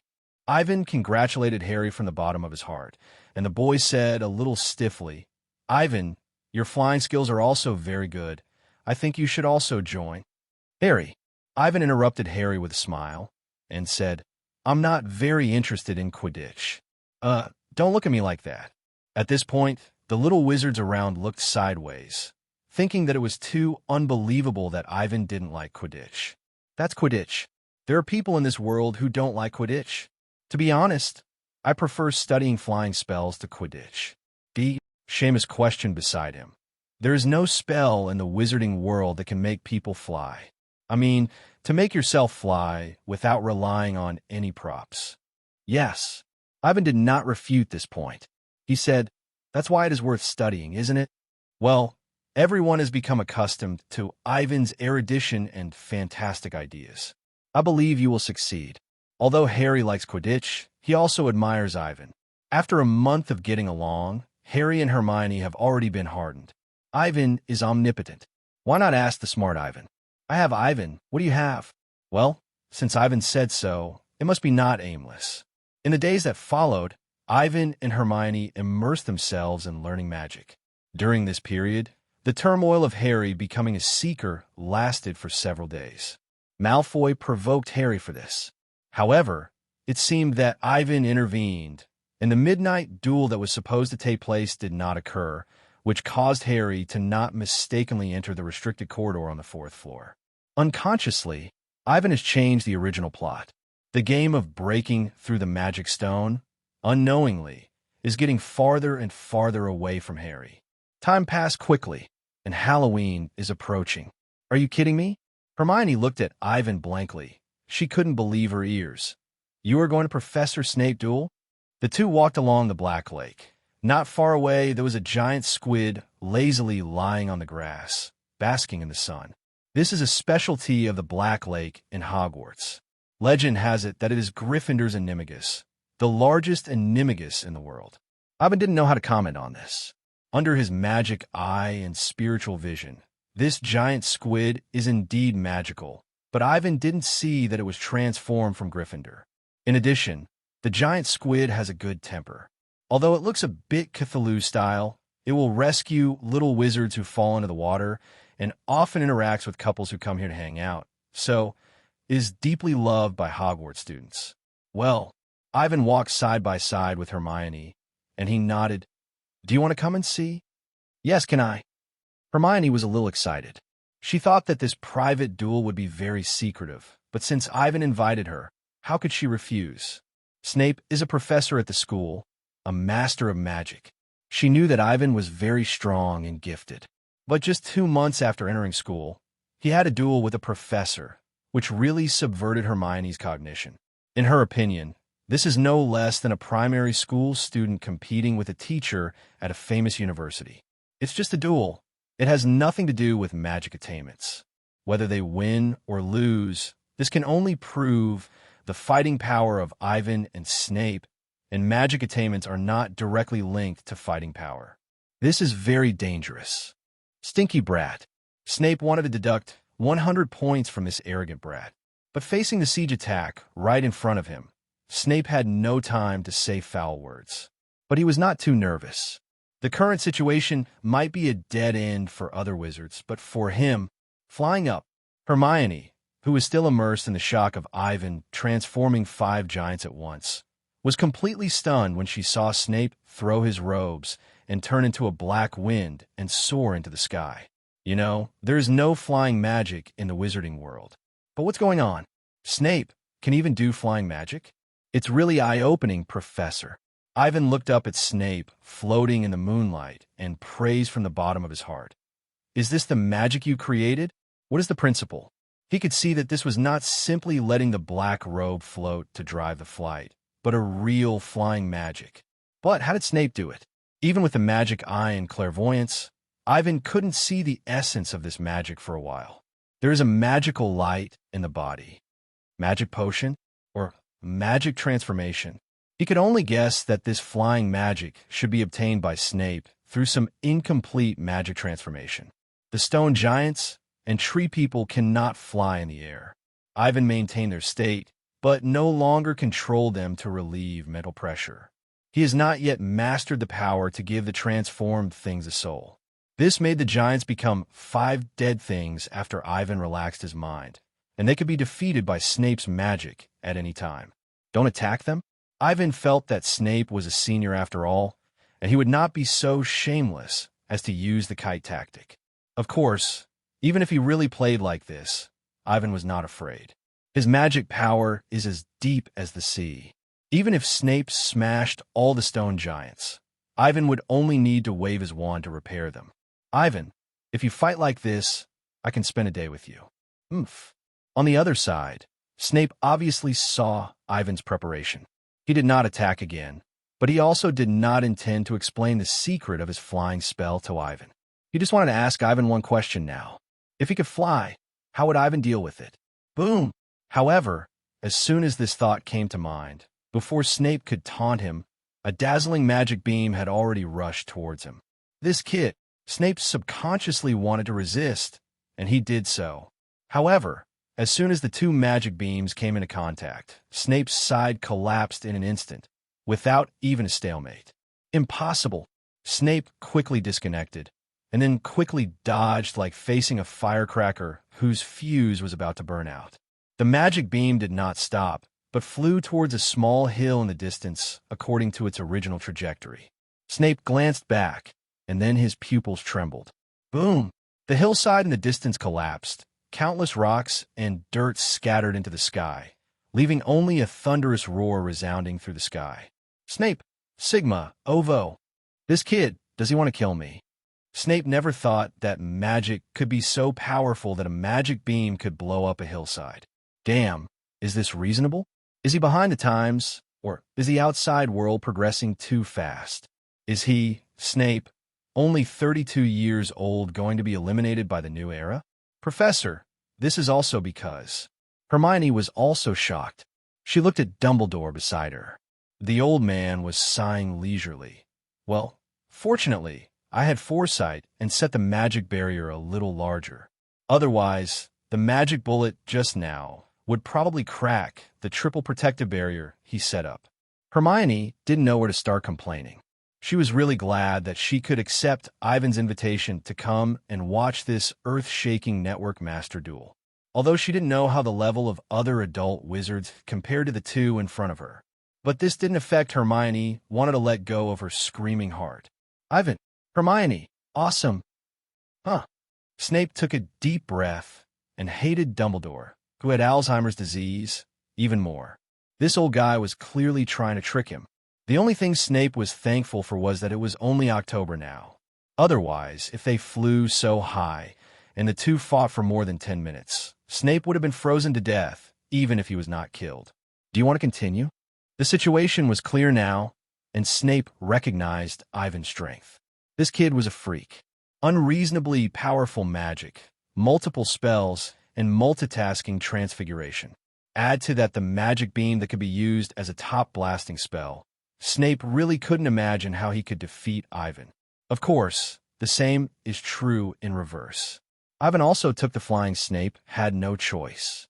The latter looked down on her, as if he was already invincible. Del, as for warming up, it's almost done. Then what's next? Ivan put down his wand, and he looked at Dumbledore in the distance calmly. The old man felt something. He raised his hand and pressed it on the little witch's shoulder, and then smiled kindly at Ivan. Principal, Hermione was puzzled, but the clever little witch quickly guessed something.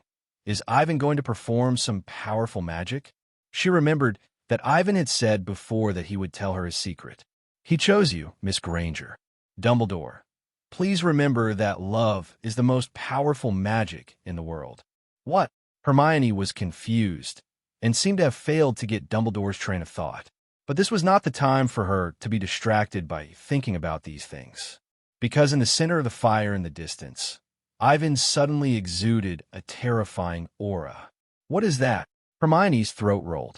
She stared at Ivan and the black substance that kept flowing out of his body, which looked like mist and oil. With the little witch's knowledge, she naturally couldn't recognize what it was. But Snape was completely stunned. Impossible. This is... Snape looked at Ivan, who was gradually wrapped in black mist. He felt that all the hairs on his body stood up at this moment. It was an extreme horror of being targeted by a top predator. Obscura.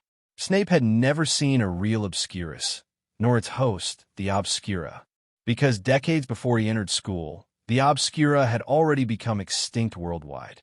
The last recorded Obscura was more than 60 years ago. Are you the Obscura? Snape clearly remembered the records of the Obscurus and the Obscurus in the book. A young wizard with the Obscurus in his body will not live past the age of 10, let alone control this power freely like Ivan. Now, let's start the second half, Professor. Ivan raised his head, his eyes bright, as if he could absorb people's souls. It was different from the paleness of Credence, but the cold and noble silver moonlight, mysterious, deep, and dazzling, making people sink into it at a glance. In addition, I hope you cannot keep it, Professor. As he spoke, Ivan's body slowly floated up, and black mist entangled him, as if there were countless evil ghosts howling and wailing. BW, Ivan's eyes became more and more indifferent, and Snape felt cold in his heart. You will die. What does this feel like? At this moment, Hogwarts C. Professor McGonagall, who was wearing pajamas, got up quickly, came to the window, and looked at the forbidden forest in the distance.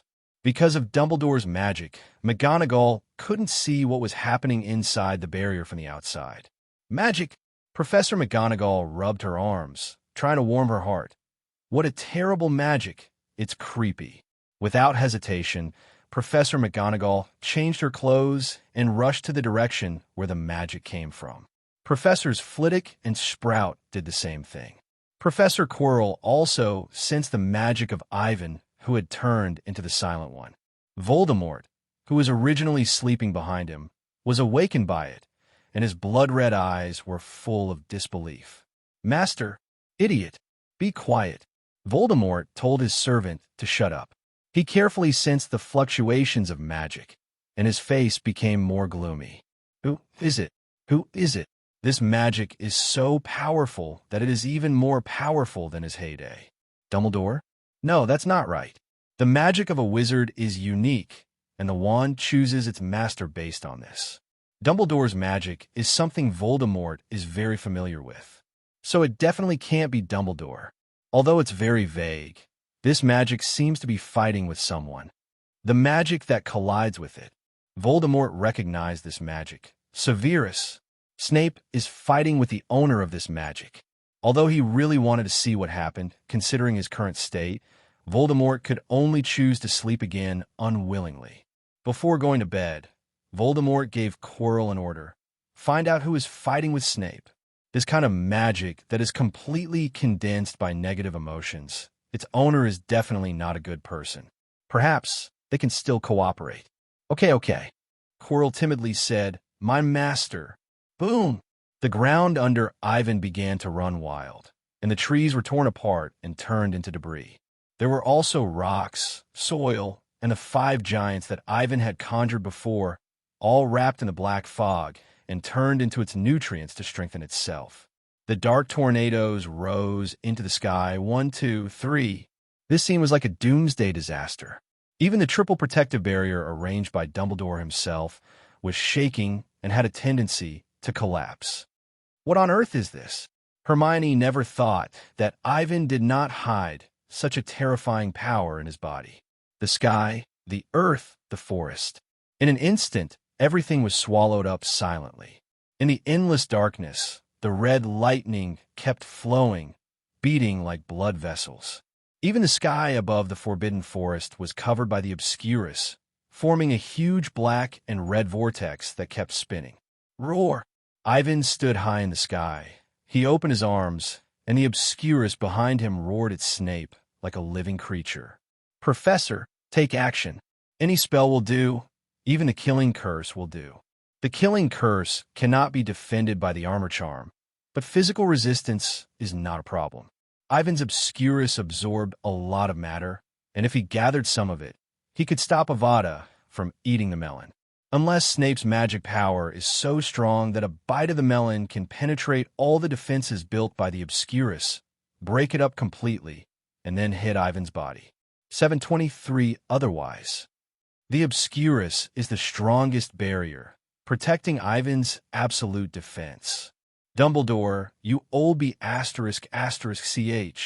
Snape only wants to do one thing now. That is to strangle the old B******ch to death.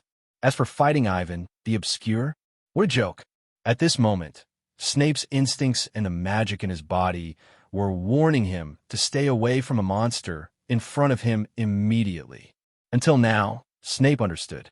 The horror of the Obscure is completely different from what you read in books and what you see with your own eyes. This is no longer a force that 1 or 2 wizards can deal with. To deal with Ivan, who has completely liberated the Obscure, at least dozens or hundreds of elite wizards are needed, and then they will continue to attack him. What is Snape's ability? God of Swords. Snape threw a God of Swords at Ivan. But before God of Swords could get close to Ivan, he was blocked by the surging black fog at a distance of dozens of meters. When the two collided, God of Swords disappeared like mud flowing into the sea. This scene made Snape's face darken even more. "Dumbledore, you lied to me. Trick." This is definitely a trick of the old man. Dumbledore not only broke his promise, but also leaked his dark history casually. Now he brought Ivan to beat him. "I obviously trusted you so much, Dumbledore." Snape was extremely sad. The pain of this betrayal will never heal. What happened here? What is that? Just when Snape was beaten by Ivan and ran away, McGonagall and the other 2 hurriedly arrived. As soon as they arrived, the 3 noticed the transparent barrier emitting a faint light, and the 2 figures of one large and one small not far away. Albus! Seeing Dumbledore here, McGonagall and the others subconsciously breathed a sigh of relief. But after seeing Hermione, McGonagall's heart was lifted again. What is going on? McGonagall, why is Miss Granger here? And Albus, shouldn't you give us an explanation? Don't be nervous, Minerva. And Pomona and Filius, I'm sorry for disturbing you. Dumbledore's careless attitude really made people angry, and Professor Sprout, who was always good-tempered, couldn't help it. Is this a question of whether to quarrel or not? If you don't know, you might think Voldemort invaded Hogwarts. Professor, it's Professor Snape and Ivan. There was no way. And in the end, it was Hermione's turn to explain to the 3 deans. When they heard that Ivan actually challenged Snape to a duel, the 3 looked weird, and they felt like they had heard it wrong. Hello, everyone. As we wrap up this video, I want to share a quick note. I have a Patreon account. If you'd like to support me and enjoy on-demand audiobooks, you can become a Patreon member. Alternatively, you can check out my Google Drive link, which has 500 plus novel audiobooks available through my Ko-fi or Patreon shop.